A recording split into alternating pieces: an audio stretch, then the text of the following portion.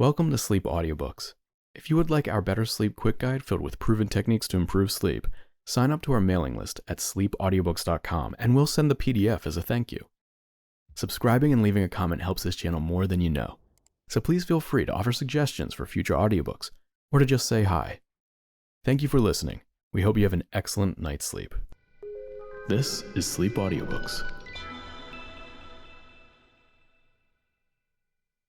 The Picture of Dorian Gray by Oscar Wilde. Read by Bob Neufeld. The Preface. The artist is the creator of beautiful things. To reveal art, to conceal the artist, is art's aim. The critic is he who can translate into another manner or a new material his impression of beautiful things. The highest as the lowest form of criticism is a mode of autobiography. Those who find ugly meanings in beautiful things are corrupt without being charming. This is a fault. Those who find beautiful meanings in beautiful things are the cultivated. For these there is hope. They are the elect to whom beautiful things mean only beauty. There is no such thing as a moral or an immoral book. Books are well written or badly written. That is all. The 19th century dislike of realism is the rage of Caliban seeing his own face in a glass. The 19th century dislike of romanticism is the rage of Caliban not seeing his own face in a glass. The moral life of a man forms part of the subject matter of the artist, but the morality of art consists in the perfect use of an imperfect medium.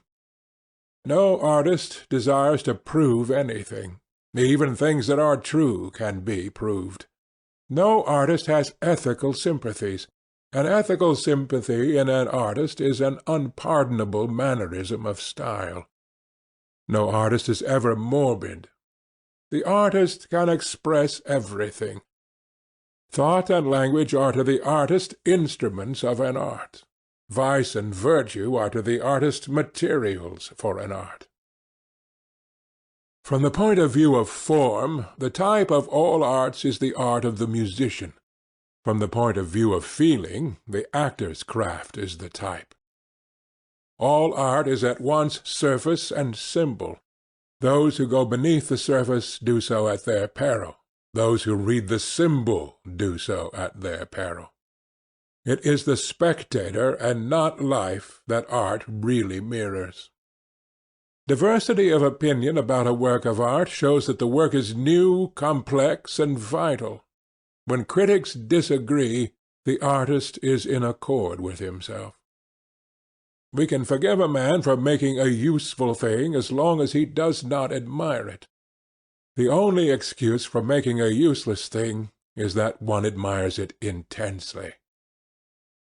All art is quite useless. Oscar Wilde. End of the Preface. Chapter 1 of The Picture of Dorian Gray. The studio was filled with the rich odor of roses, and when the light summer wind stirred amidst the trees of the garden, there came through the open door the heavy scent of the lilac, or the more delicate perfume of the pink flowering thorn. From the corner of the divan of Persian saddle-bags on which he was lying, smoking, as was his custom, innumerable cigarettes, Lord Henry Wotton could just catch the gleam of the honey-sweet and honey-coloured blossoms of a laburnum, whose tremulous branches seemed hardly able to bear the burden of a beauty so flame-like as theirs, and now and then the fantastic shadows of birds in flight flitted across the long tussar silk curtains that were stretched in front of the huge window, producing a kind of momentary Japanese effect, and making him think of those pallid, jade-faced painters of Tokyo, who, through the medium of an art that is necessarily immobile, seek to convey the sense of swiftness and motion. The sullen murmur of the bees, shouldering their way through the long unmown grass, or circling with monotonous insistence round the dusty gilt horns of the struggling woodbine, seemed to make the stillness more oppressive. The dim roar of London was like the burdened notes of a distant organ. In the centre of the room, clamped to an upright easel, stood the full-length portrait of a young man of extraordinary personal beauty, and in front of it, some little distance away, was sitting the artist himself, Basil Hallward, whose sudden disappearance some years ago caused at the time such public excitement, and gave rise to so many strange conjectures. As the painter looked at the gracious and comely form he had so skilfully mirrored in his art, a smile of pleasure passed across his face, and seemed about to linger there, but he suddenly started up, and closing his eyes, placed his fingers upon the lids, as though he sought to imprison within his brain some curious dream from which he feared he might awake. "It is your best work, Basil, the best thing you have ever done," said Lord Henry languidly. "You must certainly send it next year to the Grosvenor. The Academy is too large and too vulgar. Whenever I have gone there, there have been either so many people that I have not been able to see the pictures, which was dreadful, or so many pictures that I have not been able to see the people, which was worse. The Grosvenor is really the only place." "I don't think I shall send it anywhere," he answered, tossing his head back in that odd way that used to make his friends laugh at him at Oxford. "No, I won't send it anywhere." Lord Henry elevated his eyebrows, and looked at him in amazement through the thin blue wreaths of smoke that curled up in such fanciful whorls from his heavy opium-tainted cigarette.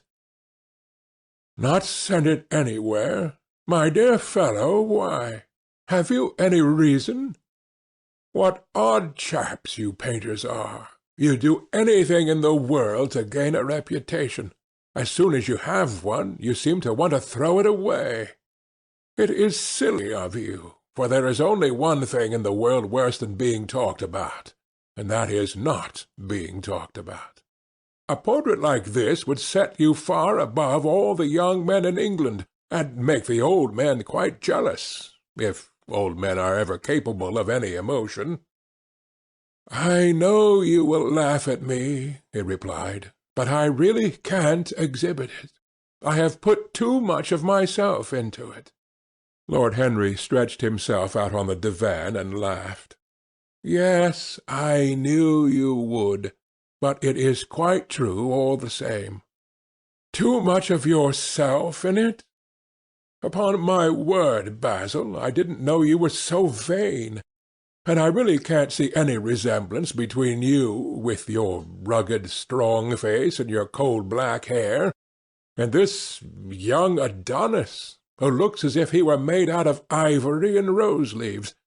Why, my dear Basil, he is a Narcissus, and you, well, of course you have an intellectual expression and all that, but beauty, real beauty, ends where an intellectual expression begins. Intellect is in itself a mode of exaggeration, and destroys the harmony of any face. The moment one sits down to think, one becomes all nose or all forehead or something horrid.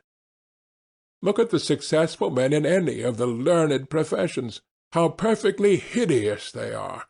Except, of course, in the church, but then in the church they don't think. A bishop keeps on saying at the age of 80 what he was told to say when he was a boy of 18, and as a natural consequence he always looks absolutely delightful. Your mysterious young friend, whose name you have never told me, but whose picture really fascinates me, never thinks. I feel quite sure of that. He is some brainless, beautiful creature who should always be here in winter when we have no flowers to look at, and always here in summer when we want something to chill our intelligence. Don't flatter yourself, Basil. You are not in the least like him." "You don't understand me, Harry," answered the artist. "Of course I am not like him. I know that perfectly well. Indeed, I should be sorry to look like him. You shrug your shoulders. I am telling you the truth. There is a fatality about all physical and intellectual distinction, the sort of fatality that seems to dog through history the faltering steps of kings. It is better not to be different from one's fellows. The ugly and the stupid have the best of it in this world. They can sit in their ease and gape at the play. If they know nothing of victory, they are at least spared the knowledge of defeat. They live as we all should live, undisturbed, indifferent, and without disquiet. They neither bring ruin upon others, nor ever receive it from alien hands. Your rank and wealth, Harry, my brains, such as they are, my art, whatever it may be worth, Dorian Gray's good looks, we shall all suffer for what the gods have given us, suffer terribly. Dorian Gray? Is that his name? Asked Lord Henry, walking across the studio towards Basil Hallward. Yes, that is his name. I didn't intend to tell it to you. But why not? Oh, I can't explain. When I like people immensely, I never tell their names to anyone. It's like surrendering a part of them. I have grown to love secrecy. It seems to be the one thing that can make modern life mysterious or marvellous to us. The commonest thing is delightful if only one hides it. When I leave town now, I never tell my people where I am going. If I did, I would lose all my pleasure. It is a silly habit, I dare say, but somehow it seems to bring a great deal of romance into one's life. I suppose you think me awfully foolish about it." "Not at all," answered Lord Henry. "Not at all, my dear Basil. You seem to forget that I am married. And the one charm of marriage is that it makes a life of deception absolutely necessary for both parties. I never know where my wife is, and my wife never knows what I am doing. When we meet, we do meet occasionally, when we dine out together or go down to the Duke's, we tell each other the most absurd stories with the most serious faces. My wife is very good at it, much better, in fact, than I am. She never gets confused about her dates, and I always do. But when she does find me out, she makes no row at all. I sometimes wish she would, but she merely laughs at me. "I hate the way you talk about your married life, Harry," said Basil Hallward, strolling towards the door that led into the garden. "I believe that you are really a very good husband, but that you are thoroughly ashamed of your own virtues. You are an extraordinary fellow. You never say a moral thing, and you never do a wrong one. Your cynicism is simply a pose.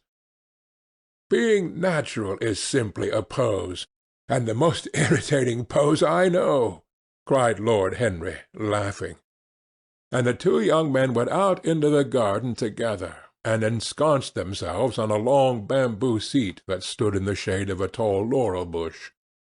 The sunlight slipped over the polished leaves. In the grass, white daisies were tremulous. After a pause, Lord Henry pulled out his watch. "I am afraid I must be going, Basil," he murmured. "But before I go, I insist on your answering a question I put to you some time ago." "What is that?" said the painter, keeping his eyes fixed on the ground. "You know quite well. I do not, Harry. Well, I will tell you what it is. I want you to explain to me why you won't exhibit Dorian Gray's picture. I want the real reason." "I told you the real reason." "No, you did not. You said it was because there was too much of yourself in it. Now, that is childish." "Harry," said Basil Hallward, looking him straight in the face, "every portrait that is painted with feeling is a portrait of the artist, not of the sitter. The sitter is merely the accident, the occasion. It is not he who is revealed by the painter. It is rather the painter who, on the coloured canvas, reveals himself. The reason I will not exhibit this picture is that I am afraid that I have shown in it the secret of my own soul." Lord Henry laughed. "And what is that?" he asked. "I will tell you," said Hallward, but an expression of perplexity came over his face. "I am all expectation, Basil," continued his companion, glancing at him. "Oh, there is really very little to tell, Harry," answered the painter, "and I am afraid you will hardly understand it. Perhaps you will hardly believe it." Lord Henry smiled, and leaning down, plucked a pink-petalled daisy from the grass and examined it. "I am quite sure I shall understand it," he replied, gazing intently at the little golden white-feathered disk. "And as for believing things, I can believe anything, provided that it is quite incredible." The wind shook some blossoms from the trees, and heavy lilac blooms, with their clustering stars, moved to and fro in the languid air. A grasshopper began to chirrup by the wall, and, like a blue thread, a long, thin dragon-fly floated past on its brown gauze wings. Lord Henry felt as if he could hear Basil Hallward's heart beating, and wondered what was coming. "The story is simply this," said the painter after some time. 2 months ago I went to a crush at Lady Brandon's. You know, we poor artists have to show ourselves in society from time to time, just to remind the public that we are not savages. With an evening coat and a white tie, as you told me once, anybody, even a stockbroker, can gain a reputation for being civilized. Well, after I had been in the room about 10 minutes, talking to huge overdressed dowagers and tedious academicians, I suddenly became conscious that someone was looking at me. I turned halfway round and saw Dorian Gray for the first time. When our eyes met, I felt that I was growing pale. A curious sensation of terror came over me. I knew that I had come face to face with someone whose mere personality was so fascinating that if I allowed it to do so, it would absorb my whole nature, my whole soul, my very art itself. I did not want any external influence in my life. You know yourself, Harry, how independent I am by nature. I have always been my own master, had at least always been so, till I met Dorian Gray. Then, but I don't know how to explain it to you. Something seemed to tell me that I was on the verge of a terrible crisis in my life. I had a strange feeling that fate had in store for me exquisite joys and exquisite sorrows. I grew afraid and turned to quit the room. It was not conscience that made me do so. It was a sort of cowardice. I take no credit to myself for trying to escape. Conscience and cowardice are really the same things, Basil. Conscience is the trade name of the firm. That is all. I don't believe that, Harry, and I don't believe you do either. However, whatever was my motive, and it may have been pride, for I used to be very proud, I certainly struggled to the door. There, of course, I stumbled against Lady Brandon. "You are not going to run away so soon, Mr. Hallward?" she screamed out. You know her curiously shrill voice. "Yes, she is a peacock in everything but beauty," said Lord Henry, pulling the daisy to bits with his long nervous fingers. "I could not get rid of her. She brought me up to royalties, and people with stars and garters, and elderly ladies with gigantic tiaras and parrot noses. She spoke of me as her dearest friend, I had only met her once before, but she took it into her head to lionize me. I believe some picture of mine had made a great success at the time, at least had been chattered about in the penny newspapers, which is the 19th century standard of immortality. Suddenly I found myself face to face with the young man whose personality had so strangely stirred me. We were quite close, almost touching. Our eyes met again. It was reckless of me, but I asked Lady Brandon to introduce me to him. Perhaps it was not so reckless after all. It was simply inevitable. We would have spoken to each other without any introduction. I am sure of it. Dorian told me so afterwards. He too felt that we were destined to know each other. "And how did Lady Brandon describe this wonderful young man?" asked his companion. "I know she goes in for giving a rapid précis of all her guests. I remember her bringing me up to a truculent and red-faced old gentleman covered all over with orders and ribbons, and hissing into my ear, in a tragic whisper which must have been perfectly audible to everybody in the room, the most astounding details. I simply fled. I like to find out people for myself. But Lady Brandon treats her guests exactly as an auctioneer treats his goods. She either explains them entirely away, or tells one everything about them except what one wants to know." "Poor Lady Brandon! You are hard on her, Harry," said Hallward listlessly. "My dear fellow, she tried to found a salon, and only succeeded in opening a restaurant. How could I admire her? But tell me, what did she say about Mr. Dorian Gray?" "Oh, something like, 'Charming boy. Poor dear mother and I absolutely inseparable. Quite forget what he does. Afraid he doesn't do anything. Oh, yes, plays the piano. Or is it the violin, dear Mr. Gray?' Neither of us could help laughing, and we became friends at once." "Laughter is not at all a bad beginning for a friendship, and it is far the best ending for one," said the young lord, plucking another daisy. Hallward shook his head. "You don't understand what friendship is, Harry," he murmured, "or what enmity is, for that matter. You like every one. That is to say, you are indifferent to every one." "How horribly unjust of you!" cried Lord Henry, tilting his hat back and looking up at the little clouds that, like ravelled skeins of glossy white silk, were drifting across the hollowed turquoise of the summer sky. "Yes, horribly unjust of you. I make a great difference between people. I choose my friends for their good looks, my acquaintances for their good characters, and my enemies for their good intellects. A man cannot be too careful in the choice of his enemies. I have not got one who is a fool.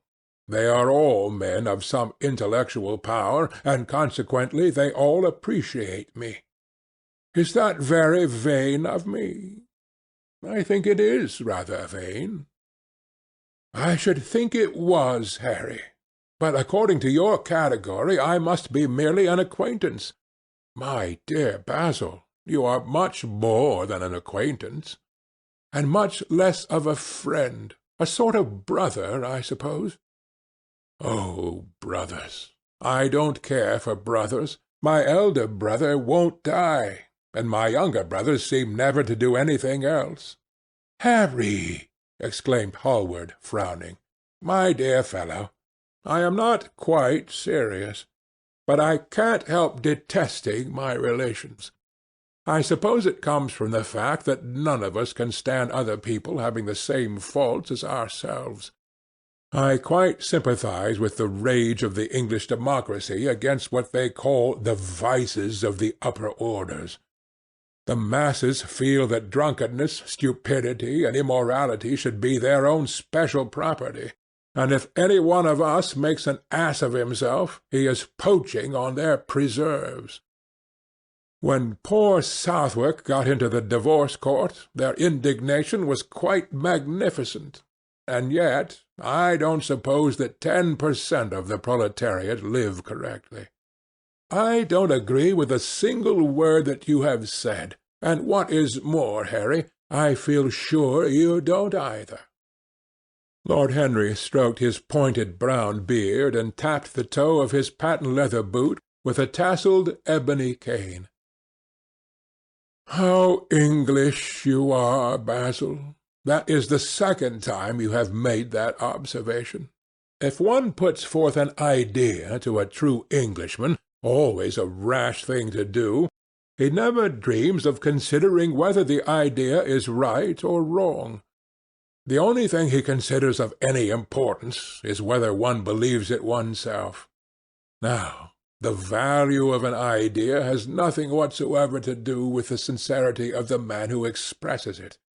Indeed, the probabilities are that the more insincere the man is, the more purely intellectual will the idea be, as in that case it will not be coloured by either his wants, his desires, or his prejudices.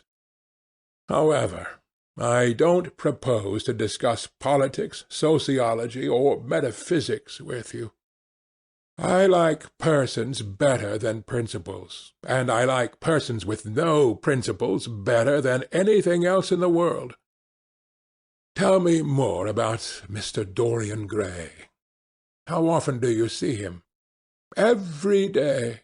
I couldn't be happy if I didn't see him every day. He is absolutely necessary to me." "How extraordinary! I thought you would never care for anything but your art." "He is all my art to me now," said the painter gravely. "I sometimes think, Harry, that there are only two eras of any importance in the world's history.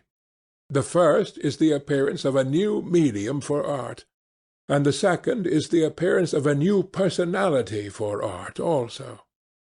What the invention of oil-painting was to the Venetians, the face of Antinous was to late Greek sculpture, and the face of Dorian Gray will some day be to me. It is not merely that I paint from him, draw from him, sketch from him. Of course I have done all that. But he is much more to me than a model or a sitter. I won't tell you that I am dissatisfied with what I have done of him, or that his beauty is such that art cannot express it. There is nothing that art cannot express, and I know that the work I have done since I met Dorian Gray is good work, is the best work of my life. But in some curious way, I wonder will you understand me, his personality has suggested to me an entirely new manner in art, an entirely new mode of style. I see things differently. I think of them differently. I can now recreate life in a way that was hidden from me before. A dream of form in days of thought. Who is it that says that? I forget, but it is what Dorian Gray has been to me. The merely visible presence of this lad, for he seems to me little more than a lad, though he is really over 20, his merely visible presence. I wonder, can you realize all that that means? Unconsciously, he defines for me the lines of a fresh school, a school that is to have in it all the passion of the romantic spirit, all the perfection of the spirit that is Greek. The harmony of soul and body. How much that is! We, in our madness, have separated the two, and have invented a realism that is vulgar, an ideality that is void. Harry, if you only knew what Dorian Gray is to me! You remember that landscape of mine, for which Agnew offered me such a huge price, but which I would not part with? It is one of the best things I've ever done. And why is it so? Because, while I was painting it, Dorian Gray sat beside me. Some subtle influence passed from him to me, and for the first time in my life I saw in the plain woodland the wonder I had always looked for and always missed. Basil, this is extraordinary. I must see Dorian Gray. Hallward got up from the seat and walked up and down the garden. After some time he came back.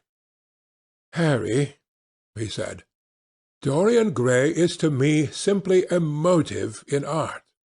You might see nothing in him. I see everything in him. He is never more present in my work than when no image of him is there. He is a suggestion, as I have said, of a new manner. I find him in the curves of certain lines, in the loveliness and subtleties of certain colours. That is all." "Then why won't you exhibit his portrait?" asked Lord Henry. "Because, without intending it, I have put into it some expression of all this curious artistic idolatry, of which, of course, I have never cared to speak to him. He knows nothing about it. He shall never know anything about it. But the world might guess it, and I will not bare my soul to their shallow prying eyes. My heart shall never be put under their microscope. There is too much of myself in the thing, Harry, too much of myself. Poets are not so scrupulous as you are. They know how useful passion is for publication. Nowadays a broken heart will run to many editions." "I hate them for it," cried Hallward. "An artist should create beautiful things, but should put nothing of his own life into them. We live in an age when men treat art as if it were meant to be a form of autobiography. We have lost the abstract sense of beauty. Some day I will show the world what it is, and for that reason the world shall never see my portrait of Dorian Gray. I think you are wrong, Basil, but I won't argue with you. It is only the intellectually lost who ever argue. Tell me, is Dorian Gray very fond of you?" The painter considered for a few moments. "He likes me," he answered after a pause. "I know he likes me. Of course I flatter him dreadfully. I find a strange pleasure in saying things to him that I know I shall be sorry for having said. As a rule he is charming to me, and we sit in the studio and talk of 1,000 things. Now and then, however, he is horribly thoughtless, and seems to take a real delight in giving me pain. Then I feel, Harry, that I have given away my whole soul to someone who treats it as if it were a flower to put in his coat, a bit of decoration to charm his vanity, an ornament for a summer's day." "Days in summer, Basil, are apt to linger," murmured Lord Henry. "Perhaps you will tire sooner than he will. It is a sad thing to think of, but there is no doubt that genius lasts longer than beauty. That accounts for the fact that we all take such pains to over-educate ourselves. In the wild struggle for existence, we want to have something that endures, so we fill our minds with rubbish and facts in the silly hope of keeping our place. The thoroughly well-informed man, that is the modern ideal. And the mind of the thoroughly well-informed man is a dreadful thing. It is like a bric-a-brac shop, all monsters and dust, with everything priced above its proper value. I think you will tire first, all the same. Some day you will look at your friend, and he will seem to you to be a little out of drawing, or you won't like his tone of colour, or something. You will bitterly reproach him in your heart, and seriously think that he has behaved very badly to you. The next time he calls you will be perfectly cold and indifferent. It will be a great pity, for it will alter you. What you have told me is quite a romance of art, one might call it, and the worst of having a romance of any kind is that it leaves one so unromantic. Harry, don't talk like that. As long as I live, the personality of Dorian Gray will dominate me. You can't feel what I feel. You change too often. Oh, my dear Basil, that is exactly why I can feel it. Those who are faithful only know the trivial side of love. It is the faithless who know love's tragedies. And Lord Henry struck a light on the dainty silver case and began to smoke a cigarette with a self-conscious and satisfied air, as if he had summed up the world in a phrase. There was a rustle of chirruping sparrows in the green lacquer leaves of the ivy, and the blue cloud-shadows chased themselves across the grass like swallows. How pleasant it was in the garden, and how delightful other people's emotions were! Much more delightful than their ideas, it seemed to him. One's own soul and the passions of one's friends, those were the fascinating things in life. He pictured to himself, with silent amusement, the tedious luncheon that he had missed by staying so long with Basil Hallward. Had he gone to his aunt's, he would have been sure to have met Lord Goodbody there, and the whole conversation would have been about the feeding of the poor and the necessity of model lodging-houses. Each class would have preached the importance of those virtues for whose exercise there was no necessity in their own lives. The rich would have spoken on the value of thrift, and the idle grown eloquent over the dignity of labour. It was charming to have escaped all that. As he thought of his aunt, an idea seemed to strike him. He turned to Hallward and said, "My dear fellow, I have just remembered." "Remembered what, Harry?" "Where I heard the name of Dorian Gray." "Where was it?" asked Hallward with a slight frown. "Don't look so angry, Basil. It was at my aunt Lady Agatha's. She told me she had discovered a wonderful young man who was going to help her in the East End, and that his name was Dorian Gray.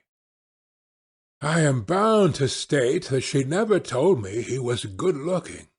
Women have no appreciation of good looks. At least, good women have not. She said that he was very earnest and had a beautiful nature. I at once pictured to myself a creature with spectacles and lank hair, horribly freckled, and tramping about on huge feet. I wish I had known it was your friend." "I am very glad you didn't, Harry." "Why?" "I don't want you to meet him." "You don't want me to meet him?" "No." "Mr. Dorian Gray is in the studio, sir," said the butler, coming into the garden. "You must introduce me now," cried Lord Henry, laughing. The painter turned to his servant, who stood blinking in the sunlight. "Ask Mr. Gray to wait, Parker. I shall be in a few moments." The man bowed and went up the walk. Then he looked at Lord Henry. "Dorian Gray is my dearest friend," he said. "He has a simple and a beautiful nature. Your aunt was quite right in what she said of him. Don't spoil him. Don't try to influence him. Your influence would be bad. The world is wide and has many marvellous people in it. Don't take away from me the one person who gives to my art whatever charm it possesses. My life as an artist depends on him. Mind, Harry, I trust you." He spoke very slowly, and the words seemed wrung out of him, almost against his will. "What nonsense you talk," said Lord Henry, smiling. and taking Hallward by the arm, he almost led him into the house.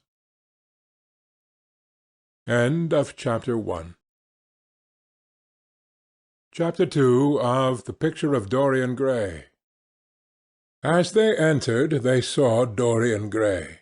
He was seated at the piano, with his back to them, turning over the pages of a volume of Schumann's Forest Scenes. "You must lend me these, Basil," he cried. "I want to learn them. They are perfectly charming." "That entirely depends on how you sit to-day, Dorian." "Oh, I am tired of sitting, and I don't want a life-size portrait of myself," answered the lad, swinging round on a music-stool in a wilful, petulant manner. When he caught sight of Lord Henry, a faint blush coloured his cheeks for a moment, and he started up. "I beg your pardon, Basil, but I didn't know you had any one with you."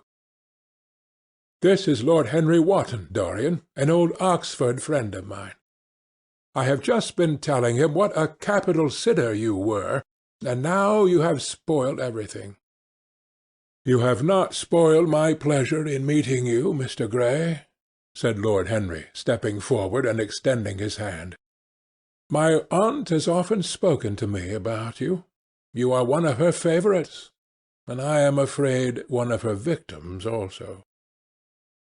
"I am in Lady Agatha's black books at present," answered Dorian with a funny look of penitence. "I promised to go to a club in Whitechapel with her last Tuesday, and I really forgot all about it. We were to have played a duet together. 3 duets, I believe. I don't know what she will say to me. I am far too frightened to call." "Oh, I will make your peace with my aunt. She is quite devoted to you, and I don't think it really matters about your not being there. The audience probably thought it was a duet. When Aunt Agatha sits down to the piano, she makes quite enough noise for 2 people." "That is very horrid to her, and not very nice to me," answered Dorian, laughing. Lord Henry looked at him.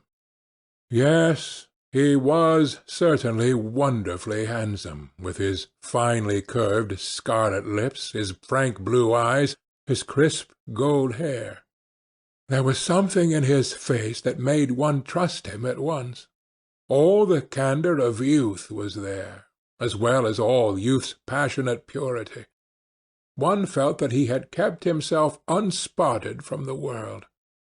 No wonder Basil Hallward worshipped him. "You are too charming to go in for philanthropy, Mr. Gray, far too charming." And Lord Henry flung himself down on the divan and opened his cigarette-case. The painter had been busy mixing his colours and getting his brushes ready. He was looking worried, and when he heard Lord Henry's last remark, he glanced at him, hesitated for a moment, and then said, "Harry, I want to finish this picture to-day. Would you think it awfully rude of me if I asked you to go away?" Lord Henry smiled and looked at Dorian Gray. "Am I to go, Mr. Gray?" he asked. "Oh, please don't, Lord Henry. I see that Basil is in one of his sulky moods, and I can't bear him when he sulks. Besides, I want you to tell me why I should not go in for philanthropy." "I don't know that I shall tell you that, Mr. Gray. It is so tedious a subject that one would have to talk seriously about it. But I certainly shall not run away, now that you have asked me to stop. You don't really mind, Basil, do you? You have often told me that you liked your sitters to have some one to chat to." Hallward bit his lip. "If Dorian wishes it, of course you must stay. Dorian's whims are laws to everybody, except himself." Lord Henry took up his hat and gloves. "You are very pressing, Basil, but I'm afraid I must go. I promised to meet a man at the Orleans. Good-bye, Mr. Gray. Come and see me some afternoon in Curzon Street. I am nearly always at home at 5 o'clock. Write to me when you are coming. I should be sorry to miss you." "Basil," cried Dorian Gray, "if Lord Henry Wotton goes, I shall go too. You never open your lips while you are painting, and it is horribly dull standing on a platform and trying to look pleasant. Ask him to stay. I insist upon it." "Stay, Harry, to oblige Dorian, and to oblige me," said Hallward, gazing intently at his picture. "It is quite true. I never talk when I am working, and never listen either, and it must be dreadfully tedious for my unfortunate sitters. I beg you to stay." "But what about my man at the Orleans?" The painter laughed. "I don't think there will be any difficulty about that. Sit down again, Harry. And now, Dorian, get up on the platform, and don't move about too much, or pay attention to what Lord Henry says. He has a very bad influence over all his friends, with the single exception of myself." Dorian Gray stepped on the dais with the air of a young Greek martyr, and made a little moue of discontent to Lord Henry, to whom he had rather taken a fancy. He was so unlike Basil. They had made a delightful contrast, and he had such a beautiful voice.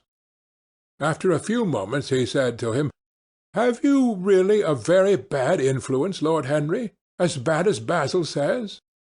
"There is no such thing as a good influence, Mr. Gray. All influence is immoral from the scientific point of view." "Why?"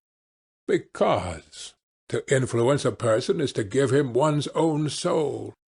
He does not think his natural thoughts or burn with his natural passions. His virtues are not real to him. His sins, if there are such things as sins, are borrowed. He becomes an echo of someone else's music, an actor of a part that has not been written for him. The aim of life is self-development, to realize one's nature perfectly. That is what each of us is here for. People are afraid of themselves nowadays. They have forgotten the highest of all duties, the duty that one owes to oneself. Of course they are charitable, they feed the hungry and clothe the beggar, but their own souls starve and are naked. Courage has gone out of our race. Perhaps we never really had it. The terror of society, which is the basis of morals, the terror of God, which is the secret of religion, these are the two things that govern us. And yet— "Just turn your head a little more to the right, Dorian, like a good boy," said the painter, deep in his work, and conscious only that a look had come into the lad's face that he had never seen there before. "And yet," continued Lord Henry, in his low musical voice, and with that graceful wave of the hand that was always so characteristic of him, and that he had even in his Eton days, "I believe that if one man were to live out his life fully and completely, were to give form to every feeling, expression to every thought, reality to every dream, I believe that the world would gain such a fresh impulse of joy that we would forget all the maladies of medievalism and return to the Hellenic ideal, to something finer, richer than the Hellenic ideal, it may be. But the bravest man amongst us is afraid of himself.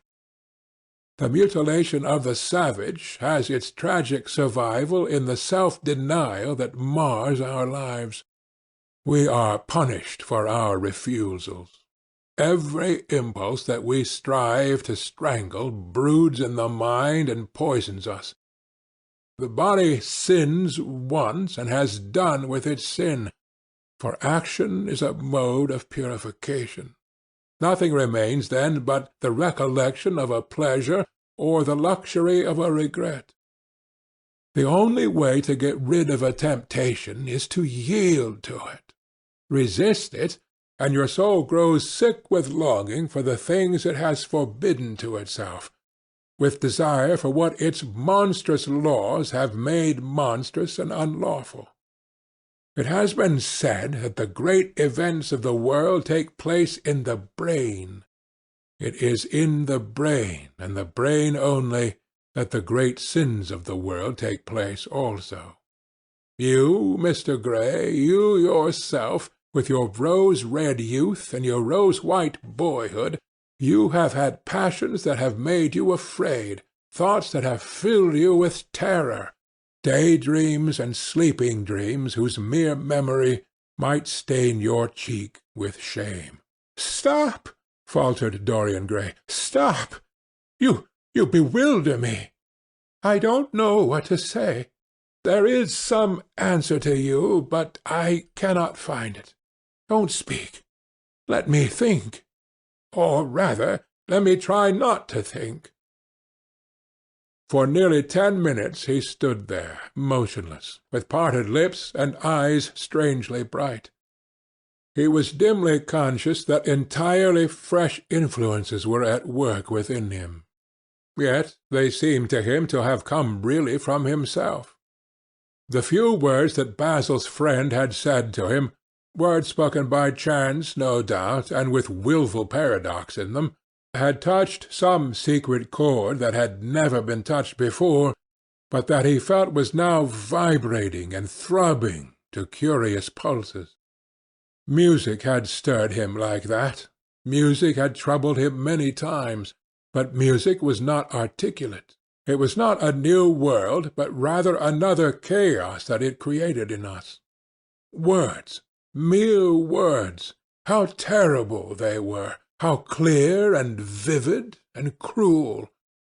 One could not escape from them, and yet what a subtle magic there was in them! They seemed to be able to give a plastic form to formless things, and to have a music of their own as sweet as that of viol or of flute.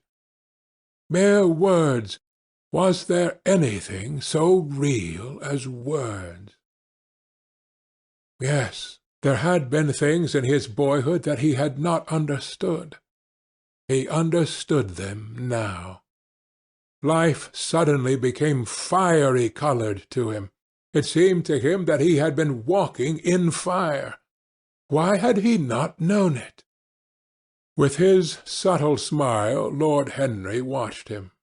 He knew the precise psychological moment when to say nothing. He felt intensely interested. He was amazed at the sudden impression that his words had produced, and remembering a book that he had read when he was 16, a book which had revealed to him much that he had not known before, he wondered whether Dorian Gray was passing through a similar experience. He had merely shot an arrow into the air. Had it hit the mark? How fascinating the lad was! Hallward painted away with that marvellous bold touch of his that had the true refinement and perfect delicacy that in art, at any rate, comes only from strength. He was unconscious of the silence. "Basil, I am tired of standing," cried Dorian Gray suddenly. "I must go out and sit in the garden. The air is stifling here." "My dear fellow, I am so sorry.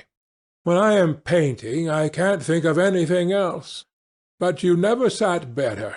You were perfectly still, and I have caught the effect I wanted, the half-parted lips and the bright look in the eyes. I don't know what Harry has been saying to you, but he has certainly made you have the most wonderful expression. I suppose he has been paying you compliments. You mustn't believe a word that he says." "He has certainly not been paying me compliments. Perhaps that is the reason that I don't believe anything he has told me." "You know you believe it all," said Lord Henry, looking at him with his dreamy, languorous eyes. "I will go out to the garden with you. It is horribly hot in the studio. Basil, let us have something iced to drink. Something with strawberries in it." "Certainly, Harry. Just touch the bell, and when Parker comes I will tell him what you want. I have got to work up this background, so I will join you later on. Don't keep Dorian too long. I have never been in better form for painting than I am to-day. This is going to be my masterpiece. It is my masterpiece as it stands." Lord Henry went out to the garden and found Dorian Gray burying his face in the great cool lilac blossoms, feverishly drinking in their perfume as if it had been wine. He came close to him and put his hand upon his shoulder. "You are quite right to do that," he murmured. "Nothing can cure the soul but the senses, just as nothing can cure the senses but the soul." The lad started and drew back. He was bareheaded, and the leaves had tossed his rebellious curls and tangled all their gilded threads. There was a look of fear in his eyes, such as people have when they are suddenly awakened. His finely chiselled nostrils quivered, and some hidden nerve shook the scarlet of his lips and left them trembling. "Yes," continued Lord Henry, "that is one of the great secrets of life, to cure the soul by means of the senses, and the senses by means of the soul. You are a wonderful creation. You know more than you think you know, just as you know less than you want to know." Dorian Gray frowned and turned his head away. He could not help liking the tall, graceful young man who was standing by him. His romantic, olive-coloured face and worn expression interested him. There was something in his low, languid voice that was absolutely fascinating. His cool, white, flower-like hands, even, had a curious charm. They moved, as he spoke, like music, and seemed to have a language of their own. But he felt afraid of him, and ashamed of being afraid. Why had it been left for a stranger to reveal him to himself? He had known Basil Hallward for months, but friendship between them had never altered him. Suddenly there had come someone across his life who seemed to have disclosed to him life's mystery. And yet what was there to be afraid of? He was not a schoolboy or a girl. It was absurd to be frightened. "Let us go and sit in the shade," said Lord Henry. "Parker has brought out the drinks, and if you stay any longer in this glare you will be quite spoiled, and Basil will never paint you again. You really must not allow yourself to become sunburnt. It would be unbecoming." "What can it matter?" cried Dorian Gray, laughing, as he sat down on the seat at the end of the garden. "It should matter everything to you, Mr. Gray." "Why?" "Because you have the most marvellous youth, and youth is the one thing worth having." "I don't feel that, Lord Henry." "No, you don't feel it now. Some day, when you are old and wrinkled and ugly, when thought has seared your forehead with its lines, and passion branded your lips with its hideous fires, you will feel it. You will feel it terribly. Now, wherever you go, you charm the world. Will it always be so? You have a wonderfully beautiful face, Mr. Gray. Don't frown. You have. In beauty is a form of genius, is higher, indeed, than genius, as it needs no explanation. It is of the great facts of the world, like sunlight or springtime, or the reflection in dark waters of that silver shell we call the moon. It cannot be questioned. It has its divine right of sovereignty. It makes princes of those who have it. You smile? Ah, when you have lost it, you won't smile. People say sometimes that beauty is only superficial. That may be so, but at least it is not so superficial as thought is. To me, beauty is the wonder of wonders. It is only shallow people who do not judge by appearances. The true mystery of the world is the visible, not the invisible. Yes, Mr. Gray, the gods have been good to you, but what the gods give they quickly take away. you have only a few years in which to live really, perfectly, and fully. When your youth goes, your beauty will go with it, and then you will suddenly discover that there are no triumphs left for you, or have to content yourself with those mean triumphs that the memory of your past will make more bitter than defeat. Every month as it wanes brings you nearer to something dreadful. Time is jealous of you, and wars against your lilies and your roses. You will become sallow and hollow-cheeked and dull-eyed. You will suffer horribly. Ah, realize your youth while you have it.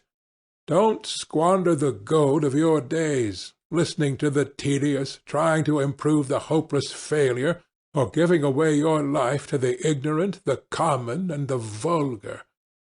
These are the sickly aims, the false ideals of our age. Live! Live the wonderful life that is in you. Let nothing be lost upon you. Be always searching for new sensations. Be afraid of nothing. A new hedonism, that is what our century wants. You might be its visible symbol. With your personality there is nothing you could not do. The world belongs to you for a season. The moment I met you, I saw that you were quite unconscious of what you really are, of what you really might be. There is so much in you that charmed me that I felt I must tell you something about yourself. I thought how tragic it would be if you were wasted. For there is such a little time that your youth will last, such a little time. The common hill flowers wither, but they blossom again. The laburnum will be as yellow next June as it is now. In a month there will be purple stars in the clematis, and year after year the green night of its leaves will hold its purple stars. But we never get back our youth. The pulse of joy that beats in us at 20 becomes sluggish. Our limbs fail, our senses rot. We degenerate into hideous puppets, haunted by the memory of the passions of which we were too much afraid, and the exquisite temptations that we had not the courage to yield to. Youth! Youth! There is absolutely nothing in the world but youth. Dorian Gray listened, open-eyed and wondering. The spray of lilac fell from his hand upon the gravel. A furry bee came and buzzed round it for a moment. Then it began to scramble all over the oval stellated globe of the tiny blossoms. He watched it with that strange interest in trivial things that we try to develop when things of high import make us afraid, or when we are stirred by some new emotion for which we cannot find expression, or when some thought that terrifies us lays sudden siege to the brain and calls on us to yield. After a time the bee flew away. He saw it creeping into the stained trumpet of a Tyrian convolvulus.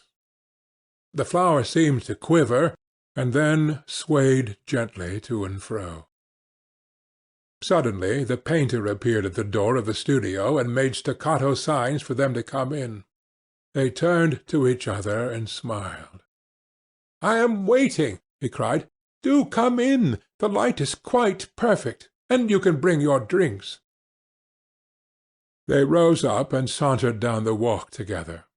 2 green and white butterflies fluttered past them, and in the pear tree at the corner of the garden a thrush began to sing.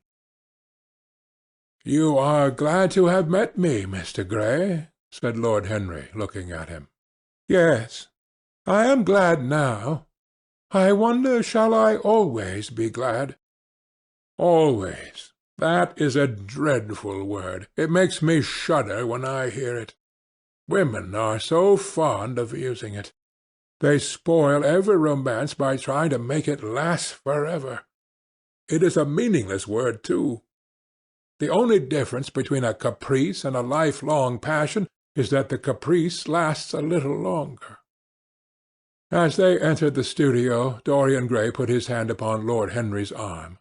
"In that case, let our friendship be a caprice," he murmured, flushing at his own boldness, then stepped up on the platform and resumed his pose. Lord Henry flung himself into a large wicker arm-chair and watched him. The sweep and dash of the brush on the canvas made the only sound that broke the stillness, except when, now and then, Hallward stepped back to look at his work from a distance. In the slanting beams that streamed through the open doorway, the dust danced and was golden. The heavy scent of the roses seemed to brood over everything. After about a quarter of an hour, Hallward stopped painting, looked for a long time at Dorian Gray, and then for a long time at the picture, biting the end of one of his huge brushes and frowning. "It is quite finished," he cried at last, and stooping down he wrote his name in long vermilion letters on the left-hand corner of the canvas. Lord Henry came over and examined the picture. It was certainly a wonderful work of art, and a wonderful likeness as well. "My dear fellow, I congratulate you most warmly," he said. "It is the finest portrait of modern times. Mr. Gray, come over and look at yourself." The lad started, as if awakened from some dream. "Is it really finished?"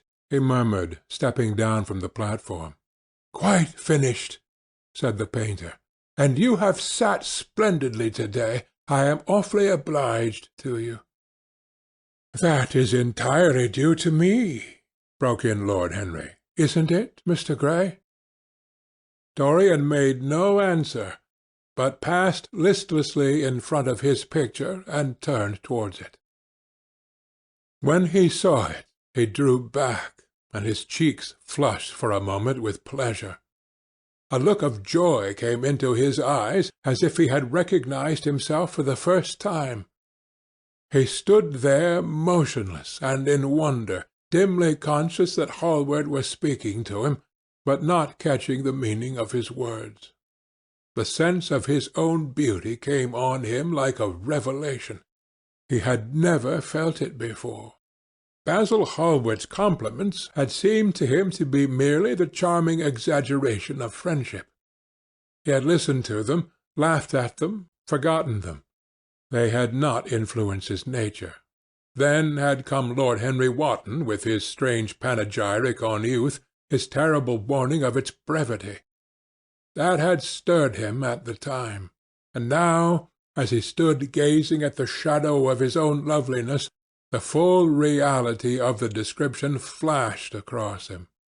Yes, there would be a day when his face would be wrinkled and wizen, his eyes dim and colourless, the grace of his figure broken and deformed. The scarlet would pass away from his lips, and the gold steal from his hair. The life that was to make his soul would mar his body. He would become dreadful, hideous, and uncouth. As he thought of it, a sharp pang of pain struck through him like a knife, and made each delicate fibre of his nature quiver. His eyes deepened into amethyst, and across them came a mist of tears. He felt as if a hand of ice had been laid upon his heart. "Don't you like it?" cried Hallward at last, stung a little by the lad's silence, not understanding what it meant. "Of course he likes it," said Lord Henry. "Who wouldn't like it? It is one of the greatest things in modern art. I will give you anything you ask for it. I must have it." "It is not my property, Harry." "Whose property is it?" "Dorian's, of course," answered the painter. "He is a very lucky fellow." "How sad it is!" murmured Dorian Gray, with his eyes still fixed upon his own portrait. "How sad it is!" I shall grow old and horrible and dreadful, but this picture will remain always young. It will never be older than this particular day of June. If it were only the other way! If it were I who was to be always young, and the picture that was to grow old! For that I would give everything. Yes, there is nothing in the whole world I would not give. I would give my soul for that. You would hardly care for such an arrangement, Basil, cried Lord Henry, laughing. It would be rather hard lines on your work. I should object very strongly, Harry, said Hallward. Dorian Gray turned and looked at him. I believe you would, Basil. You like your art better than your friends. I am no more to you than a green bronze figure. Hardly as much, I dare say. The painter stared in amazement. It was so unlike Dorian to speak like that. What had happened? He seemed quite angry. His face was flushed, his cheeks burning. Yes, he continued, I am less to you than your ivory Hermes or your silver fawn. You will like them always. How long will you like me? Till I have my first wrinkle, I suppose. I know now that when one loses one's good looks, whatever they may be, he loses everything. Your picture has taught me that. Lord Henry Wotton is perfectly right. Youth is the only thing worth having. When I find that I am growing old, I shall kill myself. Hallward turned pale and caught his hand. Dorian, Dorian, he cried, don't talk like that. I have never had such a friend as you, and I shall never have such another. You are not jealous of material things, are you? You who are finer than any of them. I am jealous of everything whose beauty does not die. I am jealous of the portrait you have painted of me. Why should it keep what I must lose? Every moment that passes takes something from me and gives something to it. Oh, if it were only the other way! If the picture would change, and I could be always what I am! Why did you paint it? It will mock me some day, mock me horribly. The hot tears welled into his eyes. He tore his hand away, and flinging himself on the divan, he buried his face in the cushions, as though he was praying. This is your doing, Harry, said the painter bitterly. Lord Henry shrugged his shoulders. It is the real Dorian Gray, that is all. It is not. If it is not, what have I to do with it? You should have gone away when I asked you, he muttered. I stayed when you asked me, was Lord Henry's answer. Harry, I can't quarrel with my two best friends at once, but between you both, you have made me hate the finest piece of work I have ever done, and I will destroy it. What is it but canvas and colour?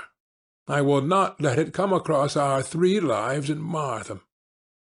Dorian Gray lifted his golden head from the pillow, and with pallid face and tear-stained eyes looked at him as he walked over to the deal painting table that was set beneath the high-curtained window. What was he doing there? His fingers were straying about among the litter of tin tubes and dry brushes, seeking for something. Yes, it was for the long palette-knife, with its thin blade of lithe steel. He had found it at last. He was going to rip up the canvas. With a stifled sob the lad leaped from the couch, and rushing over to Hallward, tore the knife out of his hand and flung it to the end of the studio. "Don't, Basil, don't!" he cried.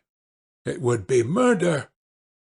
"I am glad you appreciate my work at last, Dorian," said the painter coldly, when he had recovered from his surprise. "I never thought you would." "Appreciate it? I am in love with it, Basil. It is part of myself. I feel it." "Well, as soon as you are dry, you shall be varnished and framed and sent home. Then you can do what you like with yourself." And he walked across the room and rang the bell for tea. "You will have tea, of course, Dorian? And so will you, Harry? Or do you object to such simple pleasures?"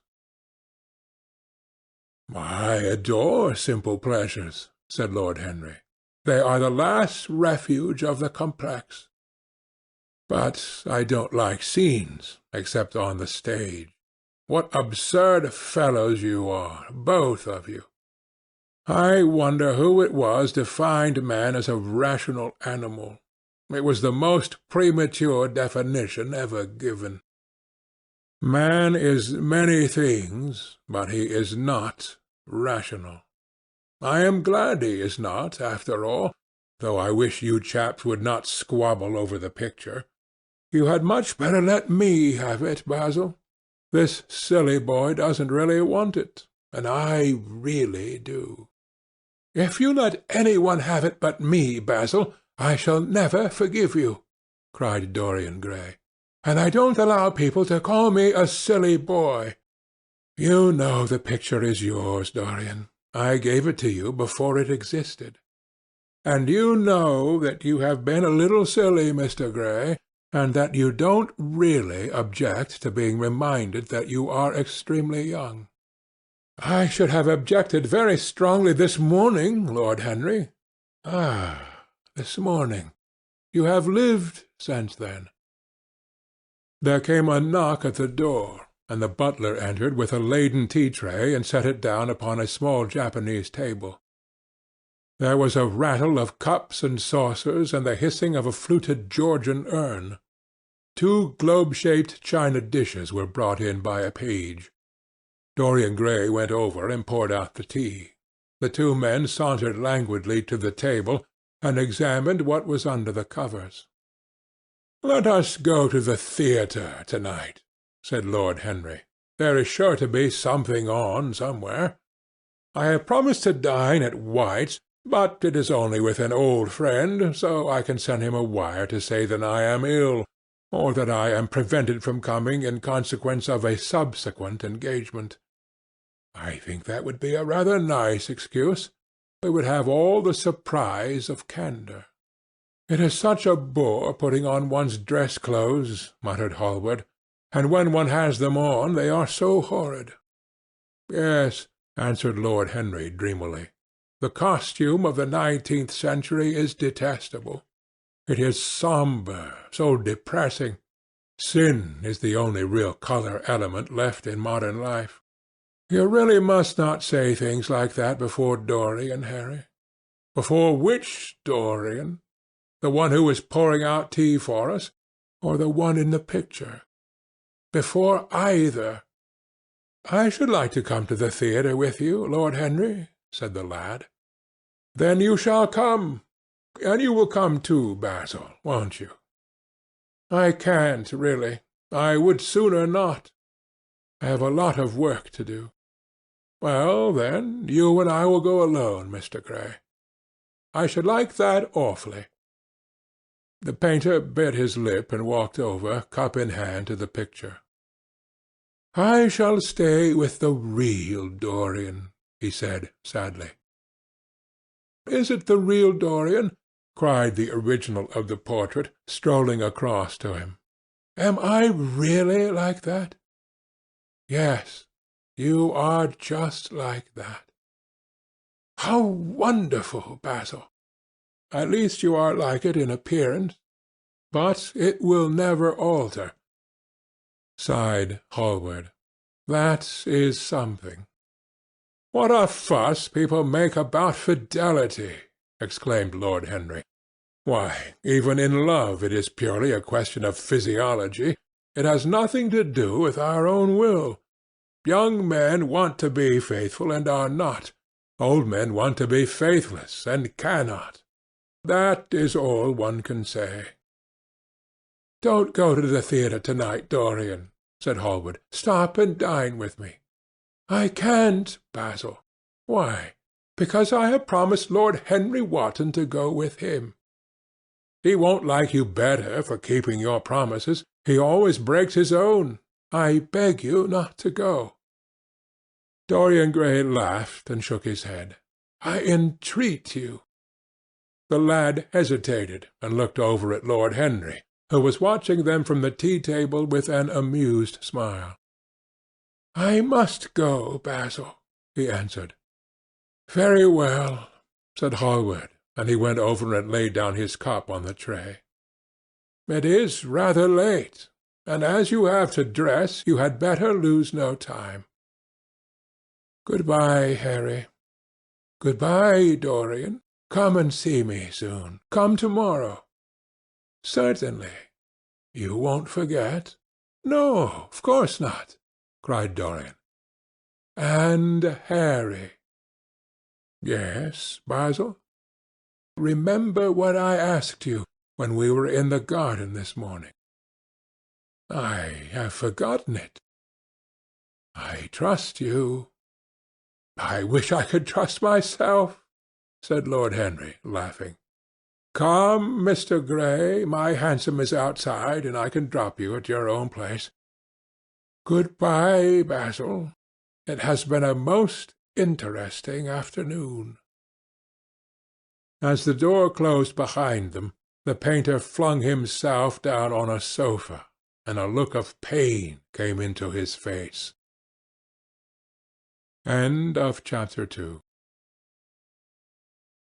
Chapter 3 of The Picture of Dorian Gray. At 12:30 the next day, Lord Henry Wotton strolled from Curzon Street over to the Albany to call on his uncle, Lord Fermor, a genial, if somewhat rough-mannered old bachelor, whom the outside world called selfish because it derived no particular benefit from him, but who was considered generous by society, as he fed the people who amused him.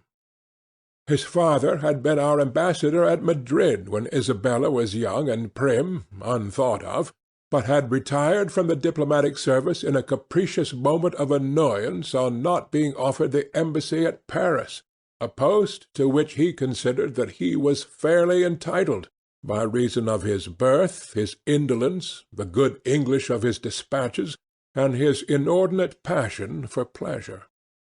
The son, who had been his father's secretary, had resigned along with his chief, somewhat foolishly as was thought at the time, and on succeeding some months later to the title, had set himself to the serious study of the great aristocratic art of doing absolutely nothing.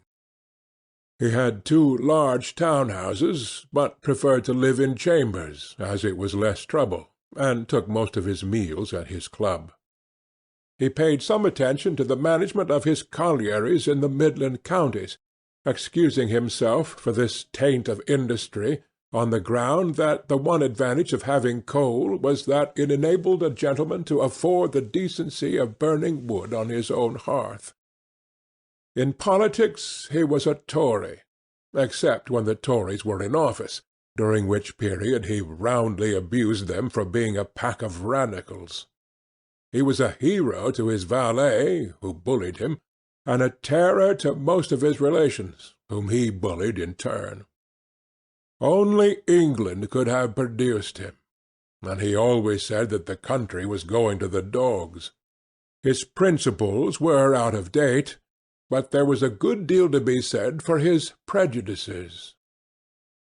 When Lord Henry entered the room, he found his uncle sitting in a rough shooting-coat, smoking a cheroot and grumbling over the Times.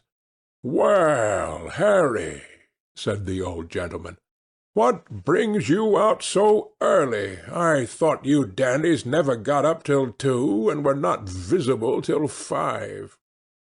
"Pure family affection, I assure you, Uncle George. I want to get something out of you." "Money, I suppose," said Lord Fermor, making a wry face. Well, sit down and tell me all about it. Young people nowadays imagine that money is everything." "Yes," murmured Lord Henry, settling his buttonhole in his coat. "And when they grow older they know it. But I don't want money. It is only people who pay their bills who want that, Uncle George, and I never pay mine. Credit is the capital of a younger son, and one lives charmingly upon it. Besides, I always deal with Dartmoor's tradesmen, and consequently they never bother me. What I want is information. Not useful information, of course. Useless information." "Well, I can tell you anything that is in the English Blue Book, Harry. Although those fellows nowadays write a lot of nonsense. When I was in the Diplomatic, things were much better. But I hear they let them in now by examination. What can you expect? Examinations, sir, are pure humbug from beginning to end. If a man is a gentleman, he knows quite enough, and if he is not a gentleman, whatever he knows is bad for him." "Mr. Dorian Gray does not belong to Blue Books, Uncle George," said Lord Henry languidly. "Mr. Dorian Gray? Who is he?" asked Lord Fermor, knitting his bushy white eyebrows. "That is what I have come to learn, Uncle George. Or rather, I know who he is. He is the last Lord Kelso's grandson. His mother was a Devereux, Lady Margaret Devereux. I want you to tell me about his mother. What was she like? Whom did she marry? You have known nearly everybody in your time, so you might have known her. I am very much interested in Mr. Gray at present. I have only just met him." "Kelso's grandson," echoed the old gentleman. Kelso's grandson, of course. I knew his mother intimately. I believe I was at her christening. She was an extraordinarily beautiful girl, Margaret Devereux, and made all the men frantic by running away with a penniless young fellow. A mere nobody, sir, a subaltern in a foot regiment or something of that kind. Certainly, I remember the whole thing as if it happened yesterday. The poor chap was killed in a duel at Spa a few months after the marriage. There was an ugly story about it. They said Kelso got some rascally adventurer, some Belgian brute, to insult his son-in-law in public. Paid him, sir, to do it. Paid him. And that the fellow spitted his man as if he had been a pigeon. The thing was hushed up, but, egad, Kelso ate his chop alone at the club for some time afterwards. He brought his daughter back with him, I was told, and she never spoke to him again. Oh, yes, it was a bad business. The girl died, too, died within a year. So she left a son, did she? I had forgotten that. What sort of a boy is he? If he is like his mother, he must be a good-looking chap. He is very good-looking, assented Lord Henry. I hope he will fall into proper hands, continued the old man. He should have a pot of money waiting for him if Kelso did the right thing by him.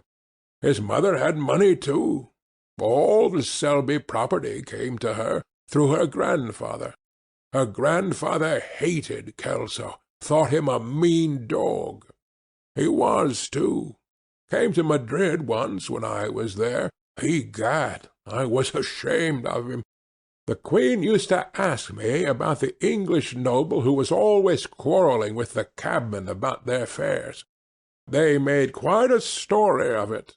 I didn't dare show my face at court for a month.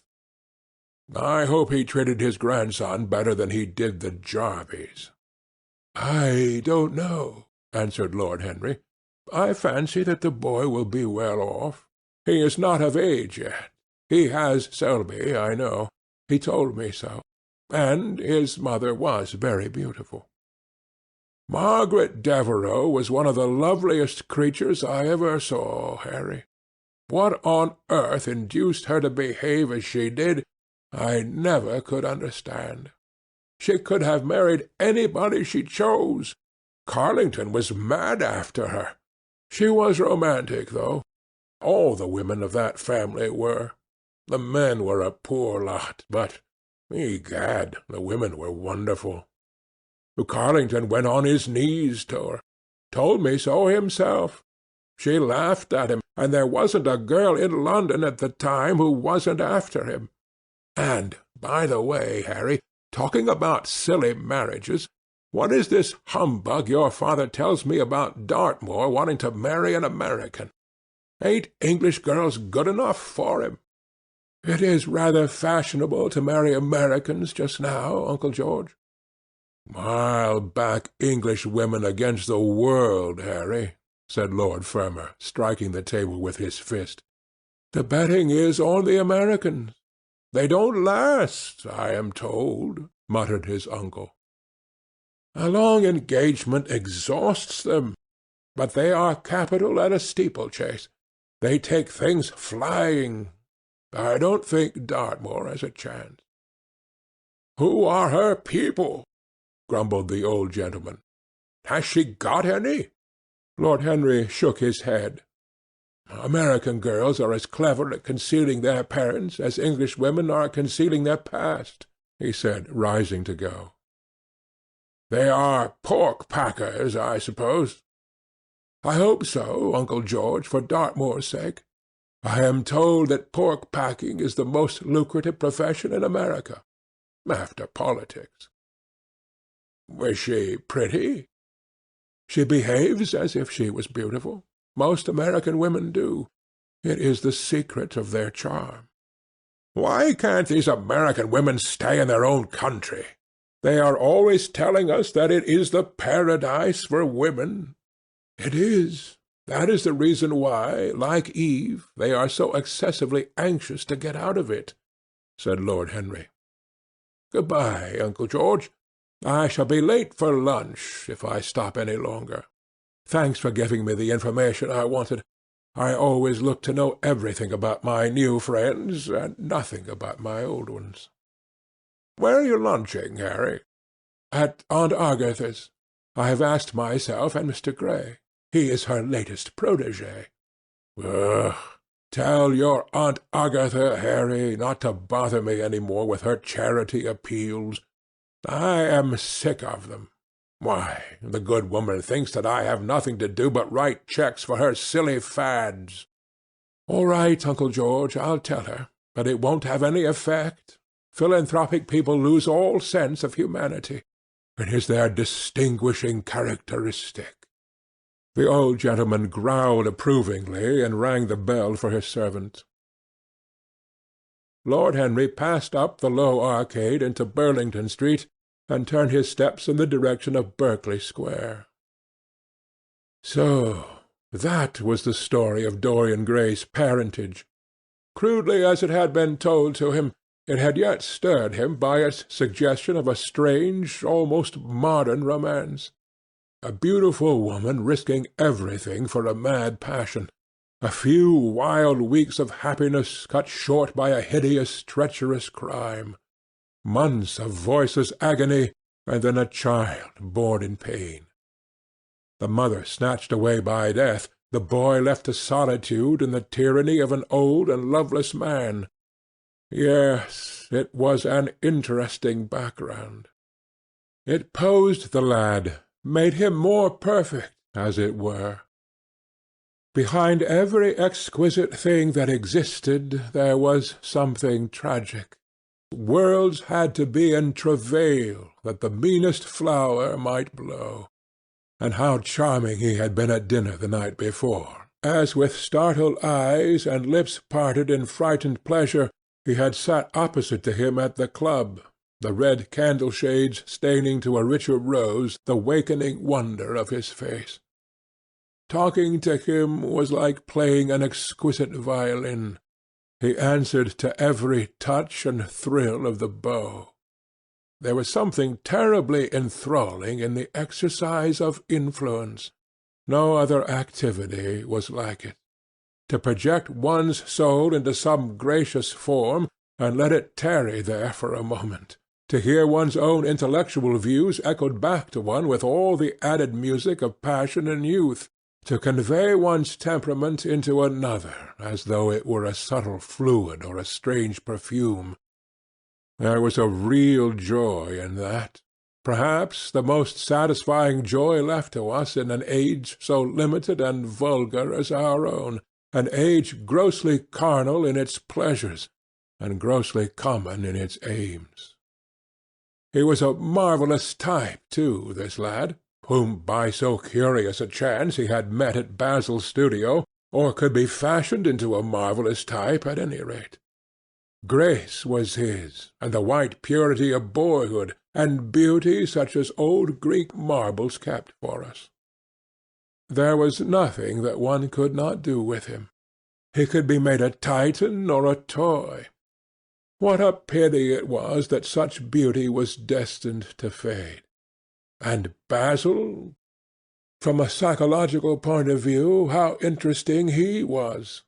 The new manner in art, the fresh mode of looking at life, suggested so strangely by the merely visible presence of one who was unconscious of it all.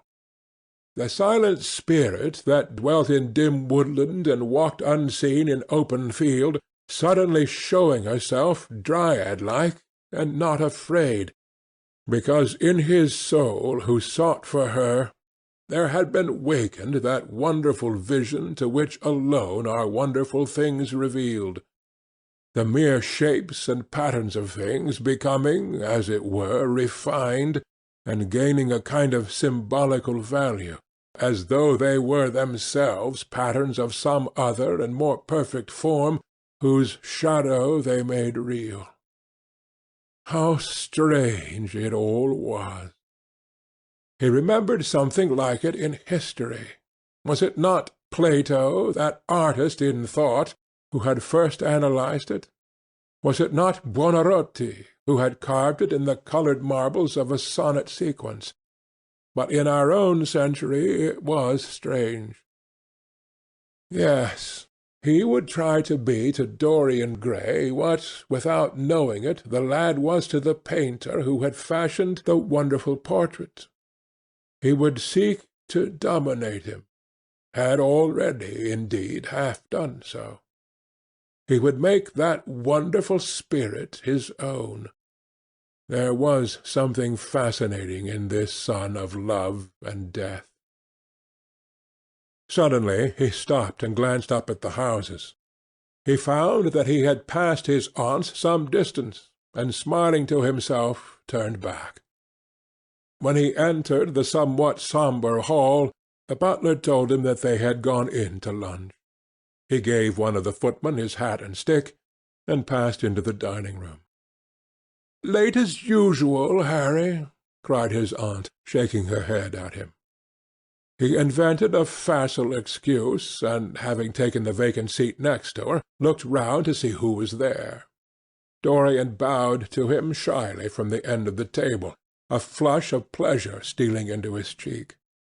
Opposite was the Duchess of Harley, a lady of admirable good nature and good temper, much liked by every one who knew her, and of those ample architectural proportions that in women who are not duchesses are described by contemporary historians as stoutness. Next to her sat, on her right, Sir Thomas Burdon, a Radical member of Parliament, who followed his leader in public life, and in private life followed the best cooks, dining with the Tories and thinking with the Liberals, in accordance with a wise and well-known rule. The post on her left was occupied by Mr. Erskine of Treadley, an old gentleman of considerable charm and culture, who had fallen, however, into bad habits of silence, having, as he explained once to Lady Agatha, said everything that he had to say before he was 30. His own neighbour was Mrs. Vandeleur, one of his aunt's oldest friends, a perfect saint amongst women, but so dreadfully dowdy that she reminded one of a badly bound hymn-book. Fortunately for him, she had on the other side Lord Faudel, a most intelligent, middle-aged mediocrity, as bald as a ministerial statement in the House of Commons, with whom she was conversing in that intensely earnest manner which is the one unpardonable error, as he remarked once himself, that all really good people fall into, and from which none of them ever quite escape. "We are talking about poor Dartmoor, Lord Henry," cried the Duchess, nodding pleasantly to him across the table. "Do you think he will really marry this fascinating young person?" "I believe she has made up her mind to propose to him, Duchess." "How dreadful!" exclaimed Lady Agatha. "Really, some one should interfere. I am told on excellent authority that her father keeps an American dry-goods store," said Sir Thomas Burdon, looking supercilious. "My uncle has already suggested pork-packing, Sir Thomas." "Dry goods! What are American dry goods?" asked the Duchess, raising her large hands in wonder and accentuating the verb. "American novels," answered Lord Henry, helping himself to some quail. The Duchess looked puzzled. "Don't mind him, my dear," whispered Lady Agatha. "He never means anything that he says." "When America was discovered," said the Radical member, and he began to give some wearisome facts. Like all people who try to exhaust a subject, he exhausted his listeners. The Duchess sighed and exercised her privilege of interruption. "I wish to goodness it never had been discovered at all," she exclaimed. "Really, our girls have no chance nowadays. It is most unfair." "Perhaps, after all, America never has been discovered," said Mr. Erskine. "I myself would say that it had merely been detected." "Oh, but I have seen specimens of the inhabitants," answered the Duchess vaguely. "I must confess that most of them are extremely pretty. And they dress well, too. They get all their dresses in Paris. I wish I could afford to do the same." "They say that when good Americans die they go to Paris," chuckled Sir Thomas, who had a large wardrobe of Humour's cast-off clothes. "Really? And where do bad Americans go to when they die?" inquired the Duchess. "They go to America," murmured Lord Henry. Sir Thomas frowned. "I am afraid that your nephew is prejudiced against that great country," he said to Lady Agatha. "I have travelled all over it in cars provided by the directors, who in such matters are extremely civil. I assure you that it is an education to visit it." "But must we really see Chicago in order to be educated?" asked Mr. Erskine plaintively. "I don't feel up to the journey." Sir Thomas waved his hand. "Mr. Erskine of Treadley has the world on his shelves. We practical men like to see things, not to read about them. The Americans are an extremely interesting people. They are absolutely reasonable. I think that is their distinguishing characteristic. Yes, Mr. Erskine, an absolutely reasonable people. I assure you there is no nonsense about the Americans." "How dreadful!" cried Lord Henry. "I can stand brute force, but brute reason is quite unbearable. There is something unfair about its use. It is hitting below the intellect." "I do not understand you," said Sir Thomas, growing rather red. "I do, Lord Henry," murmured Mr. Erskine with a smile. "Paradoxes are all very well in their way," rejoined the baronet. "Was that a paradox?" asked Mr. Erskine. "I did not think so. Perhaps it was. Well, the way of paradoxes is the way of truth. To test reality we must see it on the tight-rope. When the verities become acrobats, we can judge them." "Dear me," said Lady Agatha. "How you men argue! I am sure I never can make out what you are talking about.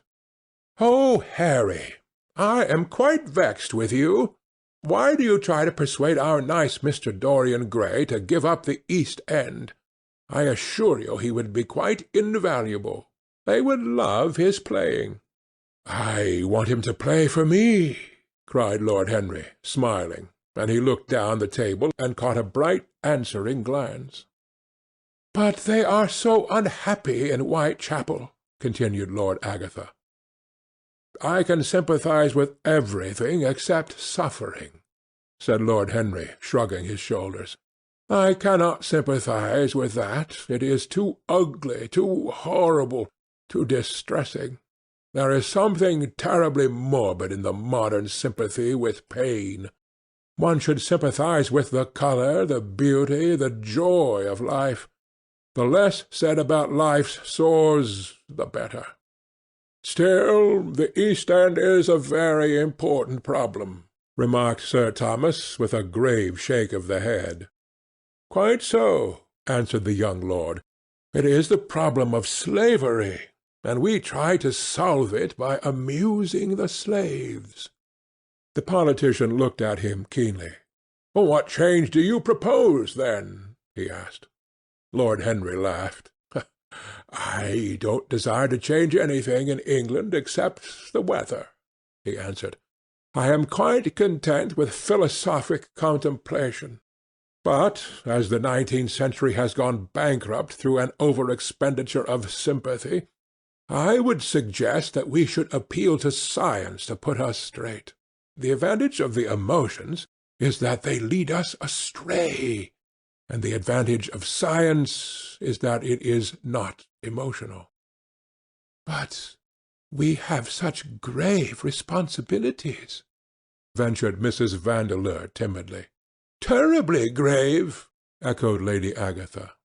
Lord Henry looked over at Mr. Erskine. "Humanity takes itself too seriously. It is the world's original sin. If the cavemen had known how to laugh, history would have been different." "You are really rather comforting," warbled the Duchess. "I have always felt rather guilty when I came to see your dear aunt, for I took no interest at all in the East End. For the future I shall be able to look her in the face without a blush." "A blush is very becoming, Duchess," remarked Lord Henry. "Only when one is young," she answered. "When an old woman like myself blushes, it is a very bad sign.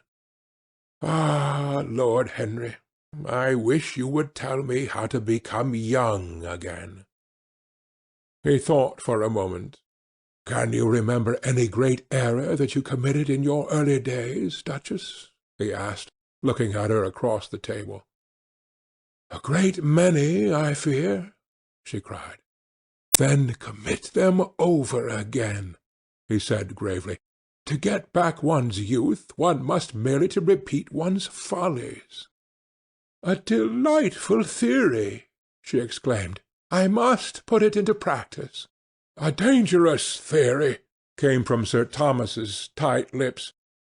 Lady Agatha shook her head, but could not help being amused. Mr. Erskine listened. "Yes," he continued, "that is one of the great secrets of life. Nowadays most people die of a sort of creeping common sense, and discover when it is too late that the only things one never regrets are one's mistakes." A laugh ran round the table. "He played with the idea and grew wilful, tossed it into the air and transformed it, let it escape and recaptured it, made it iridescent with fancy, and winged it with paradox.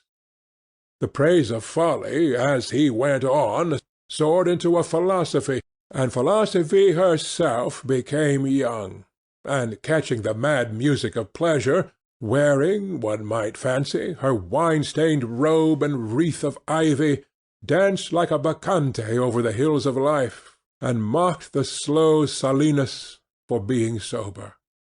Facts fled before her like frightened forest things.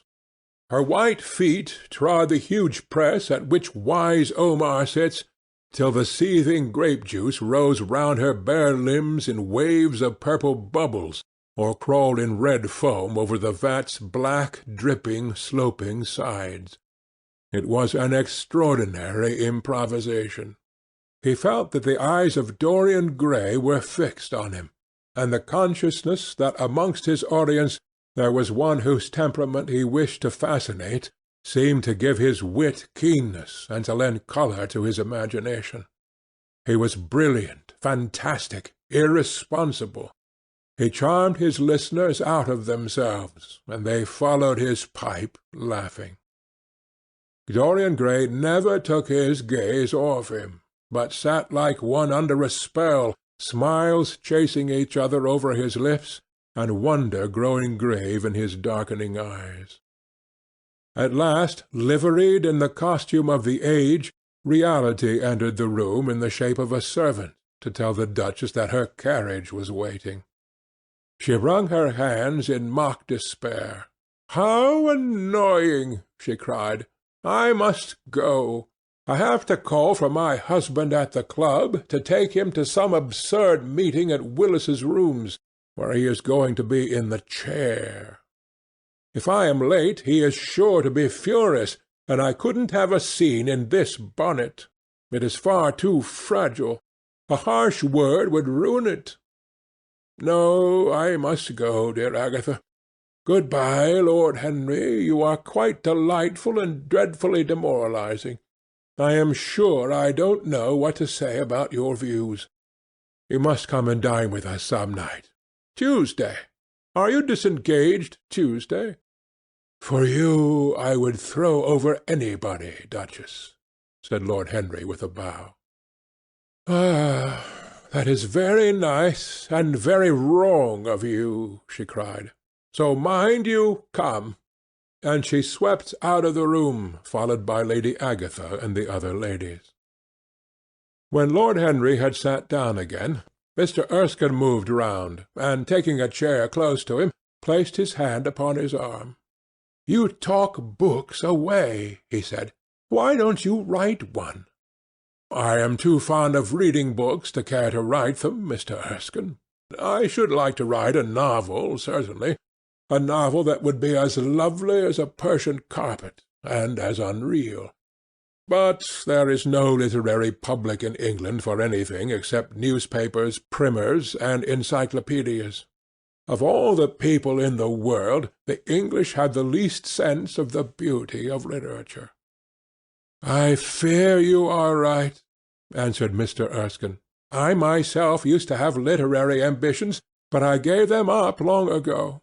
And now, my dear young friend, if you will allow me to call you so, may I ask if you really meant all that you said to us at lunch?" "I quite forget what I said," smiled Lord Henry. "Was it all very bad?" "Very bad indeed. In fact, I consider you extremely dangerous, and if anything happens to our good Duchess, we shall all look on you as being primarily responsible. But I should like to talk to you about life. The generation into which I was born was tedious. Some day, when you are tired of London, come down to Treadley and expound to me your philosophy of pleasure over some admirable Burgundy I am fortunate enough to possess. I shall be charmed. A visit to Treadley would be a great privilege. It has a perfect host and a perfect library." "You will complete it," answered the old gentleman with a courteous bow. "And now I must bid good-bye to your excellent aunt. I am due at the Athenaeum. It is the hour when we sleep there." "All of you, Mr. Erskine?" 40 of us, in 40 armchairs. We are practising for an English Academy of Letters." Lord Henry laughed and rose. "I am going to the park," he cried. As he was passing out of the door, Dorian Gray touched him on the arm. "Let me come with you," he murmured. "But I thought you had promised Basil Hallward to go and see him," answered Lord Henry. "I would sooner come with you." Yes, I feel I must come with you. Do let me, and you will promise to talk to me all the time. No one talks so wonderfully as you do." "Ah, I have talked quite enough for to-day," said Lord Henry, smiling. "All I want now is to look at life. You may come and look at it with me if you care to."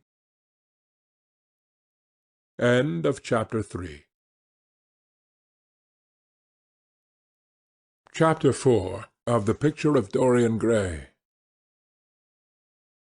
One afternoon, a month later, Dorian Gray was reclining in a luxurious armchair in the little library of Lord Henry's house in Mayfair. It was, in its way, a very charming room, with its high-panelled wainscoting of olive-stained oak, its cream-coloured frieze and ceiling of race plasterwork, and its brick-dust felt carpet strewn with silk long-fringed Persian rugs. On a tiny satin-wood table stood a statuette by Clodion, and beside it lay a copy of Les Cent Nouvelles, bound for Margaret of Valois by Clovis Eve, and powdered with the gilt daisies that queen had selected for her device. Some large blue china jars and parrot tulips were ranged on the mantel-shelf, and through the small leaded panes of the window streamed the apricot-coloured light of a summer day in London. Lord Henry had not yet come in. He was always late on principle, his principle being that punctuality is the thief of time. So the lad was looking rather sulky, as with listless fingers he turned over the pages of an elaborately illustrated edition of Manon Lescaut that he had found in one of the bookcases. The formal, monotonous ticking of the Louis XIV clock annoyed him. Once or twice he thought of going away. At last he heard a step outside, and the door opened. "How late you are, Harry!" he murmured. "I am afraid it is not Harry, Mr. Gray," answered a shrill voice.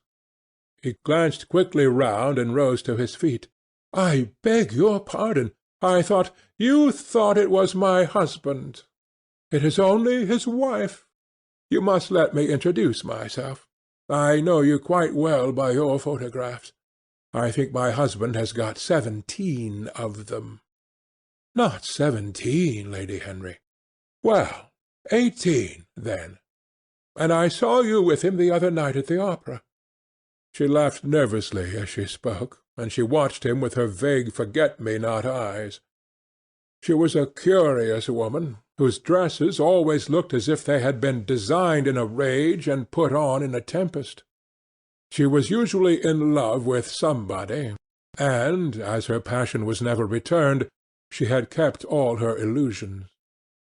She tried to look picturesque, but only succeeded in being untidy. Her name was Victoria, and she had a perfect mania for going to church. "That was Lohengrin, Lady Henry, I think?" "Yes, it was dear Lohengrin. I like Wagner's music better than anybody's. It is so loud that one can talk the whole time without other people hearing what one says. That is a great advantage, don't you think so, Mr. Gray?" The same nervous staccato laugh broke from her thin lips, and her fingers began to play with a long tortoise-shell paper-knife. Dorian smiled and shook his head. "I'm afraid I don't think so, Lady Henry. I never talk during music, at least during good music. If one hears bad music, it is one's duty to drown it in conversation." "Ah, that is one of Harry's views, isn't it, Mr. Gray? I always hear Harry's views from his friends. It is the only way I get to know of them. But you must not think I don't like good music. I adore it, but I am afraid of it. It makes me too romantic. I have simply worshipped pianists, 2 at a time sometimes, Harry tells me. I don't know what it is about them. Perhaps it is that they are foreigners. They all are, aren't they? Even those that are born in England become foreigners after a time, don't they? It is so clever of them, and such a compliment to art. Makes it quite cosmopolitan, doesn't it? You have never been to any of my parties, have you, Mr. Gray? You must come. I can't afford orchids, but I spare no expense in foreigners. They make one's rooms look so picturesque. Ah, but here is Harry. Harry, I came in to look for you to ask you something. I forget what it was, and I found Mr. Gray here. We have had such a pleasant chat about music.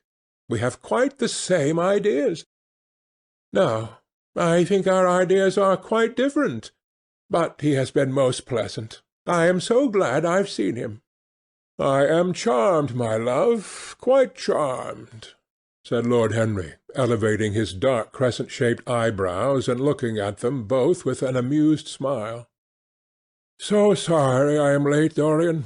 I went to look after a piece of old brocade in Wardour Street, and had to bargain for hours for it. Nowadays people know the price of everything and the value of nothing. "I'm afraid I must be going," exclaimed Lady Henry, breaking an awkward silence with her silly sudden laugh. "I have promised to drive with the Duchess. Good-bye, Mr. Gray. Good-bye, Harry. You are dining out, I suppose? So am I. Perhaps I shall see you at Lady Thornbury's."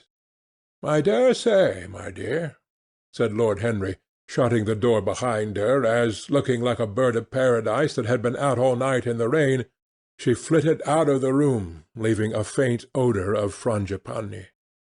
Then he lit a cigarette and flung himself down on the sofa.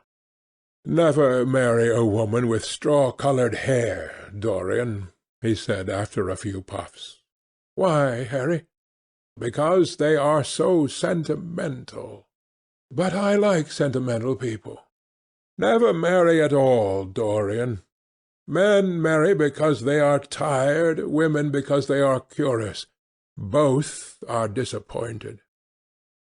"I don't think I am likely to marry, Harry. I am too much in love. That is one of your aphorisms. I am putting it into practice, as I do everything that you say." "Who are you in love with?" asked Lord Henry after a pause. "With an actress," said Dorian Gray, blushing. Lord Henry shrugged his shoulders. "That is a rather commonplace debut." "You would not say so if you saw her, Harry." "Who is she?" "Her name is Sibyl Vane." "Never heard of her." "No one has. People will some day, however. She is a genius." "My dear boy, no woman is a genius. Women are a decorative sex. They never have anything to say, but they say it charmingly. Women represent the triumph of matter over mind, just as men represent the triumph of mind over morals." "Harry, how can you?" "My dear Dorian, it is quite true. I am analyzing women at present, so I ought to know.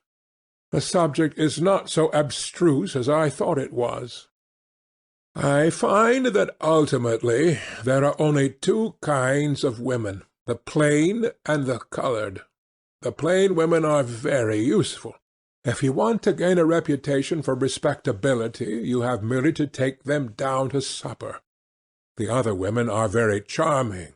They commit one mistake, however. They paint in order to try and look young. Our grandmothers painted in order to try and talk brilliantly. Rouge and esprit used to go together. That is all over now. As long as a woman can look 10 years younger than her own daughter, she is perfectly satisfied. As for conversation, there are only 5 women in London worth talking to, and 2 of these can't be admitted into decent society. However, tell me about your genius. How long have you known her?" "Ah, Harry, your views terrify me." "Never mind that. How long have you known her?" "About 3 weeks." "And where did you come across her?" "I will tell you, Harry. But you mustn't be unsympathetic about it. After all, it never would have happened if I had not met you. You filled me with a wild desire to know everything about life. For days after I met you, something seemed to throb in my veins. As I lounged in the park or strolled down Piccadilly, I used to look at every one who passed me and wonder, with a mad curiosity, what sort of lives they led. Some of them fascinated me. Others filled me with terror. There was an exquisite poison in the air. I had a passion for sensations. Well, one evening, about 7 o'clock, I determined to go out in search of some adventure. I felt this grey, monstrous London of ours, with its myriads of people, its sordid sinners, and its splendid sins, as you once phrased it, must have something in store for me. I fancied 1,000 things. The mere danger gave me a sense of delight. I remembered what you had said to me on that wonderful evening when we first dined together, about the search for beauty being the real secret of life. I don't know what I expected, but I went out and wandered eastward, soon losing my way in a labyrinth of grimy streets and black grassless squares. About 8:30 I passed by an absurd little theatre, with great flaring gas-jets and gaudy playbills. A hideous Jew, in the most amazing waistcoat I ever beheld in my life, was standing at the entrance, smoking a vile cigar. He had greasy ringlets, and an enormous diamond blazed on the centre of a soiled shirt. "Have a box, my lord?" he said, when he saw me, and he took off his hat with an air of gorgeous servility. There was something about him, Harry, that amused me. He was such a monster. You will laugh at me, I know, but I really went in and paid a whole guinea for the stage box. To the present day I can't make out why I did so, and yet if I hadn't, my dear Harry, if I hadn't, I should have missed the greatest romance of my life. I see you are laughing. It is horrid of you. Ah, I am not laughing, Dorian. At least I am not laughing at you. But you should not say the greatest romance of your life. You should say the first romance of your life. You will always be loved, and you will always be in love with love. A grand passion is the privilege of people who have nothing to do. That is the one use of the idle classes of a country. Don't be afraid. There are exquisite things in store for you. This is merely the beginning. "Do you think my nature so shallow?" cried Dorian Gray angrily. "No, I think your nature so deep." "How do you mean?" "My dear boy, the people who love only once in their lives are really the shallow people. What you call their loyalty and their fidelity, I call either the lethargy of custom or their lack of imagination. Faithfulness is to the emotional life what consistency is to the life of the intellect, simply a confession of failure. Faithfulness. I must analyze it some day. The passion of property is in it. There are many things that we would throw away if we were not afraid that others might pick them up. But I don't want to interrupt you. Go on with your story." "Well, I found myself seated in a horrid little private box, with a vulgar drop scene staring me in the face. I looked out from behind the curtain and surveyed the house.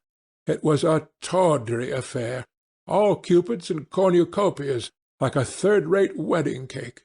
The gallery and pit were fairly full, but the 2 rows of the dingy stalls were quite empty, and there was hardly a person in what I suppose they called the dress-circle. Women went about with oranges and ginger beer, and there was a terrible consumption of nuts going on. It must have been just like the palmy days of the British drama. just like, I should fancy, and very depressing. I began to wonder what on earth I should do when I caught sight of the playbill. What do you think the play was, Harry? I should think The Idiot Boy, or Dumb but Innocent. Our fathers used to like that sort of piece, I believe. The longer I live, Dorian, the more keenly I feel that whatever was good enough for our fathers is not good enough for us. In art, as in politics, les grands-pères ont toujours tort. This play was good enough for us, Harry. It was Romeo and Juliet. I must admit that I was rather annoyed at the idea of seeing Shakespeare done in such a wretched hole of a place. Still, I felt interested in a sort of way. At any rate, I determined to wait for the first act. There was a dreadful orchestra, presided over by a young Hebrew who sat at a cracked piano that nearly drove me away. But at last the drop scene was drawn up, and the play began. Romeo was a stout, elderly gentleman, with corked eyebrows, a husky tragedy voice, and a figure like a beer-barrel. Mercutio was almost as bad. He was played by the low comedian who had introduced gags of his own and was on most friendly terms with the pit. They were both as grotesque as the scenery, and that looked as if it had come out of a country booth. But Juliet!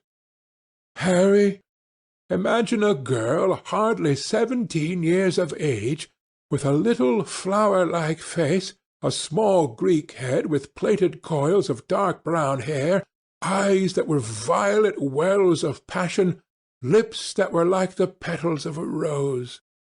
She was the loveliest thing I had ever seen in my life. You said to me once that pathos left you unmoved, but that beauty, mere beauty, could fill your eyes with tears. I tell you, Harry, I could hardly see this girl for the mist of tears that came across me. And her voice! I never heard such a voice. It was very low at first, with deep mellow tones that seemed to fall singly upon one's ear. Then it became a little louder, and sounded like a flute or a distant oboe. In the garden scene it had all the tremulous ecstasy that one hears just before dawn when nightingales are singing. There were moments later on when it had the wild passion of violins. You know how a voice can stir one. Your voice and the voice of Sibyl Vane are two things that I shall never forget. When I close my eyes I hear them, and each of them says something different. I don't know which to follow. Why should I not love her? Harry, I do love her. She is everything to me in life. Night after night I go to see her play. One evening she is Rosalind, and the next evening she is Imogen. I have seen her die in the gloom of an Italian tomb, sucking the poison from her lover's lips. I have watched her wandering through the forest of Arden, disguised as the pretty boy in hose and doublet and dainty cap. She has been mad, and has come into the presence of a guilty king, and given him rue to wear and bitter herbs to taste of. She has been innocent, and the black hands of jealousy have crushed her reed-like throat. I have seen her in every age and in every costume. Ordinary women never appeal to one's imagination. They are limited to their century. No glamour ever transfigures them. One knows their minds as easily as one knows their bonnets. One can always find them. There is no mystery in any of them. They ride in the park in the morning, and chatter at tea-parties in the afternoon. They have their stereotype smile and their fashionable manner. They are quite obvious. But an actress! How different an actress is! Harry, why didn't you tell me that the only thing worth loving is an actress? Because I have loved so many of them, Dorian. Oh, yes, Horrid people with dyed hair and painted faces. Don't run down dyed hair and painted faces. There is an extraordinary charm in them, sometimes," said Lord Henry. "I wish now I had not told you about Sibyl Vane. You could not have helped telling me, Dorian. All through your life you will tell me everything you do." "Yes, Harry, I believe that is true. I can't help telling you things. You have a curious influence over me. If I ever did a crime, I would come and confess it to you. You would understand me. People like you, the wilful sunbeams of life, don't commit crimes, Dorian. But I am much obliged for the compliment all the same. And now tell me. Reach me the matches like a good boy. Thanks. What are your actual relations with Sibyl Vane?" Dorian Gray leaped to his feet, with flushed cheeks and burning eyes. "Harry, Sibyl Vane is sacred." "It is only the sacred things that are worth touching, Dorian," said Lord Henry, with a strange touch of pathos in his voice. "But why should you be annoyed? I suppose she will belong to you some day. When one is in love, one always begins by deceiving oneself, and one always ends by deceiving others. That is what the world calls a romance. You know her, at any rate, I suppose?" "Of course I know her. On the first night I was at the theatre, the horrid old Jew came round to the box after the performance was over, and offered to take me behind the scenes and introduce me to her. I was furious with him, and told him that Juliet had been dead for hundreds of years, and that her body was lying in a marble tomb in Verona. I think, from his blank look of amazement, that he was under the impression that I had taken too much champagne or something. I am not surprised. Then he asked me if I wrote for any of the newspapers. I told him I never even read them. He seemed terribly disappointed at that, and confided to me that all the dramatic critics were in a conspiracy against him, and that they were every one of them to be bought. I should not wonder if he was quite right there. But, on the other hand, judging from their appearance, most of them cannot be at all expensive." "Well, he seemed to think they were beyond his means," laughed Dorian. "By this time, however, the lights were being put out in the theatre, and I had to go. He wanted me to try some cigars that he strongly recommended. I declined. The next night, of course, I arrived at the place again. When he saw me, he made me a low bow, and assured me that I was a munificent patron of art. He was a most offensive brute, though he had an extraordinary passion for Shakespeare. He told me once, with an air of pride, that his 5 bankruptcies were entirely due to the Bard, as he insisted on calling him. He seemed to think it a distinction. It was a distinction, my dear Dorian, a great distinction. Most people become bankrupt through having invested too heavily in the prose of life. To have ruined one's self over poetry is an honour. But when did you first speak to Miss Sibyl Vane?" "The 3rd night. She had been playing Rosalind. I could not help going round. I had thrown her some flowers, and she had looked at me. At least I fancied that she had. The old Jew was persistent. He seemed determined to take me behind, so I consented. It was curious my not wanting to know her, wasn't it?" "No, I don't think so." "My dear Harry, why?" "I will tell you some other time. Now I want to know about the girl." "Sibyl? Oh, she was so shy and so gentle. There is something of a child about her. Her eyes opened wide in exquisite wonder when I told her what I thought of her performance, and she seemed quite unconscious of her power. I think we were both rather nervous. The old Jew stood grinning at the doorway of the dusty green-room, making elaborate speeches about us both, while we stood looking at each other like children. He would insist on calling me my lord, so I had to assure Sibyl that I was not anything of the kind. She said quite simply to me, "You look more like a prince. I must call you Prince Charming." Upon my word, Dorian, Miss Sibyl knows how to pay compliments. You don't understand her, Harry. She regarded me merely as a person in a play. She knows nothing of life. She lives with her mother, a faded, tired woman who played Lady Capulet in a sort of magenta dressing-wrapper on the first night, and who looks as if she had seen better days. I know that look. It depresses me, murmured Lord Henry, examining his rings. The Jew wanted to tell me her history, but I said it did not interest me. You were quite right. There is always something infinitely mean about other people's tragedies. Sibyl is the only thing I care about. What is it to me where she came from? From her little head to her little feet, she is absolutely and entirely divine.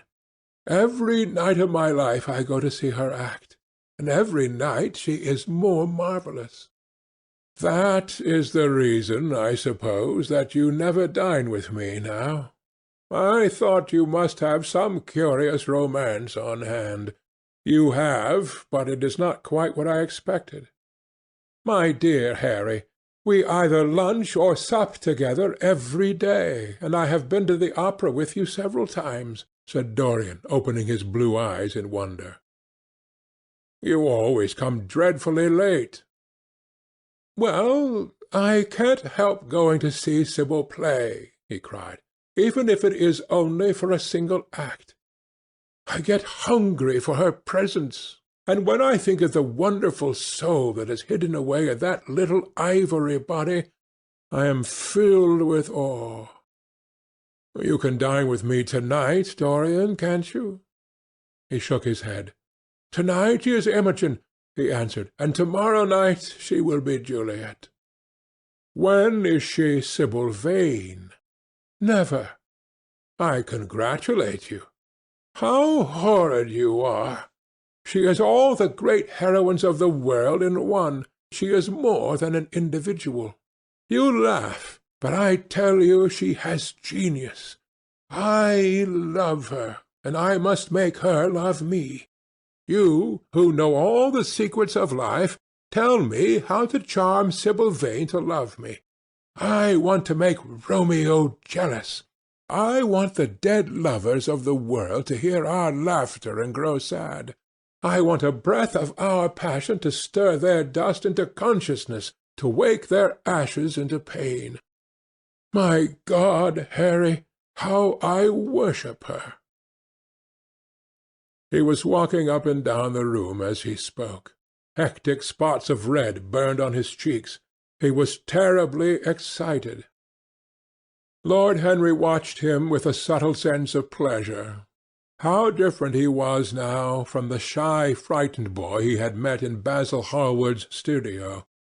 His nature had developed like a flower, had borne blossoms of scarlet flame. Out of its secret hiding-place had crept his soul, and desire had come to meet it on the way. "And what do you propose to do?" said Lord Henry at last. "I want you and Basil to come with me some night and see her act. I have not the slightest fear of the result. You are certain to acknowledge her genius. Then we must get her out of the Jew's hands. She is bound to him for 3 years, at least for 2 years and 8 months, from the present time. I shall have to pay him something, of course. When all that is settled, I shall take a West End theatre, and bring her out properly. She will make the world as mad as she has made me." "That will be impossible, my dear boy." "Yes, she will. She has not merely consummate art instinct, in her, but she has personality also, and you have often told me that it is personalities, not principles, that move the age. Well, what night shall we go? Let me see. Day is Tuesday. Let us fix tomorrow. She plays Juliet tomorrow. All right. The Bristol at 8 o'clock. And I will get Basil. Not 8, Harry, please. 6:30. We must be there before the curtain rises. You must see her in the first act, where she meets Romeo. 6:30? What an hour! It will be like having a meat tea or reading an English novel. It must be 7. No gentleman dines before 7. Shall you see Basil between this and then, or shall I write to him? Dear Basil, I have not laid eyes on him for a week. It is rather horrid of me, as he sent me my portrait in the most wonderful frame, specially designed by himself, and though I am a little jealous of the picture for being a whole month younger than I am, I must admit that I delight in it. Perhaps you had better write to him. I don't want to see him alone. He says things that annoy me. He gives me good advice. Lord Henry smiled. People are very fond of giving away what they need most themselves. It is what I call the depth of generosity. Oh, Basil is the best of fellows, but he seems to me to be just a bit of a Philistine. Since I have known you, Harry, I have discovered that.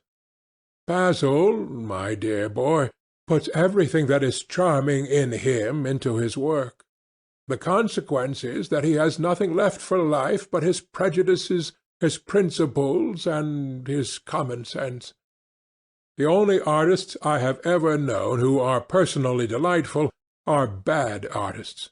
Good artists exist simply in what they make, and consequently are perfectly uninteresting in what they are.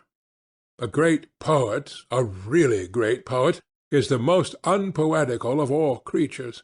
But inferior poets are absolutely fascinating. The worse their rhymes are, the more picturesque they look. The mere fact of having published a book of second-rate sonnets makes a man quite irresistible. He lives the poetry that he cannot write. The others write the poetry that they dare not realize. I wonder, is that really so, Harry? Said Dorian Gray, putting some perfume on his handkerchief out of a large gold-topped bottle that stood on the table. It must be, if you say it. And now I am off. Imogen is waiting for me. Don't forget about tomorrow. Good-bye. As he left the room, Lord Henry's heavy lids drooped, and he began to think. Certainly, few people had ever interested him so much as Dorian Gray, and yet the lad's mad adoration of someone else caused him not the slightest pang of annoyance or jealousy. He was pleased by it. It made him a more interesting study.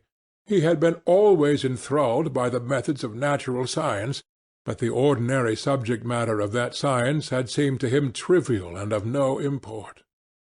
And so he had begun by vivisecting himself, as he had ended by vivisecting others. Human life, that appeared to him the one thing worth investigating. Compared to it, there was nothing else of any value. It was true that as one watched life in its curious crucible of pain and pleasure, one could not wear over one's face a mask of glass, nor keep the sulphurous fumes from troubling the brain and making the imagination turbid with monstrous fancies and misshapen dreams. There were poisons so subtle that to know their properties one had to sicken of them. There were maladies so strange that one had to pass through them if one sought to understand their nature. And yet what a great reward one received! How wonderful the whole world became to one! To note the curious hard logic of passion and the emotional coloured life of the intellect to observe where they met and where they separated, at what point they were in unison and at what point they were at discord, there was a delight in that. What matter what the cost was? One could never pay too high a price for any sensation. He was conscious, and the thought brought a gleam of pleasure into his brown agate eyes, that it was through certain words of his, musical words said with musical utterance, that Dorian Gray's soul had turned to this white girl and bowed in worship before her. To a large extent the lad was his own creation. He had made him premature. That was something.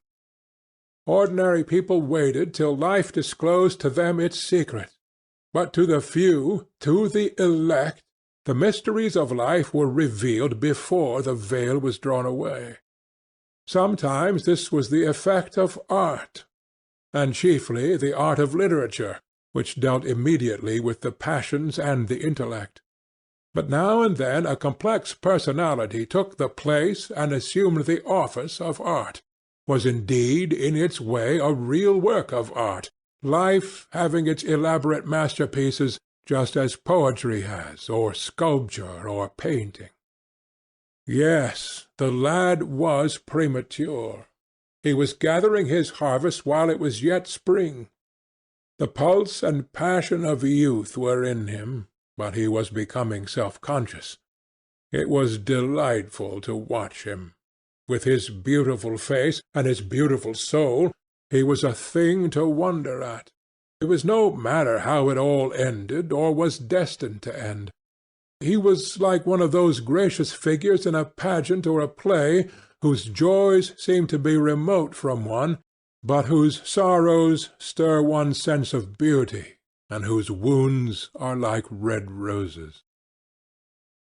Soul and body, body and soul, how mysterious they were! There was animalism in the soul, and the body had its moments of spirituality. The senses could refine, and the intellect could degrade. Who could say where the fleshly impulse ceased, or the psychical impulse began? How shallow were the arbitrary definitions of ordinary psychologists, and yet how difficult to decide between the claims of the various schools!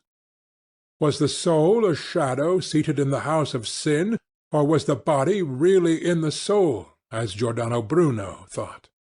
The separation of spirit from matter was a mystery, and the union of spirit with matter was a mystery also.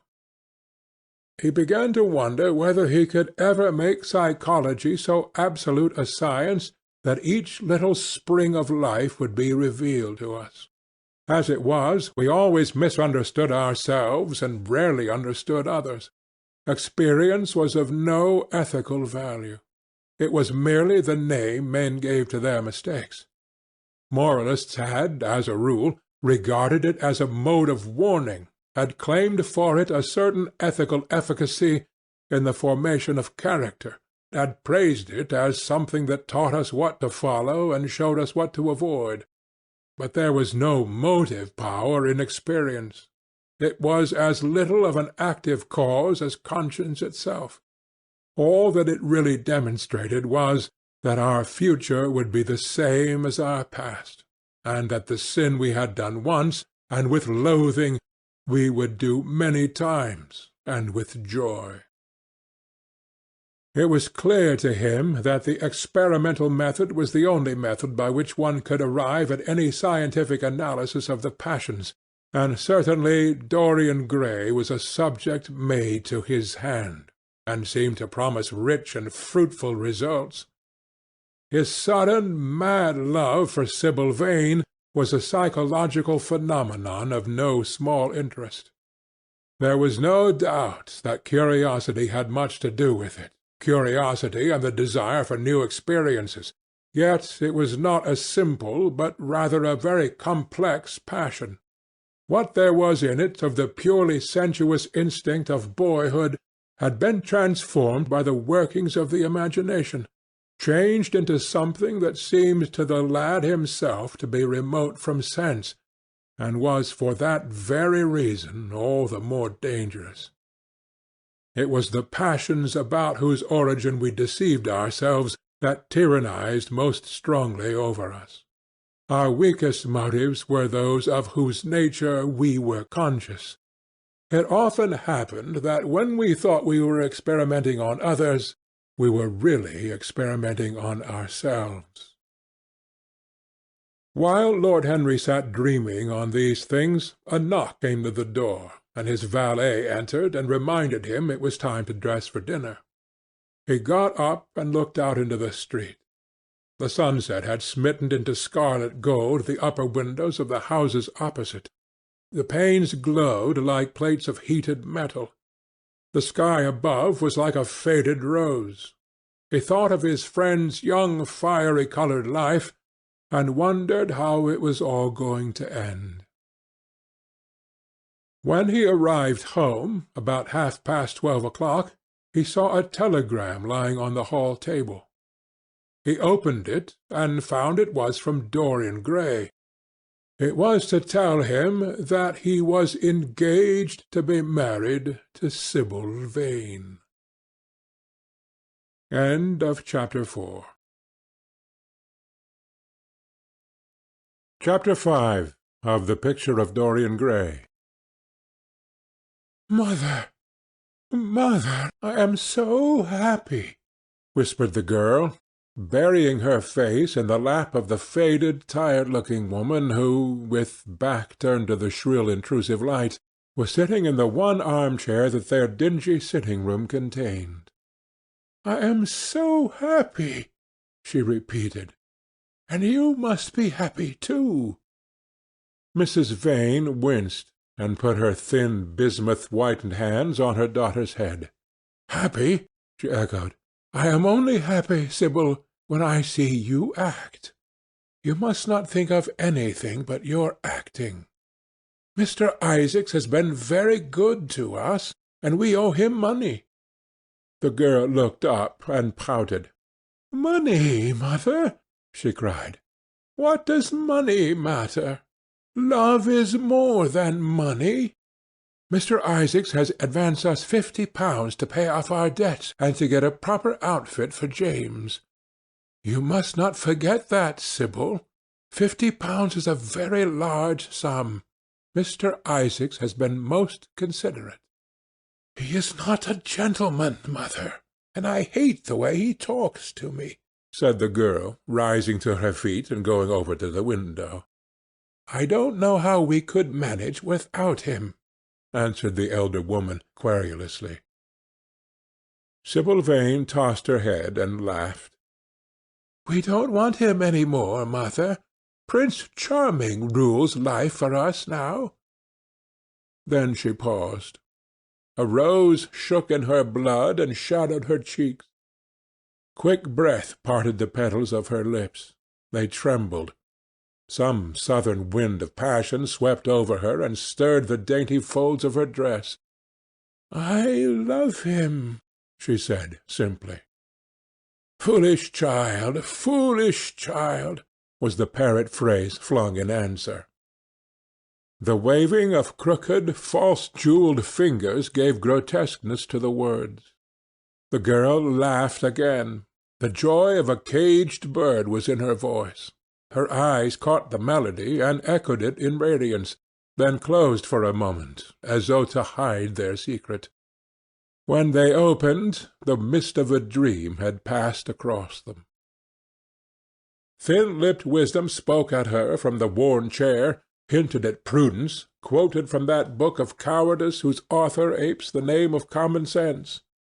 She did not listen. She was free in her prison of passion.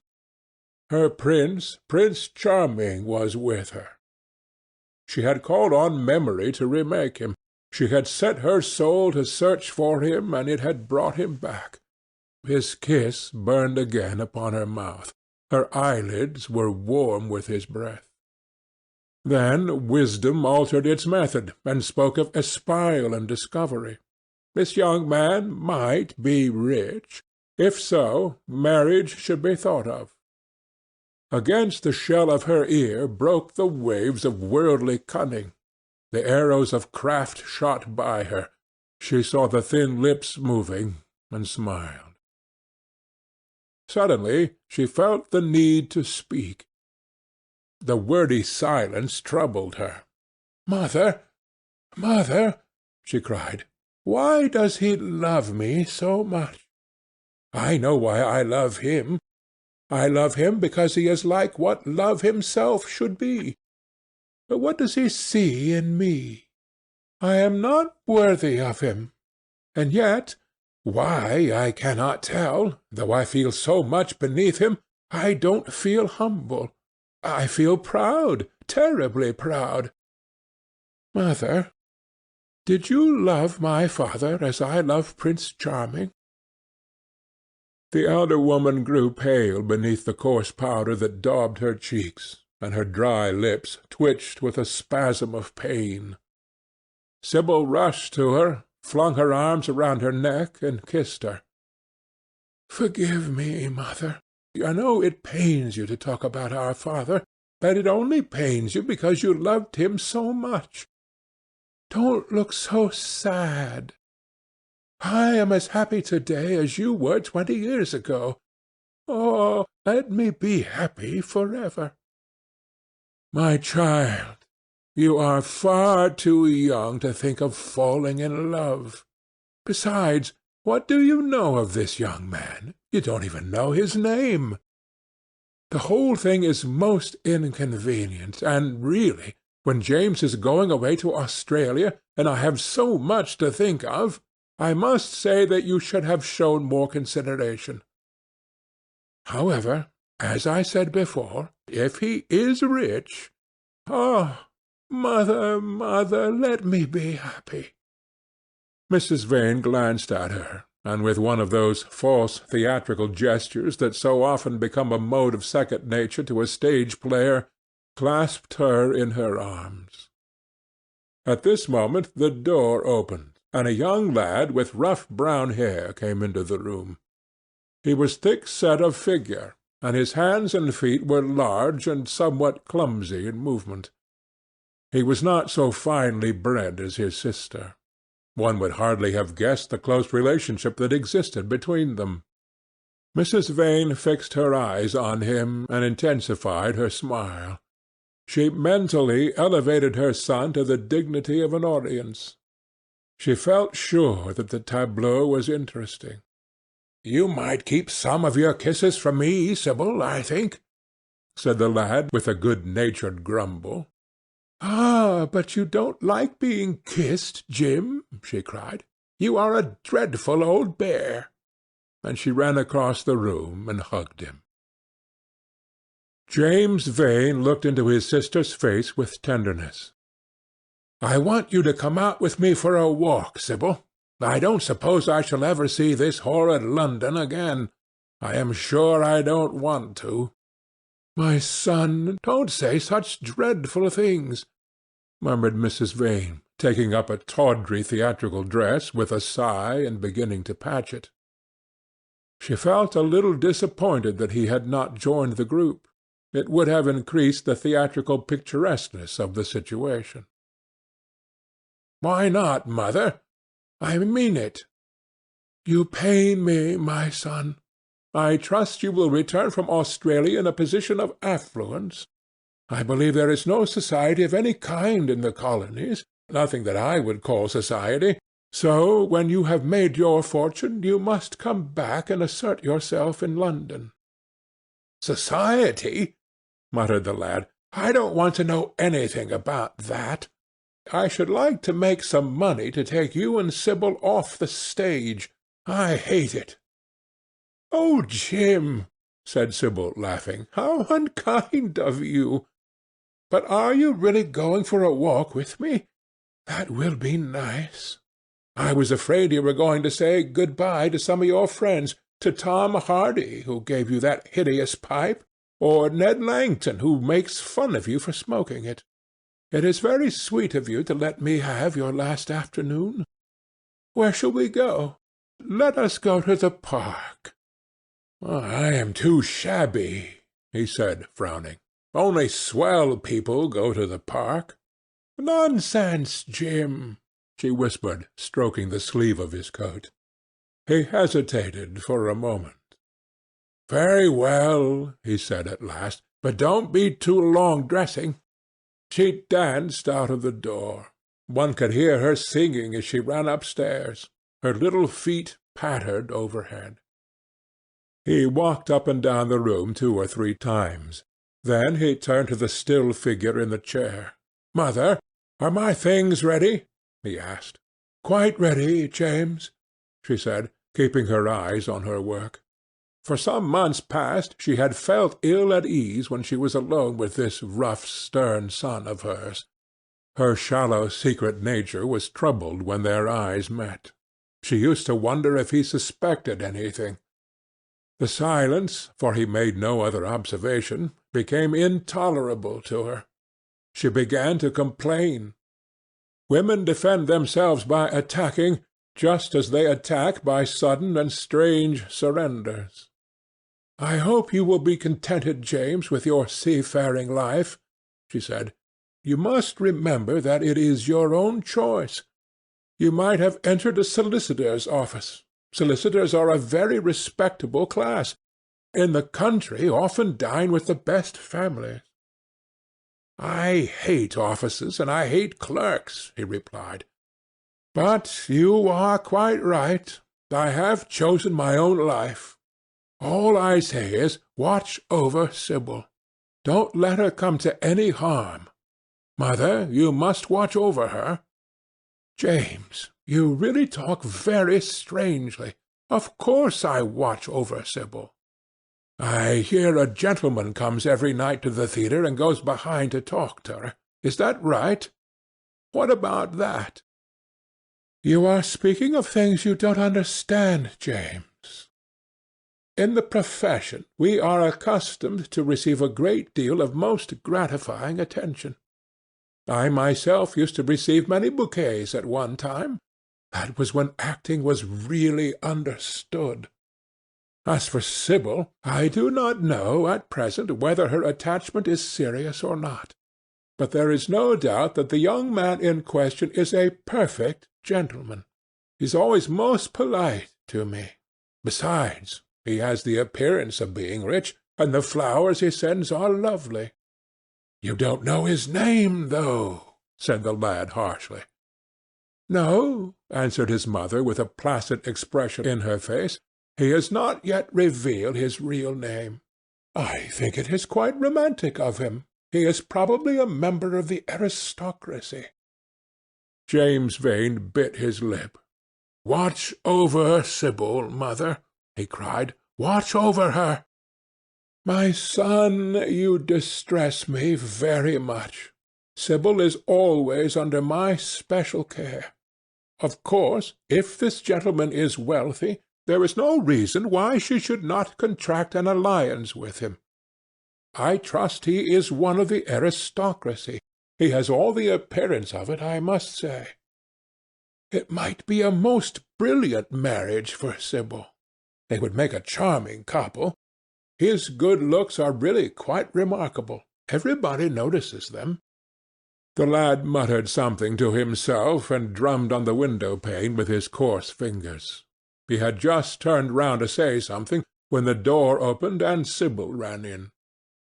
"How serious you both are!" she cried. "What is the matter?" "Nothing," he answered. "I suppose one must be serious sometimes. Good-bye, mother. I will have my dinner at 5 o'clock. Everything is packed except my shirts, so you need not trouble." "Good-bye, my son," she answered with a bow of strained stateliness. She was extremely annoyed at the tone he had adopted with her, and there was something in his look that made her feel afraid. "Kiss me, mother," said the girl. Her flower-like lips touched the withered cheek and warmed its frost. "My child, my child!" cried Mrs. Vane, looking up to the ceiling in search of an imaginary gallery. "Come, Sibyl," said her brother impatiently. He hated his mother's affectations. They went out into the flickering, wind-blown sunlight and strolled down the dreary Euston Road. The passer-by glanced in wonder at the sullen, heavy youth who, in coarse, ill-fitting clothes, was in the company of such a graceful, refined-looking girl.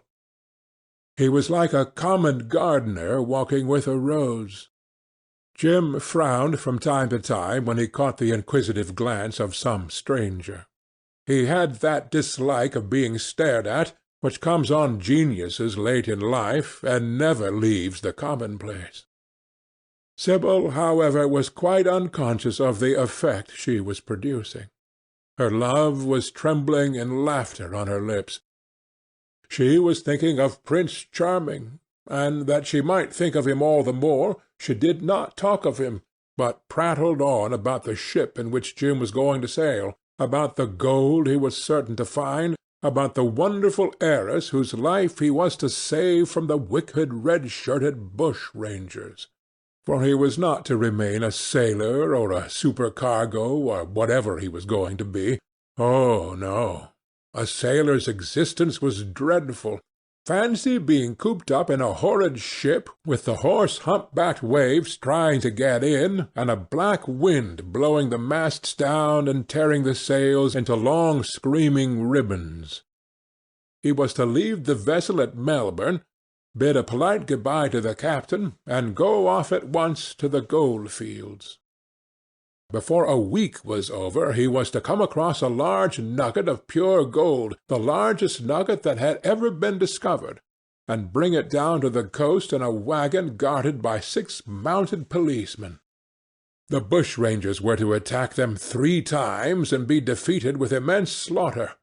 Or no, he was not to go to the gold-fields at all. They were horrid places where men got intoxicated and shot each other in bar-rooms and used bad language.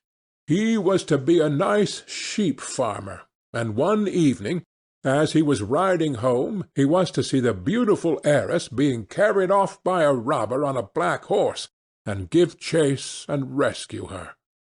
Of course she would fall in love with him, and he with her, and they would get married and come home and live in an immense house in London. Yes, there were delightful things in store for him. But he must be very good, and not lose his temper or spend his money foolishly. She was only a year older than he was, but she knew so much more of life. He must be sure also to write to her by every mail, and to say his prayers each night before he went to sleep. God was very good and would watch over him. She would pray for him too, and in a few years he would come back quite rich and happy. The lad listened sulkily to her and made no answer. He was heartsick at leaving home. Yet it was not this alone that made him gloomy and morose. Inexperienced though he was, he had still a strong sense of the danger of Sibyl's position. This young dandy who was making love to her could mean her no good. He was a gentleman, and he hated him for that, hated him through some curious race instinct for which he could not account, and which, for that reason, was all the more dominant within him. He was conscious also of the shallowness and vanity of his mother's nature, and in that saw infinite peril for Sibyl and Sibyl's happiness. Children begin by loving their parents. As they grow older, they judge them. Sometimes they forgive them. His mother. He had something on his mind to ask of her, something he had brooded on for many months of silence. A chance phrase that he had heard at the theatre, a whispered sneer that had reached his ears one night as he waited at the stage door, had set loose a train of horrible thoughts. He remembered it as if it had been the lash of a hunting-crop across his face. His brows knit together like a wedge-like furrow, and with a twitch of pain he bit his under lip. "You are not listening to a word I am saying, Jim," cried Sibyl, "and I am making the most delightful plans for your future. Do say something. What do you want me to say?" "Oh, that you will be a good boy and not forget us," she answered, smiling at him. He shrugged his shoulders. "You are more likely to forget me than I am to forget you, Sibyl." She flushed. "What do you mean, Jim?" she asked. "You have a new friend, I hear. Who is he? Why have you not told me about him? He means you no good." "Stop, Jim!" she exclaimed. "You must not say anything against him. I love him." "Why, you don't even know his name," answered the lad. "Who is he? I have a right to know." "He is called Prince Charming. Don't you like the name? Oh, you silly boy, you should never forget it. If you only saw him, you would think him the most wonderful person in the world. Some day you will meet him, when you come back from Australia. You will like him so much. Everybody likes him, and I love him. I wish you could come to the theatre to-night. He is going to be there, and I am going to play Juliet. Oh, how I shall play it! Fancy, Jim, to be in love and play Juliet, to have him sitting there, to play for his delight. I am afraid I may frighten the company, frighten or enthrall them. To be in love is to surpass oneself. Poor dreadful Mr. Isaacs will be shouting genius to his loafers at the bar. He has preached me as a dogma. To-night he will announce me as a revelation. I feel it. And it is all his only, Prince Charming, my wonderful lover, my god of graces. But I am poor beside him. Poor? What does that matter? When poverty creeps in at the door, love flies in through the window. Our proverbs want rewriting. They were made in winter, and it is summer now. Springtime for me, I think, a very dance of blossoms in blue skies. "He is a gentleman," said the lad sullenly. "A prince!" she cried musically. "What more do you want?" "He wants to enslave you. I shudder at the thought of being free. I want you to beware of him. To see him is to worship him. To know him is to trust him. Sibyl, you are mad about him." She laughed and took his arm. "You dear old Jim, you talk as if you were 100. Some day you will be in love yourself. Then you will know what it is. Don't look so sulky. Surely you should be glad to think that, though you are going away, you leave me happier than I have ever been before. Life has been hard for us both, terribly hard and difficult. But it will be different now. You are going to a new world, and I have found one. Here are 2 chairs. Let us sit down and see the smart people go by." They took their seats amidst a crowd of watchers. The tulip beds across the road flamed like throbbing rings of fire. A white dust, tremulous cloud of orris root, it seemed, hung in the panting air. The brightly coloured parasols danced and dipped like monstrous butterflies. She made her brother talk of himself, his hopes, his prospects. He spoke slowly and with effort. They passed words to each other as players at a game pass counters.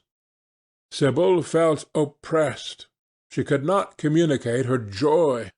A faint smile curving that sullen mouth was all the echo she could win. After some time she became silent.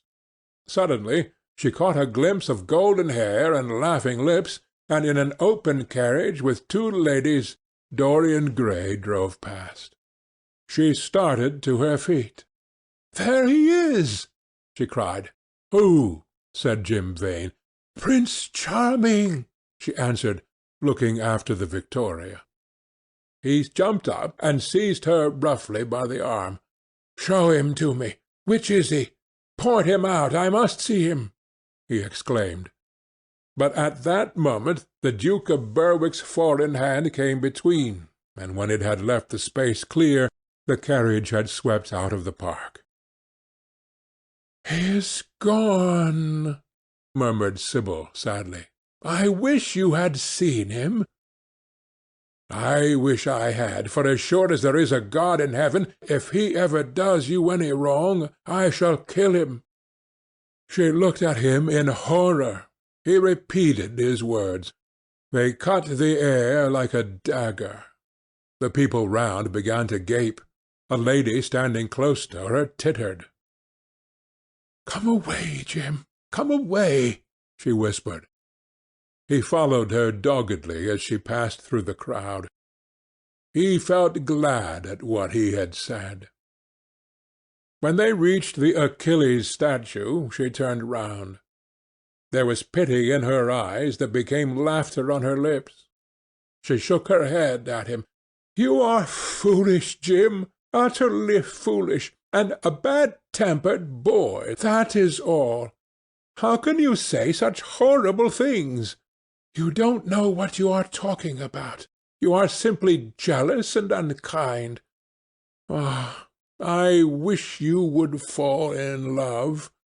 Love makes people good, and what you said was wicked." "I am 16, he answered, "and I know what I am about. Mother is no help to you. She doesn't understand how to look after you. I wish now that I was not going to Australia at all. I have a great mind to chuck the whole thing up. I would if my articles hadn't been signed."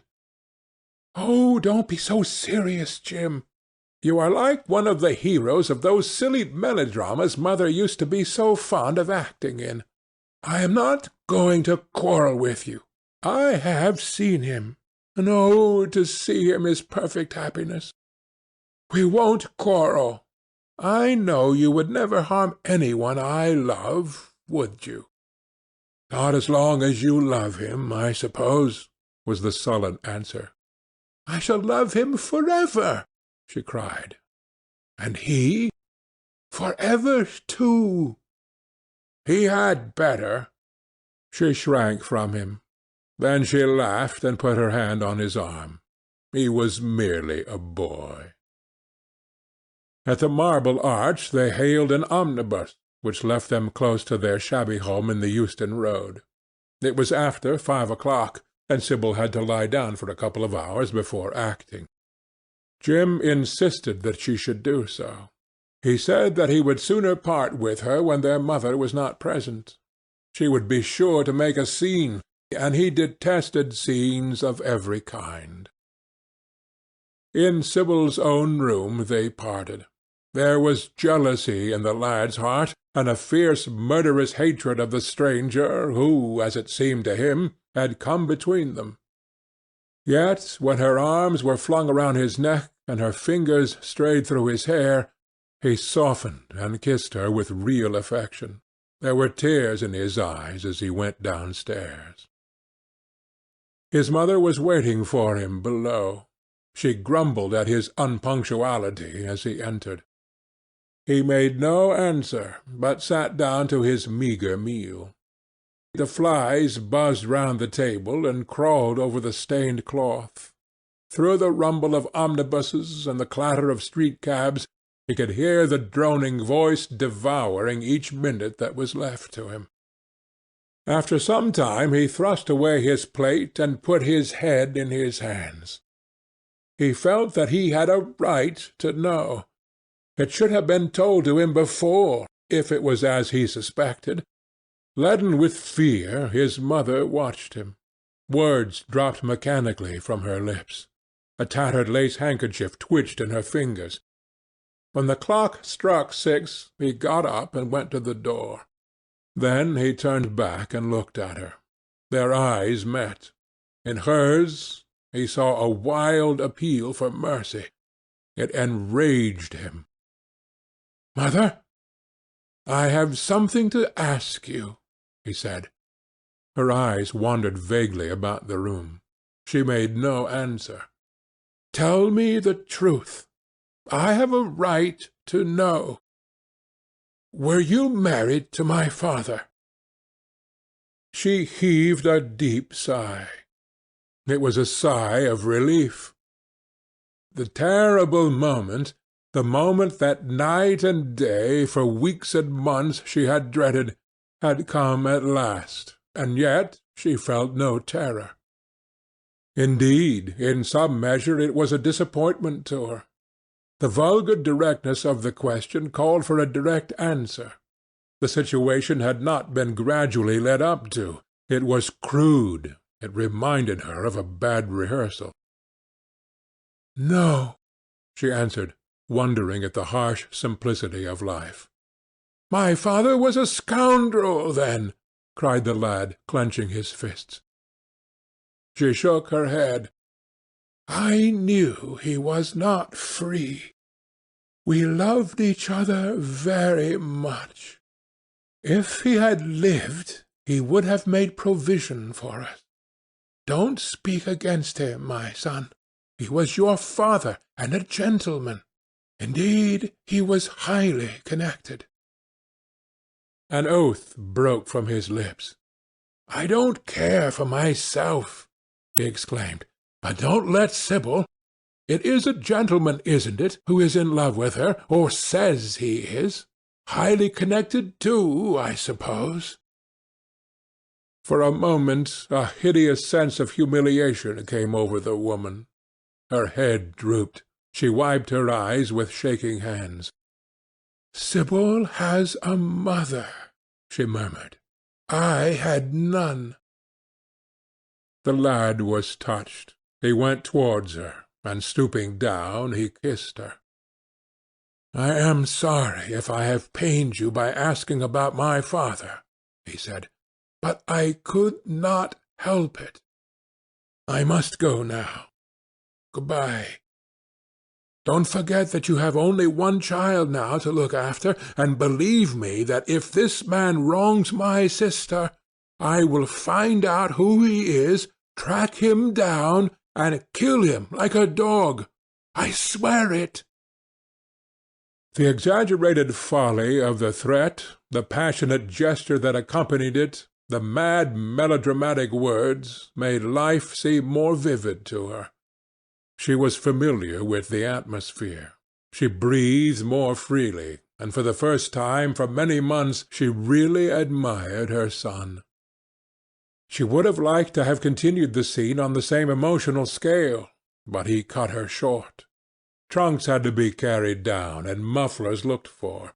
The lodging-house drudge bustled in and out. There was the bargaining with the cabman.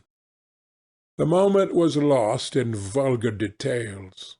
It was with a renewed feeling of disappointment that she waved the tattered lace handkerchief from the window as her son drove away. She was conscious that a great opportunity had been wasted.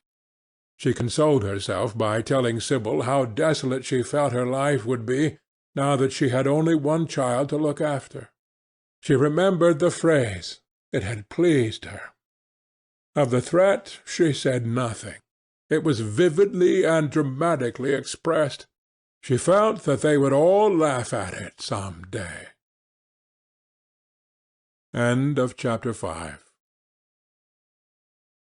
Chapter 6 of The Picture of Dorian Gray. "I suppose you have heard the news, Basil?" said Lord Henry that evening, as Hallward was shown into a little private room at the Bristol, where dinner had been laid for 3. "No, Harry," answered the artist, giving his hat and coat to the bowing waiter. "What is it? Nothing about politics, I hope?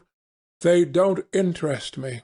There is hardly a single person in the House of Commons worth painting, though many of them would be the better for a little whitewashing. Dorian Gray is engaged to be married," said Lord Henry, watching him as he spoke. Hallward started, and then frowned. "Dorian engaged to be married?" he cried. "Impossible!" It is perfectly true. To whom? To some little actress or other. I can't believe it. Dorian is far too sensible. Dorian is far too wise not to do foolish things now and then, my dear Basil. Marriage is hardly a thing that one can do now and then, Harry. Except in America, rejoined Lord Henry languidly. But I didn't say he was married. I said he was engaged to be married. There is a great difference. I have a distinct remembrance of being married, but I have no recollection at all of being engaged. I am inclined to think that I never was engaged. But think of Dorian's birth and position and wealth. It would be absurd for him to marry so much beneath him. If you want to make him marry this girl, tell him that, Basil. He is sure to do it then. Whenever a man does a thoroughly stupid thing, it is always from the noblest motives. I hope the girl is good, Harry. I don't want to see Dorian tied to some vile creature who might degrade his nature and ruin his intellect. Oh, she is better than good. She is beautiful, murmured Lord Henry, sipping a glass of vermouth and orange bitters. Dorian says she is beautiful, and he is not often wrong about things of that kind. Your portrait of him has quickened his appreciation of the personal appearance of other people. It has had that excellent effect, amongst others. We are to see her to-night, if that boy doesn't forget his appointment. Are you serious? Quite serious, Basil. I should be miserable if I thought I should ever be more serious than I am at the present moment. But do you approve of it, Harry? Asked the painter, walking up and down the room and biting his lip. You can't approve of it, possibly. It is some silly infatuation. I never approve or disapprove of anything now. It is an absurd attitude to take towards life. We are not sent into the world to air our moral prejudices. I never take any notice of what common people say, and I never interfere with what charming people do. If a personality fascinates me, whatever mode of expression that personality selects is absolutely delightful to me. Dorian Gray falls in love with a beautiful girl who acts Juliet and proposes to marry her. Why not? If he wedded Messalina, he would be none the less interesting. You know I am not a champion of marriage. The real drawback to marriage is that it makes one unselfish, and unselfish people are colourless. They lack individuality. Still, there are certain temperaments that marriage makes more complex. They retain their egotism and add it to many other egos. They are forced to have more than one life. They become more highly organized, and to be highly organized is, I should fancy, the object of man's existence. Besides, every experience is of value, and whatever one may say against marriage, it is certainly an experience. I hope that Dorian Gray will make this girl his wife, passionately adore her for 6 months, and then suddenly become fascinated by someone else. He would be a wonderful study. You don't mean a single word of all that, Harry. You know you don't. If Dorian Gray's life were spoiled, no one would be sorrier than yourself. You are much better than you pretend to be. Lord Henry laughed. The reason we all like to think so well of others is that we are all afraid of ourselves. The basis of optimism is sheer terror. We think that we are generous because we credit our neighbor with the possession of those virtues that are likely to be a benefit to us. We praise the banker that we may overdraw our accounts, and we find good qualities in the highwayman in the hope that he may spare our pockets. I mean everything that I have said. I have the greatest contempt for optimism. As for a spoiled life, no life is spoiled but one whose growth is arrested. If you want to mar a nature, you have merely to reform it. As for marriage, of course that would be silly, but there are other and more interesting bonds between men and women. I will certainly encourage them. They have the charm of being fashionable.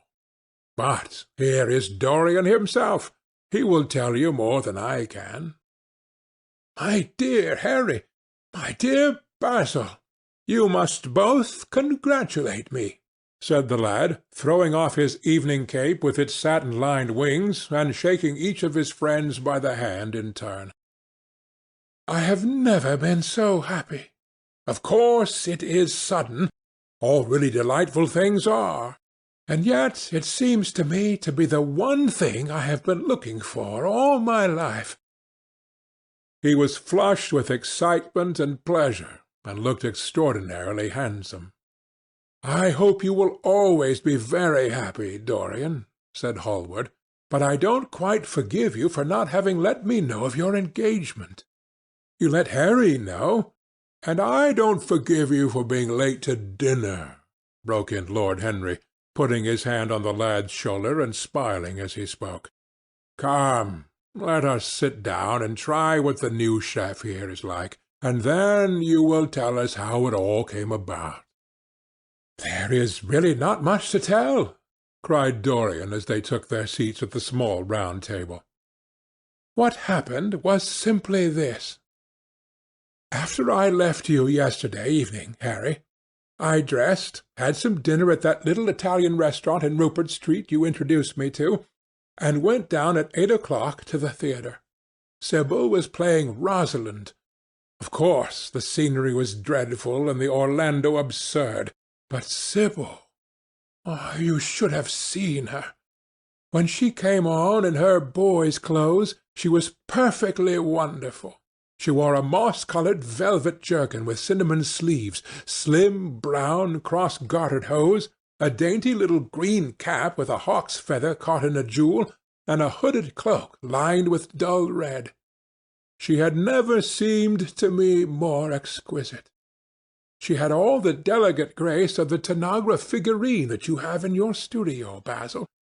Her hair clustered round her face like dark leaves round a pale rose. As for her acting, well, you shall see her to-night. She is simply a born artist. I sat in the dingy box absolutely enthralled.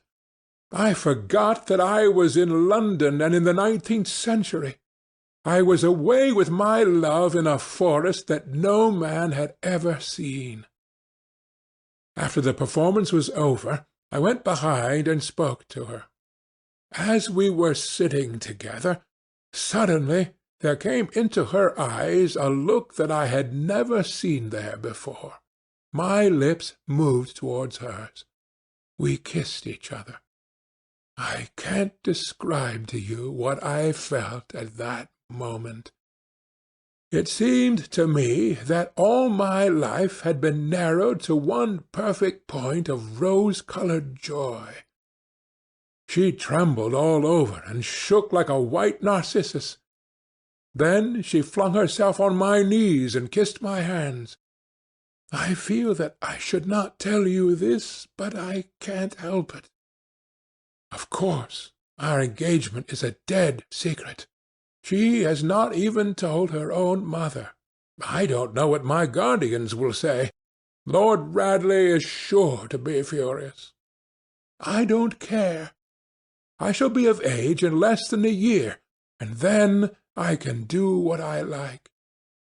I have been right, Basil, haven't I, to take my love out of poetry and to find my life in Shakespeare's plays? Lips that Shakespeare taught to speak have whispered their secret in my ear. I have had the arms of Rosalind around me, and kissed Juliet on the mouth. Yes, Dorian, I suppose you were right, said Hallward slowly. Have you seen her to-day? Asked Lord Henry. Dorian Gray shook his head. "I left her in the forest of Arden. I shall find her in an orchard in Verona." Lord Henry sipped his champagne in a meditative manner. "At what particular point did you mention the word marriage, Dorian? And what did she say in answer? Perhaps you forgot all about it." "My dear Harry, I did not treat it as a business transaction, and I did not make any formal proposal. I told her that I loved her, and she said she was not worthy to be my wife. Not worthy? Why, the whole world is nothing to me compared with her." "Women are wonderfully practical," murmured Lord Henry. "Much more practical than we are. In situations of that kind we often forget to say anything about marriage, and they always remind us." Hallward laid his hand upon his arm. "Don't, Harry. You have annoyed Dorian. He is not like other men. He would never bring misery upon any one. His nature is too fine for that." Lord Henry looked across the table. "Dorian is never annoyed with me," he answered. "I asked the question for the best reason possible, for the only reason, indeed, that excuses one for asking the question, simple curiosity. I have a theory that it is always the women who propose to us, and not we who propose to the women, except, of course, in middle-class life, but then the middle classes are not modern." Dorian Gray laughed and tossed his head. "You are quite incorrigible, Harry, but I don't mind. It is impossible to be angry with you. When you see Sibyl Vane, you will feel that a man who could wrong her would be a beast without a heart. I cannot understand how anyone can wish to shame the thing he loves. I love Sibyl Vane. I want to place her on a pedestal of gold and to see the world worship the woman who is mine. What is marriage? An irrevocable vow. You mock at it for that. Ah, don't mock. It is an irrevocable vow that I want to take. Her trust makes me faithful. Her belief makes me good. When I am with her, I regret all you have taught me. I become different from what you have known me to be. I am changed, and the mere touch of Sibyl Vane's hand makes me forget you and all your wrong, fascinating, poisonous, delightful theories." "And those are?" asked Lord Henry, helping himself to some salad. "Oh, your theories about life, your theories about love, your theories about pleasure. All your theories, in fact, Harry. Pleasure is the one thing worth having a theory about," he answered in his slow, melodious voice. "But I am afraid I cannot claim my theory as my own. It belongs to nature, not to me. Pleasure is nature's test, her sign of approval. When we are happy, we are always good, but when we are good, we are not always happy." "Ah, but what do you mean by good?" cried Basil Hallward. "Yes," echoed Dorian, leaning back in his chair and looking at Lord Henry over the heavy clusters of purple-lipped irises that stood in the centre of the table. "What do you mean by good, Harry?" "To be good is to be in harmony with oneself," he replied, touching the thin stem of his glass with his pale, fine-pointed fingers. "Discord is to be forced to be in harmony with others. One's own life, that is the important thing. As for the lives of one's neighbours, if one wishes to be a prig or a Puritan, one can flaunt one's moral views about them, but they are not one's concern. Besides, individualism has really the higher aim. Modern morality consists in accepting the standard of one's age. I consider that for any man of culture to accept the standard of his age is a form of the grossest immorality." "But surely," If one lives merely for oneself, Harry, one pays a terrible price for doing so," suggested the painter. "Yes, we are overcharged for everything nowadays. I should fancy that the real tragedy of the poor is that they can afford nothing but self-denial. Beautiful sins, like beautiful things, are the privilege of the rich. One has to pay in other ways but money. What sort of ways, Basil?" "Oh, I should fancy in remorse, in suffering, in the consciousness of degradation." Lord Henry shrugged his shoulders. "My dear fellow, medieval art is charming, but medieval emotions are out of date. One can use them in fiction, of course, but then the only things that one can use in fiction are the things that one has ceased to use in fact. Believe me, no civilized man ever regrets a pleasure, and no uncivilized man ever knows what a pleasure is." "I know what pleasure is," cried Dorian Gray. "It is to adore someone." "Oh, that is certainly better than being adored," he answered, toying with some fruits. "Being adored is a nuisance. Women treat us just as humanity treats its gods. They worship us, and are always bothering us to do something for them." "I should have said that whatever they ask for they had first given to us," murmured the lad gravely.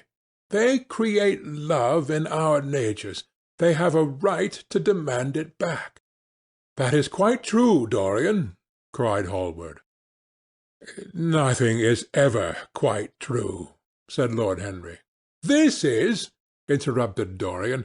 "You must admit, Harry, that women give to men the very gold of their lives." "Possibly," he sighed, "but they invariably want it back in such very small change. That is the worry. Women, as some witty Frenchman once put it, inspire us with the desire to do masterpieces, and always prevent us from carrying them out." "Harry, you are dreadful. I don't know why I like you so much." "You have always liked me, Dorian," he replied. "Will you have some coffee, you fellows? Waiter, bring coffee, and fine champagne, and some cigarettes. No, don't mind the cigarettes. I have some. Basil, I can't allow you to smoke cigars. You must have a cigarette. A cigarette is the perfect type of a perfect pleasure. It is exquisite, and it leaves one unsatisfied. What more can one want? Yes, Dorian, you will always be fond of me. I represent to you all the sins that you have never had the courage to commit." "What nonsense you talk, Harry!" cried the lad, taking a light from a fire-breathing silver dragon that the waiter had placed on the table. "Let us go down to the theatre. When Sibyl comes on the stage, you will have a new ideal of life. She will represent something to you that you have never known." "I have known everything," said Lord Henry, with a tired look in his eyes. "But I am always ready for a new emotion. I am afraid, however, that, for me at any rate, there is no such thing. Still, your wonderful girl may thrill me. I love acting. It is so much more real than life. Let us go. Dorian, you will come with me. I am so sorry, Basil, but there is only room for two in the brougham. You must follow us in a hansom." They got up and put on their coats, sipping their coffee standing. The painter was silent and preoccupied. There was a gloom over him. He could not bear this marriage, and yet it seemed to him to be better than many other things that might have happened. After a few minutes they all passed downstairs. He drove off by himself, as had been arranged, and watched the flashing lights of the little brougham in front of him. A strange sense of loss came over him. He felt that Dorian Gray would never again be to him all that he had been in the past. Life had come between them. His eyes darkened, and the crowded, flaring streets became blurred to his eyes. When the cab drew up at the theatre, it seemed to him that he had grown years older. End of Chapter 6. Chapter 7 of The Picture of Dorian Gray. For some reason or other, the house was crowded that night, and the fat Jew manager who met them at the door was beaming from ear to ear with an oily, tremulous smile. He escorted them to their box with a sort of pompous humility, waving his fat jewelled hands and talking at the top of his voice. Dorian Gray loathed him more than ever. He felt as if he had come to look for Miranda and had been met by Caliban. Lord Henry, on the other hand, rather liked him. At least he declared he did, and insisted on shaking him by the hand and assuring him that he was proud to meet a man who had discovered a real genius and gone bankrupt over a poet. Hallward amused himself with watching the faces in the pit. The heat was terribly oppressive, and the huge sunlight flamed like a monstrous dahlia with petals of yellow fire. The youths in the gallery had taken off their coats and waistcoats and hung them over the side. They talked to each other across the theatre, and shared their oranges with the tawdry girls who sat beside them. Some women were laughing in the pit. Their voices were horribly shrill and discordant. The sound of the popping of corks came from the bar. "What a place to find one's divinity in!" said Lord Henry. "Yes," answered Dorian Gray. "It was here I found her, and she is divine beyond all living things. When she acts, you will forget everything. These common rough people, with their coarse faces and brutal gestures, become quite different when she is on the stage. They sit silently and watch her. They weep and laugh as she wills them to do. She makes them as responsive as a violin. She spiritualizes them, and one feels that they are of the same flesh and blood as oneself." "The same flesh and blood as oneself? Oh, I hope not," exclaimed Lord Henry, who was scanning the occupants of the gallery through his opera-glass. "Don't pay any attention to him, Dorian," said the painter. "I understand what you mean, and I believe in this girl. Any one you love must be marvellous, and any girl who has the effect you describe must be fine and noble. To spiritualize one's age, that is something worth doing. If this girl can give a soul to those who lived without one, if she can create the sense of beauty in people whose lives have been sordid and ugly, if she can strip them of their selfishness and lend them tears of sorrows that are not their own, she is worthy of all your adoration, worthy of the adoration of the world. This marriage is quite right. I did not think so at first, but I admit it now. The gods made Sibyl Vane for you. Without her you would have been incomplete." "Thanks, Basil," answered Dorian Gray, pressing his hand. "I knew that you would understand me. Harry is so cynical. He terrifies me. But here is the orchestra. It is quite dreadful, but it only lasts for about 5 minutes. Then the curtain rises, and you will see the girl to whom I am going to give all my life, to whom I have given everything that is good in me." A quarter of an hour afterwards, amidst an extraordinary turmoil of applause, Sibyl Vane stepped onto the stage.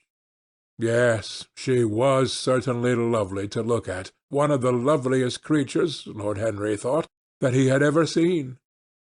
There was something of the fawn in her shy grace and startled eyes.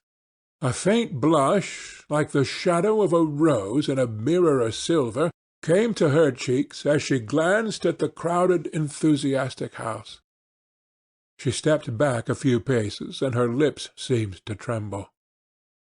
Basil Hallward leaped to his feet and began to applaud. Motionless, and as one in a dream, sat Dorian Gray, gazing at her. Lord Henry peered through his glasses, murmuring, "Charming, charming." The scene was the hall of Capulet's house, and Romeo, in his pilgrim's dress, had entered with Mercutio and his other friends. The band, such as it was, struck up a few bars of music, and the dance began. Through the crowd of ungainly, shabbily dressed actors, Sibyl Vane moved like a creature from a finer world. Her body swayed, while she danced, as a plant sways in the water. The curves of her throat were the curves of a white lily. Her hands seemed to be made of cool ivory. Yet she was curiously listless. She showed no sign of joy when her eyes rested on Romeo. The few words she had to speak, "Good pilgrim, you do wrong your hand too much, which mannerly devotion shows in this. For saints have hands that pilgrims' hands do touch, and palm to palm is holy palmer's kiss," with the brief dialogue that follows, were spoken in a thoroughly artificial manner. The voice was exquisite.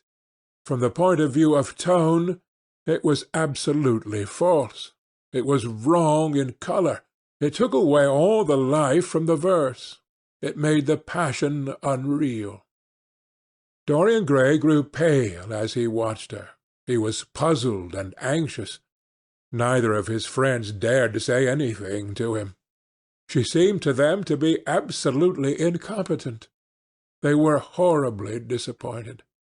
Yet they felt that the true test of any Juliet is the balcony scene of the second act. They waited for that. If she failed there was nothing in her. She looked charming as she came out in the moonlight. That could not be denied. But the staginess of her acting was unbearable, and grew worse as she went on. Her gestures became absurdly artificial. She overemphasized everything she had to say. The beautiful passage, "Thou knowest the mask of night is on my face, else would a maiden blush bepaint my cheek for that which thou hast heard me speak to-night," was declaimed with the painful precision of a schoolgirl who has been taught to recite by some second-rate professor of elocution. When she leaned over the balcony and came to those wonderful lines, "Although I joy in thee, I have no joy of this contract to-night. It is too rash, too unadvised, too sudden, too like the lightning which doth cease to be, ere one can say, it lightens. Sweet good night. This bud of love by summer's ripening breath may prove a beauteous flower when next we meet." She spoke the words as though they conveyed no meaning to her. It was not nervousness. Indeed, so far from being nervous, she was absolutely self-contained. It was simply bad art. She was a complete failure. Even the common uneducated audience of the pit and the gallery lost their interest in the play. They got restless and began to talk loudly and to whistle. The Jew manager, who was standing at the back of the dress circle, stamped and swore with rage. The only person unmoved was the girl herself. When the second act was over, there came a storm of hisses, and Lord Henry got up from his chair and put on his coat. "She is quite beautiful, Dorian," he said, "but she can't act. Let us go." "I am going to see the play through," answered the lad in a hard, bitter voice. "I am awfully sorry that I have made you waste an evening, Harry. I apologize to you both." "My dear Dorian, I should think Miss Vane was ill," interrupted Hallward. "We will come some other night." "I wish she were ill," he rejoined, "but she seems to me to be simply callous and cold. She was entirely altered. Last night she was a great artist. This evening she is merely a commonplace, mediocre actress." Don't talk like that about any one you love, Dorian. Love is a more wonderful thing than art. They are both simply forms of imitation, remarked Lord Henry. But do let us go, Dorian. You must not stay here any longer. It is not good for one's morals to see bad acting. Besides, I don't suppose you'll want your wife to act, so what does it matter if she plays Juliet like a wooden doll? She is very lovely, and if she knows as little about life as she does about acting, she will be a delightful experience. There are only two kinds of people who are really fascinating: people who know absolutely everything, and people who know absolutely nothing. Good heavens, my dear boy, don't look so tragic. The secret of remaining young is never to have an emotion that is unbecoming.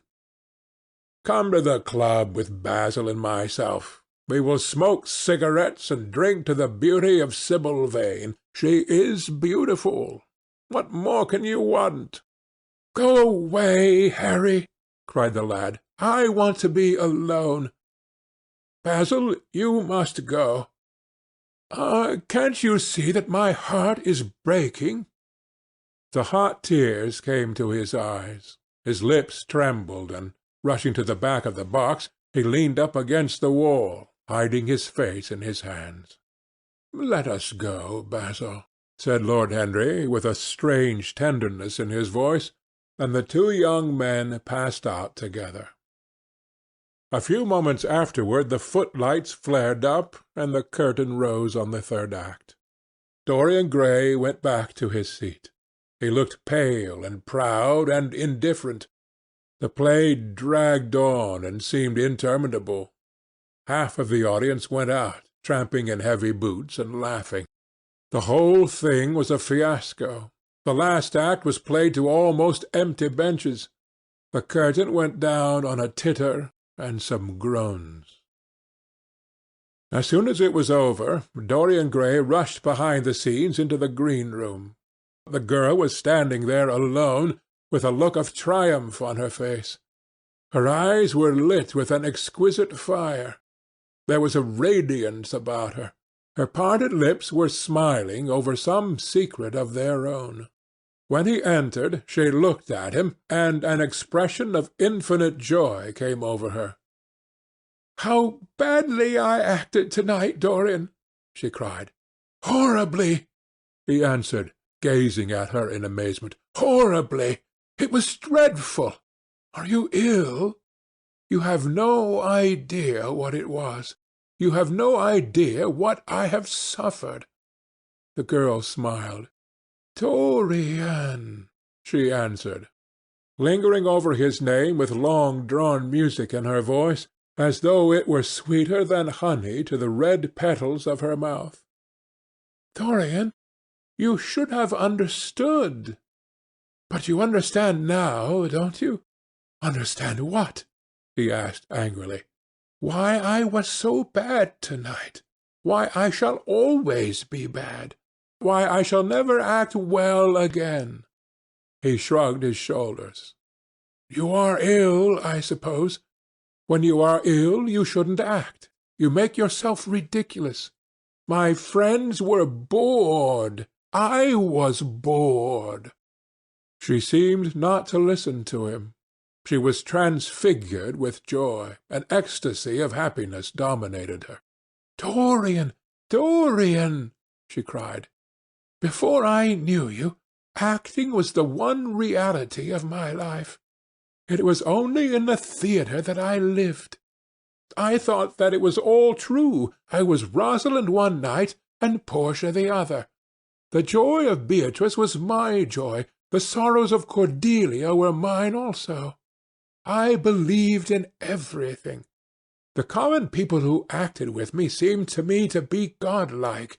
The painted scenes were my world. I knew nothing but shadows, and I thought them real. You came, oh, my beautiful love, and you freed my soul from prison. You taught me what reality really is. To-night, for the first time in my life, I saw through the hollowness, the sham, the silliness of the empty pageant in which I had always played. Tonight, for the first time, I became conscious that the Romeo was hideous and old and painted, that the moonlight in the orchard was false, that the scenery was vulgar, and that the words I had to speak were unreal, were not my words, were not what I wanted to say. You had brought me something higher, something of which all art is but a reflection. You had made me understand what love really is. My love, Prince Charming, Prince of Life! I have grown sick of shadows. You are more to me than all art can ever be. What have I to do with the puppets of a play? When I came on tonight, I could not understand how it was that everything had gone from me. I thought that I was going to be wonderful. I found that I could do nothing. Suddenly it dawned on my soul what it all meant. The knowledge was exquisite to me.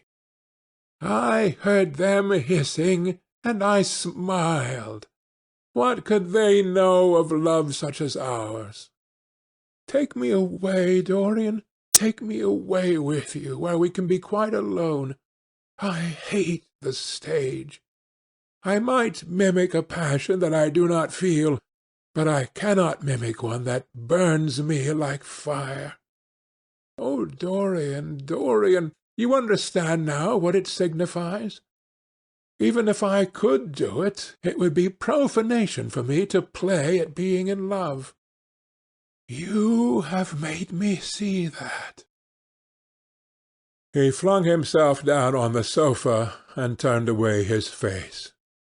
You have killed my love, he muttered. She looked at him in wonder and laughed. He made no answer. She came across to him and, with her little fingers, stroked his hair. She knelt down and pressed his hands to her lips. He drew them away, and a shudder ran through him.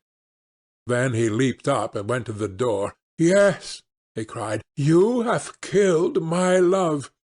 You used to stir my imagination. Now you don't even stir my curiosity. You simply produce no effect. I loved you because you were marvellous, because you had genius and intellect, because you realized the dreams of great poets, and gave shape and substance to the shadows of art. You have thrown it all away. You are shallow and stupid. My God, how mad I was to love you! What a fool I have been! You are nothing to me now. I will never see you again. I will never think of you. I will never mention your name. You don't know what you were to me once. Why, once— I can't bear to think of it. I wish I had never laid eyes upon you. You have spoiled the romance of my life. How little you can know of love if you say it mars your art. Without your art you are nothing. I would have made you famous, splendid, magnificent.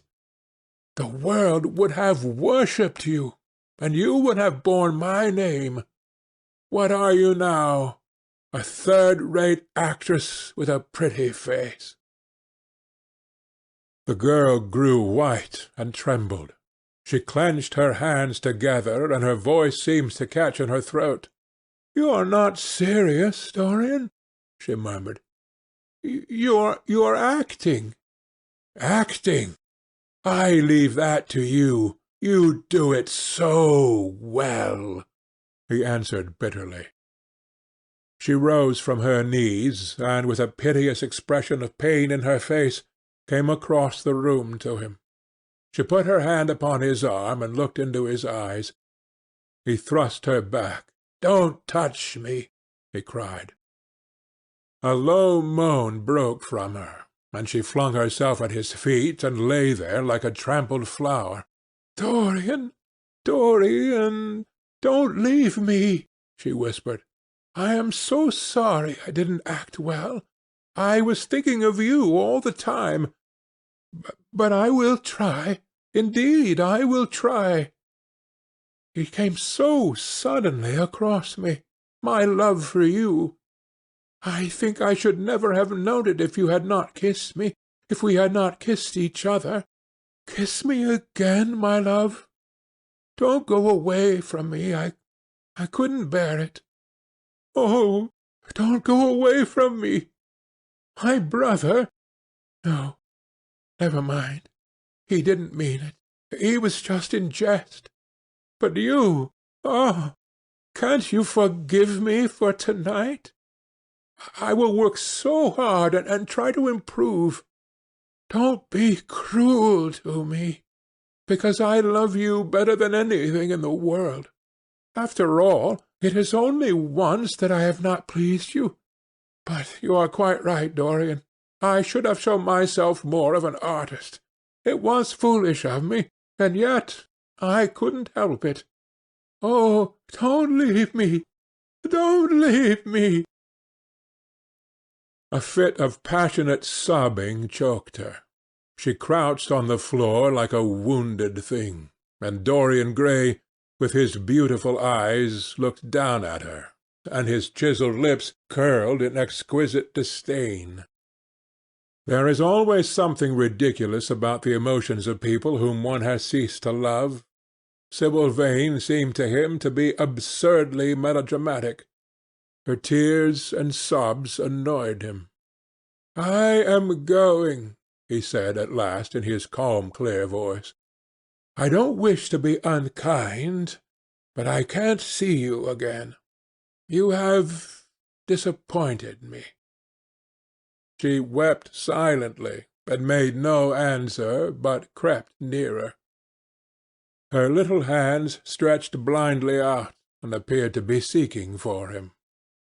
He turned on his heel and left the room.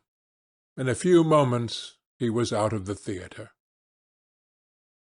Where he went he hardly knew.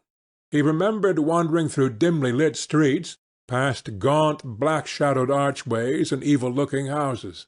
Women with hoarse voices and harsh laughter had called after him.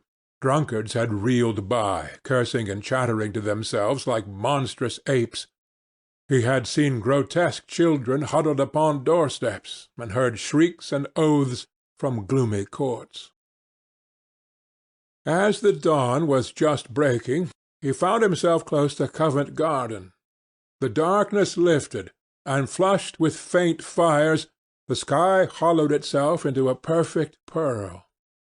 Huge carts filled with nodding lilies rumbled slowly down the polished, empty street. The air was heavy with the perfume of the flowers, and their beauty seemed to bring him an anodyne for his pain. He followed into the market and watched the men unloading their wagons.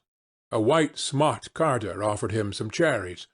He thanked him, wondered why he refused to accept any money for them, and began to eat them listlessly. They had been plucked at midnight, and the coldness of the moon had entered into them. A long line of boys carrying crates of striped tulips and of yellow and red roses defiled in front of him, threading their way through the huge jade-green piles of vegetables. Under the portico, with its grey sun-bleached pillars, loitered a troop of draggled, bareheaded girls, waiting for the auction to be over. Others crowded round the swinging doors of the coffee-house in the piazza. The heavy cart-horses slipped and stamped upon the rough stones, shaking their bells and trappings. Some of the drivers were lying asleep on a pile of sacks. Iris-necked and pink-footed, the pigeons ran about picking up seeds. After a little while he hailed a hansom and drove home. For a few moments he loitered upon the doorstep, looking round at the silent square, with its blank, close-shuttered windows and its staring blinds. The sky was pure opal now, and the roofs of the houses glistened like silver against it. From some chimney opposite a thin wreath of smoke was rising. It curled, a violet riband, through the nacre-coloured air. In the huge gilt Venetian lantern, spoil of some doge's barge, that hung from the ceiling of the great oak-panelled hall of entrance, lights were still burning from 3 flickering jets. Thin blue petals of flame they seemed, rimmed with white fire. He turned them out, and, having thrown his hat and cape on the table, passed through the library towards the door of his bedroom, a large octagonal chamber on the ground floor that, in his new-born feeling for luxury, he had just had decorated for himself, and hung with some curious Renaissance tapestries that had been discovered stored in a disused attic at Selby Royal. As he was turning the handle of the door, his eye fell upon the portrait Basil Hallward had painted of him. He stared back as if in surprise. Then he went on into his own room, looking somewhat puzzled. After he had taken a buttonhole out of his coat, he seemed to hesitate. Finally he came back, went over to the picture and examined it. In the dim arrested light that struggled through the cream-coloured silk blinds, the face appeared to him to be a little changed. The expression looked different. One would have said that there was a touch of cruelty in the mouth. It was certainly strange. He turned round, and walking to the window, drew up the blind. The bright dawn flooded the room, and swept the fantastic shadows into dusky corners, where they lay shuddering. But the strange expression that he had noticed in the face of the portrait seemed to linger there, to be more intensified even. The quivering, ardent sunlight showed him the lines of cruelty round the mouth as clearly as if he had been looking into a mirror after he had done some dreadful thing. He winced, and taking up from the table an oval glass framed in ivory cupids, one of Lord Henry's many presents to him, glanced hurriedly into its polished depths. No line like that warped his red lips. What did it mean? He rubbed his eyes, and came close to the picture and examined it again. There were no signs of any change when he looked into the actual painting, and yet there was no doubt that the whole expression had altered. It was not a mere fancy of his own. The thing was horribly apparent. He threw himself into a chair and began to think. Suddenly there flashed across his mind what he had said in Basil Hallward's studio the day the picture had been finished. Yes, he remembered it perfectly. He had uttered a mad wish that he himself might remain young and the portrait grow old, that his own beauty might be untarnished, and the face on the canvas bear the burden of his passions and his sins, that the painted image might be seared with the lines of suffering and thought, and that he might keep all the delicate bloom and loveliness of his then just conscious boyhood. Surely his wish had not been fulfilled. Such things were impossible. It seemed monstrous even to think of them. And yet there was the picture before him, with the touch of cruelty in the mouth. Cruelty! Had he been cruel? It was the girl's fault, not his. He had dreamed of her as a great artist, had given his love to her because he had thought her great. Then she had disappointed him. She had been shallow and unworthy. And yet a feeling of infinite regret came over him as he thought of her lying at his feet sobbing like a little child. He remembered with what callousness he had watched her. Why had he been made like that? Why had such a soul been given to him? But he had suffered also. During the 3 terrible hours that the play had lasted, he had lived centuries of pain, aeon upon aeon of torture. His life was well worth hers. She had marred him for a moment, if he had wounded her for an age. Besides, women are better suited to bear sorrow than men. They lived on their emotions. They only thought of their emotions. When they took lovers, it was merely to have someone with whom they could have scenes. Lord Henry had told him that, and Lord Henry knew what women were. Why should he trouble about Sibyl Vane? She was nothing to him now. But the picture! What was he to say of that? It held the secret of his life and told his story. It had taught him to love his own beauty. Would it teach him to loathe his own soul? Would he ever look at it again? No, it was merely an illusion wrought on the troubled senses. The horrible night that he had passed had left phantoms behind it. Suddenly there had fallen upon his brain that tiny scarlet speck that makes men mad. The picture had not changed. It was folly to think so. Yet it was watching him, with its beautiful marred face and its cruel smile. Its bright hair gleamed in the early sunlight. Its blue eyes met his own. A sense of infinite pity, not for himself, but for the painted image of himself, came over him. It had altered already, and would alter more. Its gold would wither into grey. Its red and white roses would die. For every sin that he committed, a stain would fleck and wreck its fairness. But he would not sin. The picture, changed or unchanged, would be to him the visible emblem of conscience. He would resist temptation.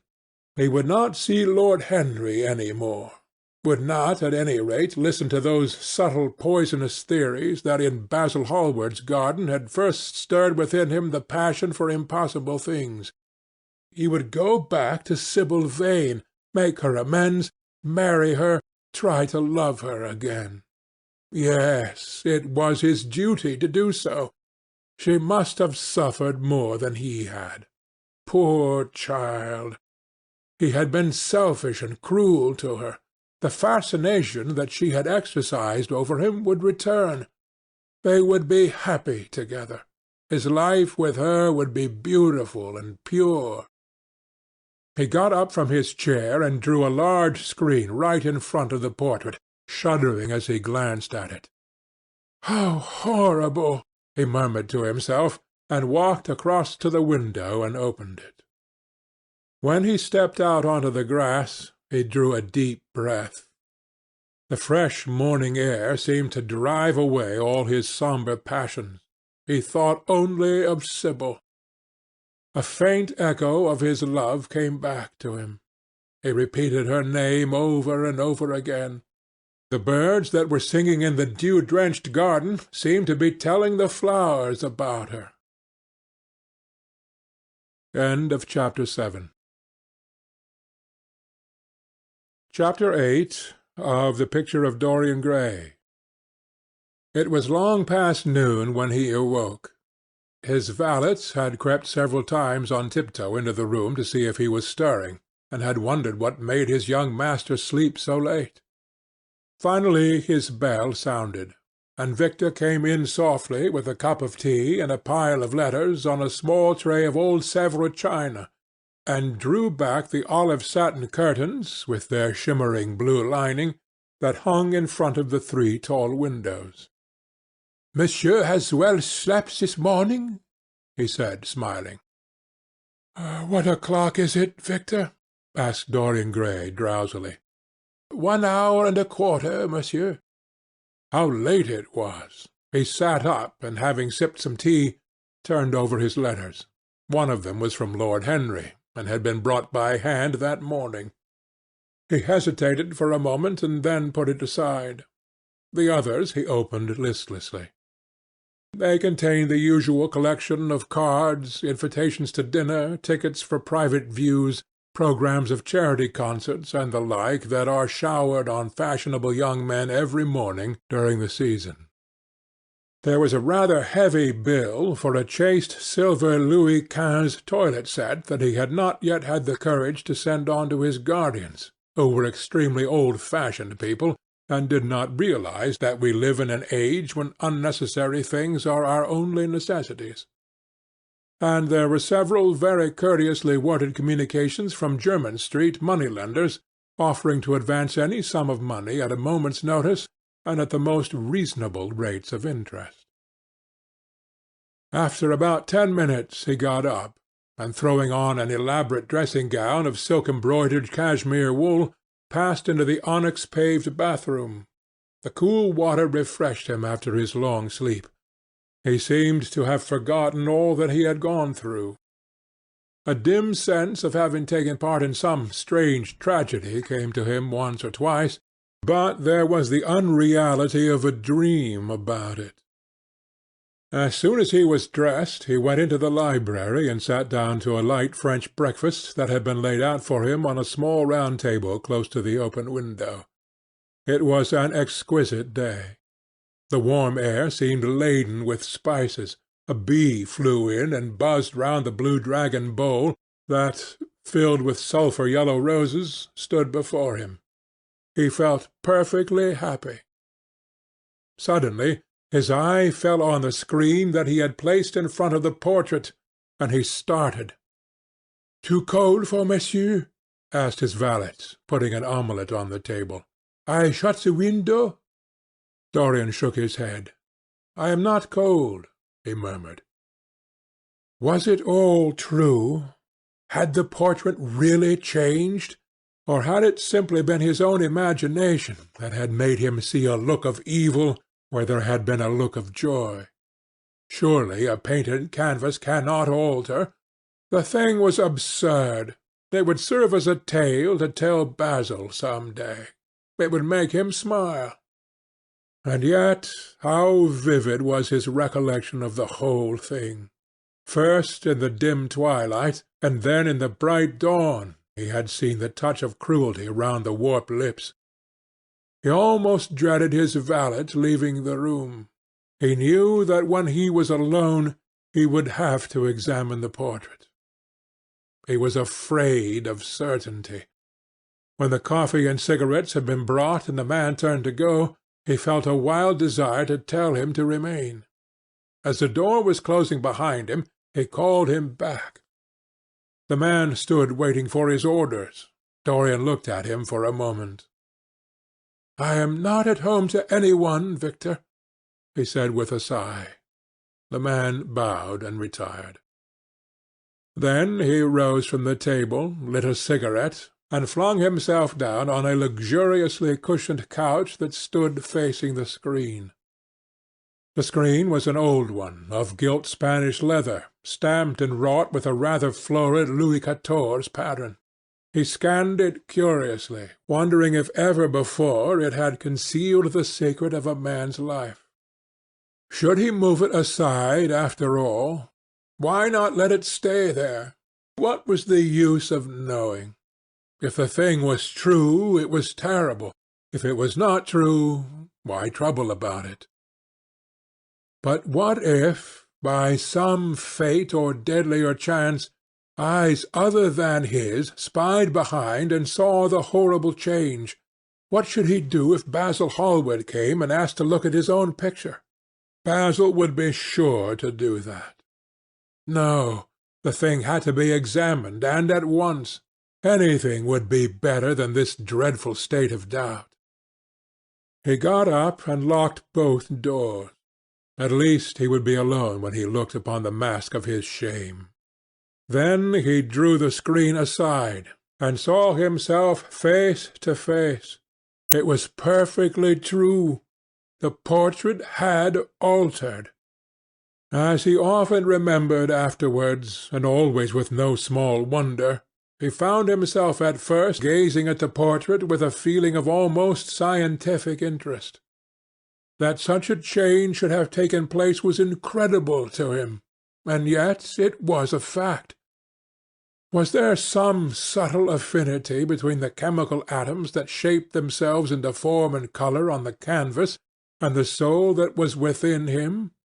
Could it be that what that soul thought they realized?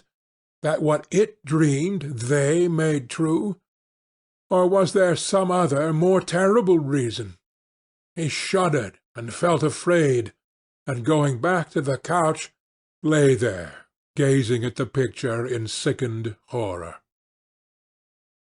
One thing, however, he felt that it had done for him. It had made him conscious how unjust, how cruel, he had been to Sibyl Vane. It was not too late to make reparation for that. She could still be his wife. His unreal and selfish love would yield to some higher influence, would be transformed into some nobler passion, and the portrait that Basil Hallward had painted of him would be a guide to him through life, would be to him what holiness is to some, and conscience is to others, and the fear of God to us all. There were opiates for remorse, drugs that could lull the moral sense to sleep. But here was a visible symbol of the degradation of sin. Here was an ever-present sign of the ruin men brought upon their souls. 3 o'clock struck, and 4, and the half-hour rang its double chime, but Dorian Gray did not stir. He was trying to gather up the scarlet threads of life and to weave them into a pattern, to find his way through the sanguine labyrinth of passion through which he was wandering. He did not know what to do or what to think.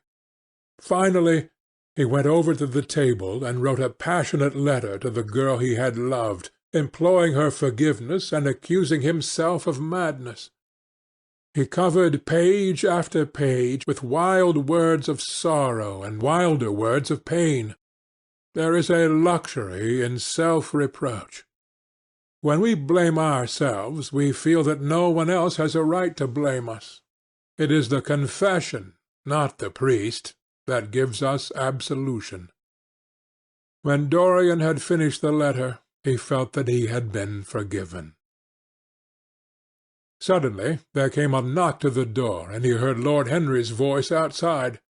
"My dear boy, I must see you. Let me in at once. I can't bear your shutting yourself up like this." He made no answer at first, but remained quite still. The knocking still continued, and grew louder. Yes, it was better to let Lord Henry in, and to explain to him the new life he was going to lead, to quarrel with him if it became necessary to quarrel, to part if parting was inevitable. He jumped up, drew the screen hastily across the picture, and unlocked the door. "I am so sorry for it all, Dorian," said Lord Henry as he entered. "But you must not think too much about it."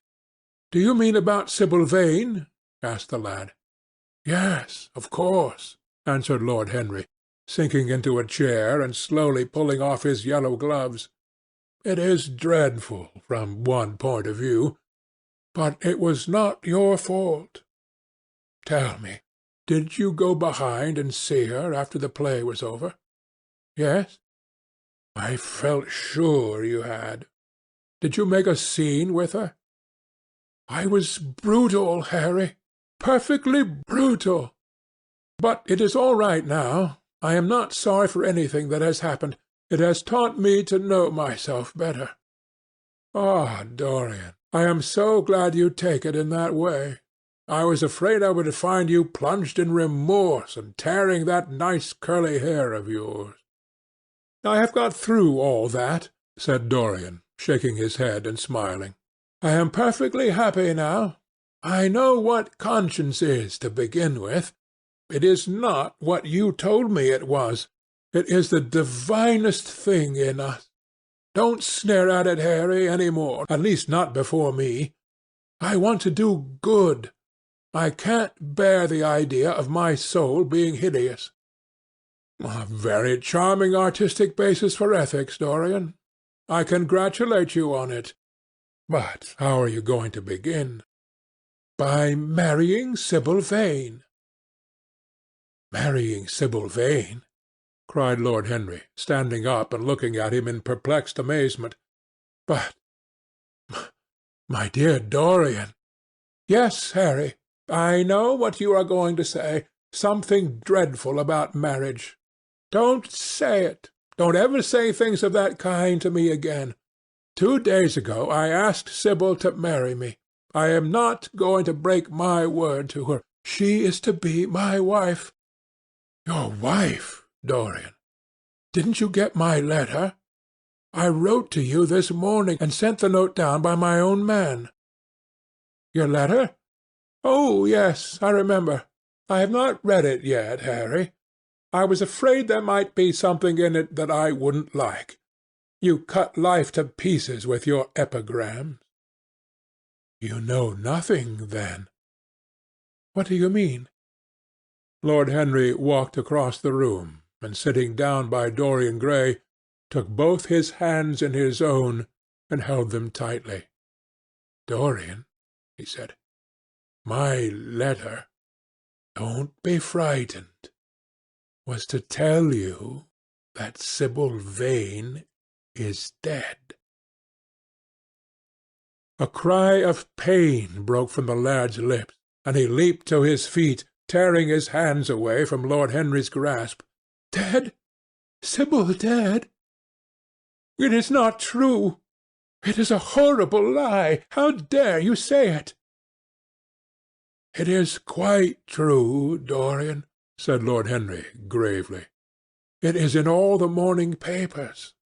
I wrote down to you to ask you not to see anyone till I came. There will have to be an inquest, of course, and you must not be mixed up in it. Things like that make a man fashionable in Paris, but in London people are so prejudiced. Here one should never make one's debut with a scandal. One should reserve that to give an interest to one's old age. I suppose they don't know your name at the theatre? If they don't, it is all right. Did anyone see you going round to her room?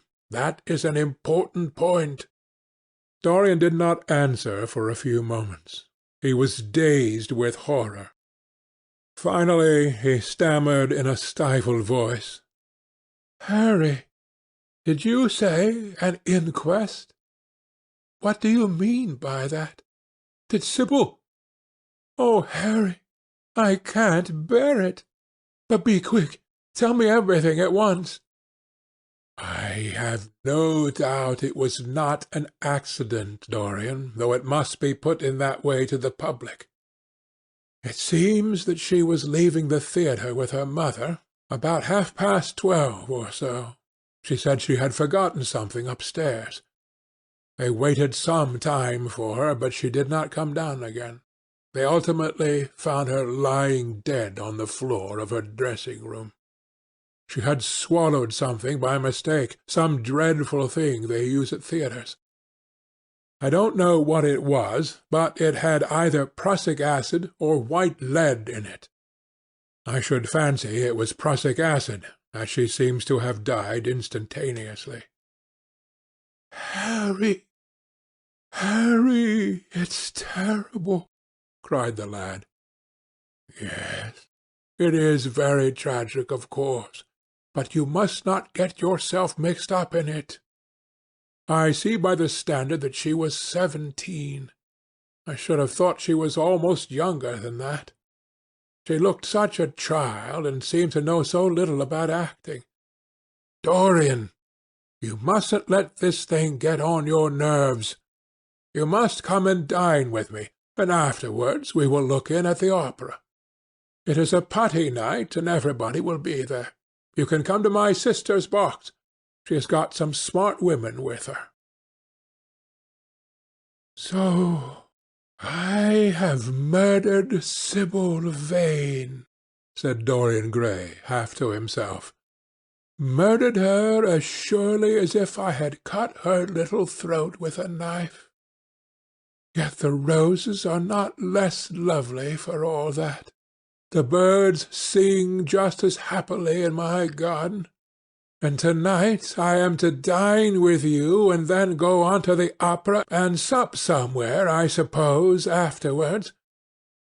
How extraordinarily dramatic life is! If I had read all this in a book, Harry, I would think I would have wept over it. Somehow, now that it has actually happened, and to me, it seems far too wonderful for tears. Here is the first passionate love-letter I have ever written in my life. Strange that my first passionate love-letter should have been addressed to a dead girl. Can they feel, I wonder, those white silent people we call the dead? Sibyl?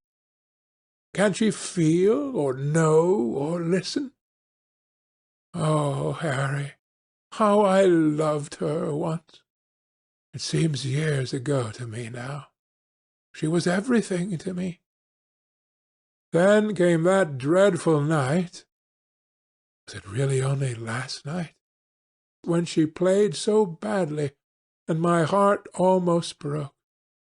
She explained it all to me. It was terribly pathetic. But I was not moved a bit. I thought her shallow.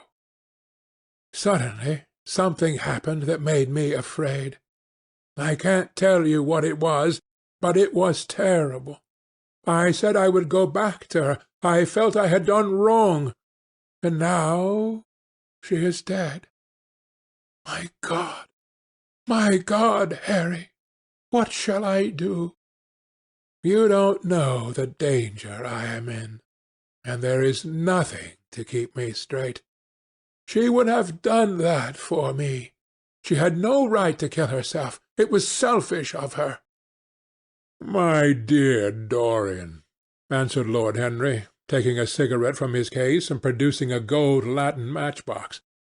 The only way a woman can ever reform a man is by boring him so completely that he loses all possible interest in life. If you had married this girl, you would have been wretched. Of course you would have treated her kindly. One can always be kind to people about whom one cares nothing, but she would have soon found out that you were absolutely indifferent to her. And when a woman finds that out about her husband, she either becomes dreadfully dowdy, or wears very smart bonnets that some other woman's husband has to pay for. I say nothing about the social mistake, which would have been abject, which of course I would not have allowed, but I assure you that in any case the whole thing would have been an absolute failure. I suppose it would, muttered the lad, walking up and down the room and looking horribly pale. But I thought it was my duty. It is not my fault that this terrible tragedy has prevented my doing what was right. I remember your saying once that there is a fatality about good resolutions, that they are always made too late. Mine certainly were. Good resolutions are useless attempts to interfere with scientific laws.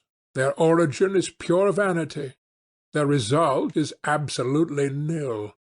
They give us, now and then, some of those luxurious sterile emotions that have a certain charm for the weak. That is all that can be said for them. They are simply cheques that men draw on a bank where they have no account. Harry, cried Dorian Gray, coming over and sitting down beside him, why is it that I cannot feel this tragedy as much as I want to? I don't think I am heartless. Do you?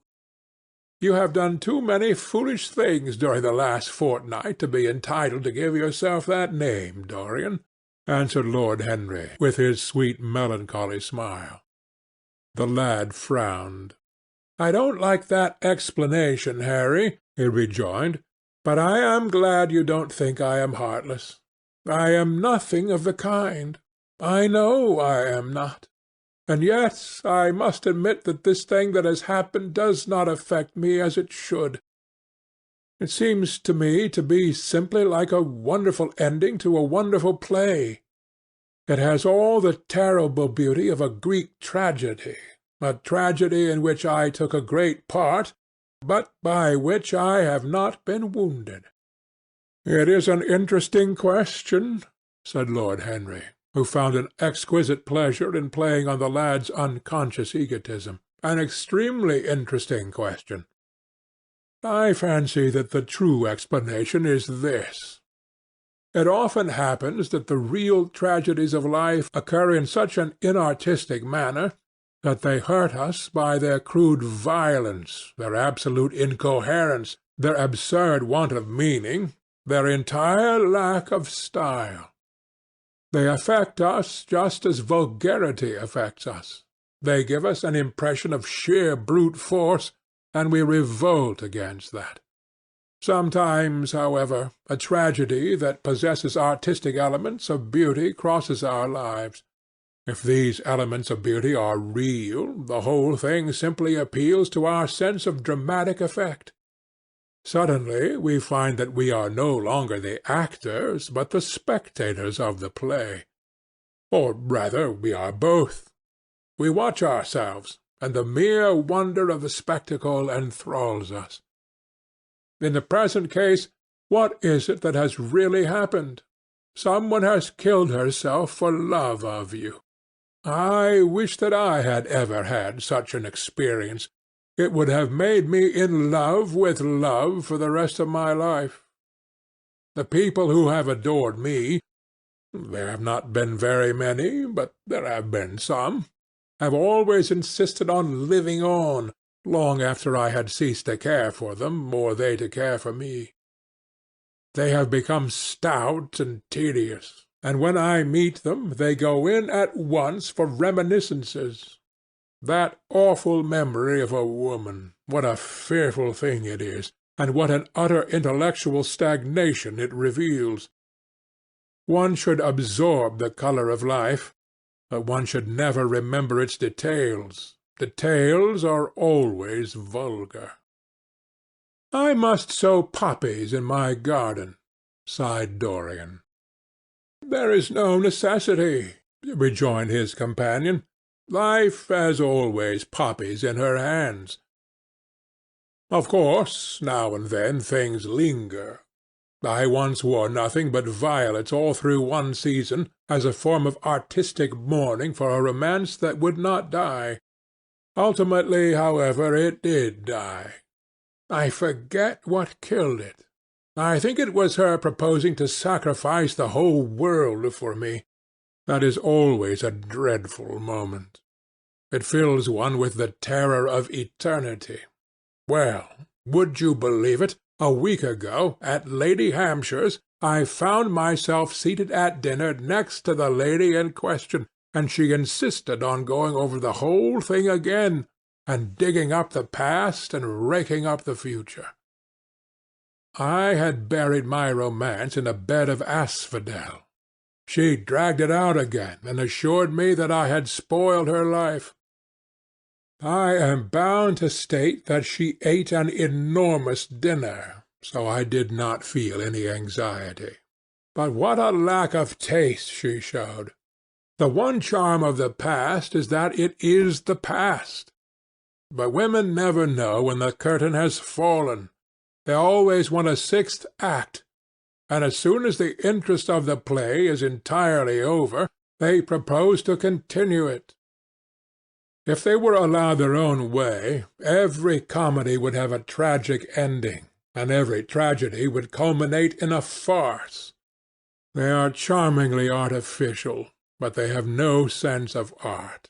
You are more fortunate than I am. I assure you, Dorian, that not one of the women I have known would have done for me what Sibyl Vane did for you. Ordinary women always console themselves. Some of them do it by going in for sentimental colours. Never trust a woman who wears mauve, whatever her age may be, or a woman over 35 who is fond of pink ribbons. It always means that they have a history. Others find it a great consolation in suddenly discovering the good qualities of their husbands. They flaunt their conjugal felicity in one's face, as if it were the most fascinating of sins. Religion consoles some. Its mysteries have all the charm of a flirtation, a woman once told me, and I can quite understand it. Besides, nothing makes one so vain as being told that one is a sinner. Conscience makes egotists of us all. Yes, there is really no end to the consolations that women find in modern life. Indeed, I have not mentioned the most important one." "What is that, Harry?" said the lad listlessly. "Oh, the obvious consolation. Taking someone else's admirer when one loses one's own. In good society that always whitewashes a woman. But really, Dorian, how different Sibyl Vane must have been from all the women one meets! There is something to me quite beautiful about her death. I am glad I am living in a century when such wonders happen. They make one believe in the reality of the things we all play with, such as romance, passion, and love. I was terribly cruel to her. You forget that. I am afraid that women appreciate cruelty, downright cruelty, more than anything else. They have wonderfully primitive instincts. We have emancipated them, but they remain slaves looking for their masters all the same. They love being dominated. I am sure you were splendid. I have never seen you really and absolutely angry, but I can fancy how delightful you looked. And, after all, you said something to me the day before yesterday that seemed to me at the time to be merely fanciful, but that I see now was absolutely true, and it holds the key to everything." "What was that, Harry?" "You said to me that Sibyl Vane represented to you all the heroines of romance, that she was Desdemona one night and Ophelia the other, that if she died as Juliet, she came to life as Imogen." "She will never come to life again now," muttered the lad, burying his face in his hands. "No, she will never come to life. She has played her last part. But you must think of that lonely death in the tawdry dressing-room simply as a strange, lurid fragment from some Jacobean tragedy, as a wonderful scene from Webster or Ford or Cyril Tourneur. The girl never really lived, and so she has never really died. To you, at least, she was always a dream, a phantom that flitted through Shakespeare's plays and left them lovelier for its presence, a reed through which Shakespeare's music sounded richer and more full of joy. The moment she touched actual life, she marred it, and it marred her, and so she passed away. Mourn for Ophelia, if you like. Put ashes on your head because Cordelia was strangled. Cry out against heaven because the daughter of Brabantio died. But don't waste your tears over Sibyl Vane. She was less real than they are." There was a silence. The evening darkened in the room. Noiselessly, and with silver feet, the shadows crept in from the garden. The colours faded wearily out of things. After some time Dorian Gray looked up. "You have explained me to myself, Harry," he murmured, with something of a sigh of relief. "I felt all that you have said, but somehow I was afraid of it, and I could not express it to myself. How well you know me! But we will not talk again of what has happened. It has been a marvellous experience, that is all. I wonder if life has still in store for me anything as marvellous." "Life has everything in store for you, Dorian. There is nothing that you, with your extraordinary good looks, will not be able to do." "But suppose, Harry, I become haggard and old and wrinkled. What then?" "Ah, then," said Lord Henry, rising to go, "then, my dear Dorian, you would have to fight for your victories. As it is, they are brought to you. No, you must keep your good looks. We live in an age that reads too much to be wise, and that thinks too much to be beautiful. We cannot spare you. And now you had better dress and drive down to the club. We are rather late as it is." "I think I shall join you at the opera, Harry. I feel too tired to eat anything. What is the number of your sister's box?" 27, I believe. It is on the grand tier. You will see her name on the door. But I am sorry you won't come and dine." "I don't feel up to it," said Dorian listlessly. "But I am awfully obliged to you for all that you have said to me. You are certainly my best friend. No one has ever understood me as you have." "We are only at the beginning of our friendship, Dorian," answered Lord Henry, shaking him by the hand. "Good-bye. I shall see you before 9:30, I hope. Remember, Patti is singing." As he closed the door behind him, Dorian Gray touched the bell, and in a few minutes Victor appeared with the lamps and drew the blinds down. He waited impatiently for him to go. The man seemed to take an interminable time over everything. As soon as he had left, he rushed to the screen and drew it back. No, there was no further change in the picture. It had received the news of Sibyl Vane's death before he had known of it himself. It was conscious of the events of life as they occurred. The vicious cruelty that marred the fine lines of the mouth had, no doubt, appeared at the very moment that the girl had drunk the poison, whatever it was. Or was it indifferent to results? Did it merely take cognizance of what passed within the soul? He wondered, and hoped that some day he would see the change taking place before his very eyes, shuddering as he hoped it. Poor Sibyl! What a romance it had all been! She had often mimicked death on the stage. Then death himself had touched her and taken her with him. How had she played that dreadful last scene? Had she cursed him as she died? No, she had died of love of him, and love would always be a sacrament to him now. She had atoned for everything by the sacrifice she had made of her life. He would not think any more of what she had made him go through on that horrible night at the theatre. When he thought of her, it would be as a wonderful tragic figure sent on to the world's stage to show the supreme reality of love. A wonderful tragic figure? Tears came to his eyes as he remembered her childlike look and winsome fanciful ways and shy tremulous grace. He brushed them away hastily and looked again at the picture. He felt that the time had really come for making his choice. Or had his choice already been made?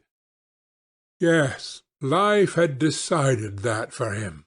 Life and his own infinite curiosity about life. Eternal youth, infinite passion, pleasures subtle and secret, wild joys and wilder sins. He was to have all these things. The portrait was to bear the burden of his shame. That was all. A feeling of pain crept over him as he thought of the desecration that was in store for the fair face on the canvas. Once, in boyish mockery of Narcissus, he had kissed, or feigned to kiss, those painted lips that now smiled so cruelly at him. Morning after morning he had sat before the portrait, wondering at its beauty, almost enamoured of it, as it seemed to him at times. Was it to alter now with every mood to which he yielded? Was it to become a monstrous and loathsome thing, to be hidden away in a locked room, to be shut out from the sunlight that had so often touched to brighter gold the waving wonder of its hair? The pity of it! The pity of it! For a moment he thought of praying that the horrible sympathy that existed between him and the picture might cease. It had changed in answer to a prayer. Perhaps in answer to a prayer it might remain unchanged. And yet, who that knew anything about life would surrender the chance of remaining always young, however fantastic that chance might be, or with what fateful consequences it might be fraught? Besides, was it really under his control? Had it indeed been prayer that had produced the substitution? Might there not be some curious scientific reason for it all?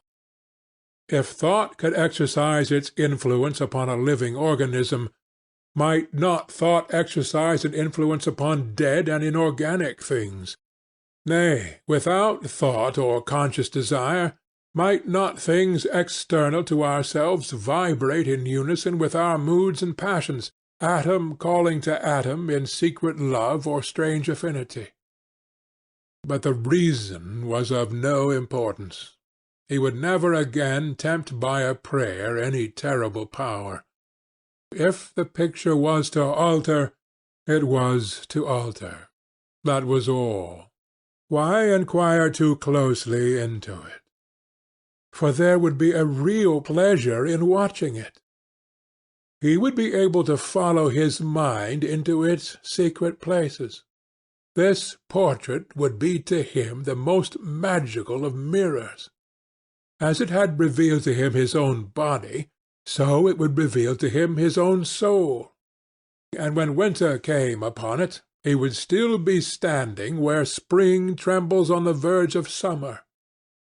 When the blood crept from its face and left behind a pallid mask of chalk with leaden eyes, he would keep the glamour of boyhood. Not one blossom of his loveliness would ever fade. Not one pulse of his life would ever weaken. Like the gods of the Greeks, he would be strong and fleet and joyous. What did it matter what happened to the coloured image on the canvas? He would be safe. That was everything. He drew the screen back into its former place in front of the picture, smiling as he did so, and passed into his bedroom, where his valet was already waiting for him. An hour later he was at the opera, and Lord Henry was leaning over his chair. End of Chapter 8. Chapter 9 of The Picture of Dorian Gray. As he was sitting at breakfast next morning, Basil Hallward was shown into the room. "I am so glad I have found you, Dorian," he said gravely. "I called last night, and they told me you were at the opera. Of course I knew that was impossible, but I wish you had left word where you had really gone to. I passed a dreadful evening, half afraid that one tragedy might be followed by another. I think you might have telegraphed for me when you heard of it first. I read of it quite by chance in a late edition of the Globe that I picked up at the club. I came here at once and was miserable at not finding you. I can't tell you how heartbroken I am about the whole thing. I know what you must suffer. But where were you? Did you go down and see the girl's mother? For a moment I thought of following you there. They gave the address in the paper. Somewhere in the Euston Road, isn't it? But I was afraid of intruding upon a sorrow that I could not lighten. Poor woman! What a state she must be in! And her only child, too. What did she say about it all?"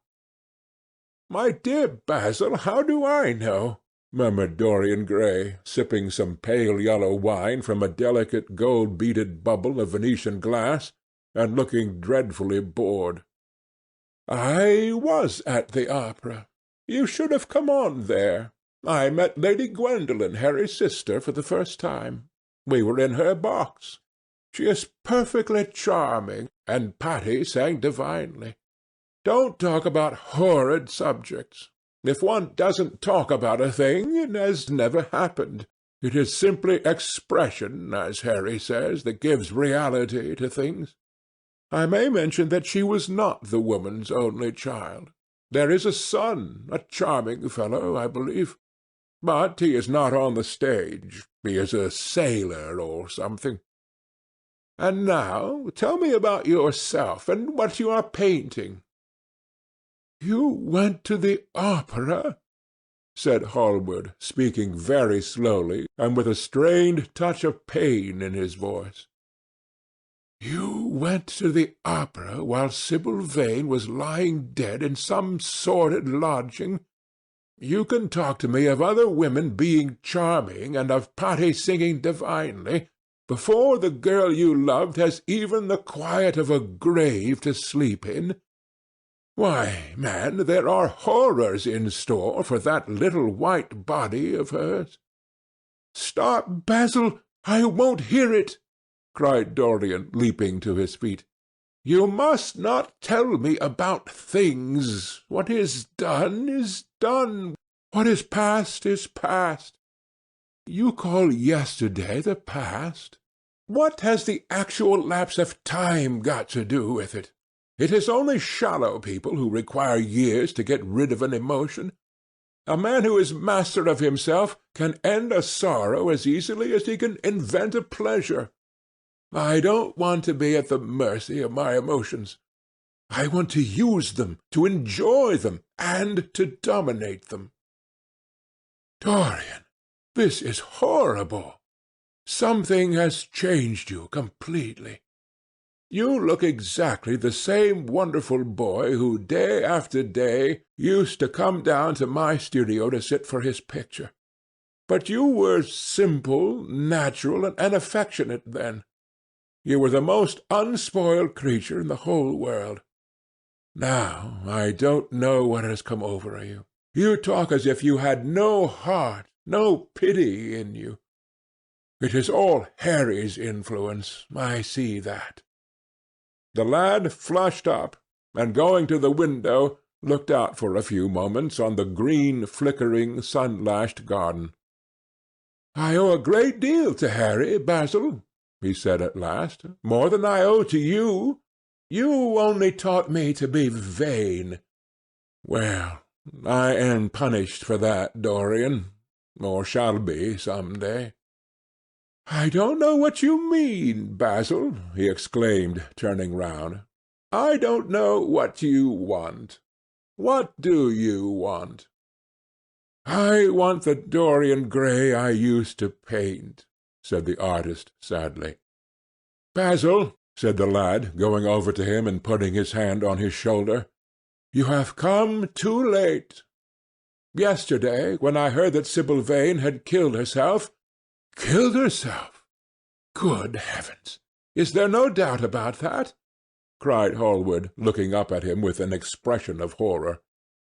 "My dear Basil, surely you don't think it was a vulgar accident? Of course she killed herself." The elder man buried his face in his hands. "How fearful!" he muttered, and a shudder ran through him. "No," said Dorian Gray, "there is nothing fearful about it. It is one of the great romantic tragedies of the age. As a rule, people who act lead the most commonplace lives. They are good husbands, or faithful wives, or something tedious. You know what I mean, middle-class virtue and all that kind of thing. How different Sibyl was! She lived her finest tragedy. She was always a heroine. The last night she played, the night you saw her, she acted badly because she had known the reality of love. When she knew its unreality, she died, as Juliet might have died. She passed again into the sphere of art. There is something of the martyr about her. Her death has all the pathetic uselessness of martyrdom, all its wasted beauty. But, as I was saying, you must not think that I have not suffered. If you had come in yesterday at a particular moment, about 5:30, perhaps, or 5:45, you would have found me in tears. Even Harry, who was here, who brought me the news, in fact, had no idea what I was going through. I suffered immensely. Then it passed away. I cannot repeat an emotion. No one can, except sentimentalists. And you are awfully unjust, Basil. You come down here to console me. That is charming of you. You find me consoled, and you are furious. How like a sympathetic person! You remind me of a story Harry told me about a certain philanthropist who spent 20 years of his life in trying to get some grievance redressed or some unjust law altered. I forget exactly what it was. Finally he succeeded, and nothing could exceed his disappointment. He had absolutely nothing to do, almost died of ennui, and became a confirmed misanthrope. And besides, my dear old Basil, if you really want to console me, teach me rather to forget what has happened, or to see it from a proper artistic point of view. Was it not Gautier who used to write about la consolation des arts? I remember picking up a little vellum-covered book in your studio one day and chancing on that delightful phrase. Well, I am not like that young man you told me of when we were down at Marlow together, the young man who used to say that yellow satin could console one for all the miseries of life. I love beautiful things that one can touch and handle. Old brocades, green bronzes, lacquer work, carved ivories, exquisite surroundings, luxury, pomp. There is much to be got from all these. But the artistic temperament that you create, or at any rate reveal, is still more to me. To become the spectator of one's own life, as Harry says, is to escape the suffering of life. I know you are surprised at my talking to you like this. You have not realized how I have developed. I was a schoolboy when you knew me. I am a man now. I have new passions, new thoughts, new ideas. I am different, but you must not like me less. I am changed, but you must always be my friend. Of course I am very fond of Harry, but I know that you are better than he is. You are not stronger. You are too much afraid of life, but you are better. And how happy we used to be together! Don't leave me, Basil, and don't quarrel with me. I am what I am. There is nothing more to be said. The painter felt strangely moved. The lad was infinitely dear to him, and his personality had been the great turning-point in his art. He could not bear the idea of reproaching him any more. After all, his indifference was probably merely a mood that would pass away. There was so much in him that was good, so much in him that was noble. "Well, Dorian," he said at length, with a sad smile, "I won't speak to you again about this horrible thing after to-day. I only trust your name won't be mentioned in connection with it. The inquest is to take place this afternoon. Have they summoned you?" Dorian shook his head, and a look of annoyance passed over his face at the mention of the word inquest. There was something so crude and vulgar about everything of the kind. "They don't know my name," he answered. "But surely she did?" "Only my Christian name, and I am quite sure she never mentioned it to any one. She told me once that they were all rather curious to learn who I was, and that she invariably told my name as Prince Charming. It was pretty of her. You must do me a drawing of Sibyl, Basil. I should like to have something more of her than the memory of a few kisses and some broken pathetic words." "I will try and do something, Dorian, if it would please you. But you must come and sit to me yourself again. I can't get on without you." "I can never sit to you again, Basil. It is impossible," he exclaimed, starting back. The painter stared at him. "My dear boy, what nonsense!" he cried. "Do you mean to say that you don't like what I did of you?" "Where is it?" Why have you pulled the screen in front of it? Let me look at it. It is the best thing I have ever done. Do take the screen away, Dorian. It is simply disgraceful of your servant hiding my work like that. I felt the room looked different as I came in. My servant has nothing to do with it, Basil. You don't imagine I let him arrange my room for me. He settles my flowers for me sometimes. That is all. No, I did it myself. The light was too strong on the portrait. Too strong? Surely not, my dear fellow. It is an admirable place for it. Let me see it. And Hallward walked towards the corner of the room. A cry of terror broke from Dorian Gray's lips, and he rushed between the painter and the screen. "Basil," he said, looking very pale, "you must not look at it. I don't wish you to." "Not look at my own work? You are not serious. Why shouldn't I look at it?" exclaimed Hallward, laughing. "If you try to look at it, Basil, on my word of honour I will never speak to you again as long as I live. I am quite serious. I don't offer any explanation, and you are not to ask for any. But remember, if you touch this screen, everything is over between us." Hallward was thunderstruck. He looked at Dorian Gray in absolute amazement. He had never seen him like this before. The lad was actually pallid with rage. His hands were clenched, and the pupils of his eyes were like disks of blue fire. He was trembling all over. "Dorian! Don't speak!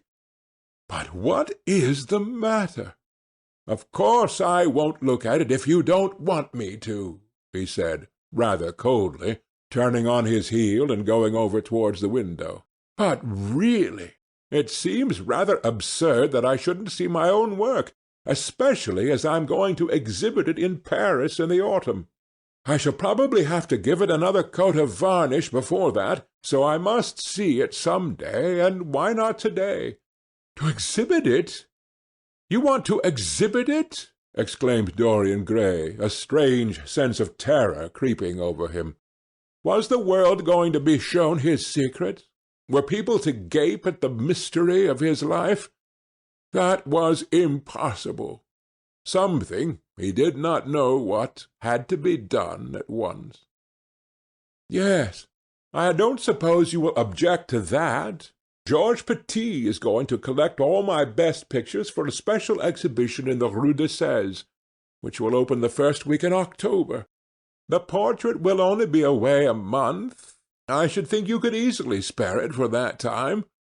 In fact, you are sure to be out of town, and if you keep it always behind a screen, you don't care much about it." Dorian Gray passed his hand over his forehead. There were beads of perspiration there. He felt that he was on the brink of a horrible danger. "You told me a month ago that you would never exhibit it," he cried. "Why have you changed your mind? You people who go in for being consistent have just as many moods as others have. The only difference is that your moods are rather meaningless. You can't have forgotten that you assured me most solemnly that nothing in the world would induce you to send it to any exhibition. You told Harry exactly the same thing." He stopped suddenly, and a gleam of light came into his eyes.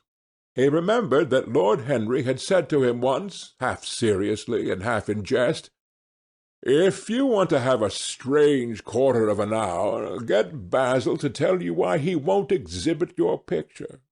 He told me why he wouldn't, and it was a revelation to me." Yes, perhaps Basil too had his secret. He would ask him and try. "Basil," he said, coming over quite close and looking him straight in the face, "we have each of us a secret. Let me know yours, and I shall tell you mine. What was your reason for refusing to exhibit my picture?" The painter shuddered in spite of himself. Dorian, if I told you, you might like me less than you do, and you would certainly laugh at me. I cannot bear your doing either of those two things. If you wish me never to look at your picture again, I am content. I have always you to look at. If you wish the best work I have ever done to be hidden from the world, I am satisfied. Your friendship is dearer to me than any fame or reputation. No, Basil, you must tell me, insisted Dorian Gray. I think I have a right to know. His feeling of terror had passed away, and curiosity had taken its place. He was determined to find out Basil Hallward's mystery. "Let us sit down, Dorian," said the painter, looking troubled. "Let us sit down, and just answer me one question. Have you noticed in the picture something curious? Something that probably at first did not strike you, but that revealed itself to you suddenly?" "Basil!"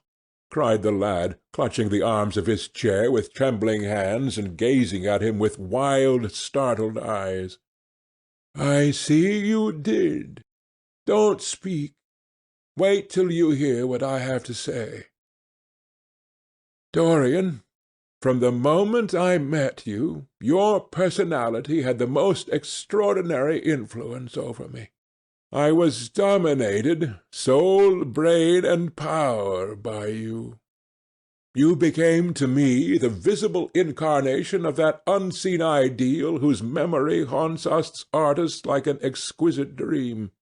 I worshipped you. I grew jealous of every one to whom you spoke. I wanted to have you all to myself. I was only happy when I was with you. When you were away from me, you were still present in my art. Of course, I never let you know anything about this. It would have been impossible. You would not have understood it. I hardly understood it myself. I only knew that I had seen perfection face to face, and that the world had become wonderful to my eyes, too wonderful, perhaps, for in such mad worships there is peril, the peril of losing them, no less than the peril of keeping them. Weeks and weeks went on, and I grew more and more absorbed in you. Then came a new development. I had drawn you as Paris in dainty armour, and as Adonis with huntsman's cloak and polished boar spear. Crowned with heavy lotus blossoms, you had sat on the prow of Adrian's barge, gazing across the green turbid Nile.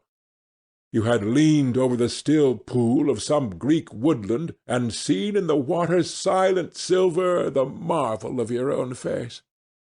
And it had all been what art should be, unconscious, ideal, and remote. One day, a fatal day, I sometimes think, I determined to paint a wonderful portrait of you as you actually are, not in the costume of dead ages, but in your own dress and in your own time. Whether it was the realism of the method, or the mere wonder of your own personality, thus directly presented to me without mist or veil, I cannot tell. But I know that as I worked at it, every flake and film of colour seemed to me to reveal my secret. I grew afraid that others would know of my idolatry. I felt, Dorian, that I had told too much, that I had put too much of myself into it. Then it was that I resolved never to allow the picture to be exhibited. You were a little annoyed, but then you did not realize all that it meant to me. Harry, to whom I talked about it, laughed at me, but I did not mind that.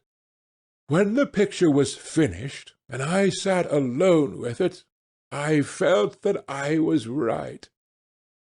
Well, after a few days the thing left my studio, and as soon as I had got rid of the intolerable fascination of its presence, It seemed to me that I had been foolish in imagining that I had seen anything in it more than that you were extremely good-looking and that I could paint. Even now I cannot help feeling that it is a mistake to think that the passion one feels in creation is ever really shown in the work one creates. Art is always more abstract than we fancy. Form and colour tell us of form and colour. That is all. It often seems to me that art conceals the artist far more completely than it ever reveals him. And so, when I got this offer from Paris, I determined to make your portrait the principal thing in my exhibition. It never occurred to me that you would refuse. I see now that you were right. The picture cannot be shown. You must not be angry with me, Dorian, for what I have told you. As I said to Harry once, you are made to be worshipped.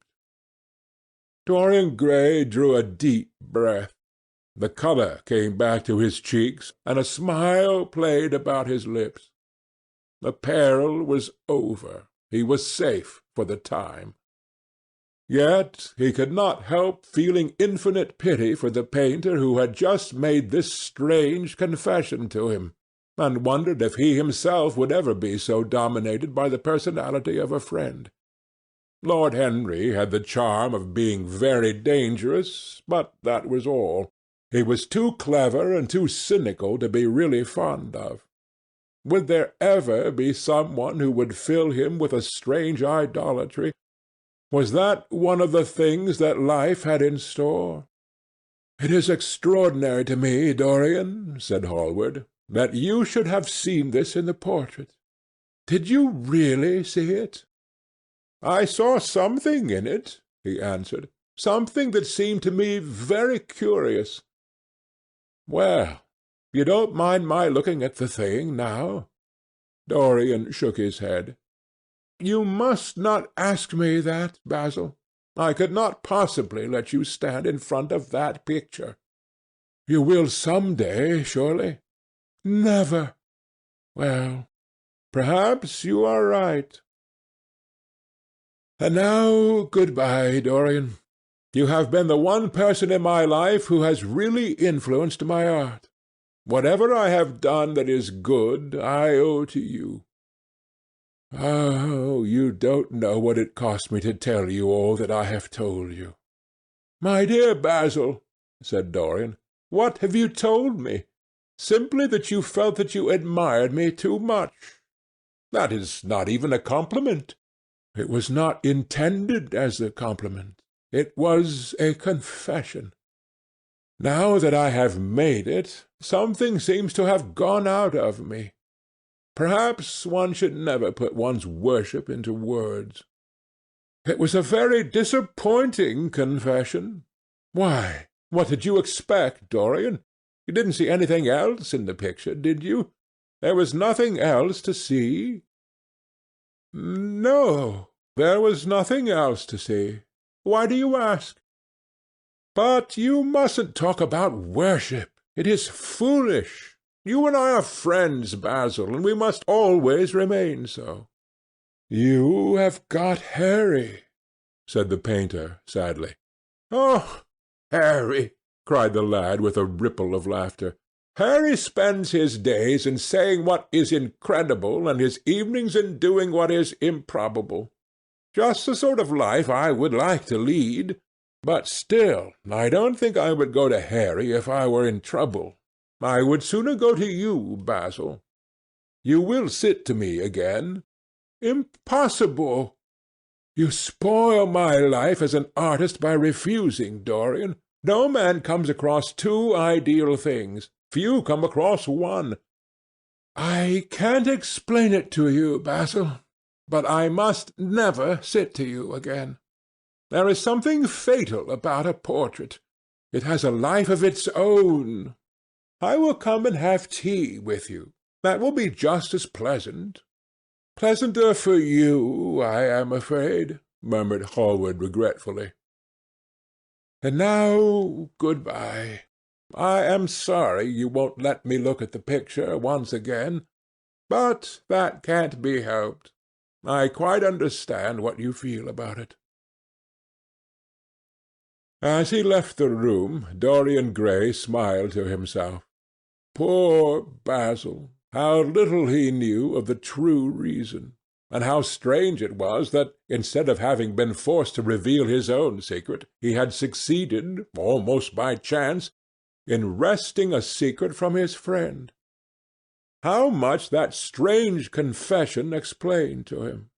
The painter's absurd fits of jealousy, his wild devotion, his extravagant panegyrics, his curious reticences. He understood them all now, and he felt sorry. There seemed to him to be something tragic in a friendship so coloured by romance. He sighed and touched the bell. The portrait must be hidden away at all costs. He could not run such a risk of discovery again. It had been mad of him to have allowed the thing to remain, even for an hour, in a room to which any of his friends had access.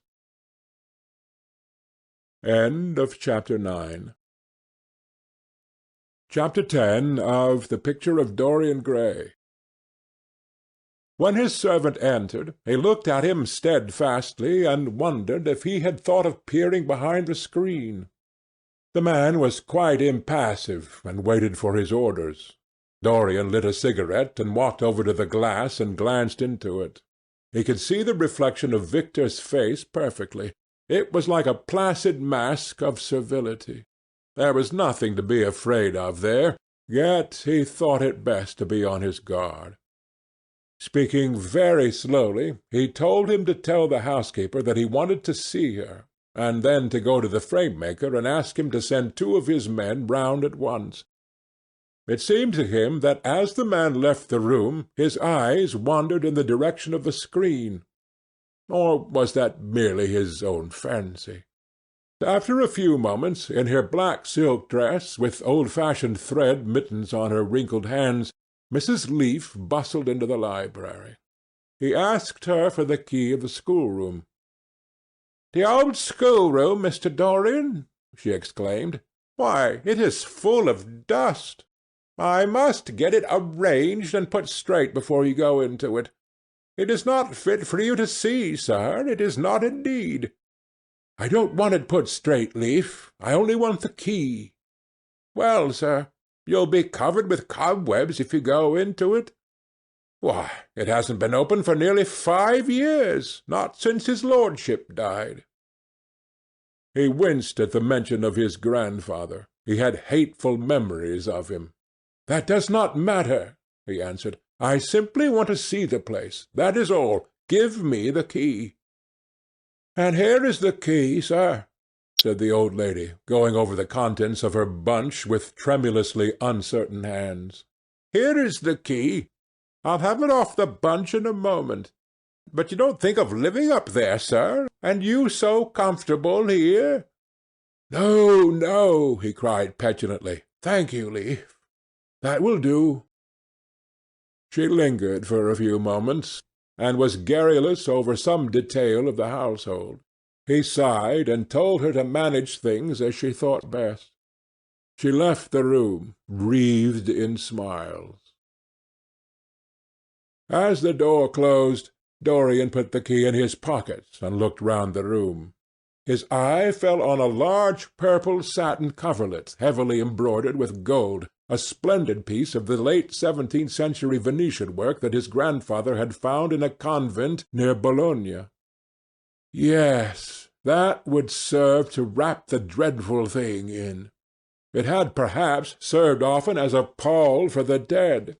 Now it was to hide something that had a corruption of its own, worse than corruption of death itself, something that would breed horrors and yet would never die. What the worm was to the corpse, his sins would be to the painted image on the canvas. They would mar its beauty and eat away its grace. They would defile it and make it shameful. And yet the thing would still live on. It would be always alive. He shuddered, and for a moment he regretted that he had not told Basil the true reason why he had wished to hide the picture away. Basil would have helped him to resist Lord Henry's influence, and the still more poisonous influences that came from his own temperament. The love that he bore him, for it was really love, had nothing in it that was not noble and intellectual. It was not that mere physical admiration of beauty that is born of the senses and that dies when the senses tire. It was such love as Michelangelo had known, and Montaigne, and Winckelmann, and Shakespeare himself. Yes, Basil could have saved him, but it was too late now. The past could always be annihilated. Regret, denial, or forgetfulness could do that, but the future was inevitable. There were passions in him that would find their terrible outlet, dreams that would make the shadow of their evil real. He took up from the couch the great purple and gold texture that covered it, and holding it in his hands, passed behind the screen. Was the face on the canvas viler than before? It seemed to him that it was unchanged, and yet his loathing of it was intensified. Gold hair, blue eyes, and rose-red lips, they all were there. It was simply the expression that had altered. That was horrible in its cruelty. Compared to what he saw in it of censure or rebuke, how shallow Basil's reproaches about Sibyl Vane had been! How shallow, and of what little account! His own soul was looking out at him from the canvas, and calling him to judgment. A look of pain came across him, and he flung the rich pall over the picture. As he did so, a knock came to the door. He passed out as his servant entered. "The persons are here, monsieur." He felt that the man must be got rid of at once. He must not be allowed to know where the picture was being taken to. There was something sly about him, and he had thoughtful, treacherous eyes. Sitting down at the writing-table, he scribbled a note to Lord Henry, asking him to send him round something to read, and reminding him that they were to meet at 8:15 that evening. "Wait for an answer," he said, handing it to him, "and show the men in here." In 2 or 3 minutes there was another knock, and Mr. Hubbard himself, the celebrated frame-maker of South Audley Street, came in with a somewhat rough-looking young assistant. Mr. Hubbard was a florid, red-whiskered little man, whose admiration for art was considerably tempered by the inveterate impecuniosity of most of the artists who dealt with him. As a rule, he never left his shop. He waited for people to come to him. But he always made an exception in favor of Dorian Gray. There was something about Dorian that charmed everybody. It was a pleasure even to see him. "What can I do for you, Mr. Gray?" he said, rubbing his fat, freckled hands. "I thought I would do myself the honour of coming round in person. I have just got a beauty of a frame, sir. Picked it up at a sale, old Florentine. Came here from Fonthill, I believe. Admirably suited for a religious subject, Mr. Gray." "I am so sorry you have given yourself the trouble of coming round, Mr. Hubbard. I shall certainly drop in and look at the frame, though I don't go in much at present for religious art. But to-day I only want a picture carried to the top of the house for me. It is rather heavy, so I thought I would ask you to lend me a couple of your men." "No trouble at all, Mr. Gray. I am delighted to be of any service to you. Which is the work of art, sir?" "This," replied Dorian, moving the screen back. "Can you move it, covering and all, just as it is? I don't want it to get scratched going upstairs."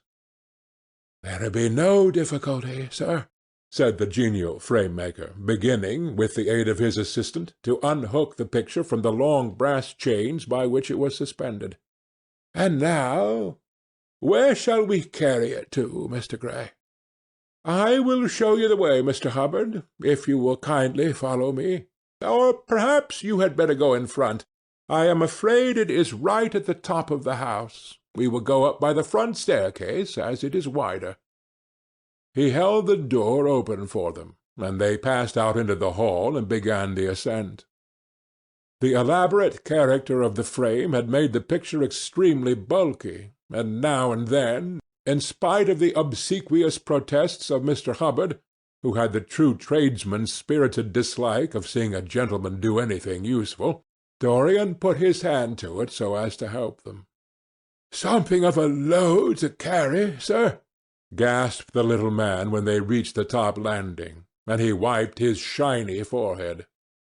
"I am afraid it is rather heavy," murmured Dorian, as he unlocked the door that opened into the room that was to keep for him the curious secret of his life and hide his soul from the eyes of men. He had not entered the place for more than 4 years, not indeed since he had used it first as a playroom when he was a child, and then as a study when he grew somewhat older. It was a large, well-proportioned room, which had been specially built by the last Lord Kelso for the use of the little grandson, whom, for his strange likeness to his mother, and also for other reasons, he had always hated and desired to keep at a distance. It appeared to Dorian to have but little changed. There was the huge Italian cassone, with its fantastically painted panels and its tarnished gilt mouldings, in which he had so often hidden himself as a boy. There the satin-wood bookcase filled with his dog-eared school-books. On the wall behind it was hanging the same ragged Flemish tapestry where a faded king and queen were playing chess in a garden, while a company of hawkers rode by, carrying hooded birds on their gauntleted wrists. How well he remembered it all! Every moment of his lonely childhood came back to him as he looked round. He recalled the stainless purity of his boyish life, and it seemed horrible to him that it was here the fatal portrait was to be hidden away. How little he had thought in those dead days of all that was in store for him! But there was no other place in the house so secure from prying eyes as this. He had the key, and no one else could enter it. Beneath its purple pall the face painted on the canvas could grow bestial, sodden, and unclean. What did it matter? No one could see it. He himself would not see it. Why should he watch the hideous corruption of his soul? He kept his youth. That was enough. And besides, might not his nature grow finer after all? There was no reason why the future should be so full of shame. Some love might come across his life, and purify him, and shield him from those sins that seemed to be already stirring in the spirit and in flesh, those curious unpictured sins whose very mystery lent them their subtlety and their charm. Perhaps some day the cruel look would have passed away from the scarlet sensitive mouth, and he might show to the world Basil Hallward's masterpiece. No, that was impossible. Hour by hour, and week by week, the thing upon the canvas was growing old. It might escape the hideousness of sin, but the hideousness of age was in store for it. The cheeks would become hollow or flaccid, yellow crowfeet would creep round the fading eyes and make them horrible, the hair would lose its brightness, the mouth would gape or droop, would be foolish or gross, as the mouths of old men are. There would be the wrinkled throat, the cold blue-veined hands, the twisted body that he remembered in the grandfather who had been so stern to him in his boyhood. The picture had to be concealed. There was no help for it. "Bring it in, Mr. Hubbard, please," he said wearily, turning round. "I'm sorry I kept you so long. I was thinking of something else." "Always glad to have a rest, Mr. Gray," answered the frame-maker, who was still gasping for breath. "Where shall we put it, sir?" "Oh, anywhere. Here, this will do." I don't want to have it hung up. Just lean it against the wall. Thanks. Might one look at the work of art, sir?" Dorian started. "It would not interest you, Mr. Hubbard," he said, keeping his eye on the man. He felt ready to leap upon him and fling him to the ground if he dared to lift the gorgeous hanging that concealed the secret of his life. "I shan't trouble you any more now. I am much obliged for your kindness in coming round." "Oh, not at all, Mr. Gray. Ever ready to do anything for you, sir." And Mr. Hubbard tramped downstairs, followed by the assistant, who glanced back at Dorian with a look of shy wonder in his rough, uncomely face. He had never seen any one so marvellous. When the sound of their footsteps had died away, Dorian locked the door and put the key in his pocket. He felt safe now. No one would ever look upon the horrible thing. No eye but his would ever see his shame. On reaching the library, he found that it was just after 5 o'clock, and that the tea had already been brought up.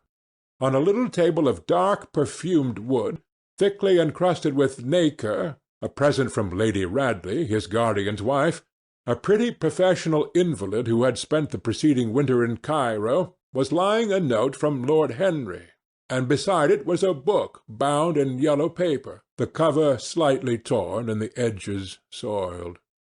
A copy of the 3rd edition of the St. James's Gazette had been placed on the tea-tray. It was evident that Victor had returned. He wondered if he had met the men in the hall as they were leaving the house, and had wormed out of them what they had been doing. He would be sure to miss the picture, had no doubt missed it already, while he had been laying the tea-things. The screen had not been set back, and a blank space was visible on the wall. Perhaps some night he might find him creeping upstairs and trying to force the door of the room. It was a horrible thing to have a spy in one's house. He had heard of rich men who had been blackmailed all their lives by some servant who had read a letter, or overheard a conversation, or picked up a card with an address, or found beneath a pillow a withered flower or a shred of crumpled lace. He sighed, and having poured himself out some tea, opened Lord Henry's note. It was simply to say that he had sent him round the evening paper and a book that might interest him, and that he would be at the club at 8:15. He opened the St. James languidly and looked through it. A red pencil mark on the 5th page caught his eye. It drew attention to the following paragraph. Inquest on an actress. An inquest was held this morning at the Bell Tavern, Hoxton Road, by Mr. Danby, the district coroner, on the body of Sybil Vane, a young actress recently engaged at the Royal Theatre, Holborn. A verdict of death by misadventure was returned. Considerable sympathy was expressed for the mother of the deceased, who was greatly affected during the giving of her own evidence, and that of Dr. Birrell, who had made the post-mortem examination of the deceased. He frowned, and tearing the paper in two, went across the room and flung the pieces away. How ugly it all was, and how horribly real ugliness made things! He felt a little annoyed with Lord Henry for having sent him the report, and it was certainly stupid of him to have marked it with red pencil. Victor might have read it. The man knew more than enough English for that. Perhaps he had read it, and had begun to suspect something. And yet, what did it matter? What had Dorian Gray to do with Sybil Vane's death? There was nothing to fear. Dorian Gray had not killed her. His eye fell on the yellow book that Lord Henry had sent him. What was it, he wondered? He went towards the little pearl-coloured octagonal stand that had always looked to him like the work of some strange Egyptian bees that wrought in silver, and taking up the volume, flung himself into an arm-chair and began to turn over the leaves. After a few minutes he became absorbed. It was the strangest book that he had ever read. It seemed to him that in exquisite raiment and to the delicate sound of flutes, the sins of the world were passing in dumb show before him. Things that he had dimly dreamed of were suddenly made real to him. Things of which he had never dreamed were gradually revealed. It was a novel without a plot, and with only one character, being, indeed, simply a psychological study of a certain young Parisian who spent his life trying to realize in the 19th century all the passions and modes of thought that belonged to every century except his own, and to sum up, as it were, in himself the various moods through which the world-spirit had ever passed, loving for their mere artificiality those renunciations that men have unwisely called virtue, as much as those natural rebellions that wise men still call sin. The style in which it was written was that curious jewelled style, vivid and obscure at once, full of argot and of archaisms, of technical expressions and of elaborate paraphrases that characterizes the work of some of the finest artists of the French school of symbolists. There were in it metaphors as monstrous as orchids and as subtle in colour. The life of the senses was described in the terms of mystical philosophy. One hardly knew at times whether one was reading the spiritual ecstasies of some medieval saint or the morbid confessions of a modern sinner. It was a poisonous book. The heavy odour of incense seemed to cling about its pages and to trouble the brain. The mere cadence of the sentences, the subtle monotony of their music, so full as it was of complex refrains and movements elaborately repeated, produced in the mind of the lad, as he passed from chapter to chapter, a form of reverie, a malady of dreaming, that made him unconscious of the falling day and creeping shadows. Cloudless and pierced by one solitary star, a copper-green sky gleamed through the windows. He read on by its wan light till he could read no more. Then, after his valet had reminded him several times of the lateness of the hour, he got up, and going into the next room, placed the book on the little Florentine table that always stood at his bedside, and began to dress for dinner. It was almost 9 o'clock before he reached the club, where he found Lord Henry sitting alone in the morning-room, looking very much bored. "I am so sorry, Harry," he cried, "but really it is entirely your fault. That book you sent me so fascinated me that I forgot how the time was going." "Yes, I thought you would like it," replied his host, rising from his chair. "I didn't say I liked it, Harry. I said it fascinated me. There is a great difference." "Ah, you have discovered that," murmured Lord Henry, and they passed into the dining-room.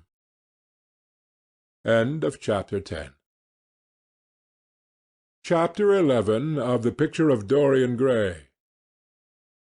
For years Dorian Gray could not free himself from the influence of this book.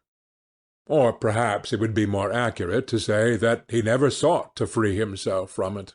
He procured from Paris no less than 9 large paper copies of the first edition, and had them bound in different colours, so that they might suit his various moods and the changing fancies of a nature over which he seemed at times to have almost entirely lost control.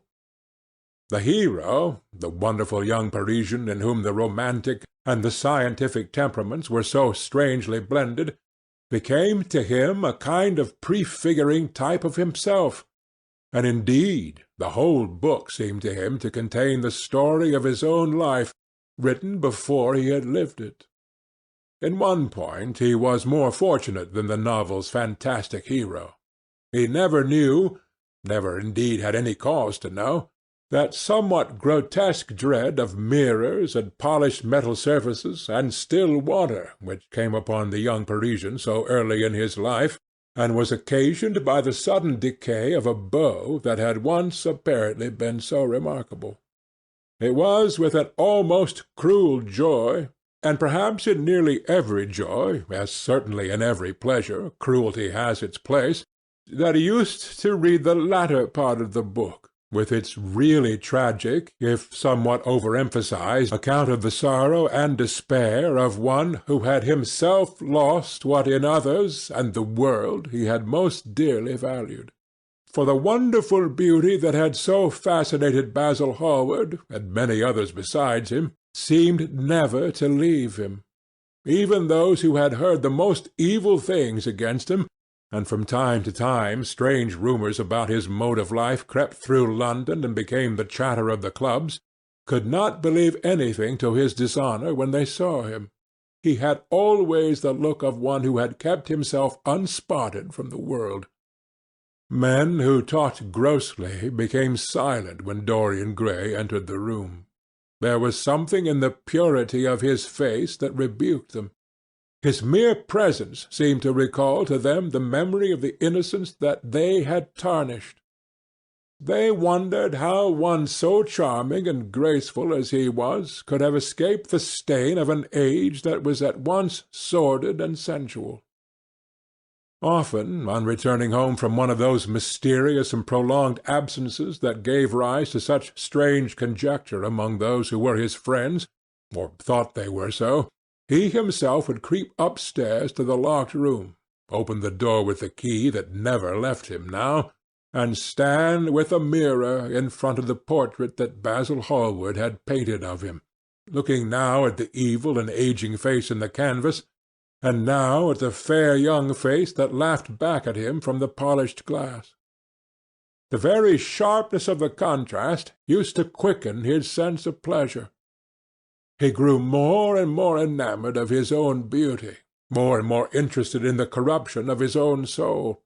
He would examine with minute care, and sometimes with a monstrous and terrible delight, the hideous lines that seared the wrinkling forehead and crawled around the heavy sensual mouth, wondering sometimes which were the more horrible, the signs of sin or the signs of age.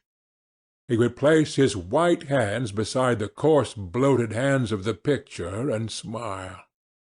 He mocked the misshapen body and the failing limbs.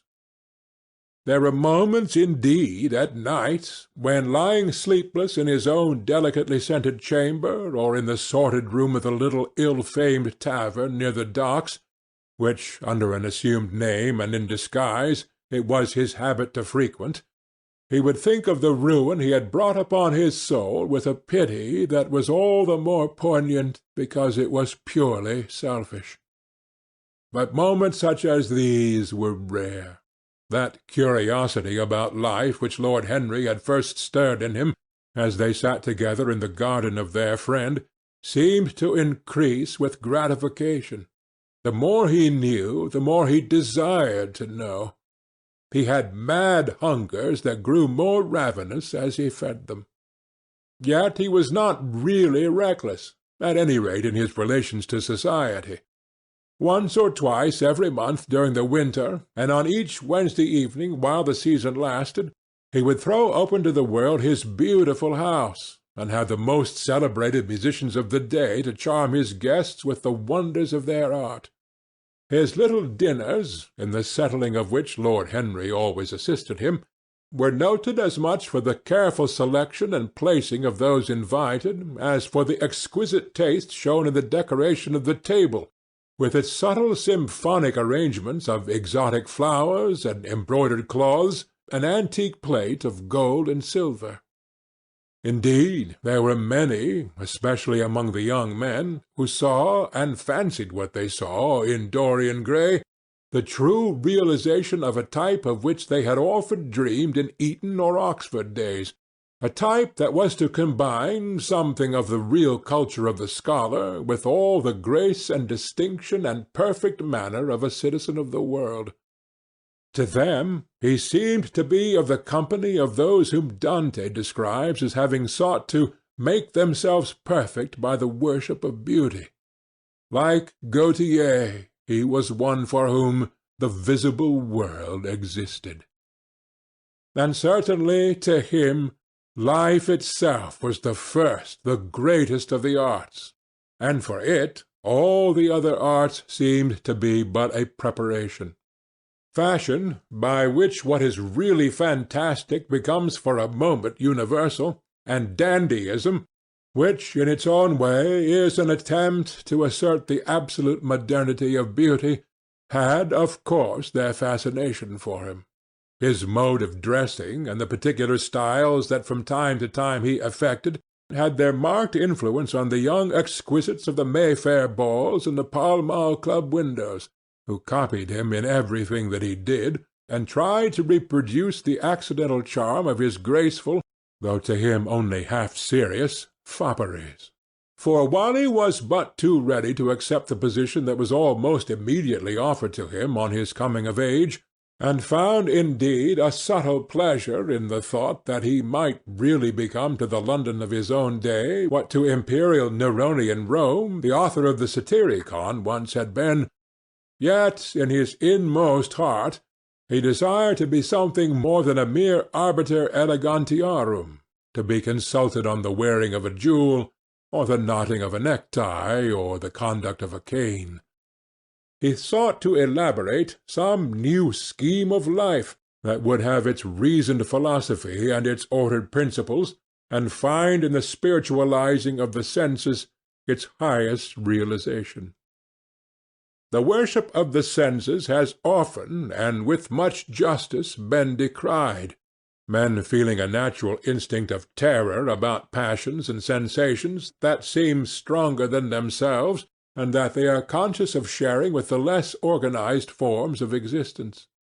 But it appeared to Dorian Gray that the true nature of the senses had never been understood, and that they had remained savage and animal merely because the world had sought to starve them into submission, or to kill them by pain, instead of aiming at making them elements of a new spirituality, of which a fine instinct for beauty was to be the dominant characteristic. As he looked back upon man moving through history, he was haunted by a feeling of loss. So much had been surrendered, and to such little purpose. There had been mad, wilful rejections, monstrous forms of self-torture and self-denial, whose origin was fear, and whose result was a degradation infinitely more terrible than that fancied degradation from which, in their ignorance, they had sought to escape. Nature, in her wonderful irony, driving out the anchorite to feed with the wild animals of the desert, and giving to the hermit the beasts of the field as his companions. Yes, there was to be, as Lord Henry had prophesied, a new hedonism that was to recreate life and save it from that harsh, uncomely Puritanism that is having in our own day its curious revival. It was to have its service of the intellect certainly, yet it was never to accept any theory or system that would involve the sacrifice of any mode of passionate experience. Its aim, indeed, was to be experience itself, and not the fruits of experience, sweet or bitter as they might be. As of the asceticism that deadens the senses, as of the vulgar profligacy that dulls them, it was to know nothing. But it was to teach man to concentrate himself upon the moments of a life, that is itself but a moment. There are few of us who have not sometimes wakened before dawn, either after one of those dreamless nights that make us almost enamoured of death, or one of those nights of horror and misshapen joy, when through the chambers of the brain sweep phantoms more terrible than reality itself, an instinct with that vivid life that lurks in all grotesques, and that lends to Gothic art its enduring vitality, this art being, one might fancy, especially the art of those whose minds have been troubled with the malady of reverie. Gradually, white fingers creep through the curtains, and they appear to tremble. In black fantastic shapes, dumb shadows crawl into the corners of the room and crouch there. Outside there is the stirring of birds among the leaves, or the sound of men going forth to their work, or the sigh and sob of the wind coming down from the hills and wandering around the silent house, as though it feared to wake the sleepers, and yet must needs call forth sleep from her purple cave. Veil after veil of thin dusky gauze is lifted, and by degrees the forms and colours of things are restored to them, and we watch the dawn remaking the world in its antique pattern. The wan mirrors get back their mimic life. The flameless tapers stand where we had left them, and beside them lies the half-cut book that we had been studying, or the wired flower that we had worn at the ball, or the letter that we had been afraid to read, or that we had read too often. Nothing seems to us changed. Out of the unreal shadows of the night comes back the real life that we had known.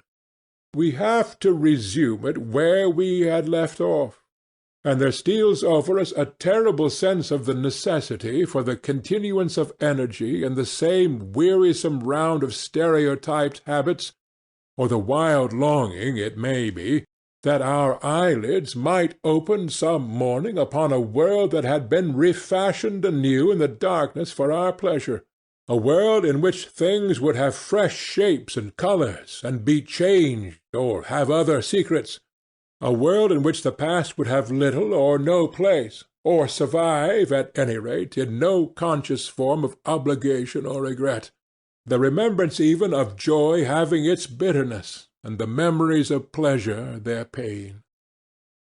It was the creation of such worlds as these that seemed to Dorian Gray to be the true object, or amongst the true objects, of life. And in his search of sensations that would be at once new and delightful, and possess that element of strangeness that is so essential to romance, he would often adopt certain modes of thought that he knew to be really alien to his nature, abandon himself to their subtle influences, and then, having, as it were, caught their colour and satisfied his intellectual curiosity, leave them with that curious indifference that is not incompatible with a real ardour of temperament, and that, indeed, according to certain modern psychologists, is often a condition of it. It was rumoured of him once that he was about to join the Roman Catholic communion, and certainly the Roman ritual had always a great attraction for him. The daily sacrifice, more awful really than all the sacrifices of the antique world, stirred him as much by its superb rejection of the evidence of the senses as by the primitive simplicity of its elements and the eternal pathos of the human tragedy that it sought to symbolize. He loved to kneel down on the cold marble pavement and watch the priest, in his stiff-flowered dalmatic, slowly and with white hands moving aside the veil of the tabernacle, or raising aloft the jewelled lantern-shaped monstrance with that pallid wafer that at times one would fain think is indeed the panis celestis, the bread of angels, or, robed in the garments of the Passion of Christ, breaking the host into the chalice and smiting his breast for his sins. The fuming censers that the grave boys, in their lace and scarlet, tossed into the air like great gilt flowers, had their subtle fascination for him. As he passed out, he used to look with wonder at the black confessionals, and long to sit in the dim shadow of one of them and listen to men and women whispering through the worn grating the true story of their lives. But he never fell into the error of arresting his intellectual development by any formal acceptance of creed or system, or by mistaking, for a house in which to live, an inn that is but suitable for the sojourn of a night, or for a few hours of a night in which there are no stars and the moon is in travail. Mysticism, with its marvellous power of making common things strange to us, and the subtle antinomianism that always seems to accompany it, moved him for a season.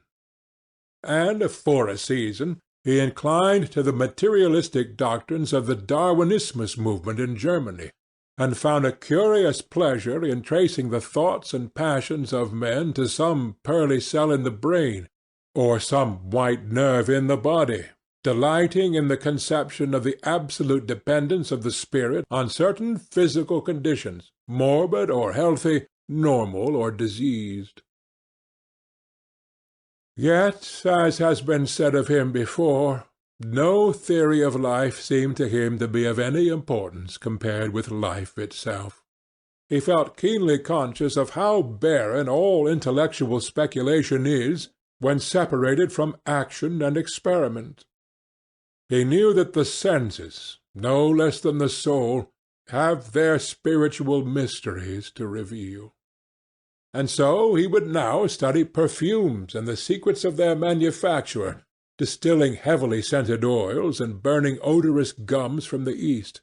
He saw that there was no mood of the mind that had not its counterpart in the sensuous life, and set himself to discover their true relations, wondering what there was in frankincense that made one mystical, and in ambergris that stirred one's passion, and in violets that woke the memory of dead romances, and in musk that troubled the brain, and in champak that stained the imagination, and seeking often to elaborate a real psychology of perfumes, and to estimate the several influences of sweet-smelling roots and scented pollen-laden flowers, of aromatic balms and of dark fragrant woods, of spikenard that sickens, of hovenia that makes men mad, and of aloes that are said to be able to expel melancholy from the soul.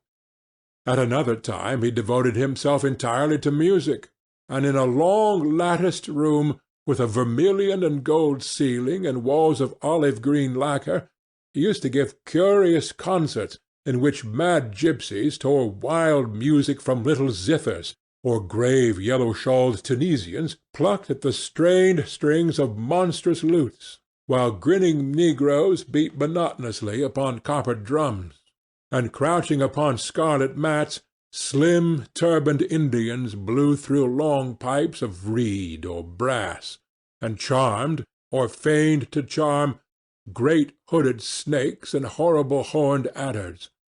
The harsh intervals and shrill discords of barbaric music stirred him at times when Schubert's Grace and Chopin's Beautiful Sorrows and the mighty harmonies of Beethoven himself fell unheeded on his ear. He collected together from all parts of the world the strangest instruments that could be found, either in the tombs of dead nations, or among the few savage tribes that have survived contact with Western civilizations, and loved to touch and try them. He had the mysterious Juruparis of the Rio Negro Indians, that women are not allowed to look at, and that even youths may not see till they have been subjected to fasting and scourging, and the earthen jars of the Peruvians that have the shrill cries of birds, and flutes of human bones such as Alfonso de Ovalle heard in Chile, and the sonorous green jaspers that are found near Cuzco, and give forth a note of singular sweetness. He had painted gourds filled with pebbles that rattled when they were shaken. The long clarin of the Mexicans, into which the performer does not blow, but through which he inhales the air. The harsh tourée of the Amazon tribes, that is sounded by the sentinels who sit all day long in high trees, and can be heard, it is said, at a distance of 3 leagues. The teponaztli, that has 2 vibrating tongues of wood and is beaten with sticks that are smeared with an elastic gum obtained from the milky juice of plants. The yotl bells of the Aztecs, that are hung in clusters like grapes, and a huge cylindrical drum, covered with the skins of great serpents, like the one that Bernal Diaz saw when he went with Cortes into the Mexican temple, and of whose doleful sound he had left us so vivid a description. The fantastic character of these instruments fascinated him, and he felt a curious delight in the thought that art, like nature, has her monstrous, things of bestial shape and with hideous voices. Yet after some time he wearied of them, and would sit in his box at the opera, either alone or with Lord Henry, listening in rapt pleasure to Tannhäuser, and seeing in the prelude to that great work of art a presentation of the tragedy of his own soul. On one occasion he took up the study of jewels, and appeared at a costume ball as Anne de Joyeuse, Admiral of France, in a dress covered with 560 pearls. This taste enthralled him for years, and indeed may be said never to have left him. He would often spend a whole day settling and resettling in their cases the various stones that he had collected, such as the olive-green chrysoberyl that turns red by lamplight, the cymophane with its wire-like line of silver, the pistachio-coloured peridot, rose-pink and wine-yellow topazes, carbuncles of fiery scarlet with tremulous four-rayed stars, flame-red cinnamon stones, orange and violet spinels, and amethysts with their alternate layers of ruby and sapphire. He loved the red gold of the sunstone, and the moonstone's pearly whiteness, and the broken rainbow of the milky opal. He procured from Amsterdam 3 emeralds of extraordinary size and richness of colour, and had a turquoise de la vieille roche that was the envy of all the connoisseurs. He discovered wonderful stories also about jewels. In Alfonso's Clericalis Disciplina, a serpent was mentioned with eyes of real jacinth, and in the romantic history of Alexander, the conqueror of Emathia was said to have found in the Vale of Jordan snakes with collars of real emeralds growing on their backs. There was a gem in the brain of the dragon, Philostratus told us, and by the exhibition of golden letters in a scarlet robe, the monster could be thrown into a magical sleep and slain. According to the great alchemist, Pierre de Boniface, the diamond rendered a man invisible, and the agate of India made him eloquent. The cornelian appeased anger, and the hyacinth provoked sleep, and the amethyst drove away the fumes of wine. The garnet cast out demons, and the hydropicus deprived the moon of her colour. The selenite waxed and waned with the moon, and the meloceus that discovers thieves could be affected only by the blood of kids. Leonardus Camillus had seen a white stone taken from the brain of a newly killed toad that was a certain antidote against poison. The bezoar that was found in the heart of the Arabian deer was a charm that could cure the plague. In the nests of Arabian birds was the aspilates, that, according to Democritus, kept the wearer from any danger by fire. The king of Ceylon rode through his city with a large ruby in his hand, as the ceremony of his coronation. The gates of the palace of John the priest were made of sardius, with the horn of the horned snake inwrought, so that no man might bring poison within. Over the gable were 2 golden apples, in which were 2 carbuncles, so that the gold might shine by day and the carbuncles by night. In Lodge's strange romance, A Marguerite of America, it was stated that in the chamber of the queen one could behold all the chaste ladies of the world enchased out of silver, looking through fair mirrors of chrysolites, carbuncles, sapphires, and green emeralds. Marco Polo had seen the inhabitants of a Zimpangu place rose-colored pearls in the mouths of the dead. A sea-monster had been enamored of the pearl that the diver brought to King Parnassus, and had slain the thief, and mourned for 7 moons over its loss. When the Huns lured the king into the great pit, he flung it away. Procopius tells the story, nor was it ever found again, though the Emperor Anastasius offered 500 weight of gold pieces for it. The king of Malabar had shown to a certain Venetian a rosary of 304 pearls, one for every god that he worshipped. When the Duke de Valentinois, son of Alexander VI, visited Louis XII in France, his horse was loaded with gold leaves, according to Brantôme, and his cap had double rows of rubies that threw out a great light. Charles of England had ridden in stirrups hung with 421 diamonds. Richard II had a coat, valued at 30,000 marks, which was covered with balas rubies. Hall described Henry VIII on his way to the Tower previous to his coronation as wearing a jacket of raised gold, the placard embroidered with diamonds and other rich stones, and a great baldric about his neck of large balasses. The favourites of James I wore earrings of emeralds set in gold filigrane. Edward II gave to Piers Gaveston a suit of red gold armour studded with jacinths, a collar of gold roses set with turquoise stones, and a skull-cap parseam with pearls. Henry II wore jewelled gloves reaching to the elbow, and had a hawk glove sewn with 12 rubies and 52 great orients. The ducal hat of Charles the Rash, the last Duke of Burgundy of his race, was hung with pear-shaped pearls and studded with sapphires. How exquisite life had once been! How gorgeous in its pomp and decoration! Even to read the luxury of the dead was wonderful. Then he turned his attention to embroideries and to the tapestries that performed the office of frescoes in the chill rooms of the northern nations of Europe.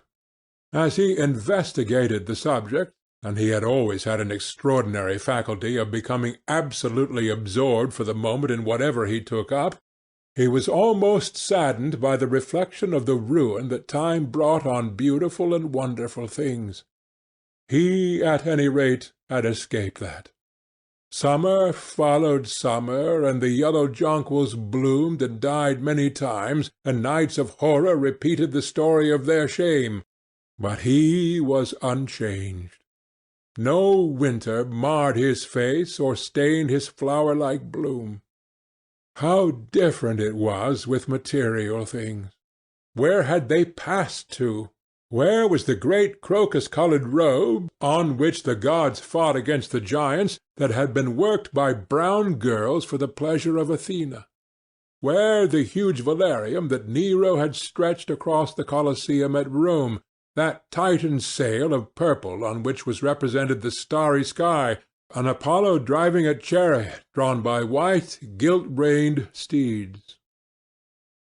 He longed to see the curious table napkins wrought for the priest of the sun, at which was displayed all the dainties and viands that could be wanted for a feast.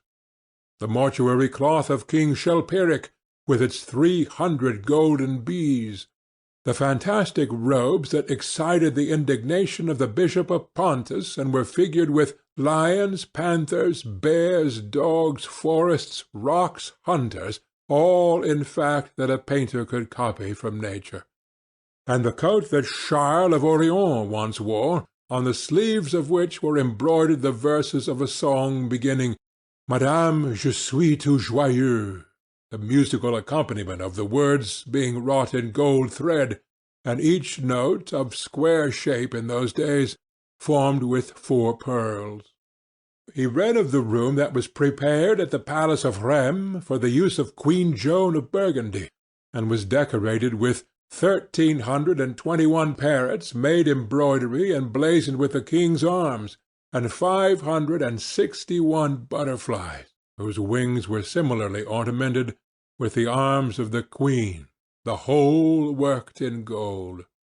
Catherine de Medici had a mourning bed made for her of black velvet powdered with crescents and suns.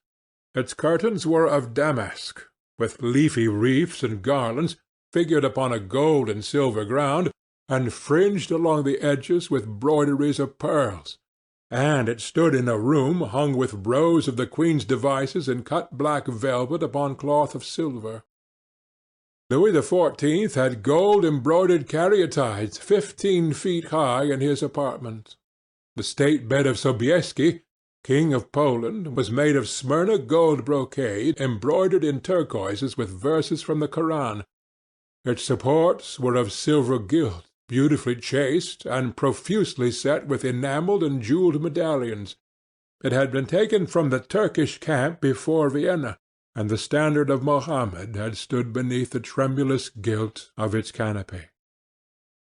And so, for a whole year, he sought to accumulate the most exquisite specimens that he could find of textile and embroidered work, getting the dainty Delhi muslins, finely wrought with gold-threaded palmates, and stitched over with iridescent beetles' wings, the Dhaka gauzes that from their transparency are known in the East as woven air and running water and evening dew, strange feathered cloths from Java, elaborate yellow Chinese hangings, books found in tawny satins or fair blue silks and wrought with fleur-de-lis, birds, and images, veils of lasses worked in Hungary point, Sicilian brocades and stiff Spanish velvets, Georgian work with its gilt coins, and Japanese fukusas with their green-toned golds and their marvellously plumaged birds. He had a special passion also for ecclesiastical vestments, as indeed he had for everything connected with the service of the church. In the long cedar chests that lined the west gallery of his house he had stored away many rare and beautiful specimens of what is really the raiment of the bride of Christ, who must wear purple and jewels and fine linen, that she may hide the pallid, macerated body that is worn by the suffering that she seeks for and wounded by self-inflicted pain. He possessed a gorgeous cape of crimson silk and gold thread damask, figured with a repeating pattern of golden pomegranates set in six-petalled formal blossoms, beyond which on either side was the pineapple device wrought in seed-curls. The orphreys were divided into panels representing scenes from the life of the Virgin, and the coronation of the Virgin was figured in coloured silks upon the hood. This was Italian work of the 15th century. Another cape was of green velvet, embroidered with heart-shaped groups of acanthus leaves, from which spread long-stemmed white blossoms, the details of which were picked out with silver thread and coloured crystals. The morse bore a seraph's head in gold thread raised work. The orphreys were woven in a diaper of red and gold silk, and were starred with medallions of many saints and martyrs, among whom was Saint Sebastian. He had chasubles also of amber-coloured silk, and blue silk, and gold brocade, and yellow silk damask, and cloth of gold, figured with representations of the Passion and the Crucifixion of Christ, and embroidered with lions and peacocks and other emblems. Dalmatics of white satin and pink silk damask, coloured with tulips and dolphins and fleur-de-lis, altar frontals of crimson velvet and blue linen, and many corporals, chalice veils, and sudaria. In the mystic offices to which such things were put, there was something that quickened his imagination. For these treasures, and everything that he collected in his lovely house, were to be to him means of forgetfulness, modes by which he could escape, for a season, from the fear that seemed in him at times to be almost too great to be borne. Upon the walls of the lonely locked room where he had spent so much of his boyhood, he had hung with his own hands the terrible portrait whose changing features showed him the real degradation of his life, and in front of it had draped the purple and gold pall as a curtain. For weeks he would not go there, would forget the hideous painted thing, and get back his light heart, his wonderful joyousness, his passionate absorption in mere existence. Then, suddenly, some night he would creep out of the house, go down to dreadful places near Bluegate Fields, and stay there day after day until he was driven away. On his return he would sit in front of the picture, sometimes loathing it and himself, but filled at other times with that pride of individualism that is half the fascination of sin, and smiling with secret pleasure at the misshapen shadow that had to bear the burden that should have been his own. After a few years he could not endure to be long out of England, and gave up the villa that he had shared at Trouville with Lord Henry, as well as the little white Walden house at Algiers, where they had more than once spent the winter. He hated to be separated from the picture that was such a part of his life, and was also afraid that during his absence some one might gain access to the room, in spite of the elaborate bars that he had caused to be placed upon the door. He was quite conscious that this would tell them nothing. It was true that the portrait still preserved, under all the foulness and ugliness of the face, its marked likeness to himself, but what could they learn from that? He would laugh at any one who tried to taunt him. He had not painted it. What was it to him how vile and full of shame it looked? Even if he told them, would they believe it? Yet he was afraid. Sometimes, when he was down at his great house in Nottinghamshire, entertaining the fashionable young men of his own rank who were his chief companions, and astounding the county by the wanton luxury and gorgeous splendour of his mode of life, he would suddenly leave his guests and rush back to town to see that the door had not been tampered with, and that the picture was still there. What if it should be stolen? The mere thought made him cold with horror. Surely the world would know his secret then. Perhaps the world already suspected it. For while he fascinated many, there were not a few who distrusted him. He was very nearly blackballed at the West End club of which his birth and social position fully entitled him to become a member, and it was said that on one occasion, when he was brought by a friend into the smoking-room of the Churchill, the Duke of Berwick and another gentleman got up in a marked manner and went out. Curious stories became current about him after he had passed his 25th year. It was rumoured that he had been seen brawling with foreign sailors in a low den at the distant parts of Whitechapel, and that he consorted with thieves and coiners, and knew the mysteries of their trade. His extraordinary absences became notorious, and when he used to reappear again in society, men would whisper to each other in corners, or pass him with a sneer, or look at him with cold searching eyes, as though they were determined to discover his secret.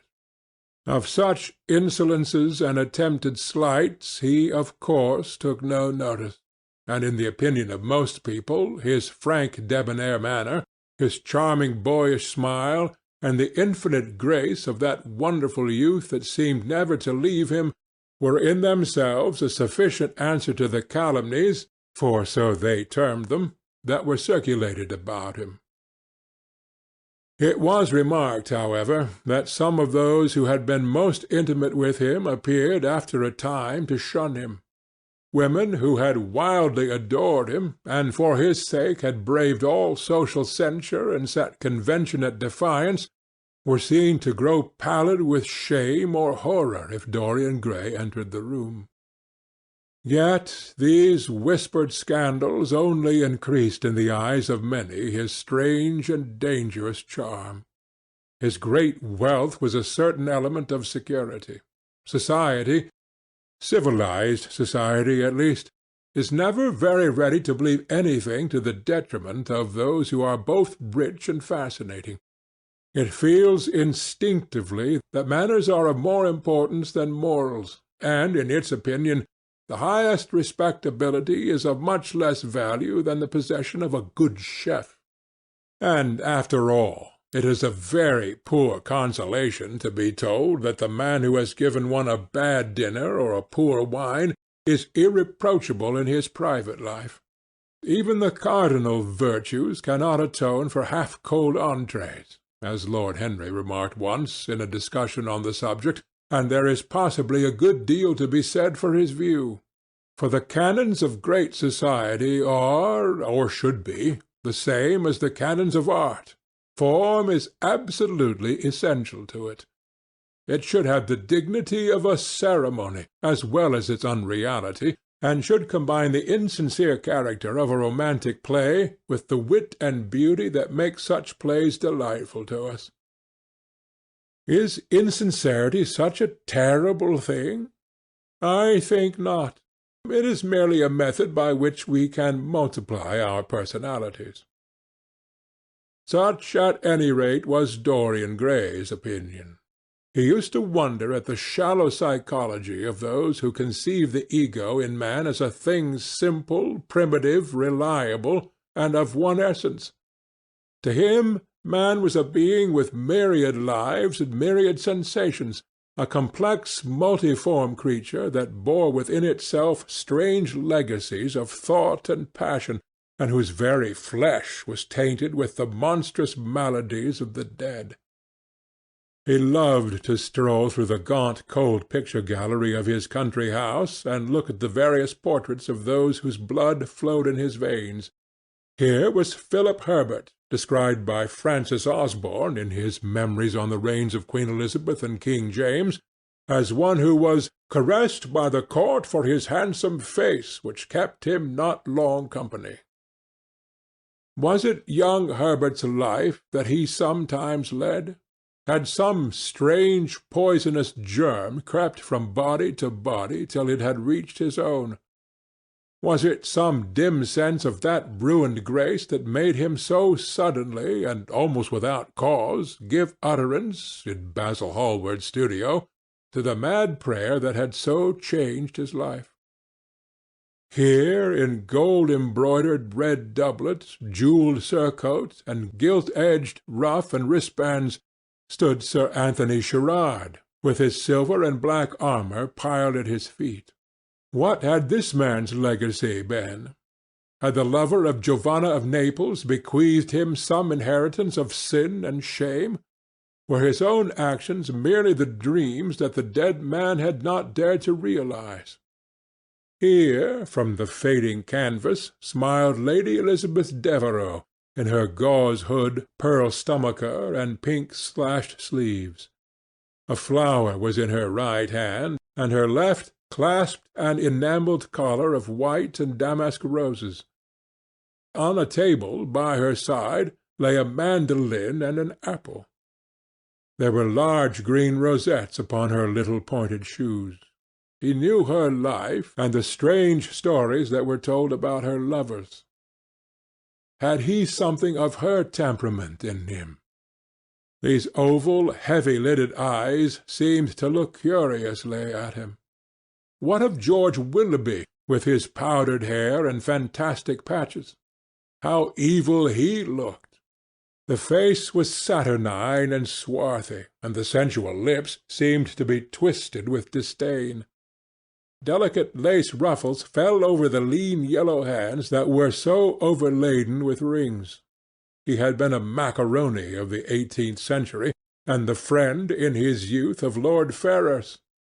What of the second Lord Beckenham, the companion of the Prince Regent in his wildest days, and one of the witnesses of the secret marriage of Mrs. Fitzherbert? How proud and handsome he was, with his chestnut curls and insolent pose! What passions had he bequeathed? The world had looked upon him as infamous. He had led the orgies at Carlton House. The Star of the Garter glittered upon his breast. Beside him hung the portrait of his wife, a pallid, thin-lipped woman in black. Her blood also stirred within him. How curious it all seemed! And his mother, with her Lady Hamilton face, and her moist, wine-dashed lips, he knew what he had got from her. He had got from her his beauty, his passion for the beauty of others. She laughed at him in her loose bacchante dress. There were vine leaves in her hair. The purple spilled from the cup she was holding. The carnations of the painting had withered, but the eyes were still wonderful in their depth and brilliancy of colour. They seemed to follow him wherever he went. Yet one had ancestors in literature as well as one's own race. Nearer, perhaps, in type and temperament, many of them, and certainly with an influence of which one was more absolutely conscious. There were times when it appeared to Dorian Gray that the whole of history was merely the record of his own life, not as he had lived it in act and circumstance, but as his imagination had created it for him, as it had been in his brain and in his passions. He felt that he had known them all, those strange, terrible figures that had passed across the stage of the world, and made sin so marvellous, and evil so full of subtlety. It seemed to him that in some mysterious way their lives had been his own. The hero of the wonderful novel that had so influenced his life had himself known this curious fancy.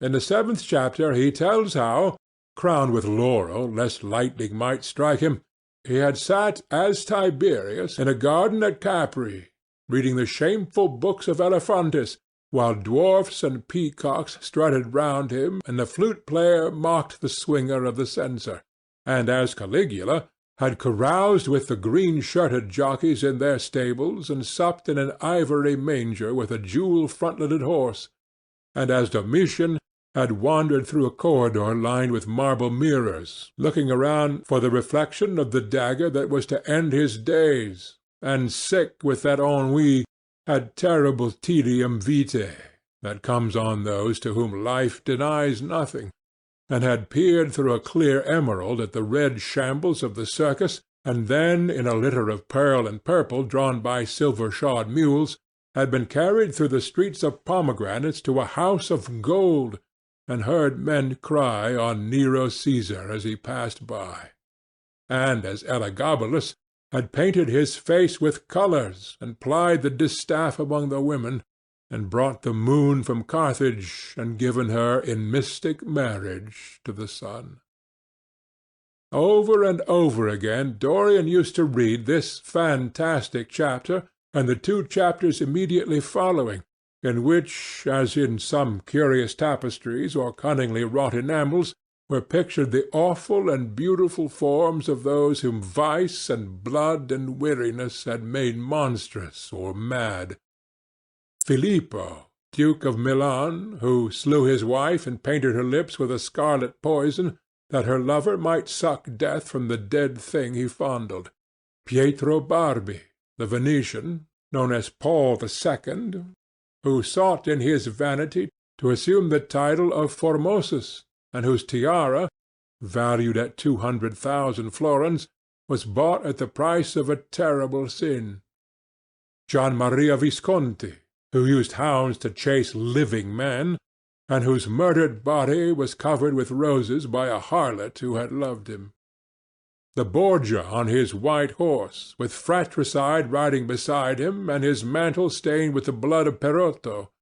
Pietro Riario, the young cardinal archbishop of Florence, child and minion of Sixtus IV., whose beauty was equalled only by his debauchery, and who received Leonora of Aragon in a pavilion of white and crimson silk, filled with nymphs and centaurs, and gilded a boy that he might serve at the feast of Ganymede or Hylas. Ezelin, whose melancholy could be cured only by the spectacle of death, and who had a passion for red blood as other men have for red wine. The son of the fiend, as was reported, and one who had cheated his father at dice when gambling with him for his own soul.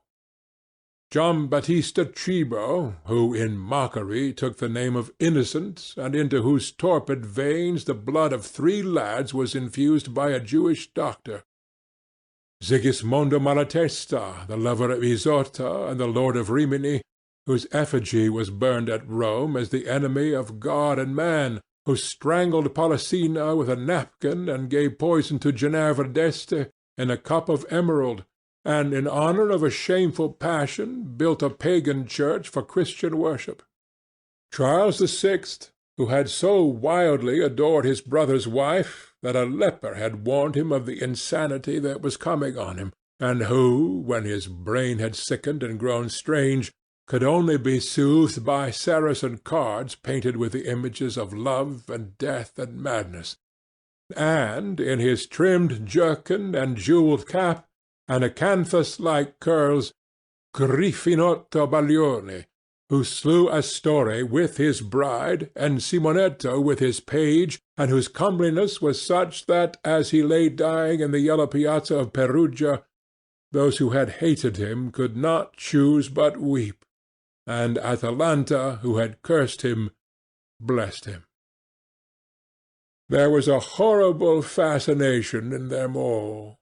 He saw them at night, and they troubled his imagination in the day. The Renaissance knew of strange manners of poisoning by a helmet and a lighted torch, by an embroidered glove and a jewelled fan, by a gilded pomander, and by an amber chain. Dorian Gray had been poisoned by a book. There were moments when he looked on evil simply as a mode through which he could realize his conception of the beautiful. End of Chapter 11. Chapter 12 of The Picture of Dorian Gray. It was on the 9th of November, the eve of his own 38th birthday, as he often remembered afterwards.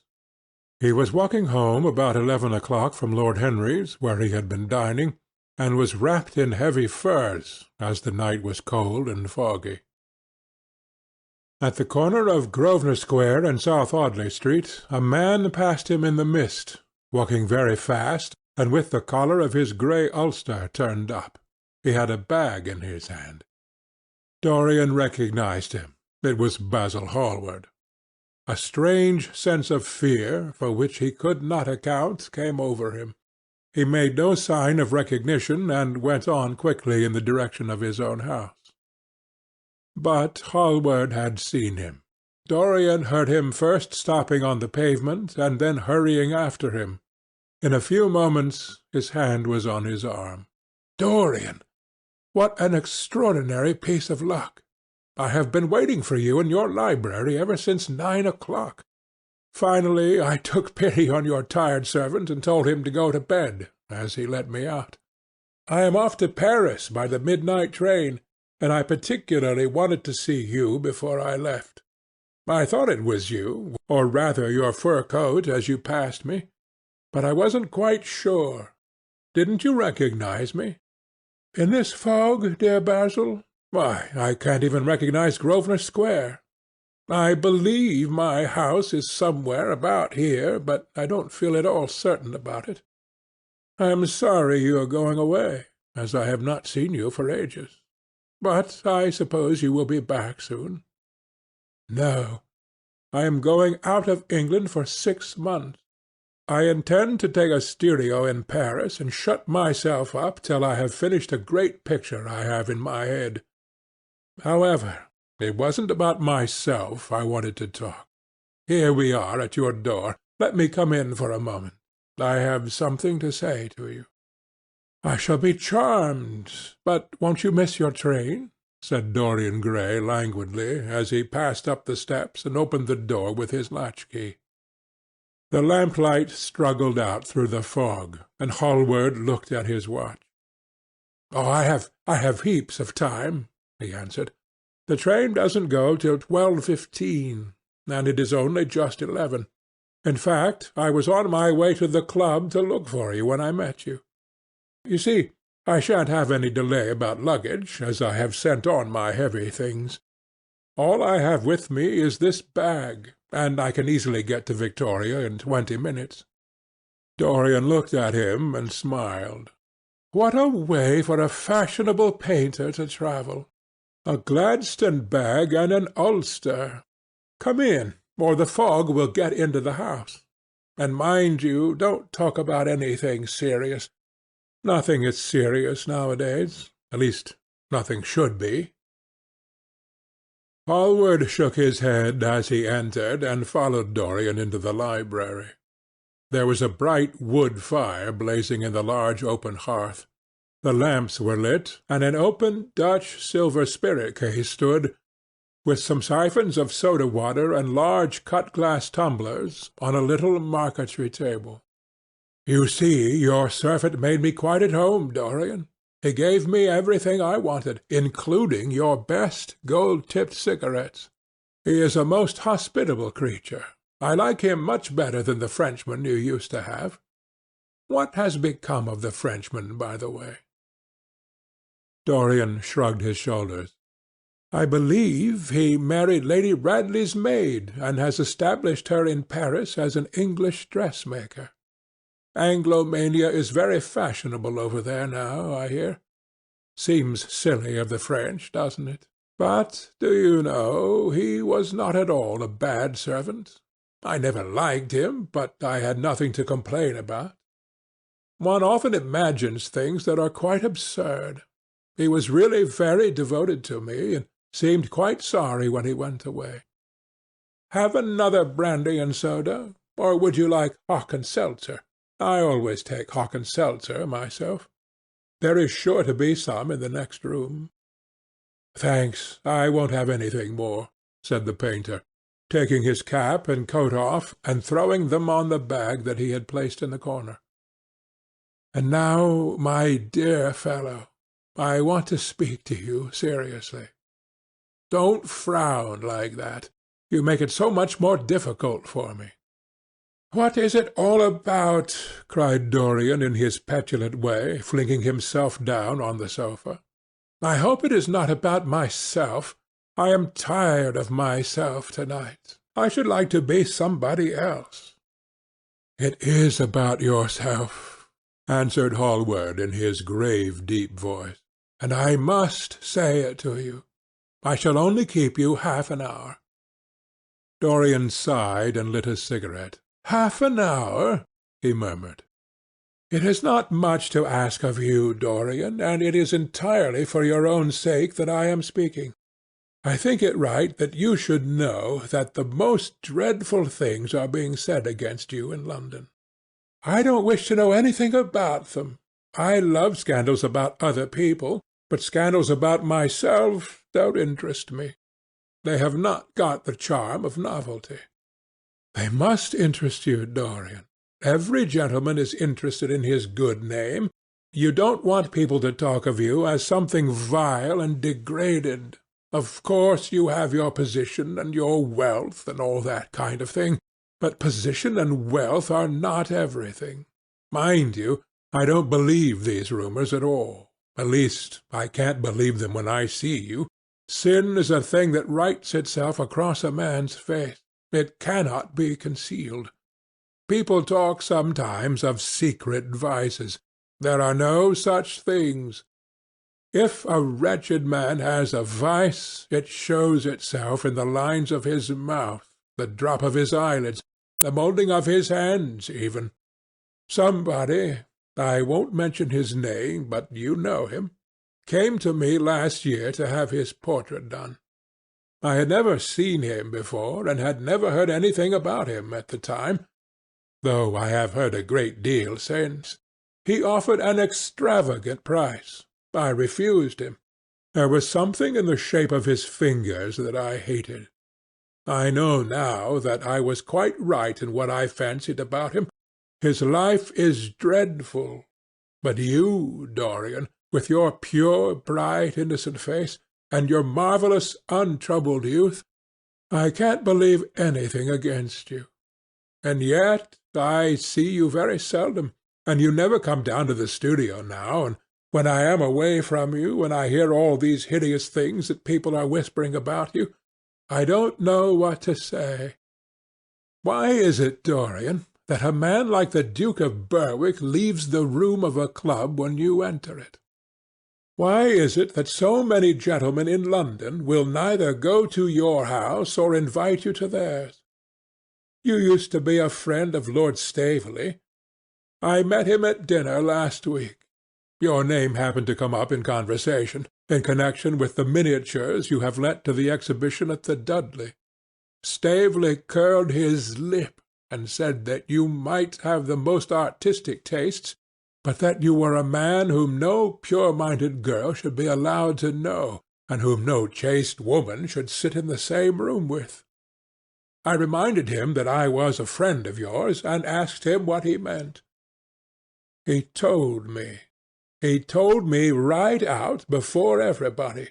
It was horrible. Why is your friendship so fatal to young men? There was that wretched boy in the Guards who committed suicide. You were his great friend. There was Sir Henry Ashton, who had to leave England with a tarnished name. You and he were inseparable. What about Adrian Singleton and his dreadful end? What about Lord Kent's only son and his career? I met his father yesterday in St. James's Street. He seemed broken with shame and sorrow. What about the young Duke of Perth? What sort of life has he got now? What gentleman would associate with him? "Stop, Basil! You are talking about things of which you know nothing," said Dorian Gray, biting his lip and with a note of infinite contempt in his voice. "You ask me why Berwick leaves a room when I enter it. It is because I know everything about his life, not because he knows anything about mine. With such blood as he has in his veins, how could his record be clean? You ask me about Henry Ashton and young Perth. Did I teach the one his vices and the other his debauchery? If Kent's silly son takes his wife from the streets, what is that to me? If Adrian Singleton writes his friend's name across a bill, am I his keeper? I know how people chatter in England. The middle classes air their moral prejudices over their gross dinner-tables, and whisper about what they call the profligacies of their betters in order to try and pretend that they are in smart society and on intimate terms with the people they slander. In this country it is enough for a man to have distinction and brains for every common tongue to wag against him. And what sort of lives do these people, who pose as being moral, lead themselves? My dear fellow, you forget that we are in the native land of the hypocrite. Dorian, cried Hallward, that is not the question. England is bad enough, I know, and English society is all wrong. That is the reason why I want you to be fine. You have not been fine. One has a right to judge a man by the effect he has over his friends. Yours seem to lose all sense of honour, of goodness, of purity. You have filled them with a madness for pleasure. They have gone down into the depths. You led them there. Yes, you led them there, and yet you can smile as you are smiling now. And there is worse behind. I know you and Harry are inseparable. Surely for that reason, if none other, you should not have made his sister's name a byword. Take care, Basil, you go too far. I must speak, and you must listen. You shall listen. When you met Lady Gwendolen, not a breath of scandal had ever touched her. Is there a single decent woman in London now who would drive with her in the park? Why, even her children are not allowed to live with her. Then there are other stories, stories that you have been seen creeping at dawn out of dreadful houses and slinking in disguise into the foulest dens in London. Are they true? Can they be true? When I first heard them, I laughed. I hear them now, and they make me shudder. What about your country house and the life that is led there? Dorian, you don't know what is said about you. I won't tell you that I don't want to preach to you. I remember Harry saying once that every man who turned himself into an amateur curate for the moment always began by saying that, and then proceeded to break his word. I do want to preach to you. I want you to lead such a life as will make the world respect you. I want you to have a clean name and a fair record. I want you to get rid of the dreadful people you associate with. Don't shrug your shoulders like that. Don't be so indifferent. You have a wonderful influence. Let it be for good, not for evil. They say that you corrupt every one with whom you become intimate, and that it is quite sufficient for you to enter a house for shame of some kind to follow after. I don't know whether it is so or not. How should I know? But it is said of you. I am told things that it seems impossible to doubt. Lord Gloucester was one of my greatest friends at Oxford. He showed me a letter that his wife had written to him when she was dying alone in her villa at Mentone. Your name was implicated in the most terrible confession I ever read. I told him that it was absurd, that I knew you thoroughly, and that you were incapable of anything of the kind. Know you? I wonder, do I know you? Before I could answer that, I should have to see your soul. To see my soul? Muttered Dorian Gray, starting up from the sofa and turning almost white with fear. Yes, answered Hallward gravely, and with deep-toned sorrow in his voice, to see your soul. But only God can do that. A bitter laugh of mockery broke from the lips of the younger man.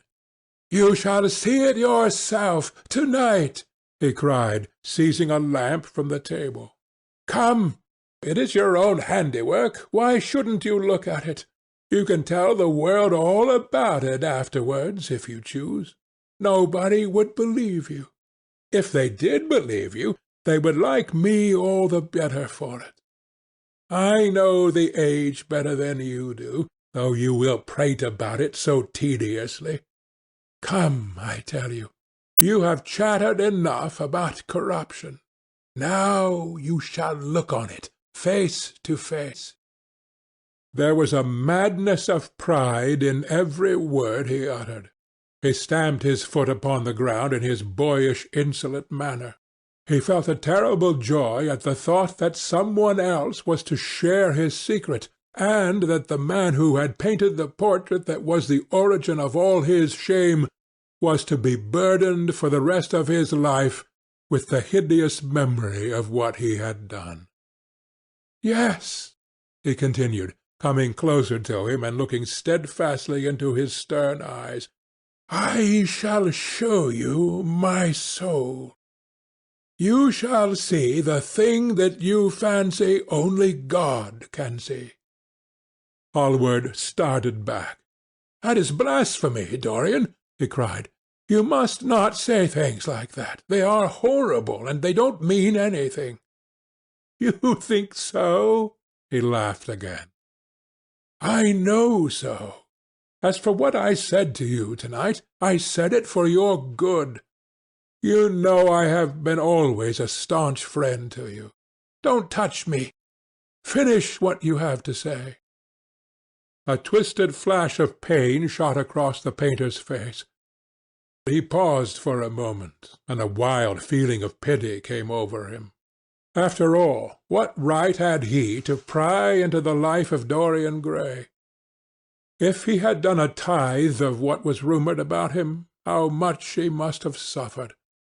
Then he straightened himself up, and walked over to the fireplace, and stood there, looking at the burning logs with their frost-like ashes and their throbbing cores of flame.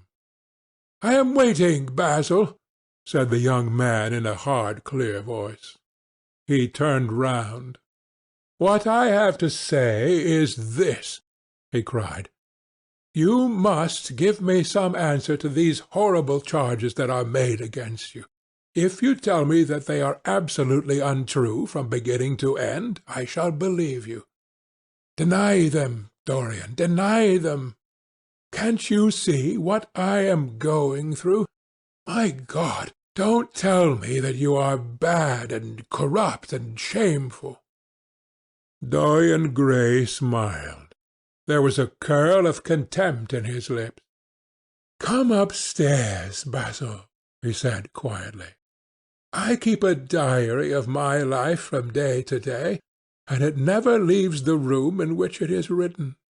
I shall show it to you if you come with me. I shall come with you, Dorian, if you wish it. I see I have missed my train. That makes no matter. I can go tomorrow. But don't ask me to read anything tonight. All I want is a plain answer to my question. That shall be given to you upstairs. I could not give it here. You will not have to read long. Chapter 13 of The Picture of Dorian Gray. He passed out of the room and began the ascent, Basil Hallward following close behind. They walked softly, as men do instinctively at night. The lamp cast fantastic shadows on the wall and staircase. A rising wind made some of the windows rattle. When they reached the top landing, Dorian set the lamp down on the floor, and, taking out the key, turned it in the lock. "You insist on knowing, Basil?" he asked in a low voice. "Yes." "I am delighted," he answered, smiling. Then he added, somewhat harshly, "You are the one man in the world who is entitled to know everything about me. You have had more to do with my life than you think." And taking up the lamp, he opened the door and went in. A cold current of air passed them, and the light shot up for a moment in a flame of murky orange. He shuddered. "Shut the door behind you," he whispered, as he placed the lamp on the table. Hallward glanced round him with a puzzled expression. The room looked as if it had not been lived in for years. A faded Flemish tapestry, a curtained picture, an old Italian cassone, and an almost empty bookcase, that was all that it seemed to contain, besides a chair and a table. As Dorian Gray was lighting a half-burned candle that was standing on the mantel-shelf, he saw that the whole place was covered with dust and that the carpet was in holes. A mouse ran scuffling behind the wainscoting. There was a damp odour of mildew. "So you think that it is only God who sees the soul, Basil? Draw that curtain back, and you will see mine." The voice that spoke was cold and cruel. "You are mad, Dorian, or playing a part," muttered Hallward, frowning. "You won't? Then I must do it myself," said the young man, and he tore the curtain from its rod and flung it on the ground. An exclamation of horror broke from the painter's lips as he saw in the dim light the hideous face on the canvas grinning at him. There was something in its expression that filled him with disgust and loathing. Good heavens! It was Dorian Gray's own face that he was looking at. The horror, whatever it was, had not yet entirely spoiled that marvellous beauty. There was still some gold in the thinning hair and some scarlet on the sensual mouth. The sodden eyes had kept something of the loveliness of their blue. The noble curves had not yet completely passed away from chiselled nostrils and from plastic throat. Yes, it was Dorian himself. But who had done it? He seemed to recognize his own brushwork, and the frame was his own design. The idea was monstrous, yet he felt afraid. He seized the lighted candle and held it to the picture. In the left-hand corner was his own name, traced in long letters of bright vermilion. It was some foul parody, some infamous, ignoble satire. He had never done that. Still, it was his own picture. He knew it, and he felt as if his blood had changed in a moment from fire to sluggish ice. His own picture! What did it mean? Why had it altered?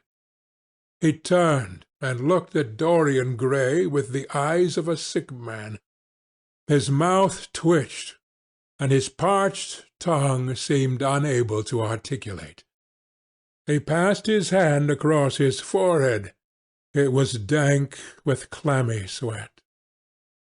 The young man was leaning against the mantel-shelf, watching him with that strange expression that one sees on the face of those who are absorbed in a play when some great artist is acting. There is neither real sorrow in it nor real joy. There was simply the passion of the spectator, with perhaps a flicker of triumph in his eyes. He had taken the flower out of his coat, and was smelling it, or pretending to do so. "What does this mean?" cried Hallward at last. His own voice sounded shrill and curious in his ears. "Years ago, when I was a boy," said Dorian Gray, crushing the flower in his hand, "you met me, flattered me, taught me to be vain of my good looks. One day you introduced me to a friend of yours, who explained to me the wonder of youth, and you finished a portrait of me that revealed to me the wonder of beauty. In a mad moment that even now I don't know whether I regret or not, I made a wish. Perhaps you would call it a prayer. I remember it. Oh, how well I remember it! No, the thing is impossible. The room is damp. Mildew has got into the canvas. The paints I used had some wretched mineral poison in them. I tell you the thing is impossible." "Ah, what is impossible?" murmured the young man, going over to the window and leaning his forehead against the cold, mist-stained glass. "You told me you had destroyed it. I was wrong. It has destroyed me. I don't believe it is my picture. Can't you see your ideal in it?" said Dorian bitterly. "My ideal, as you call it, as you called it. There was nothing evil in it, nothing shameful. You were to me such an ideal as I shall never meet again. This is the face of a satyr. It is the face of my soul. Christ! What a thing I must have worshipped! It has the eyes of a devil. Each of us has heaven and hell in him, Basil," cried Dorian with a wild gesture of despair. Hallward turned again to the portrait and gazed at it. "My God! If it is true," he exclaimed, "and this is what you have done with your life, why, you must be worse even than those who talk against you fancy you to be." He held the light up again to the canvas and examined it. The surface seemed to be quite undisturbed, and as he had left it. It was from within, apparently, that the foulness and horror had come. Through some strange quickening of inner life, the leprosies of sin were slowly eating the thing away. The rotting of a corpse in a watery grave was not so fearful. His hand shook, and the candle fell from its socket on the floor and lay there sputtering. He placed his foot on it and put it out. Then he flung himself into the rickety chair that was standing by the table, and buried his face in his hands. "Good God, Dorian! What a lesson! What an awful lesson!" There was no answer, but he could hear the young man sobbing at the window. "Pray, Dorian, pray," he murmured. "What is it that one was taught to say in one's boyhood? Lead us not into temptation. Forgive us our sins. Wash away our iniquities. Let us say that together. The prayer of your pride has been answered. The prayer of your repentance will be answered also. I worshipped you too much. I am punished for it. You worshipped yourself too much. We are both punished." Dorian Gray turned slowly around and looked at him with tear-dimmed eyes. "It is too late, Basil," he faltered. "It is never too late, Dorian. Let us kneel down and try if we cannot remember a prayer. Isn't there a verse somewhere? Though your sins be as scarlet, yet I will make them white as snow. Those words mean nothing to me now." "Hush! Don't say that. You have done enough evil in your life. My God! Don't you see that accursed thing leering at us?" Dorian Gray glanced at the picture, and suddenly an uncontrollable feeling of hatred for Basil Hallward came over him, as though it had been suggested to him by the image on the canvas, whispered into his ear by those grinning lips. The mad passions of a hunted animal stirred within him, and he loathed the man who was seated at the table more than in his whole life he had ever loathed anything. He glanced wildly around. Something glimmered on the top of the painted chest that faced him. His eye fell on it. He knew what it was. It was a knife that he had brought up some days before to cut a piece of cord, and had forgotten to take away with him. He moved slowly towards it, passing Hallward as he did. As soon as he got behind him, he seized it and turned round. Hallward stirred in his chair as if he was going to rise. He rushed at him, and dug the knife into the great vein that is behind the ear, crushing the man's head down on the table, and stabbing again and again. There was a stifled groan, and the horrible sound of someone choking with blood. 3 times the outstretched arms shot up convulsively, waving grotesque, stiff-fingered hands in the air. He stabbed him twice more, but the man did not move. Something began to trickle on the floor. He waited for a moment, still pressing the head down. Then he threw the knife on the table and listened. He could hear nothing but the drip, drip on the threadbare carpet. He opened the door and went out on the landing. The house was absolutely quiet. No one was about. For a few seconds he stood bending over the balustrade and peering down into the black seething well of darkness. Then he took out the key and returned to the room, locking himself in as he did so. The thing was still seated in the chair, straining over the table with bowed head and humped back and long, fantastic arms. Had it not been for the red, jagged tear in the neck and the clotted black pool that was slowly widening on the table, one would have said that the man was simply asleep. How quickly it had all been done! He felt strangely calm, and, walking over to the window, opened it and stepped out on the balcony.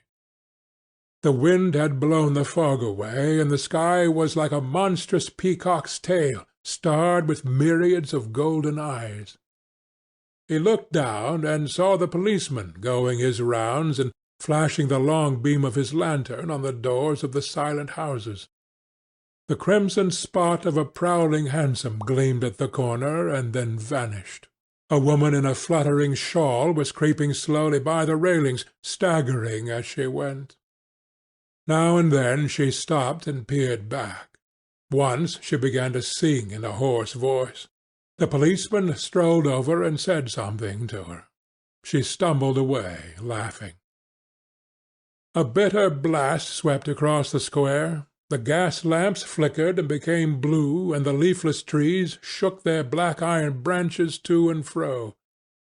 He shivered and went back, closing the window behind him. Having reached the door, he turned the key and opened it. He did not even glance at the murdered man. He felt that the secret of the whole thing was not to realize the situation. The friend who had painted the fatal portrait to which all his misery had been due had gone out of his life. That was enough. Then he remembered the lamp. It was a rather curious one of Moorish workmanship, made of dull silver inlaid with arabesques of burnished steel and studded with coarse turquoises.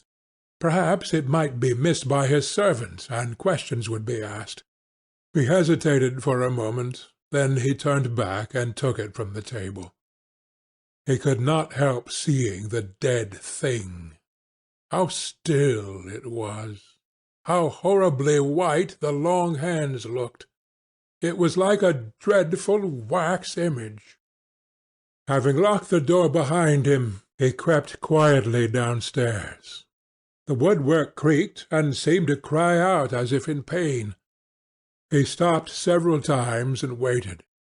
No, everything was still. It was merely the sound of his own footsteps.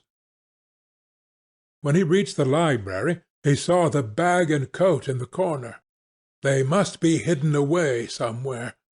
He unlocked a secret press that was in the wainscoting, a press in which he kept his own curious disguises, and put them into it. He could easily burn them afterward. Then he pulled out his watch. It was 20 minutes to 2. He sat down and began to think.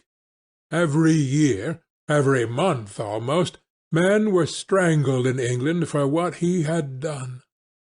There had been a madness of murder in the air. Some red star had come too close to the earth. And yet, what evidence was there against him? Basil Hallward had left the house at 11. No one had seen him come in again. Most of the servants were at Selby Royal. His valet had gone to bed. Paris! Yes, it was to Paris that Basil had gone, and by the midnight train, as he had intended. With his curious reserved habits, it would be months before any suspicions would be aroused. Months! Everything could be destroyed long before then. A sudden thought struck him. He put on his fur coat and hat and went out into the hall. There he paused, hearing the slow, heavy tread of the policeman on the pavement outside, and seeing the flash of the bull's-eye reflected in the window. He waited and held his breath. After a few moments he drew back the latch and slipped out, shutting the door very gently behind him. Then he began ringing the bell. In about 5 minutes his valet appeared, half-dressed and looking very drowsy. "I am sorry to have had to wake you up, Francis," he said, stepping in, "but I had forgotten my latch-key. What time is it?" 10 minutes past 2, sir," answered the man, looking at the clock and blinking. 10 minutes past 2. How horribly late. You must wake me at 9 tomorrow. I've some work to do. All right, sir. Did any one call this evening? Mr. Hallward, sir. He stayed here till 11, and then he went away to catch his train. Oh, I am sorry I didn't see him. Did he leave any message? No, sir, except that he would write to you from Paris if he did not find you at the club. That will do, Francis. Don't forget to call me at 9 tomorrow. No, sir. The man shambled down the passage in his slippers. Dorian Gray threw his hat and coat upon the table and passed into the library. For a quarter of an hour he walked up and down the room, biting his lip and thinking. Then he took down the blue book from one of the shelves and began to turn over the leaves. Alan Campbell, 152 Hertford Street, Mayfair. Yes, that was the man he wanted. End of Chapter 13. Chapter 14 of The Picture of Dorian Gray. At 9 o'clock the next morning his servant came in with a cup of chocolate on a tray and opened the shutters. Dorian was sleeping quite peacefully, lying on his right side with one hand underneath his cheek. He looked like a boy who had been tired out with play or study. The man had to touch him twice on the shoulder before he woke, and as he opened his eyes a faint smile passed across his lips, as though he had been lost in some delightful dream. Yet he had not dreamed at all. His night had been untroubled by any images of pleasure or of pain. But youth smiles without any reason. It is one of its chiefest charms. He turned round and, leaning upon his elbow, began to sip his chocolate. The mellow November sun came streaming into the room. The sky was bright, and there was a genial warmth in the air. It was almost like a morning in May. Gradually the events of the preceding night crept with silent blood-stained feet into his brain, and reconstructed themselves there with terrible distinctness. He winced at the memory of all that he had suffered, and for a moment the same curious feeling of loathing for Basil Hallward that had made him kill him as he sat in the chair came back to him, and he grew cold with passion. The dead man was still sitting there, too, and in the sunlight now. How horrible that was! Such hideous things were for the darkness, not for the day.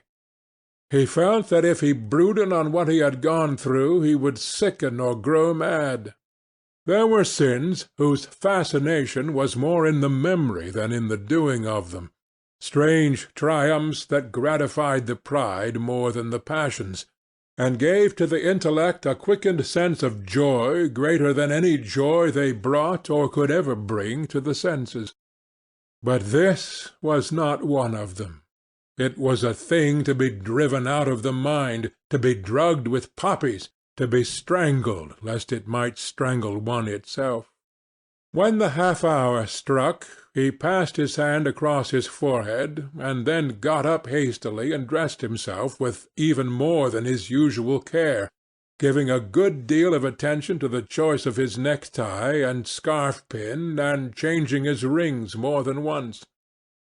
He spent a long time also over breakfast, tasting the various dishes, talking to his valet about some new liveries that he was thinking of getting made for the servants at Selby, and going through his correspondence. At some of the letters he smiled. 3 of them bored him. One he read several times over, and then tore up with a slight look of annoyance in his face. That awful thing, a woman's memory, as Lord Henry had once said. After he had drunk his cup of black coffee, he wiped his lips slowly with a napkin, motioned to his servant to wait, and going over to the table sat down and wrote 2 letters. One he put in his pocket, the other he handed to the valet. "Take this round to 152 Hertford Street, Francis, and if Mr. Campbell is out of town, get his address." As soon as he was alone, he lit a cigarette and began sketching upon a piece of paper, drawing first flowers and bits of architecture, and then human faces. Suddenly he remarked that every face that he drew seemed to have a fantastic likeness to Basil Hallward. He frowned, and getting up, went over to the bookcase and took out a volume at hazard. He was determined that he would not think about what had happened until it became absolutely necessary that he should do so. When he had stretched himself on the sofa, he looked at the title-page of the book. It was Gautier's Émaux et Camées, Charpentier's Japanese paper edition, with the Jacquemart etching. The binding was of citron green leather, with a design of gilt trellis-work and dotted pomegranates. It had been given to him by Adrian Singleton. As he turned over the pages, his eye fell on the poem about the hand of Lacenaire, the cold yellow hand, du supplice sans corps mal lavé, with its downy red hairs and its doigts de faune. He glanced at his own white taper fingers, shuddering slightly in spite of himself, and passed on till he came to those lovely stanzas upon Venice. Sur une gamme chromatique le sein de Paris ruisselant, la venue de l'Adriatique sort de l'eau son corps rose et blanc. Le dôme, c'est l'azur des ondes, suivant la phrase au pur contour, s'enflant comme des gorges rondes que soulève un soupir d'amour. L'esquif à bord et me déposait, jetant son amarre au pilier devant une façade rose sur le marbre d'un escalier. How exquisite they were! As one read them, one seemed to be floating down the green waterways of the pink and pearl city, seated in a black gondola with silver prow and trailing curtains. The mere lines looked to him like those straight lines of turquoise blue that follow one as one pushes out to the Lido. The sudden flashes of colour reminded him of the gleam of the opal and iris-throated birds that flutter round the tall honeycombed campanile, or stalk, with such stately grace, through the dim dust-stained arcades. Leaning back with half-closed eyes, he kept saying over and over to himself, "Devant une façade rose, sur le marbre d'un escalier." The whole of Venice was in those two lines. He remembered the autumn that he had passed there, and a wonderful love that had stirred him to mad, delightful follies. There was romance in every place, but Venice, like Oxford, had kept the background for romance, and to the true romantic, background was everything, or almost everything. Basil had been with him part of the time, and had gone wild over Tintoretto. Poor Basil! What a horrible way for a man to die! He sighed, and took up the volume again, and tried to forget. He read of the swallows that fly in and out of the little café at Smyrna, where the Hadjis sit counting their amber beads, and the turbaned merchants smoke their long tasselled pipes and talk gravely to each other. He read of the obelisk in the Place de la Concorde, that weeps tears of granite in its lonely sunless exile, and longs to be back by the hot lotus-covered Nile, where there are sphinxes and rose-red ibises, and white vultures with gilded claws, and crocodiles with small beryl eyes that crawl over the green steaming mud. He began to brood over those verses which, drawing music from kiss-stained marble, tell of that curious statue that Gautier compares to a contralto voice, the monstre charmant that couches in the porphyry room of the Louvre. But after a time the book fell from his hand. He grew nervous, and a horrible fit of terror came over him. What if Alan Campbell should be out of England? Days would elapse before he could come back. Perhaps he might refuse to come. What could he do then? Every moment was of vital importance. They had been great friends once, 5 years before, almost inseparable indeed. Then the intimacy had come suddenly to an end. When they met in society now, it was only Dorian Gray who smiled. Alan Campbell never did. He was an extremely clever young man, though he had no real appreciation of the visible arts, and whatever little sense of beauty of poetry he possessed he had gained entirely from Dorian. His dominant intellectual passion was for science. At Cambridge he had spent a great deal of his time working in the laboratory, and had taken a good class in the natural science tripos of his year. Indeed, he was still devoted to the study of chemistry, and had a laboratory of his own, in which he used to shut himself up all day long, greatly to the annoyance of his mother, who had set her heart on his standing for Parliament, and had a vague idea that a chemist was a person who made up prescriptions. He was an excellent musician, however, as well, and played both the violin and the piano better than most amateurs. In fact, it was music that had first brought him and Dorian Gray together, music and that indefinable attraction that Dorian seemed to be able to exercise whenever he wished, and, indeed, exercised often without being conscious of it. They had met at Lady Berkshire's the night that Rubinstein played there, and after that used to be seen together at the opera and wherever good music was going on. For 18 months their intimacy lasted. Campbell was always either at Selby Royal or in Grosvenor Square. To him, as to many others, Dorian Gray was the type of everything that is wonderful and fascinating in life. Whether or not a quarrel had taken place between them, no one ever knew. But suddenly people remarked that they scarcely spoke when they met, and that Campbell seemed always to go away early from any party at which Dorian Gray was present. He had changed, too, was strangely melancholy at times, appeared almost to dislike hearing music, and would never himself play, giving as his excuse, when he was called upon, that he was so absorbed in science that he had no time left in which to practice.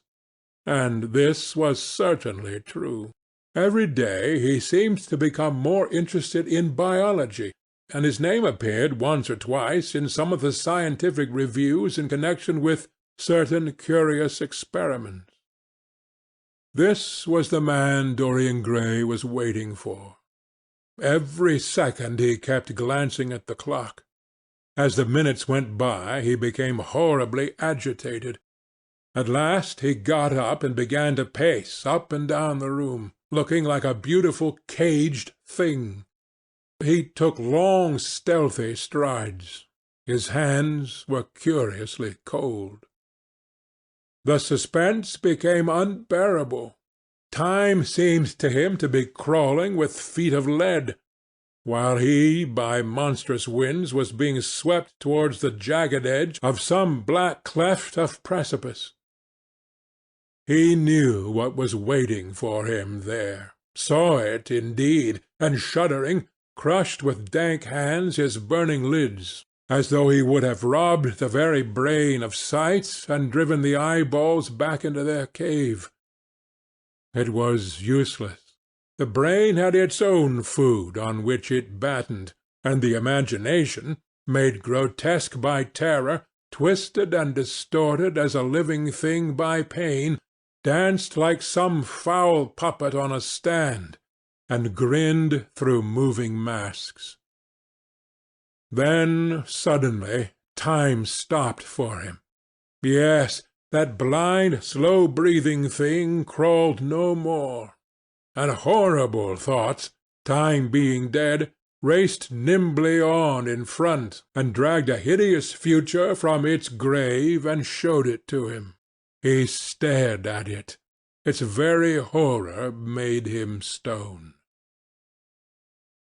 At last the door opened, and his servant entered. He turned glazed eyes upon him. "Mr. Campbell, sir," said the man. A sigh of relief broke from his parched lips, and the colour came back to his cheeks. "Ask him to come in at once, Francis." He felt that he was himself again. His mood of cowardice had passed away. The man bowed and retired. In a few moments Alan Campbell walked in, looking very stern and rather pale, his pallor being intensified by his coal-black hair and dark eyebrows. "Alan, this is kind of you. I thank you for coming. I had intended never to enter your house again, Gray, but you said it was a matter of life and death." His voice was hard and cold. He spoke with slow deliberation.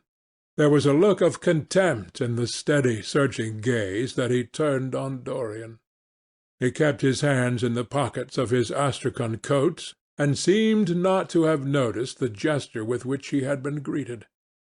"Yes, it is a matter of life and death, Alan, and to more than one person. Sit down." Campbell took a chair by the table, and Dorian sat opposite to him. The two men's eyes met. In Dorian's there was infinite pity. He knew that what he was going to do was dreadful.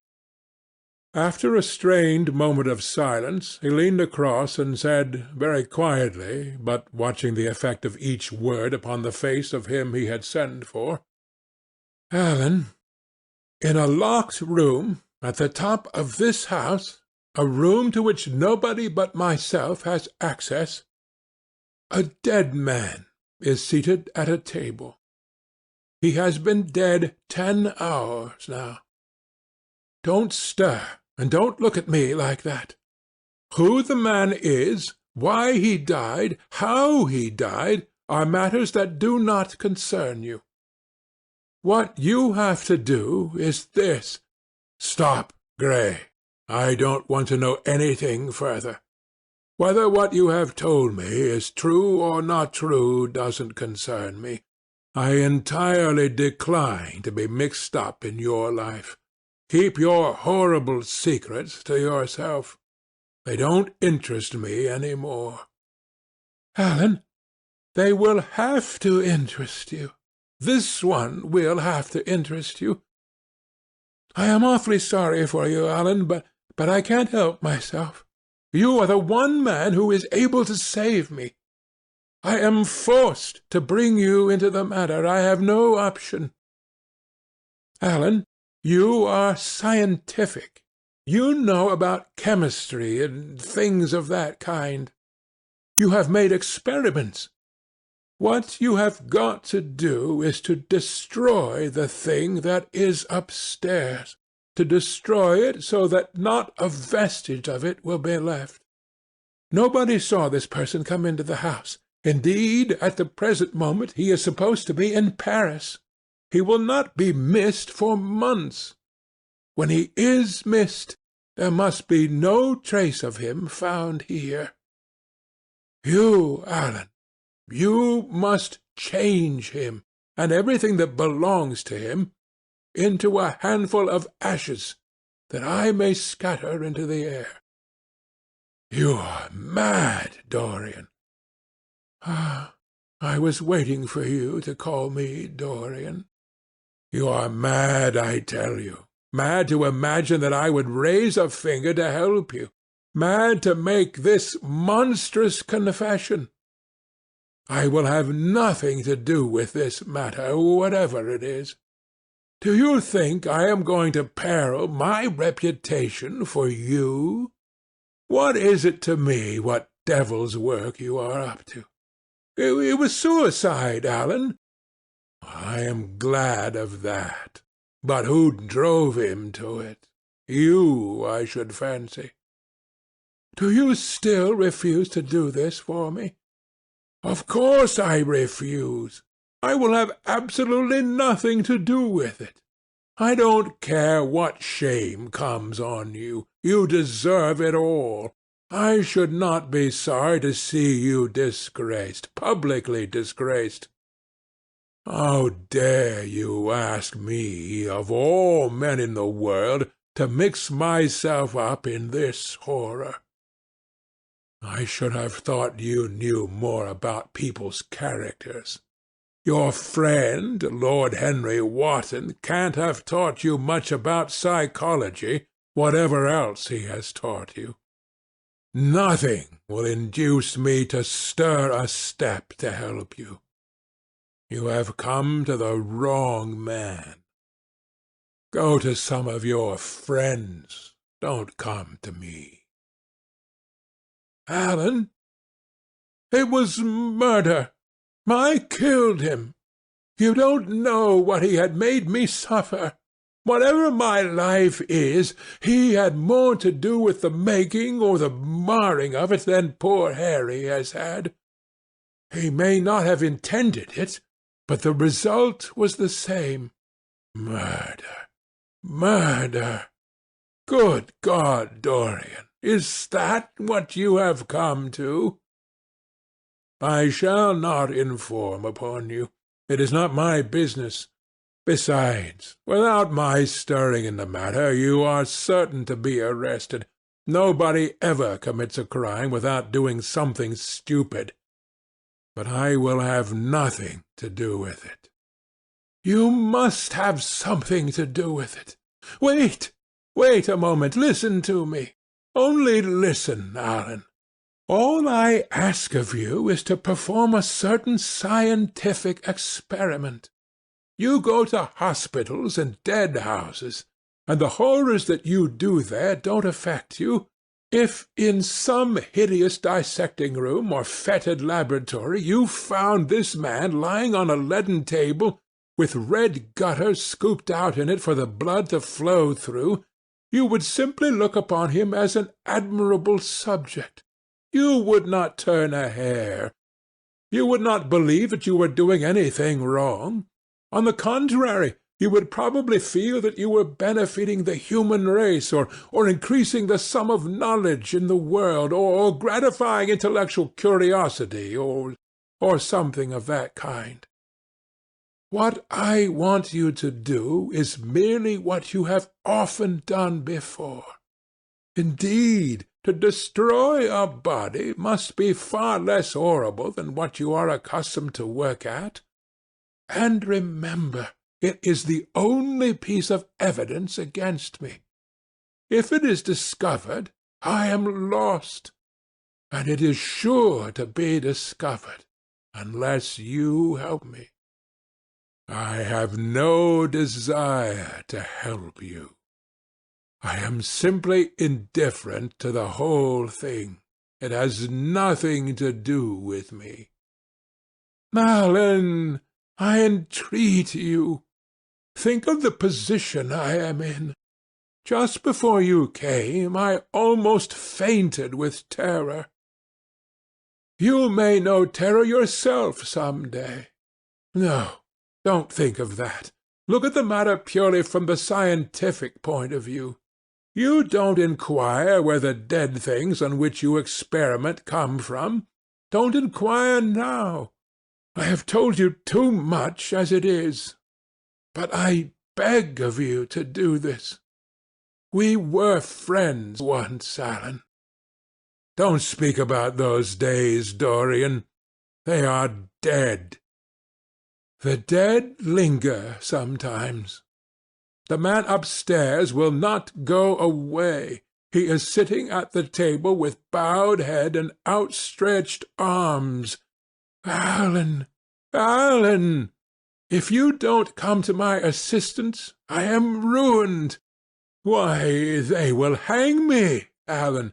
Don't you understand? They will hang me for what I have done. There is no good in prolonging this scene. I absolutely refuse to do anything in the matter. It is insane of you to ask me. You refuse? Yes. I entreat you, Alan. It is useless. The same look of pity came into Dorian Gray's eyes. Then he stretched out his hand, took a piece of paper, and wrote something on it. He read it over twice, folded it carefully, and pushed it across the table. Having done this, he got up and went over to the window. Campbell looked at him in surprise, and then took up the paper and opened it. As he read it, his face became ghastly pale, and he fell back in his chair. A horrible sense of sickness came over him. He felt as if his heart was beating itself to death in some empty hollow. After 2 or 3 minutes of terrible silence, Dorian turned round and came and stood behind him, putting his hand upon his shoulder. "I am so sorry for you, Alan," he murmured. "But you leave me no alternative. I have a letter written already. Here it is. You see the address. If you don't help me, I must send it. If you don't help me, I will send it. You know what the result will be. But you are going to help me. It is impossible for you to refuse now. I tried to spare you. You will do me the justice to admit that. You were stern, harsh, offensive. You treated me as no man has ever dared to treat me. No living man, at any rate. I bore it all. Now it is for me to dictate terms." Campbell buried his face in his hands, and a shudder passed through him. Yes, it is my turn to dictate terms, Alan. You know what they are. The thing is quite simple. Come, don't work yourself into this fever. The thing has to be done. Face it and do it. A groan broke from Campbell's lips, and he shivered all over. The ticking of the clock on the mantelpiece seemed to him to be dividing time into separate atoms of agony, each of which was too terrible to be borne. He felt as if an iron ring was being slowly tightened round his forehead, as if the disgrace with which he was threatened had already come upon him. The hand upon his shoulder weighed like a hand of lead. It was intolerable. It seemed to crush him. Come, Alan, you must decide at once. I cannot do it, he said mechanically, as though words could alter things. You must. You have no choice. Don't delay. He hesitated a moment. Is there a fire in the room upstairs? Yes, there is a gas fire with asbestos. I shall have to go home and get some things from the laboratory. No, Alan, you must not leave the house. Write out on a sheet of notepaper what you want, and my servant will take a cab and bring the things back to you. Campbell scrawled a few lines, blotted them, and addressed an envelope to his assistant. Dorian took the note up and read it carefully. Then he rang the bell and gave it to his valet, with orders to return as soon as possible and to bring the things with him. As the hall door shut, Campbell started nervously, and having got up from the chair, went over to the chimney-piece. He was shivering with a kind of ague. For nearly 20 minutes neither of the men spoke. A fly buzzed noisily about the room, and the ticking of the clock was like the beats of a hammer. As the chime struck 1, Campbell turned round, and looking at Dorian Gray, saw that his eyes were filled with tears. There was something in the purity and refinement of that sad face that seemed to enrage him. You are infamous, absolutely infamous, he muttered. Hush, Alan. You have saved my life, said Dorian. Your life? Good heavens, what a life that is! You have gone from corruption to corruption, and now you have culminated in crime. In doing what I am going to do, what you force me to do, it is not of your life that I am thinking. Ah, Alan, murmured Dorian with a sigh, I wish you had 1,000th part of the pity for me that I have for you. He turned away as he spoke, and stood looking out at the garden. Campbell made no answer.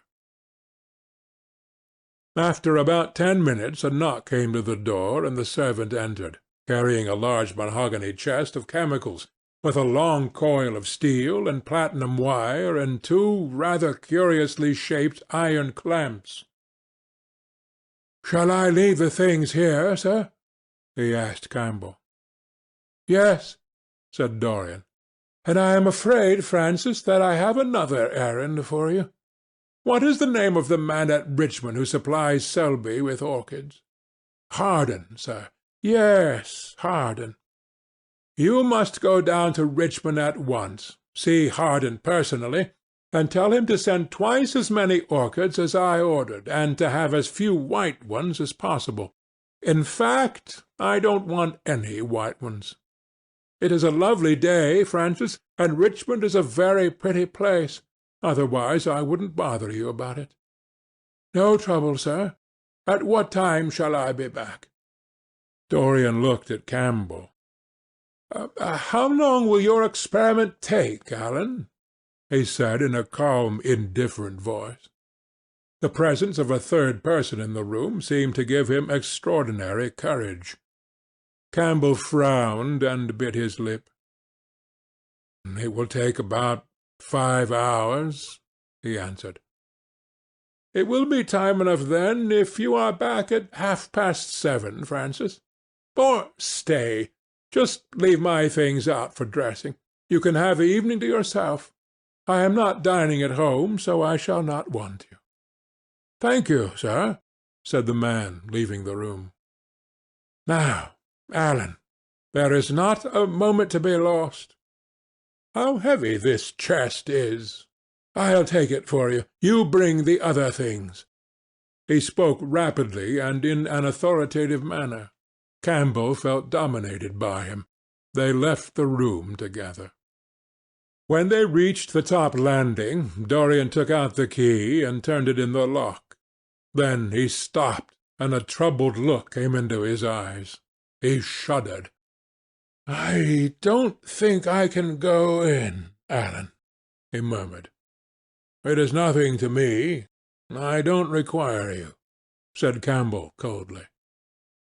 Dorian half opened the door.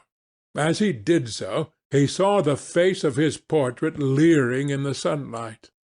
On the floor in front of it the torn curtain was lying. He remembered that the night before he had forgotten, for the first time in his life, to hide the fatal canvas, and was about to rush forward, when he drew back with a shudder. What was that loathsome red dew that gleamed, wet and glistening, on one of the hands, as though the canvas had sweated blood?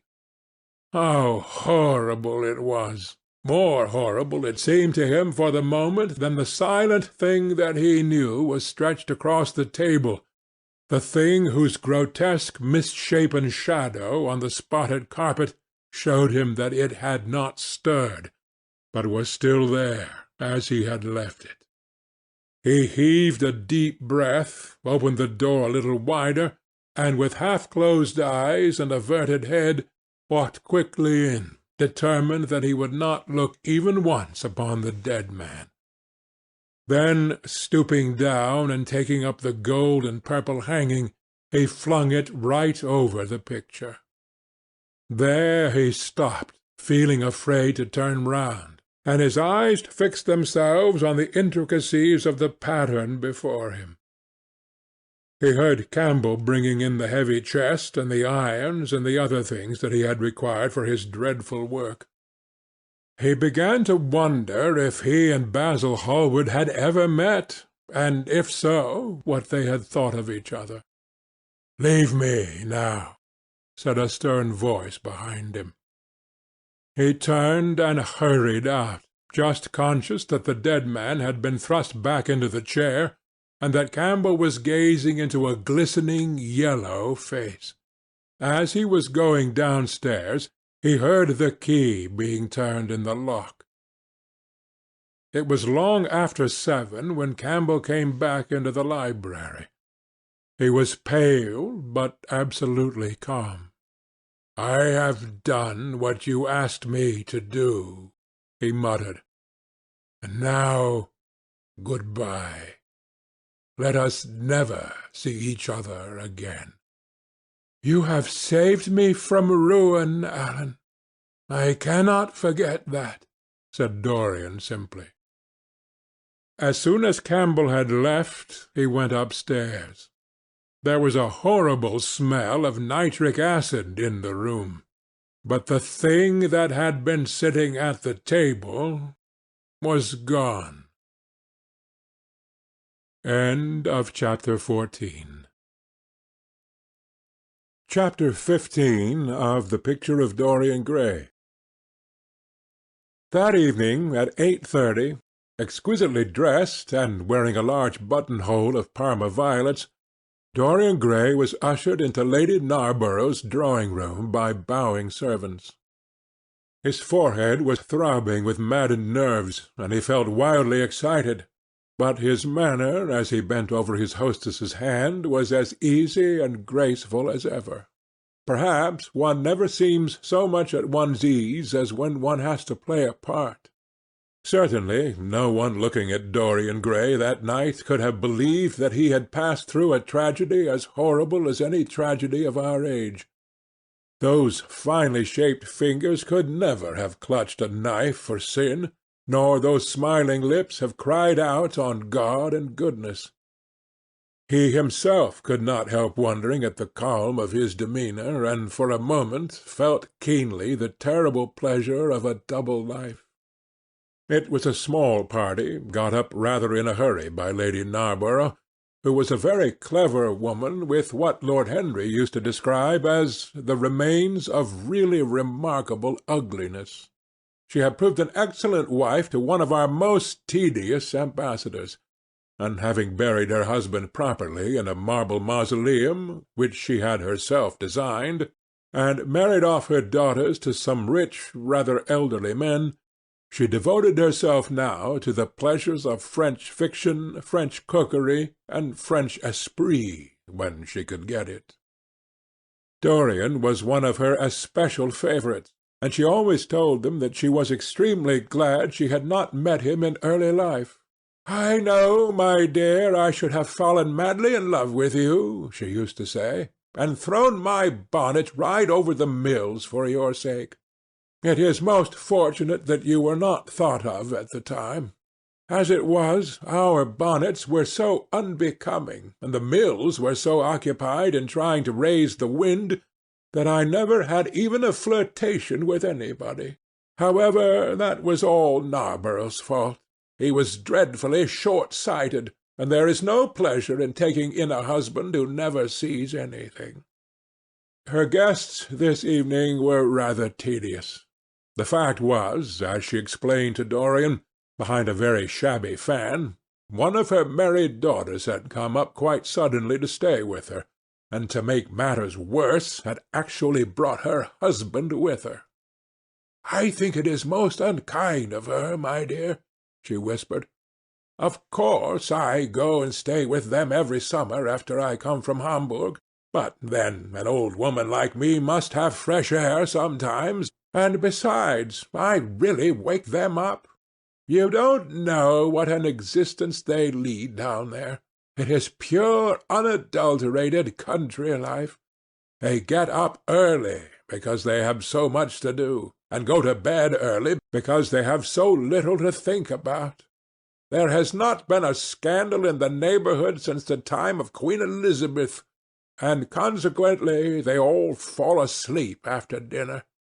You shan't sit next either of them. You shall sit by me and amuse me." Dorian murmured a graceful compliment and looked round the room. Yes, it was certainly a tedious party. Two of the people he had never seen before, and the others consisted of Ernest Harrowden, one of those middle-aged mediocrities so common in London clubs, who have no enemies but are thoroughly disliked by their friends; Lady Ruxton, an overdressed woman of 47 with a hooked nose, who was always trying to get herself compromised, but was so peculiarly plain that to her great disappointment no one would ever believe anything against her; Mrs. Erlynne, a pushy nobody with a delightful lisp and Venetian red hair; Lady Alice Chapman, his hostess's daughter, a dowdy, dull girl, with one of those characteristic British faces that, once seen, are never remembered; and her husband, a red-cheeked, white-whiskered creature who, like so many of his class, was under the impression that inordinate joviality can atone for an entire lack of ideas. He was rather sorry he had come, till Lady Narborough, looking at the great ormolu gilt clock that sprawled in gaudy curves in the mauve-draped mantel-shelf, exclaimed, "How horrid of Henry Wotton to be so late! I sent round word to him this morning on chance, and he promised faithfully not to disappoint me." It was some consolation that Harry was to be there, and when the door opened and he heard his slow musical voice lending charm to some insincere apology, he ceased to be bored. But at dinner he could not eat anything. plate after plate went away untasted. Lady Narborough kept scolding him for what she called an insult to poor Adolphe, who invented the menu specially for you. And now and then Lord Henry looked across at him, wondering at his silence and abstracted manner. From time to time the butler filled his glass with champagne. He drank eagerly, and his thirst seemed to increase. "Dorian," said Lord Henry at last, as the chaud-froid was being handed round, "what is the matter with you to-night? You are quite out of sorts." "I believe he is in love," cried Lady Narborough, "and that he is afraid to tell me for fear I should be jealous. He is quite right. I certainly should." "Dear Lady Narborough," murmured Dorian, smiling, "I have not been in love for a whole week. Not, in fact, since Madame de Ferrol left town." "How you men can fall in love with that woman!" exclaimed the old lady. "I really cannot understand it." "It is simply because she remembers you when you were a little girl, Lady Narborough," said Lord Henry. "She is the one link between us and your short frocks." "She does not remember my short frocks at all, Lord Henry. But I remember her very well at Vienna 30 years ago, and how décolletée she was." "She is still décolletée," he answered, taking an olive in his long fingers. "And when she is in a very smart gown, she looks like an edition de luxe of a bad French novel. She is really wonderful, and full of surprises. Her capacity for family affection is extraordinary. When her third husband died, her hair turned quite gold from grief." "How can you, Harry?" cried Dorian. "It is a most romantic explanation," laughed the hostess. "But her third husband, Lord Henry? You don't mean to say Ferrol is the fourth?" "Certainly, Lady Narborough." "I don't believe a word of it." "Well, ask Mr. Gray. He is one of her most intimate friends." "Is it true, Mr. Gray?" "She assures me so, Lady Narborough," said Dorian. "I asked her whether, like Marguerite de Navarre, she had her hearts embalmed and hung at her girdle. She told me she didn't, because none of them had any hearts at all." "4 husbands! Upon my word, that is trop de zèle." "Trop d'audace, I tell her," said Dorian. "Oh, she is audacious enough for anything, my dear. And what is Ferrol like? I don't know him." "The husbands of very beautiful women belong to the criminal classes," said Lord Henry, sipping his wine. Lady Narborough hit him with her fan. "Lord Henry, I am not at all surprised that the world says that you are extremely wicked." "But what world says that?" asked Lord Henry, elevating his eyebrows. "It can only be the next world. This world and I are on excellent terms." "Everybody I know says you are very wicked," cried the old lady, shaking her head. Lord Henry looked serious for some moments. "It is perfectly monstrous," he said at last, "the way people go about nowadays saying things against one behind one's back that are absolutely and entirely true." "Isn't he incorrigible?" cried Dorian, leaning forward in his chair. "I hope so," said his hostess, laughing. "But really, if you all worship Madame de Ferrol in this ridiculous way, I shall have to marry again so as to be in the fashion." "You will never marry again, Lady Narborough," broke in Lord Henry. "You were far too happy. When a woman marries again, it is because she detested her first husband. When a man marries again, it is because he adored his first wife. Women try their luck. Men risk theirs." "Narborough wasn't perfect," cried the old lady. "If he had been, you would not have loved him, my dear lady," was the rejoinder. "Women love us for our defects. If we have enough of them, they will forgive us everything, even our intellects. You will never ask me to dinner again after saying this, I am afraid, Lady Narborough, but it is quite true. Of course it is true, Lord Henry. If we women did not love you for your defects, where would you all be? Not one of you would ever be married. You would be a set of unfortunate bachelors. Not, however, that would alter you much. Nowadays all the married men live like bachelors, and all the bachelors like married men. Fin de siècle, murmured Lord Henry. Fin de globe, answered his hostess. I wish it were fin de globe, said Dorian with a sigh. Life is a great disappointment. Ah, my dear, cried Lady Narborough, putting on her gloves, don't tell me that you have exhausted life. When a man says that, one knows that life has exhausted him. Lord Henry is very wicked, and I sometimes wish that I had been. But you are made to be good. You look so good. I must find you a nice wife. Lord Henry, don't you think that Mr. Gray should get married? I am always telling him so, Lady Narborough, said Lord Henry, with a bow. Well, we must look out for a suitable match for him.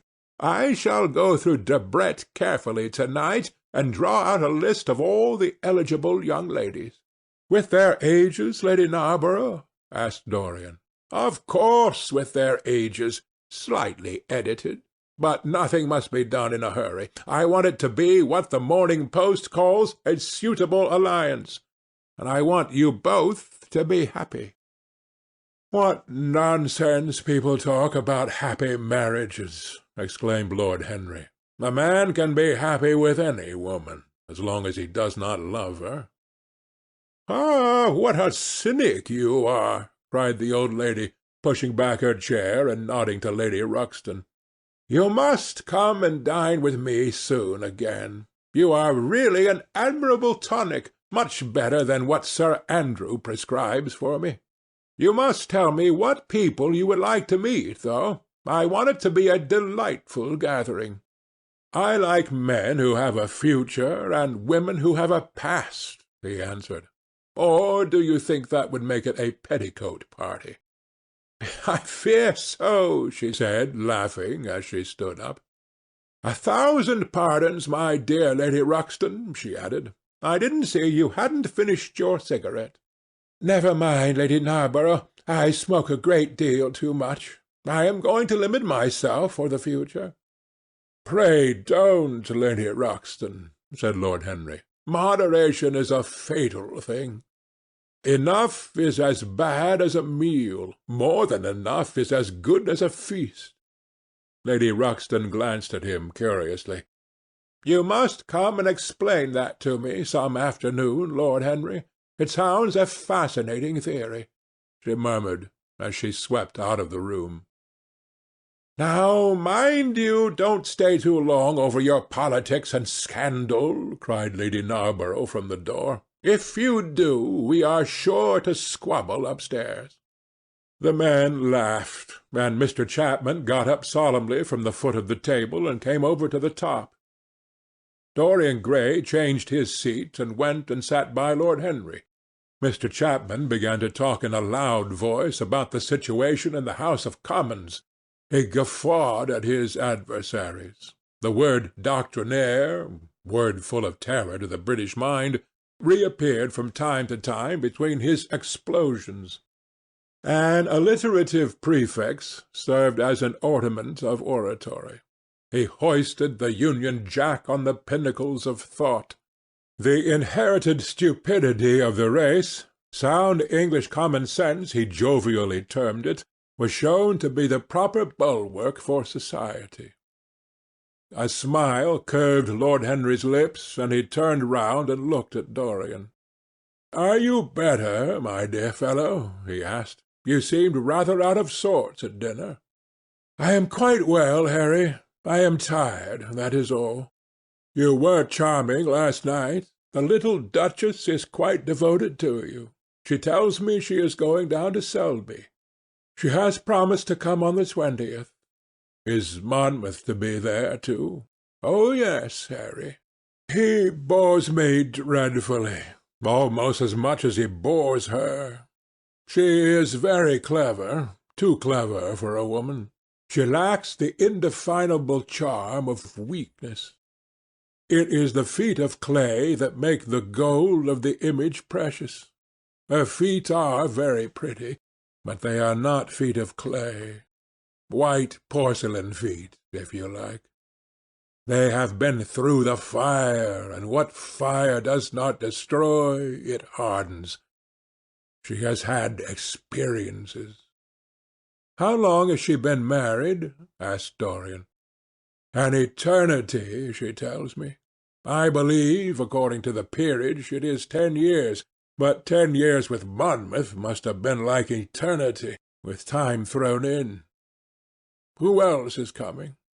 Oh, the Willoughbys, Lord Rugby and his wife, our hostess. Geoffrey Clouston, the usual set. I have asked Lord Grotrian. I like him, said Lord Henry. A great many people don't, but I find him charming.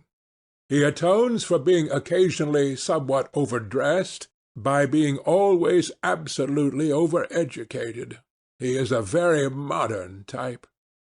I don't know if he will be able to come, Harry. He may have to go to Monte Carlo with his father. Oh, what a nuisance people's people are! Try and make him come. By the way, Dorian, you ran off very early last night. You left before 11. What did you do afterwards? Did you go straight home? Dorian glanced at him hurriedly and frowned. No, Harry, he said at last, I did not get home till nearly 3. Did you go to the club?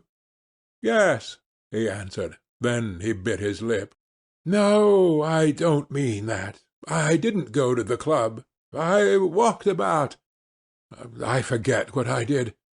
How inquisitive you are, Harry. You always want to know what one has been doing. I always want to forget what I have been doing. I came in at 2:30, if you wish to know the exact time. I had left my latchkey at home, and my servant had to let me in. If you want any corroborative evidence on the subject, you can ask him. Lord Henry shrugged his shoulders. My dear fellow, as if I cared. Let us go up to the drawing-room. No sherry, thank you, Mr. Chapman. Something has happened to you, Dorian. Tell me what it is. You are not yourself tonight. Don't mind me, Harry. I am irritable and out of temper. I shall come round and see you tomorrow, or next day. Make my excuses to Lady Narborough. I shan't go upstairs. I shall go home. I must go home. All right, Dorian. I dare say I shall see you tomorrow at tea-time. The Duchess is coming. I will try to be there, Harry, he said, leaving the room. As he drove back to his own house, he was conscious that the sense of terror he thought he had strangled had come back to him. Lord Henry's casual questioning had made him lose his nerve for the moment, and he wanted his nerve still. Things that were dangerous had to be destroyed.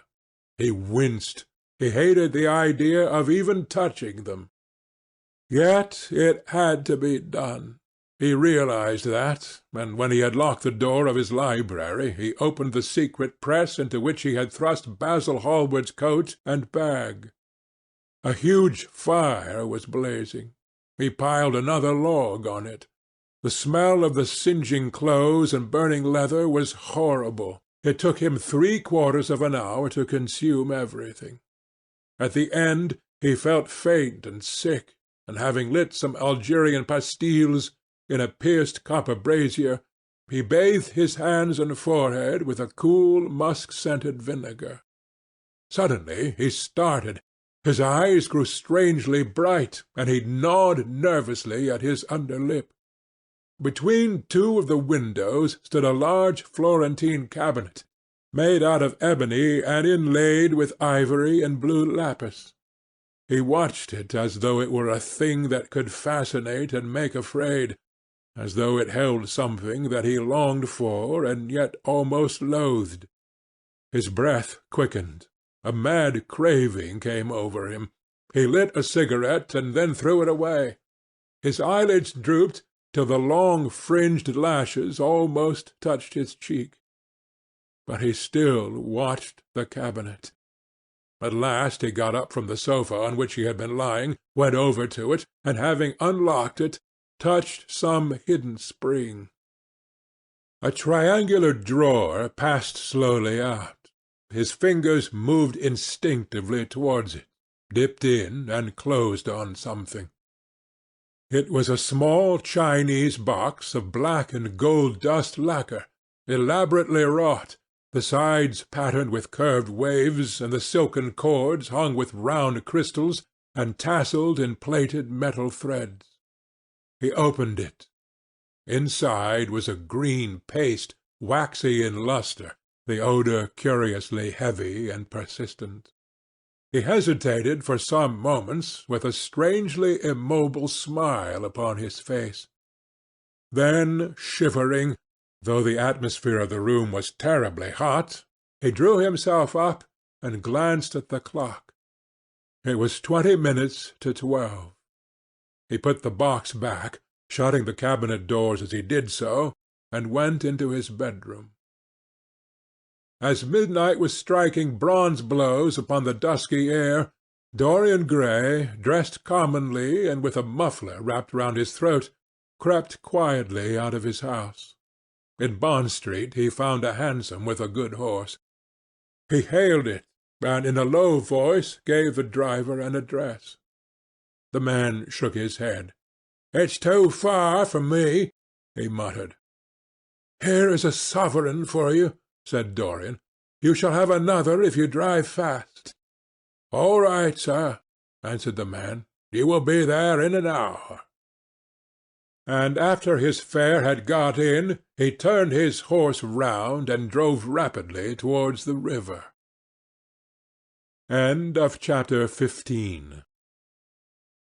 Chapter 16 of The Picture of Dorian Gray. A cold rain began to fall, and the blurred street lamps looked ghastly in the dripping mist. The public-houses were just closing, and dim men and women were clustering in broken groups round their doors. From some of the bars came the sound of horrible laughter. In others, drunkards brawled and screamed. Lying back in the hansom, with his hat pulled over his forehead, Dorian Gray watched with listless eyes the sordid shame of the great city, and now and then he repeated to himself the words that Lord Henry had said to him on the first day they had met: "To cure the soul by means of the senses, and the senses by means of the soul." Yes, that was the secret. He had often tried it, and would try it again now.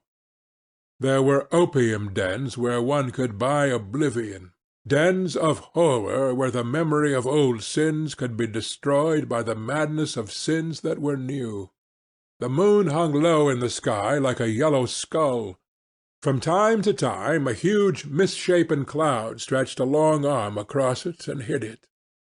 The gas lamps grew fewer, and the streets more narrow and gloomy. Once the man lost his way and had to drive back 1/2 a mile. A steam rose from the horse as it splashed up the puddles. The side windows of the hansom were clogged with a grey flannel mist. To cure the soul by means of the senses, and the senses by means of the soul. How the words rang in his ears! His soul certainly was sick to death.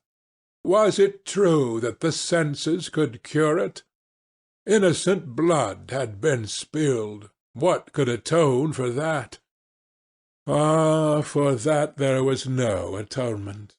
But though forgiveness was impossible, forgetfulness was possible still, and he was determined to forget, to stamp the thing out, to crush it as one would crush the adder that had stung one. Indeed, what right had Basil to have spoken to him as he had done? Who had made him a judge over others? He had said things that were dreadful, horrible, not to be endured. On and on plodded the hansom, going slower, it seemed to him, at each step. He thrust up the trap and called to the man to drive faster. The hideous hunger for opium began to gnaw at him. His throat burned, and his delicate hands twitched nervously together. He struck at the horse madly with his stick. The driver laughed and whipped up. He laughed in answer, and the man was silent. The way seemed interminable, and the streets like the black web of some sprawling spider. The monotony became unbearable, and as the mist thickened, he felt afraid. Then they passed by lonely brick-fields. The fog was lighter here, and he could see the strange bottle-shaped kilns with their orange fan-like tongues of fire. A dog barked as they went by, and far away in the darkness some wandering seagull screamed. The horse stumbled in a rut, then swerved aside and broke into a gallop. After some time they left the clay road, and rattled again over rough paven streets. Most of the windows were dark, but now and then fantastic shadows were silhouetted against some lamp-lit blind. He watched them curiously. They moved like monstrous marionettes, and made gestures like live things. He hated them. A dull rage was in his heart. As they turned a corner, a woman yelled something at them from an open door, and two men ran after the hansom for about 100 yards. The driver beat at them with his whip. It is said that passion makes one think in a circle. Certainly, with hideous iteration, the bitten lips of Dorian Gray shaped and reshaped those subtle words that dealt with soul and sense, till he had found in them the whole expression, as it were, of his mood, and justified, by an intellectual approval, passions that without such justification would still have dominated his temper.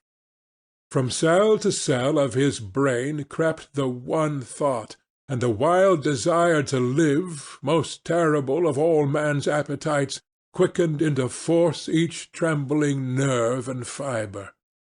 Ugliness that had once been hateful to him, because it made things real, became dear to him now for that very reason. Ugliness was the one reality. The coarse brawl, the loathsome den, the crude violence of disordered life, the very vileness of thief and outcast were more vivid in their intense actuality of impression than all the gracious shapes of art, the dreamy shadows of song. They were what he needed for forgetfulness. In 3 days he would be free. Suddenly the man drew up with a jerk at the top of a dark lane. Over the low roofs and jagged chimney-stacks of the houses rose the black masts of ships. Wreaths of white mist clung like ghostly sails to the yards. "Somewhere about here, sir, ain't it?" he asked huskily through the trap. Dorian started and peered round. "This will do," he answered, and having got out hastily and given the driver the extra fare he had promised him, he walked quickly in the direction of the quay. Here and there a lantern gleamed at the stern of some huge merchantman. The light shook and splintered in the puddles. A red glare came from an outward-bound steamer that was coaling. The slimy pavement looked like a wet mackintosh. He hurried on towards the left, glancing back now and then to see if he was being followed. In about 7 or 8 minutes he reached a small shabby house that was wedged in between two gaunt factories. In one of the top windows stood a lamp. He stopped and gave a peculiar knock. After a little time he heard steps in the passage and the chain being unhooked. The door opened quietly, and he went in without saying a word to the squat, misshapen figure that flattened itself into the shadow as he passed. At the end of the hall hung a tattered green curtain that swayed and shook in the gusty wind which had followed him in from the street. He dragged it aside and entered a long, low room which looked as if it had once been a third-rate dancing saloon. Shrill, flaring gas-jets, dulled and distorted in the fly-blown mirrors that faced them, were ranged round the walls. Greasy reflectors of ribbed tin backed them, making quivering disks of light. The floor was covered with ochre-coloured sawdust, trampled here and there into mud, and stained with dark rings of spilled liquor. Some Malays were crouching by a little charcoal stove, playing with bone counters and showing their white teeth as they chattered. In one corner, with his head buried in his arms, a sailor sprawled over a table, and by the tawdrily painted bar that ran across one complete side stood two haggard women, mocking with an old man who was brushing the sleeves of his coat with an expression of disgust. "He thinks he's got red ants on him," laughed one of them, as Dorian passed by. The man looked at her in terror, and began to whimper. At the end of the room there was a little staircase, leading to a darkened chamber. As Dorian hurried up its 3 rickety steps, the heavy odour of opium met him. He heaved a deep breath, and his nostrils quivered with pleasure.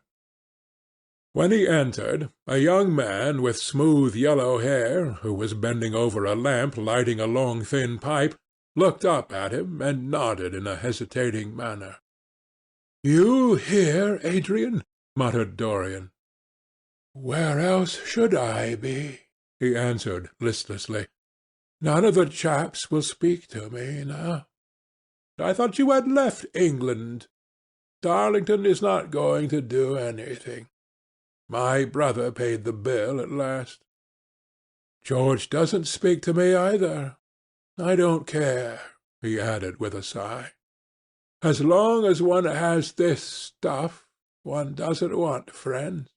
I think I have had too many friends." Dorian winced, and looked round at the grotesque things that lay in such fantastic postures on the ragged mattresses. The twisted limbs, the gaping mouths, the staring lustreless eyes fascinated him. He knew in what strange heavens they were suffering, and what dull hells were teaching them the secret of some new joy. They were better off than he was. He was prisoned in thought. Memory, like a horrible malady, was eating his soul away. From time to time he seemed to see the eyes of Basil Hallward looking at him. Yet he felt he could not stay. The presence of Adrian Singleton troubled him. He wanted to be where no one would know who he was. He wanted to escape from himself. "I am going on to the other place," he said after a pause. "On the wharf?" "Yes. That mad cat is sure to be there. They won't have her in this place now." Dorian shrugged his shoulders. "I am sick of women who love one. Women who hate one are much more interesting. Besides, the stuff is better." "Much the same." "I like it better. Come and have something to drink. I must have something." "I don't want anything," murmured the young man. "Never mind." Adrian Singleton rose up wearily and followed Dorian to the bar. A half-caste, in ragged turban and a shabby ulster, grinned a hideous greeting as he thrust a bottle of brandy and 2 tumblers in front of them. The women sidled up and began to chatter. Dorian turned his back on them and said something in a low voice to Adrian Singleton. A crooked smile, like a Malay crease, writhed across the face of one of the women. "We are very proud to-night," she sneered. "For God's sake, don't talk to me," cried Dorian, stamping his foot on the ground. "What do you want? Money? Here it is. Don't ever talk to me again." Two red sparks flashed for a moment in the woman's sodden eyes, then flickered out and left them dull and glazed. She tossed her head and raked the coins off the counter with greedy fingers. Her companion watched her enviously. "It's no use," sighed Adrian Singleton. "I don't care to go back. What does it matter? I am quite happy here." "You will write to me if you want anything, won't you?" said Dorian after a pause. "Perhaps." "Good night, then." "Good night," answered the young man, passing up the steps and wiping his parched mouth with a handkerchief. Dorian walked to the door with a look of pain in his face. As he drew the curtain aside, a hideous laugh broke from the painted lips of the woman who had taken his money. "There goes the devil's bargain," she hiccuped in a hoarse voice. "Curse you!" he answered. "Don't call me that." She snapped her fingers. "Prince Charming is what you like to be called, ain't it?" she yelled after him. The drowsy sailor leaped to his feet as she spoke, and looked wildly around. The sound of the shutting of the door fell on his ear. He rushed out as if in pursuit. Dorian Gray hurried along the quay through the drizzling rain. His meeting with Adrian Singleton had strangely moved him, and he wondered if the ruin of that young life was really to be laid at his door, as Basil Hallward had said to him with such infamy of insult. He bit his lip, and for a few seconds his eyes grew sad. Yet, after all, what did it matter to him? One's days were too brief to take the burden of another's errors on one's shoulders. Each man lived his own life and paid his own price for living it. The only pity was one had to pay so often for a single fault. One had to pay over and over again indeed. In her dealings with man, destiny never closed her accounts. There are moments, psychologists tell us, when the passion for sin, or for what the world calls sin, so dominates a nature that every fibre of the body, as every cell of the brain, seems to be instinct with fearful impulses.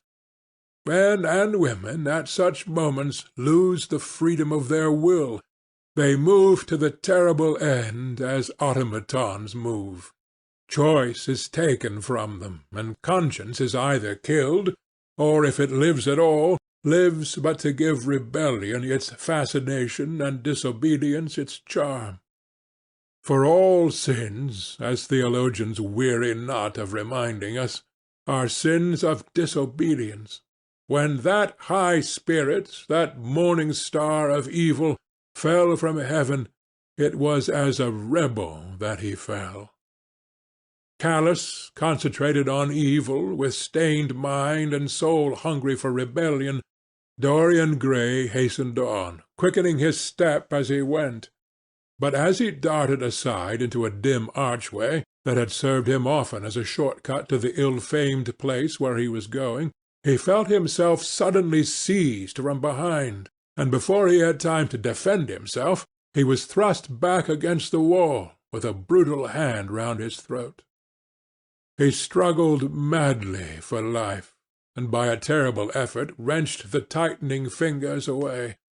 In a second he heard the click of a revolver, and saw the gleam of a polished barrel pointing straight at his head, and the dusky form of a short, thick-set man facing him. "What do you want?" he gasped. "Keep quiet," said the man. "If you stir, I shoot you." "You're mad. What have I done to you?" "You wrecked the life of Sibyl Vane," was the answer, "and Sibyl Vane was my sister. She killed herself. I know it. Her death is at your door. I swore I would kill you in return. For years I have sought you. I had no clue, no trace. The two people who could have described you were dead. I knew nothing of you but the pet name she used to call you. I heard it tonight by chance. Make your peace with God, for tonight you are going to die." Dorian Gray grew sick with fear. "I never knew her," he stammered.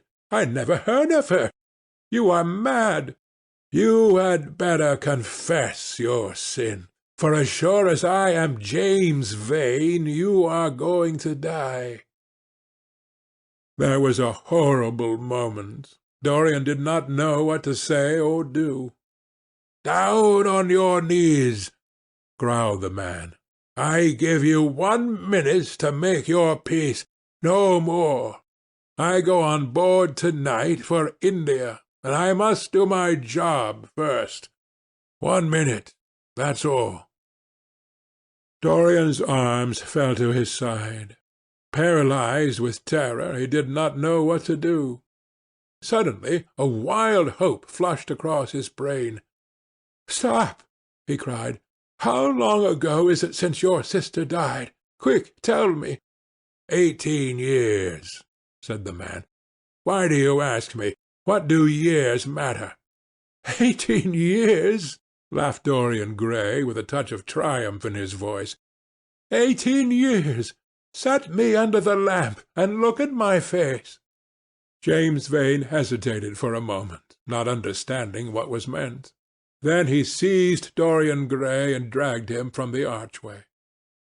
Dim and wavering as was the wind-blown light, yet it served to show him the hideous error, as it seemed, into which he had fallen, for the face of the man he had sought to kill had all the bloom of boyhood, all the unstained purity of youth.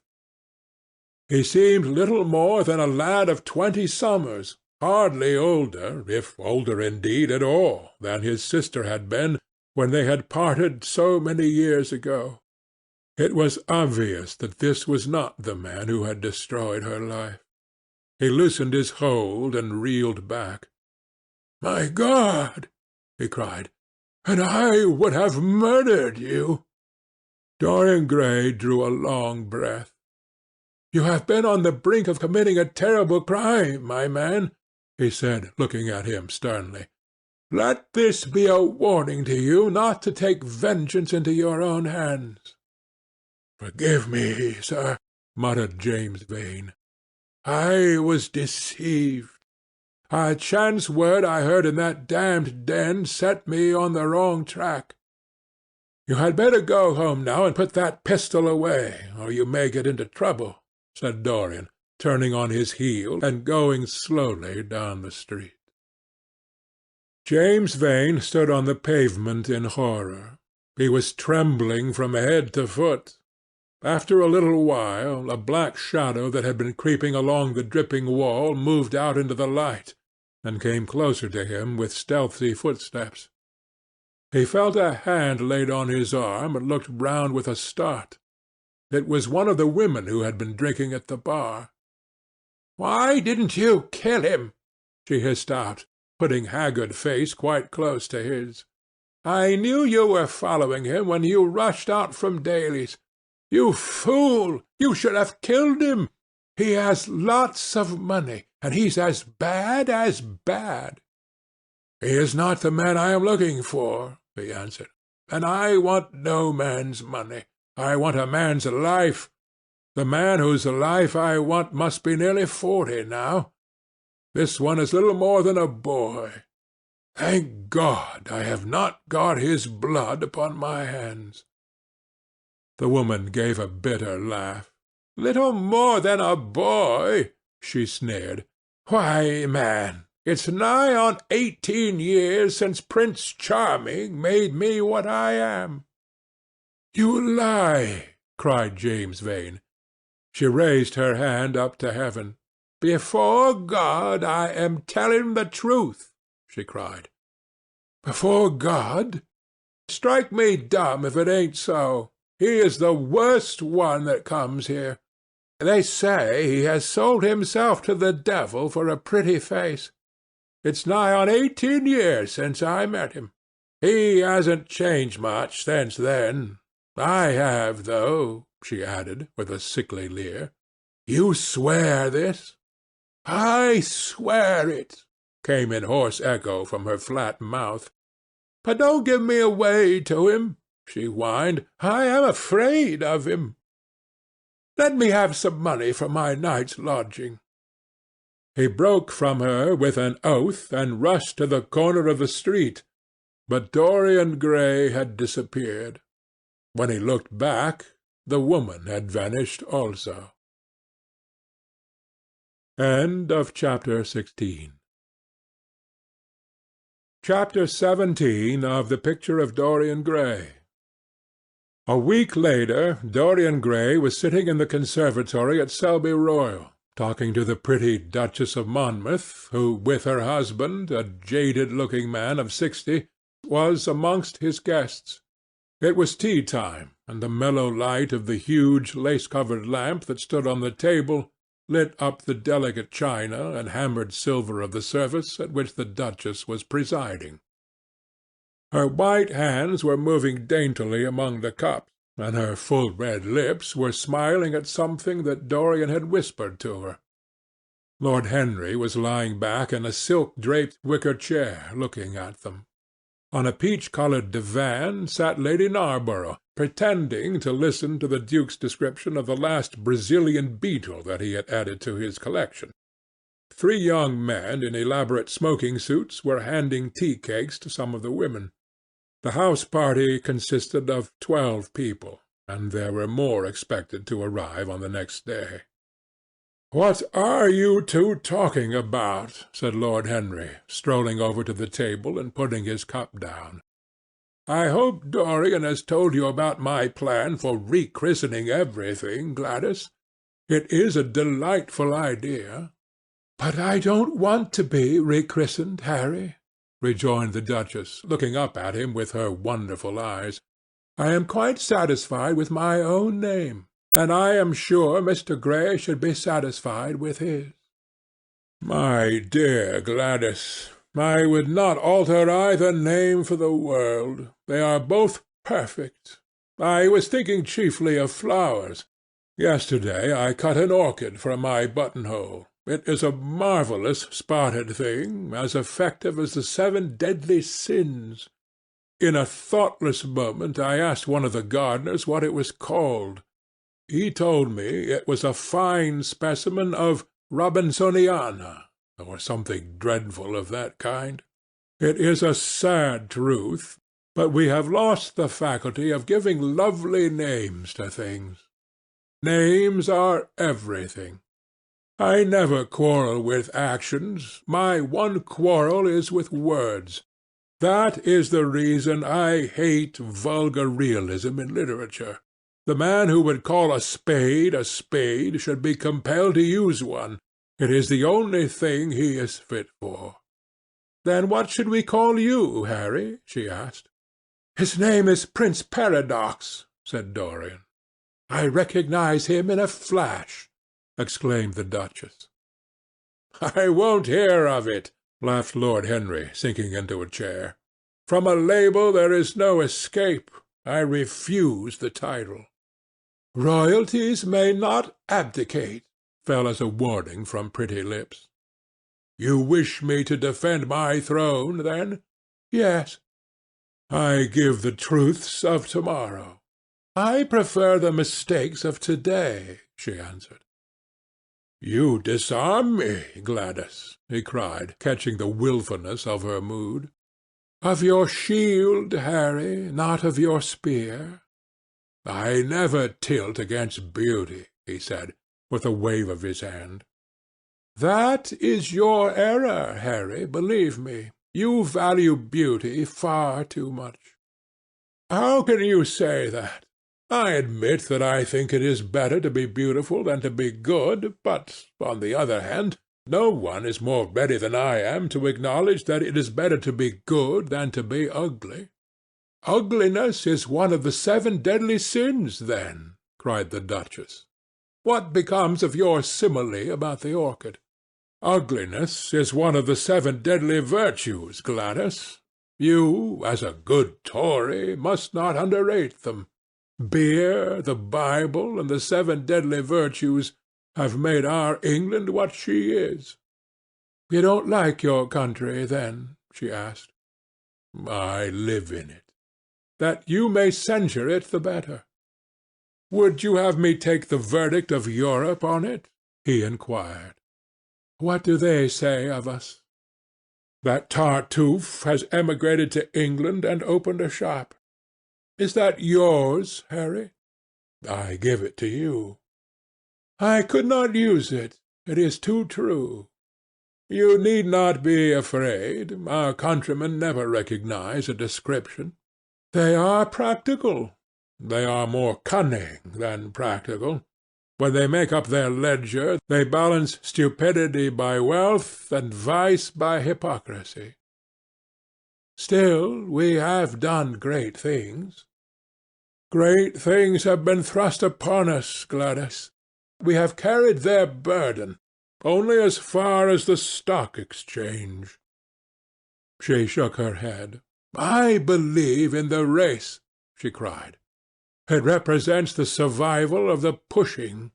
It has development. Decay fascinates me more." "What of art?" she asked. "It is a malady.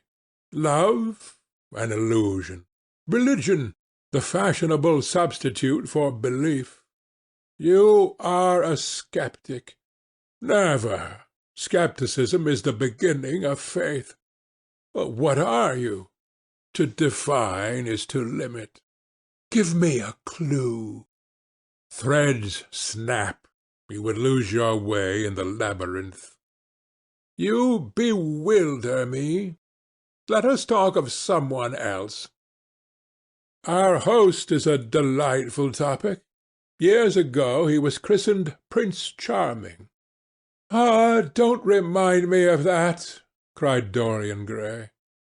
"Our host is rather horrid this evening," answered the Duchess, colouring. "I believe he thinks that Monmouth married me on purely scientific principles, as the best specimen he could find of a modern butterfly." "Well, I hope he won't stick pins into you, Duchess," laughed Dorian. "Oh, my maid does that already, Mr. Gray, when she is annoyed with me." "And what does she get annoyed with you about, Duchess?" "For the most trivial things, Mr. Gray, I assure you. Usually because I come in at 10 minutes to 9 and tell her that I must be dressed by 8:30. "How unreasonable of her! You should give her warning." "I daren't, Mr. Gray. Why, she invents hats for me. You remember the one I wore at Lady Hilston's garden party?" "You don't, but it is nice of you to pretend that you do." "Well, she made it out of nothing. All good hats are made out of nothing." "Like all good reputations, Gladys," interrupted Lord Henry. "Every effect that one produces gives one an enemy. To be popular one must be a mediocrity." "Not with women," said the Duchess, shaking her head, "and women rule the world. I assure you we can't bear mediocrities. We women, as some one says, love with our ears, just as you men love with your eyes, if you ever love at all." "It seems to me that we never do anything else," murmured Dorian. "Ah, then you never really love, Mr. Gray," answered the Duchess with mock sadness. "My dear Gladys," cried Lord Henry, "how can you say that? Romance lives by repetition, and repetition converts an appetite into an art. Besides, each time that one loves is the only time one has ever loved. Difference of object does not alter singleness of passion. It merely intensifies it. We can have in life but one great experience at best. and the secret of life is to reproduce that experience as often as possible." "Even one who has been wounded by it, Harry?" asked the Duchess after a pause. "Especially when one has been wounded by it," answered Lord Henry. The Duchess turned and looked at Dorian Gray with a curious expression in her eyes. "What do you say to that, Mr. Gray?" she inquired. Dorian hesitated for a moment. Then he threw his head back and laughed. "I always agree with Harry, Duchess." "Even when he is wrong?" "Harry is never wrong, Duchess." "And does his philosophy make you happy?" "I have never searched for happiness. Who wants happiness? I have searched for pleasure." "And found it, Mr. Gray?" "Often. Too often." The Duchess sighed. "I am searching for peace," she said, "and if I don't go and dress, I shall have none this evening." "Let me get you some orchids, Duchess," cried Dorian, starting to his feet and walking down the conservatory. "You are flirting disgracefully with him," said Lord Henry to his cousin. "You had better take care. He is very fascinating." "If he were not, there would be no battle." "Greek meets Greek, then?" "I am on the side of the Trojans. They fought for a woman." "They were defeated." "There are worse things than capture," she answered. "You gallop with a loose rein." "Pace gives life," was the riposte. "I shall write it in my diary to-night." "What?" "That a burnt child loves the fire." "I am not even singed. My wings are untouched." "You use them for everything except flight." "Courage has passed from men to women. It is a new experience for us." "You have a rival." "Who?" He laughed. "Lady Narborough," he whispered. "She perfectly adores him." "You fill me with apprehension. The appeal to antiquity is fatal to us who are romanticists." "Romanticists! You have all the methods of science." "Men have educated us." "But not explained you." "Describe us as a sex," was her challenge. "Sphinxes without secrets." She looked at him, smiling. "How long Mr. Gray is," she said. "Let us go and help him. I have not yet told him the colour of my frock." "Ah, you must suit your frock to his flowers, Gladys." "That would be a premature surrender." "Romantic art begins with its climax. I must keep an opportunity for retreat." "In the Parthian manner?" "They found safety in the desert. I could not do that." "Women are not always allowed a choice," he answered. But hardly had he finished the sentence before from the far end of the conservatory came a stifled groan, followed by the dull sound of a heavy fall. Everybody started up. The Duchess stood motionless in horror, and with fear in his eyes Lord Henry rushed through the flapping palms to find Dorian Gray lying face downwards on the tiled floor in a death-like swoon. He was carried at once into the blue drawing-room and laid upon one of the sofas. After a short time he came to himself and looked round with a dazed expression. "What has happened?" he asked. "Oh, I remember. Am I safe here, Harry?" He began to tremble. "My dear Dorian," answered Lord Henry, "you merely fainted. That was all. You must have overtired yourself. You had better not come down to dinner. I will take your place." "No, I will come down," he said, struggling to his feet. "I would rather come down. I must not be alone." He went to his room and dressed. There was a wild recklessness of gaiety in his manner as he sat at table, but now and then a thrill of terror ran through him when he remembered that, pressed against the window of the conservatory, like a white handkerchief, he had seen the face of James Vane watching him.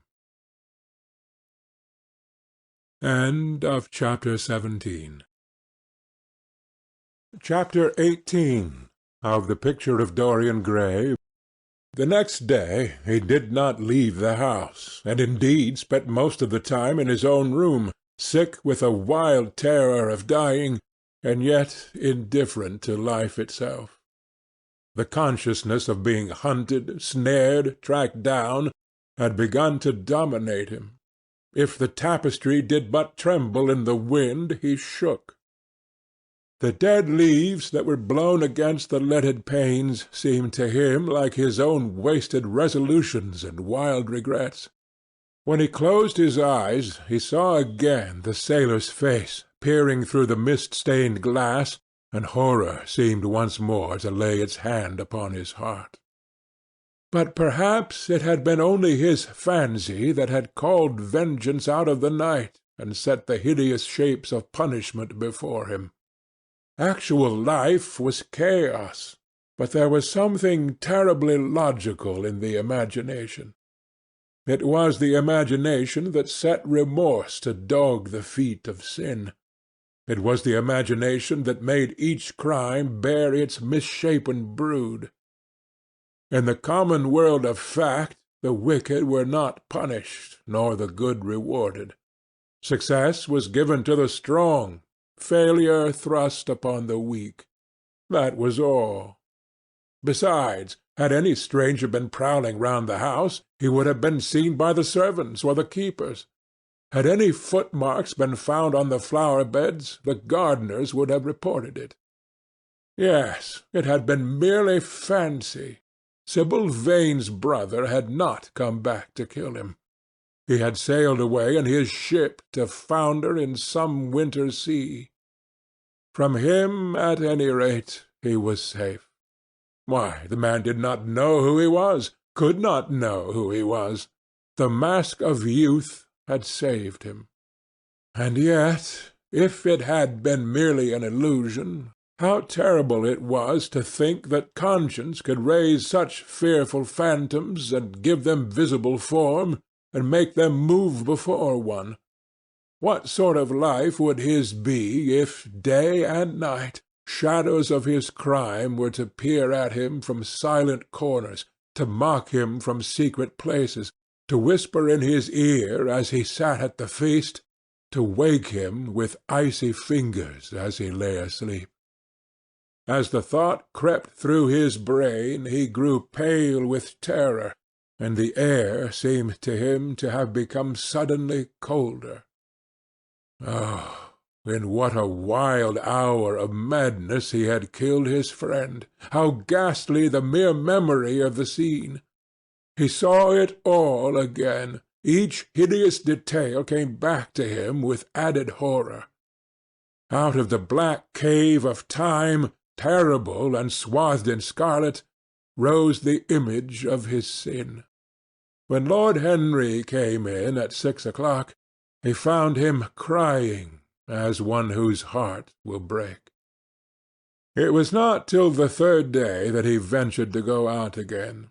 There was something in the clear, pine-scented air of that winter morning that seemed to bring him back his joyousness and his ardour for life. But it was not merely the physical conditions of environment that had caused the change. His own nature had revolted against the excess of anguish that had sought to maim and mar the perfection of its calm. With subtle and finely wrought temperaments it is always so. Their strong passions must either bruise or bend. They either slay the man or themselves die. Shallow sorrows and shallow loves live on. The loves and sorrows that are great are destroyed by their own plenitude. Besides, he had convinced himself that he had been the victim of a terror-stricken imagination, and looked back now on his fears with something of pity and not a little of contempt. After breakfast he walked with the Duchess for an hour in the garden, and then drove across the park to join the shooting party. The crisp frost lay like salt upon the grass. The sky was an inverted cup of blue metal. A thin film of ice bordered the flat, reed-grown lake. At the corner of the pine wood he caught sight of Sir Geoffrey Clouston, the Duchess's brother, jerking 2 spent cartridges out of his gun. He jumped from the cart, and having told the groom to take the mare home, made his way towards his guest through the withered bracken and rough undergrowth. "Have you had good sport, Geoffrey?" he asked. "Not very good, Dorian. I think most of the birds have gone to the open. I dare say it will be better after lunch, when we get to new ground." Dorian strolled along by his side. The keen aromatic air, with brown and red lights that glimmered in the wood, the hoarse cries of the beaters ringing out from time to time, and the sharp snaps of the guns that followed, fascinated him and filled him with a sense of delightful freedom. He was dominated by the carelessness of happiness, by the high indifference of joy. Suddenly, from a lumpy tussock of old grass some 20 yards in front of them, with black-tipped ears erect and long hinder limbs throwing it forward, started a hare. It bolted for a thicket of alders. Sir Geoffrey put his gun to his shoulder, but there was something in the animal's grace of movement that strangely charmed Dorian Gray, and he cried out at once, "Don't shoot it, Geoffrey! Let it live!" "What nonsense, Dorian!" laughed his companion, and as the hare bounded into the thicket, he fired. There were 2 cries heard: the cry of a hare in pain, which is dreadful; the cry of a man in agony, which is worse. "Good heavens! I have hit a beater!" exclaimed Sir Geoffrey. "What an ass the man was to get in front of the guns! Stop shooting there!" he called out at the top of his voice. "A man is hurt!" The head keeper came running up with a stick in his hand. "Where, sir? Where is he?" he shouted. At the same time the firing ceased along the line. "Here," answered Sir Geoffrey angrily, hurrying towards the thicket. "Why on earth don't you keep your men back? Spoiled my shooting for the day." Dorian watched them as they plunged into the alder clump, brushing the lithe, swinging branches aside. In a few moments they emerged, dragging a body after them into the sunlight. He turned away in horror. It seemed to him that misfortune followed wherever he went. He heard Sir Geoffrey ask if the man was really dead, and the affirmative answer of the keeper. The wood seemed to him to have become suddenly alive with faces. There was the trampling of myriad feet and the low buzz of voices. A great copper-breasted pheasant came beating through the boughs overhead. After a few moments, that were to him in his perturbed state like endless hours of pain, he felt a hand laid on his shoulder. He started and looked round. "Dorian," said Lord Henry, "I had better tell them that the shooting is stopped for to-day. It would not look well to go on." "I wish it were stopped forever, Harry," he answered bitterly. "The whole thing is hideous and cruel. Is the man—" He could not finish the sentence. "I am afraid so," rejoined Lord Henry. "He got the whole charge of shot in his chest. He must have died almost instantaneously. Come, let us go home." They walked side by side in the direction of the avenue for nearly 50 yards without speaking. Then Dorian looked at Lord Henry and said, with a heavy sigh, "It is a bad omen, Harry, a very bad omen." "What is?" asked Lord Henry. "Oh, this accident, I suppose. My dear fellow, it can't be helped. It was the man's own fault. Why did he get in front of the guns? Besides, it is nothing to us. It is rather awkward for Geoffrey, of course. It does not do to pepper beaters. It makes people think that one is a wild shot. And Geoffrey is not. He shoots very straight. But there is no use talking about the matter. Dorian shook his head. It is a bad omen, Harry. I feel as if something horrible were going to happen to some of us. To myself, perhaps, he added, passing his hand over his eyes with a gesture of pain. The elder man laughed. The only horrible thing in the world is ennui, Dorian. That is the one sin for which there is no forgiveness.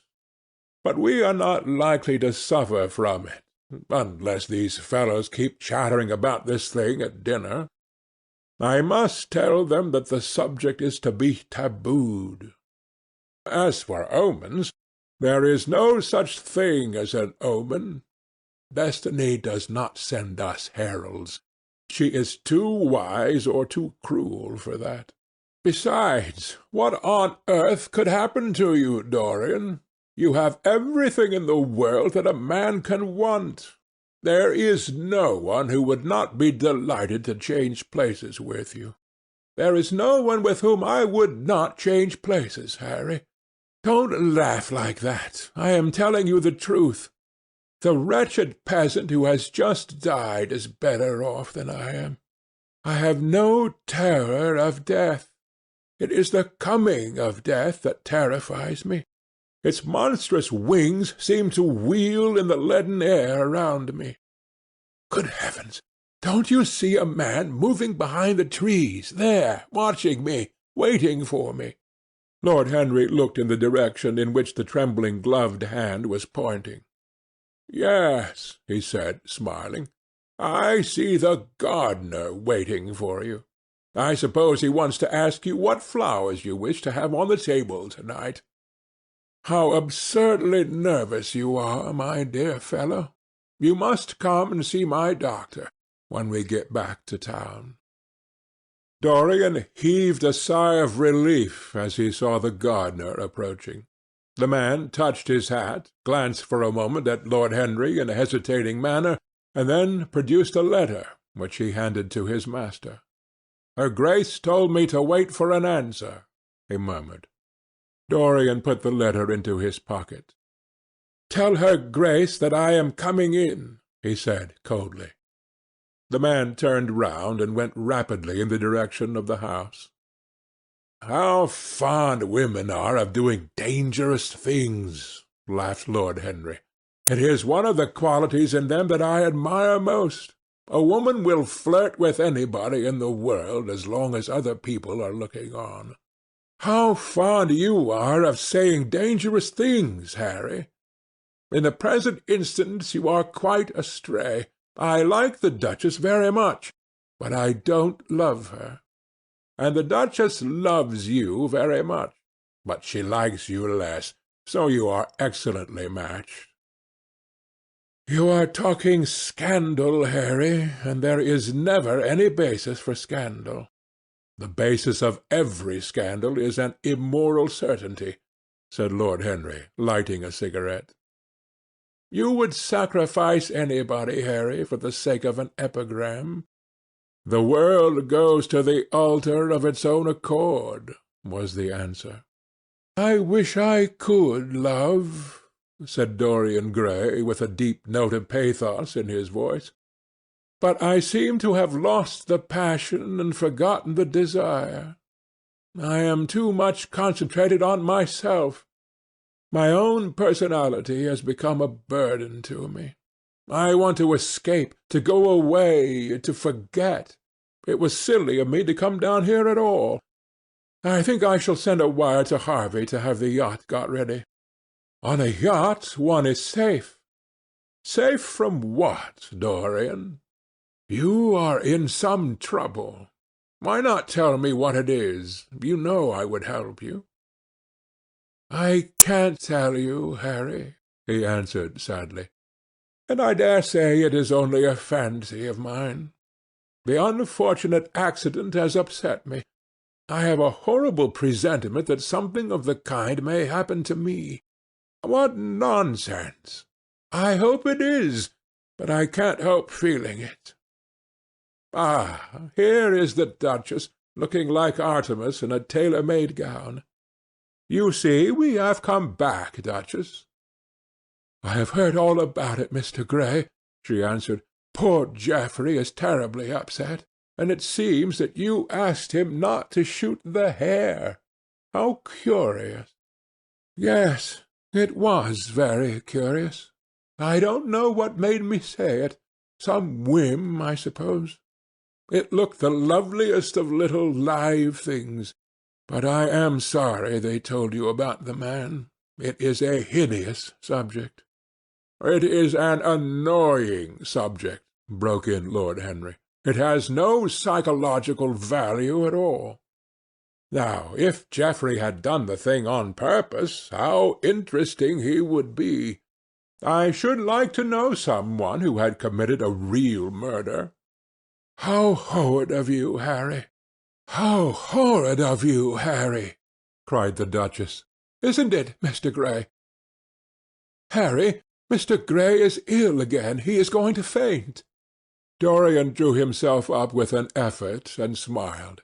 It is nothing, Duchess, he murmured. My nerves are dreadfully out of order. That is all. I am afraid I walked too far this morning. I didn't hear what Harry said. Was it very bad? You must tell me some other time. I think I must go and lie down. You will excuse me, won't you? They had reached the great flight of steps that led from the conservatory onto the terrace.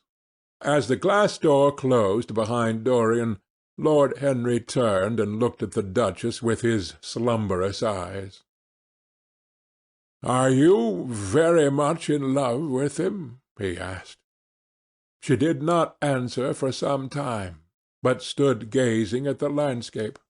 "I wish I knew," she said at last. He shook his head. "Knowledge would be fatal. It is the uncertainty that charms one. A mist makes things wonderful. One may lose one's way. All ways end at the same point, my dear Gladys. What is that? Disillusion. It was my debut in life," she sighed. "It came to you crowned. I am tired of strawberry leaves. They become you. Only in public you would miss them," said Lord Henry. "I will not part with a petal. Monmouth has ears. Old age is dull of hearing. Has he never been jealous? I wish he had been." He glanced about as if in search of something. "What are you looking for?" she inquired. "The button from your foil," he answered. "You have dropped it." She laughed. "I still have the mask." "It makes your eyes lovelier," was his reply. She laughed again. Her teeth showed like white seeds in a scarlet fruit. Upstairs in his own room, Dorian Gray was lying on a sofa with terror in every tingling fibre of his body. Life had suddenly become too hideous a burden for him to bear. The dreadful death of the unlucky beater, shot in the thicket like a wild animal, had seemed to him to prefigure death for himself also. He had nearly swooned at what Lord Henry had said in a chance mood of cynical jesting. At 5 o'clock he rang his bell for his servant, and gave him orders to pack his things for the night express to town, and to have the brougham at the door by 8:30. He was determined not to sleep another night at Selby Royal. It was an ill-omened place. Death walked there in the sunlight. The grass of the forest had been spotted with blood. Then he wrote a note to Lord Henry, telling him that he was going up to town to consult his doctor, and asking him to entertain his guests in his absence. As he was putting it into the envelope, a knock came to the door, and his valet informed him that the head keeper wished to see him. He frowned and bit his lip. "Send him in," he muttered, after some moments' hesitation. As soon as the man entered, Dorian pulled his cheque-book out of a drawer and spread it out before him. "I suppose you have come about the unfortunate accident of this morning, Thornton?" he said, taking up a pen. "Yes, sir," answered the gamekeeper. "Was the poor fellow married? Had he any people dependent on him?" said Dorian, looking bored. "If so, I should not like them to be left in want, and will send them any sum of money you may think necessary." "We don't know who he is, sir. That is what I took the liberty of coming to you about."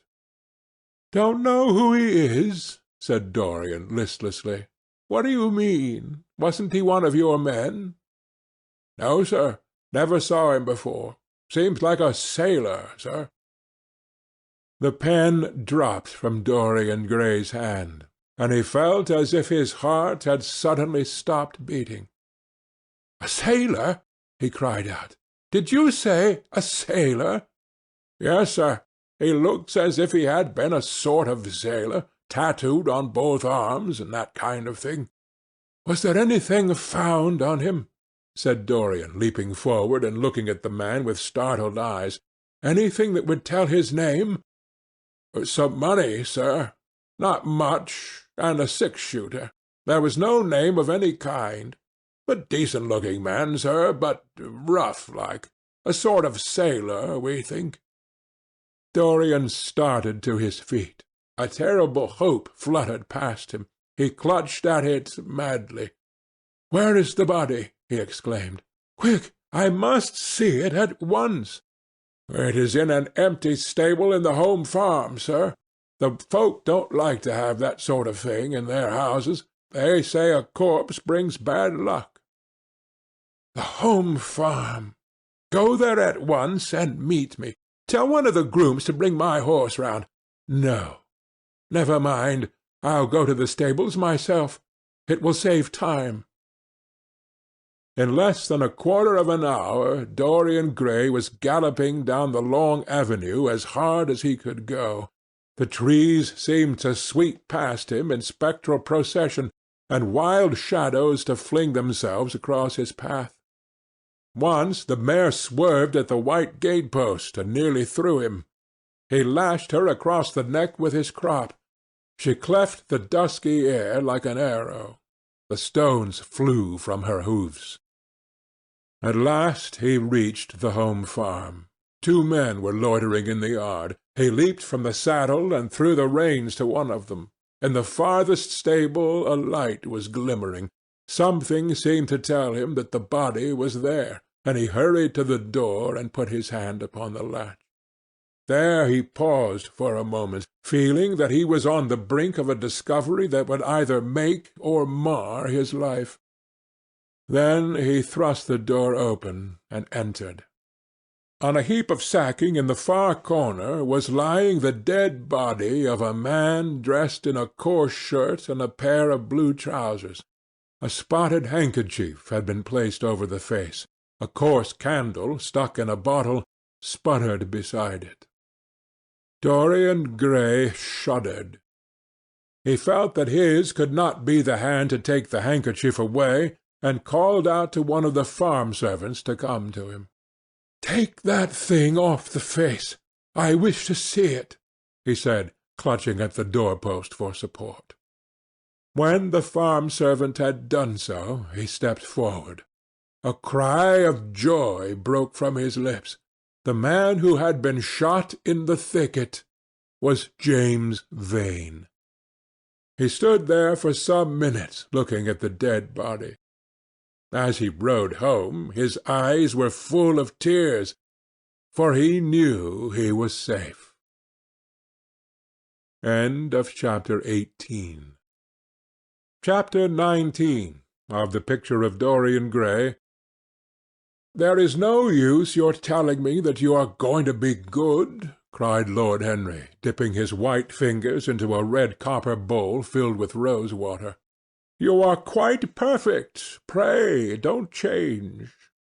Dorian Gray shook his head. "No, Harry, I have done too many dreadful things in my life. I am not going to do any more. I began my good actions yesterday." "Where were you yesterday?" "In the country, Harry. I am staying at a little inn by myself."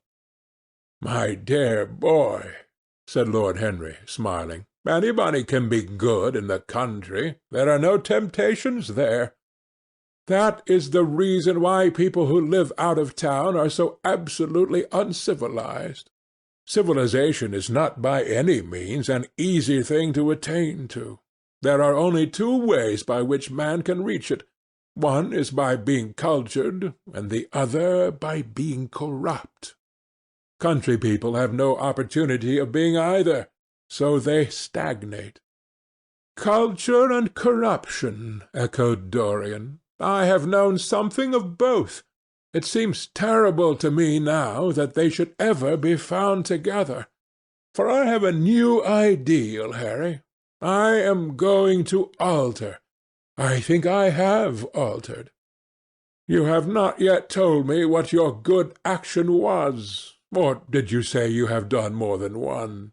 asked his companion, as he spilled into his plate a little crimson pyramid of seeded strawberries, and through a perforated shell-shaped spoon snowed white sugar upon them. "I can tell you, Harry. It is not a story I could tell to any one else. I spared somebody. It sounds vain, but you understand what I mean. She was quite beautiful, and wonderfully like Sibyl Vane. I think it was that which first attracted me to her. You remember Sibyl, don't you? How long ago that seems! Well, Hetty was not one of our own class, of course. She was simply a girl in a village. But I really loved her. I am quite sure that I loved her. All during this wonderful May that we have been having, I used to run down and see her 2 or 3 times a week. Yesterday she met me in a little orchard. The apple blossoms kept tumbling down on her hair, and she was laughing. We were to have gone away together this morning at dawn. Suddenly I determined to leave her as flower-like as I had found her." "I should think the novelty of the emotion must have given you a thrill of real pleasure, Dorian," interrupted Lord Henry. "But I can finish your idyll for you. You gave her good advice and broke her heart. That was the beginning of your reformation." "Harry, you are horrible. You mustn't say these dreadful things. Hetty's heart is not broken. Of course she cried and all that, but there is no disgrace upon her. She can live like Perdita in her garden of mint and marigold." "And weep over a faithless Florizel," said Lord Henry, laughing as he leaned back in his chair. "My dear Dorian, you have the most curiously boyish moods. Do you think this girl will ever be really content now with any one of her own rank? I suppose she will be married some day to a rough carter or a grinning ploughman. Well, the fact of having met you and loved you will teach her to despise her husband, and she will be wretched. From a moral point of view, I cannot say that I think much of your great renunciation. Even as a beginning it is poor. Besides, how do you know that Hetty isn't floating at the present moment in some starlit mill-pond, with lovely water-lilies round her, like Ophelia? I can't bear this, Harry. You mock at everything, and then suggest the most serious tragedies. I am sorry I told you now. I don't care what you say to me. I know I was right in acting as I did. Poor Hetty! As I rode past the farm this morning, I saw her white face at the window, like a spray of jasmine. Don't let us talk about it any more, and don't try to persuade me that the first good action I have done for years, the first little bit of self-sacrifice I have ever known, is really a sort of sin. I want to be better. I am going to be better. Tell me something about yourself. What is going on in town? I have not been to the club for days. The people are discussing poor Basil's disappearance. I should have thought they had got tired of that by this time, said Dorian, pouring himself out some wine and frowning slightly. My dear boy, they have only been talking about it for 6 weeks, and the British public are really not equal to the mental strain of having more than one topic every 3 months. They have been very fortunate lately, however. They have had my own divorce case and Alan Campbell's suicide. Now they have got the mysterious disappearance of an artist. Scotland Yard still insists that the man in the grey ulster who left for Paris by the midnight train on the 9th of November was poor Basil, and the French police declare that Basil never arrived in Paris at all. I suppose in about a fortnight we shall be told that he has been seen in San Francisco. It is an odd thing, but everyone who disappears is said to be seen in San Francisco. It must be a delightful city, and possess all the attractions of the next world. What do you think has happened to Basil? Said Dorian, holding up his Burgundy against the light, and wondering how it was that he could discuss the matter so calmly. I have not the slightest idea. If Basil chooses to hide himself, it is no business of mine. If he is dead, I don't want to think about him. Death is the only thing that ever terrifies me. I hate it. Why? Said the young man wearily. Because, said Lord Henry, passing beneath his nostrils the gilt trellis of an open vinaigrette box, one can survive everything nowadays except that. Death and vulgarity are the only 2 facts in the 19th century that one cannot explain away. Let us have our coffee in the music-room, Dorian. You must play Chopin to me. The man with whom my wife ran away played Chopin exquisitely. Poor Victoria! I was very fond of her. The house is rather lonely without her. Of course, married life is merely a habit, a bad habit. But then one regrets the loss even of one's worst habits. Perhaps one regrets them the most. They are such an essential part of one's personality. Dorian said nothing, but rose from the table, and, passing into the next room, sat down at the piano and let his fingers stray across the white and black ivory of the keys. After the coffee had been brought in, he stopped, and, looking over at Lord Henry, said, "Harry, did it ever occur to you that Basil was murdered?" Lord Henry yawned. "Basil was very popular, and always wore a Waterbury watch. Why should he have been murdered? He was not clever enough to have enemies. Of course he had a wonderful genius for painting, but a man can paint like Velasquez and yet be as dull as possible. Basil was really rather dull. He only interested me once, and that was when he told me, years ago, that he had a wild adoration for you, and that you were the dominant motive of his art. I was very fond of Basil," said Dorian, with a note of sadness in his voice. "But don't people say that he was murdered?" "Oh, some of the papers do. It does not seem to me to be at all probable. I know there are dreadful places in Paris, but Basil was not the sort of man to have gone to them. He had no curiosity. It was his chief defect.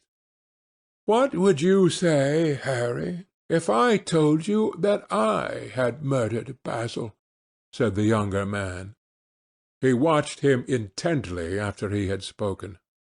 "I would say, my dear fellow, that you are posing for a character that doesn't suit you. All crime is vulgar, just as all vulgarity is crime. It is not in you, Dorian, to commit a murder. I am sorry if I hurt your vanity by saying so, but I assure you it is true. Crime belongs exclusively to the lower orders. I don't blame them in the smallest degree. I should fancy that crime was to them what art is to us, simply a method of procuring extraordinary sensations." "A method of procuring sensations? Do you think, then, that a man who has once committed a murder could possibly do the same crime again? Don't tell me that." "Oh, anything becomes a pleasure if one does it too often," cried Lord Henry, laughing. "That is one of the most important secrets of life. I should fancy, however, that murder is always a mistake. One should never do anything that one cannot talk about after dinner. But let us pass from poor Basil. I wish I could believe that he had come to some really romantic end, as you suggest, but I can't.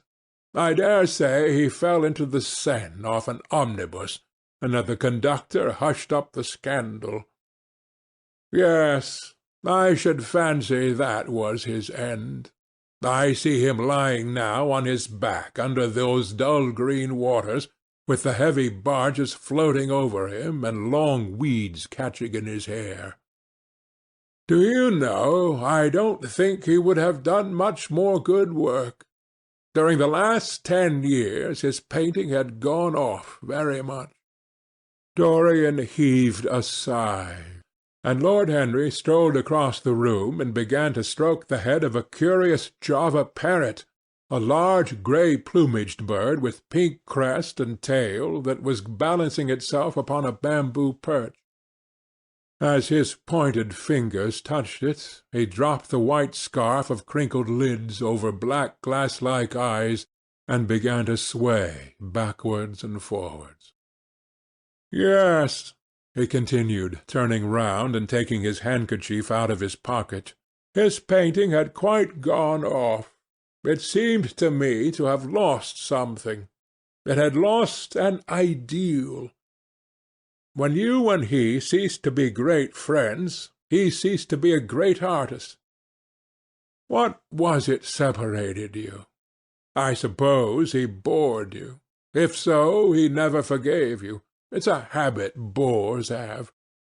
By the way, what has become of that wonderful portrait he did of you? I don't think I have ever seen it since he finished it."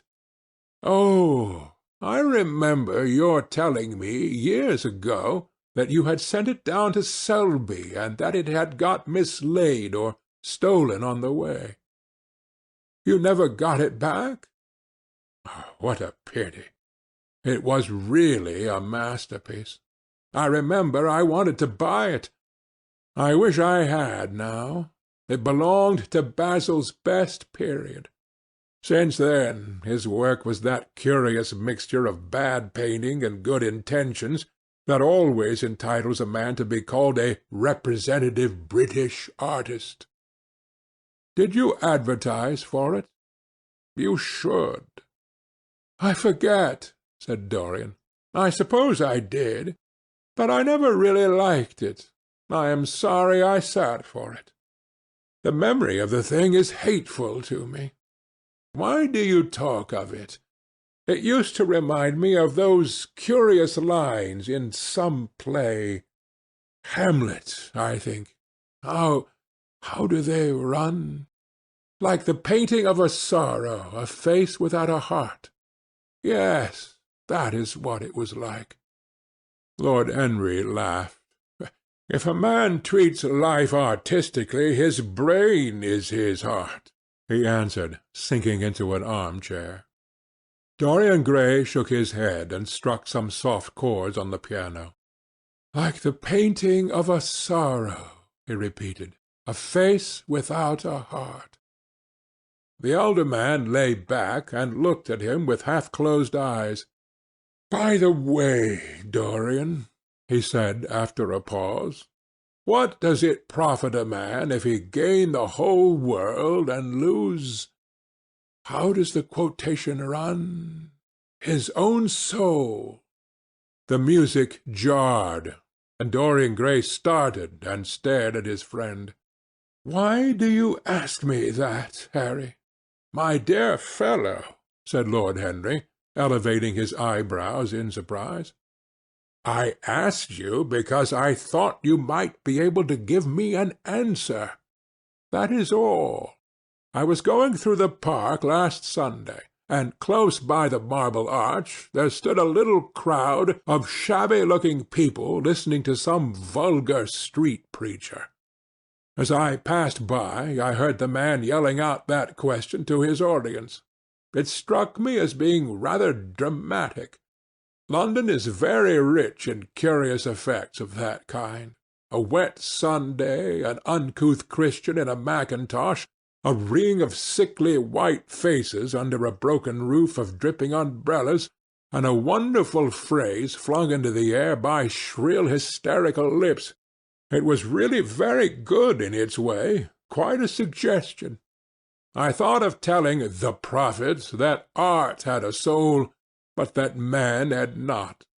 I was afraid, however, he would not have understood me. Don't, Harry. The soul is a terrible reality.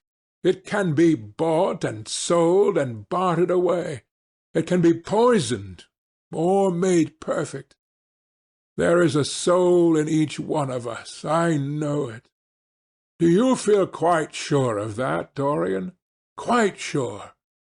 Ah, then it must be an illusion. The things one feels absolutely certain about are never true. That is the fatality of faith and the lesson of romance. How grave you are! Don't be so serious. What have you or I to do with the superstitions of our age? No, we have given up our belief in the soul. Play me something. Play me a nocturne, Dorian. And as you play, tell me in a low voice how you have kept your youth. You must have some secret. I am only 10 years older than you are, and I am wrinkled and worn and yellow. You are really wonderful, Dorian. You have never looked more charming than you do tonight. You remind me of the day I saw you first. You were rather cheeky, very shy, and absolutely extraordinary. You have changed, of course, but not in appearance. I wish you would tell me your secret. To get back my youth I would do anything in the world, except take exercise, get up early, or be respectable. Youth! There is nothing like it. It's absurd to talk of the ignorance of youth. The only people to whose opinions I listen now with any respect are people much younger than myself. They seem in front of me. Life has revealed to them her latest wonder. As for the aged, I always contradict the aged. I do it on principle. If you ask them their opinion on something that happened yesterday, they solemnly give you the opinions current in 1820, when people wore high stocks, believed in everything, and knew absolutely nothing.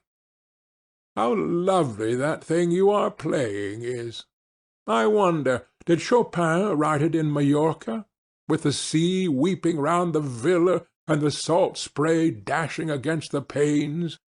It is marvellously romantic. What a blessing it is that there is one art left to us that is not imitative. Don't stop. I want music tonight.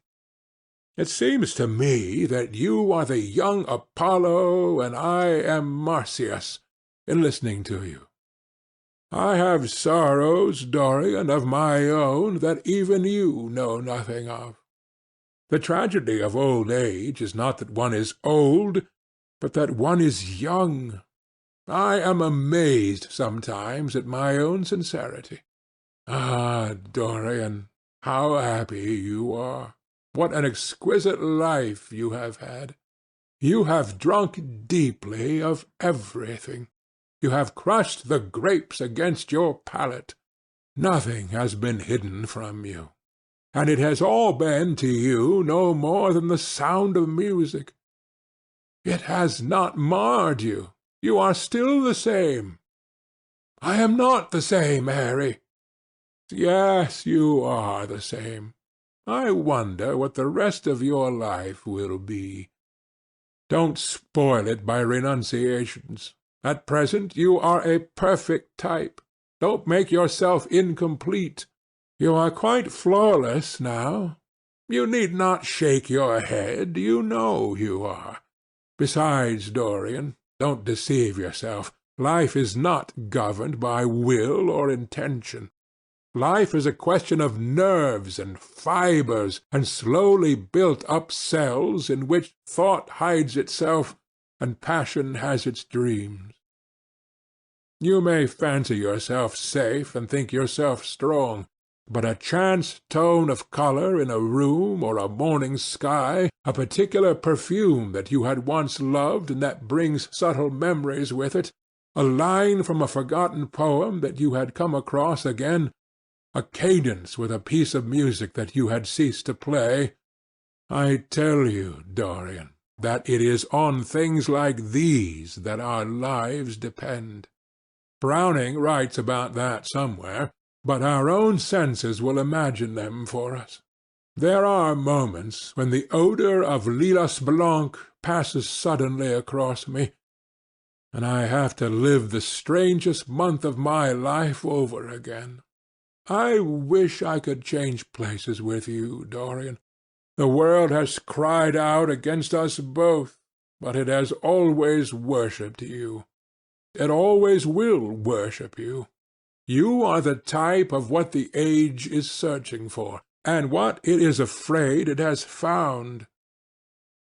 I am so glad that you have never done anything, never carved a statue, or painted a picture, or produced anything outside of yourself. Life has been your art. You have set yourself to music. Your days are your sonnet. Dorian rose up from the piano and passed his hand through his hair. Yes, life has been exquisite, he murmured, but I am not going to have the same life, Harry. And you must not say these extravagant things to me. You don't know everything about me. I think if you did, even you would turn from me. You laugh. Don't laugh. Why have you stopped playing, Dorian? Go back and give me the nocturne over again. Look at that great honey-coloured moon that hangs in the dusky air. She is waiting for you to charm her, and if you play she will come closer to the earth. You won't? Let us go to the club, then. It has been a charming evening, and we must end it charmingly. There is someone at White's who wants immensely to know you, young Lord Poole, Bournemouth's eldest son. He has already copied your neckties, and has begged me to introduce him to you. He is quite delightful, and rather reminds me of you. I hope not, said Dorian, with a sad look in his eyes. But I am tired to-night, Harry. I shan't go to the club. It is nearly 11, and I want to go to bed early. Do stay. You have never played so well as to-night. There is something in your touch that was wonderful. It had more expression than I had ever heard from it before. It is because I am going to be good, he answered, smiling. I am a little changed already. You cannot change to me, Dorian, said Lord Henry. You and I will always be friends. Yet you poisoned me with a book once. I should not forgive that, Harry. Promise me that you will never lend that book to anyone. It does harm. My dear boy, you are really beginning to moralize. You will soon be going about like the converted and the revivalist, warning people against all the sins of which you have grown tired. You are much too delightful to do that. Besides, it is no use. You and I are what we are, and will be what we will be. As for being poisoned by a book, there is no such thing as that. Art has no influence upon action. It annihilates the desire to act. It is superbly sterile. The books that the world calls immoral are books that show the world its own shame. That is all. But we won't discuss literature. Come round to-morrow. I am going to ride at 11. We might go together, and I will take you to lunch afterwards with Lady Branksome. She is a charming woman, and wants to consult you about some tapestry she is thinking of buying. Mind you come. Or shall we lunch with our little Duchess? She says she never sees you now. Perhaps you are tired of Gladys. I thought you would be. Her clever tongue gets on one's nerves. Well, in any case, be here at 11. Must I really come, Harry? Certainly. The park is quite lovely now. I don't think there have been such lilacs since the year I met you. Very well, I shall be here at 11, said Dorian. Good night, Harry. As he reached the door, he hesitated for a moment, as if he had something more to say. Then he sighed and went out. End of Chapter 19. Chapter 20 of The Picture of Dorian Gray. It was a lovely night, so warm that he threw his coat over his arm, and did not even put his silk scarf round his throat. As he strolled home, smoking his cigarette, 2 young men in evening dress passed him. He heard one of them whisper to the other, "That is Dorian Gray." He remembered how pleased he used to be when he was pointed out, or stared at, or talked about. He was tired of hearing his own name now. Half the charm of the little village where he had been so often lately was that no one knew who he was. He had often told the girl whom he had lured to love him that he was poor, and she had believed him. He had told her once that he was wicked, and she had laughed at him and answered that wicked people were always very old and very ugly. What a laugh she had, just like a thrush singing. And how pretty she had been in her cotton dresses and her large hats! She knew nothing, but she had everything that he had lost. When he reached home, he found his servant waiting up for him. He sent him to bed, and threw himself down on the sofa in the library and began to think over some of the things that Lord Henry had said to him. Was it really true that one could never change? He felt a wild longing for the unstained purity of his boyhood, his rose-white boyhood, as Lord Henry had once called it.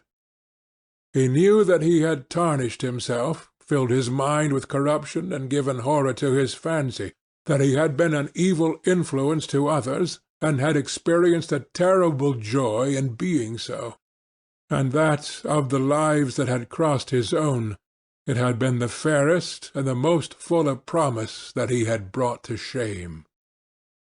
But was it all irretrievable? Was there no hope for him? Ah, in what a monstrous moment of pride and passion he had prayed that the portrait should bear the burden of his days, and he keep the unsullied splendor of eternal youth. All his failure had been due to that. Better for him that each sin of his life had brought its sure swift penalty along with it. There was purification in punishment.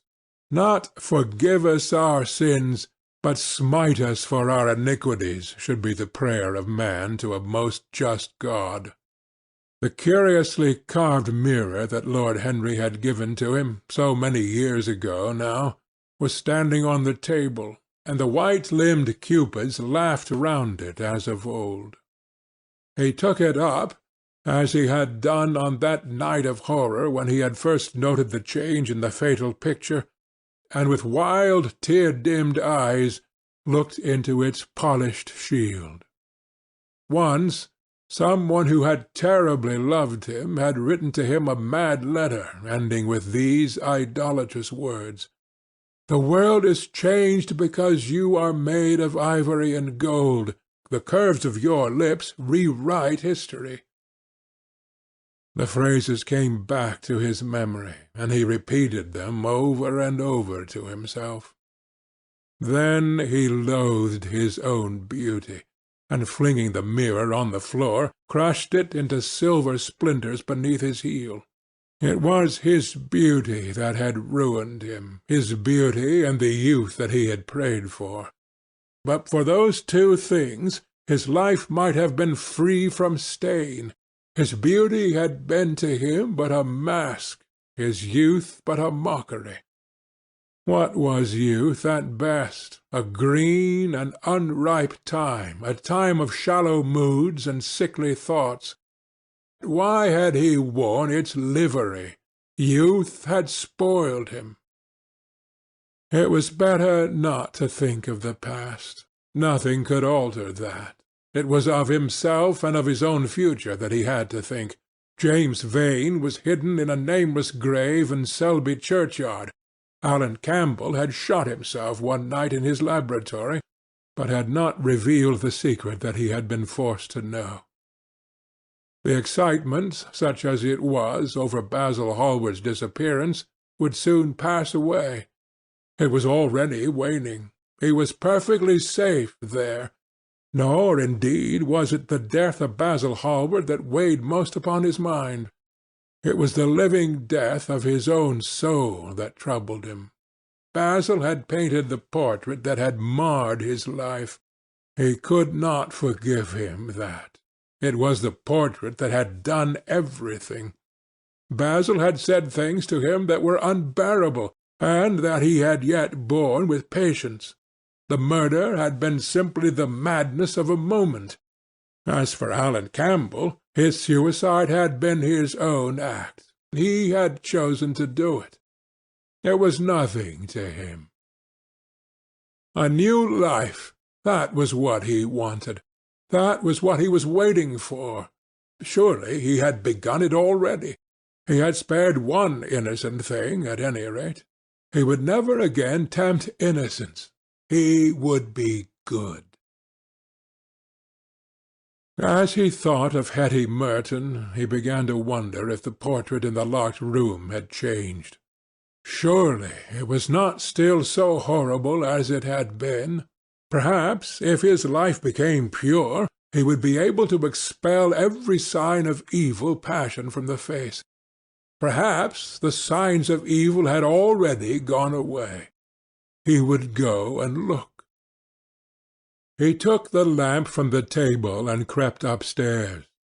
As he unbarred the door, a smile of joy flitted across his strangely young-looking face and lingered for a moment about his lips. Yes, he would be good, and the hideous thing that he had hidden away would no longer be a terror to him. He felt as if the load had been lifted from him already.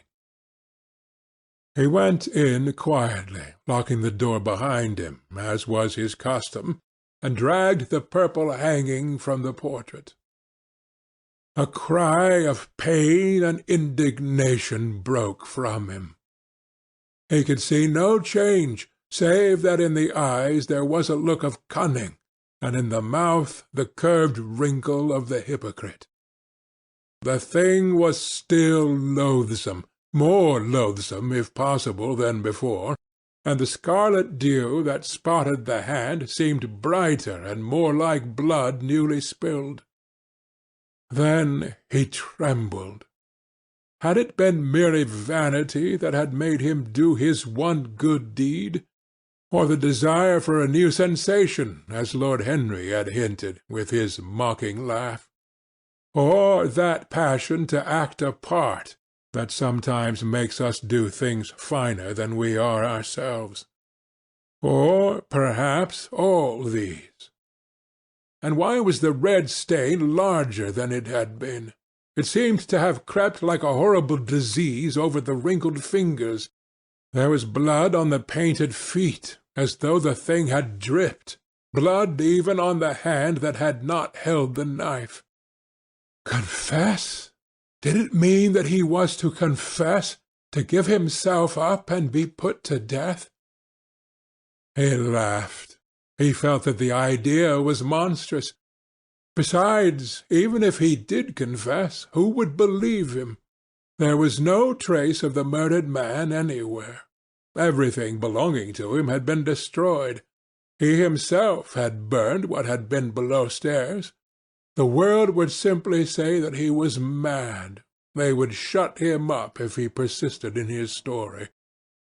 Yet it was his duty to confess, to suffer public shame, and to make public atonement. There was a God who called upon men to tell their sins to earth as well as to heaven. Nothing that he could do would cleanse him till he had told his own sin. His sin? He shrugged his shoulders. The death of Basil Hallward seemed very little to him. He was thinking of Hetty Merton. For it was an unjust mirror, this mirror of his soul that he was looking at. Vanity, curiosity, hypocrisy. Had there been nothing more in his renunciation than that? There had been something more. At least he thought so. But who could tell? No, there had been nothing more. Through vanity he had spared her. In hypocrisy he had worn the mask of goodness. For curiosity's sake he had tried the denial of self.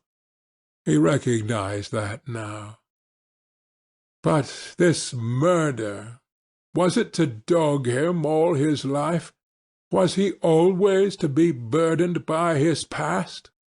Was he really to confess? Never. There was only one bit of evidence left against him. The picture itself. That was evidence. He would destroy it. Why had he kept it so long? Once it had given him pleasure to watch it changing and growing old. Of late he had felt no such pleasure. It had kept him awake at night. When he had been away he had been filled with terror lest other eyes should look upon it. It had brought melancholy across his passions. Its mere memory had marred many moments of joy. It had been like conscience to him. Yes, it had been conscience. He would destroy it. He looked round and saw the knife that had stabbed Basil Hallward. He had cleaned it many times till there was no stain left upon it. It was bright and glistened. As it had killed the painter, so it would kill the painter's work, and all that meant. It would kill the past, and when that was dead, he would be free. It would kill this monstrous soul-life, and without its hideous warnings he would be at peace. He seized the thing and stabbed the picture with it. There was a cry heard, and a crash. The cry was so horrible in its agony that the frightened servants woke and crept out of their rooms. Two gentlemen, who were passing in the square below, stopped and looked up at the great house. They walked on till they met a policeman and brought him back. The man rang the bell several times, but there was no answer. Except for a light in one of the top windows, the house was all dark. After a time he went away and stood in an adjoining portico and watched. "Whose house is that, constable?" asked the elder of the two gentlemen. "Mr. Dorian Gray, sir," answered the policeman. They looked at each other as they walked away, and sneered. One of them was Sir Henry Ashton's uncle. Inside, in the servants' part of the house, The half-clad domestics were talking in low whispers to each other. Old Mrs. Leaf was crying and wringing her hands. Francis was as pale as death. After about a quarter of an hour, he got the coachman and one of the footmen, and crept upstairs. They knocked, but there was no reply. They called out. Everything was still. Finally, after vainly trying to force the door, they got on the roof and dropped down onto the balcony. The windows yielded easily. Their bolts were old. When they entered, they found hanging upon the wall a splendid portrait of their master as they had last seen him, in all the wonder of his exquisite youth and beauty. Lying on the floor was a dead man in evening dress, with a knife in his heart. He was withered, wrinkled, and loathsome of visage. It was not till they had examined the rings that they recognized who it was. End of The Picture of Dorian Gray, by Oscar Wilde. We hope you enjoyed tonight's sleep audiobook. If you liked this audiobook and want to listen to more, please check out our channel at Sleep Audiobooks. And if you prefer to listen to each story individually, they will also be uploaded to our secondary channel at Sleep Chapters. You can access our entire catalog of bedtime story audiobooks through our web app, which can be found at sleepaudiobooks.com. There, you will also find our suite of sleep tools, including a complimentary Better Sleep Quick Guide if you sign up to our mailing list. Links are in the description below. All likes, comments, and especially subscribing help this channel grow so that we can reach more night owls in our quest to help as many people sleep easier so they can live their lives more fully during the day. We appreciate your support and wish you a very excellent night's sleep. This is Sleep Audiobooks.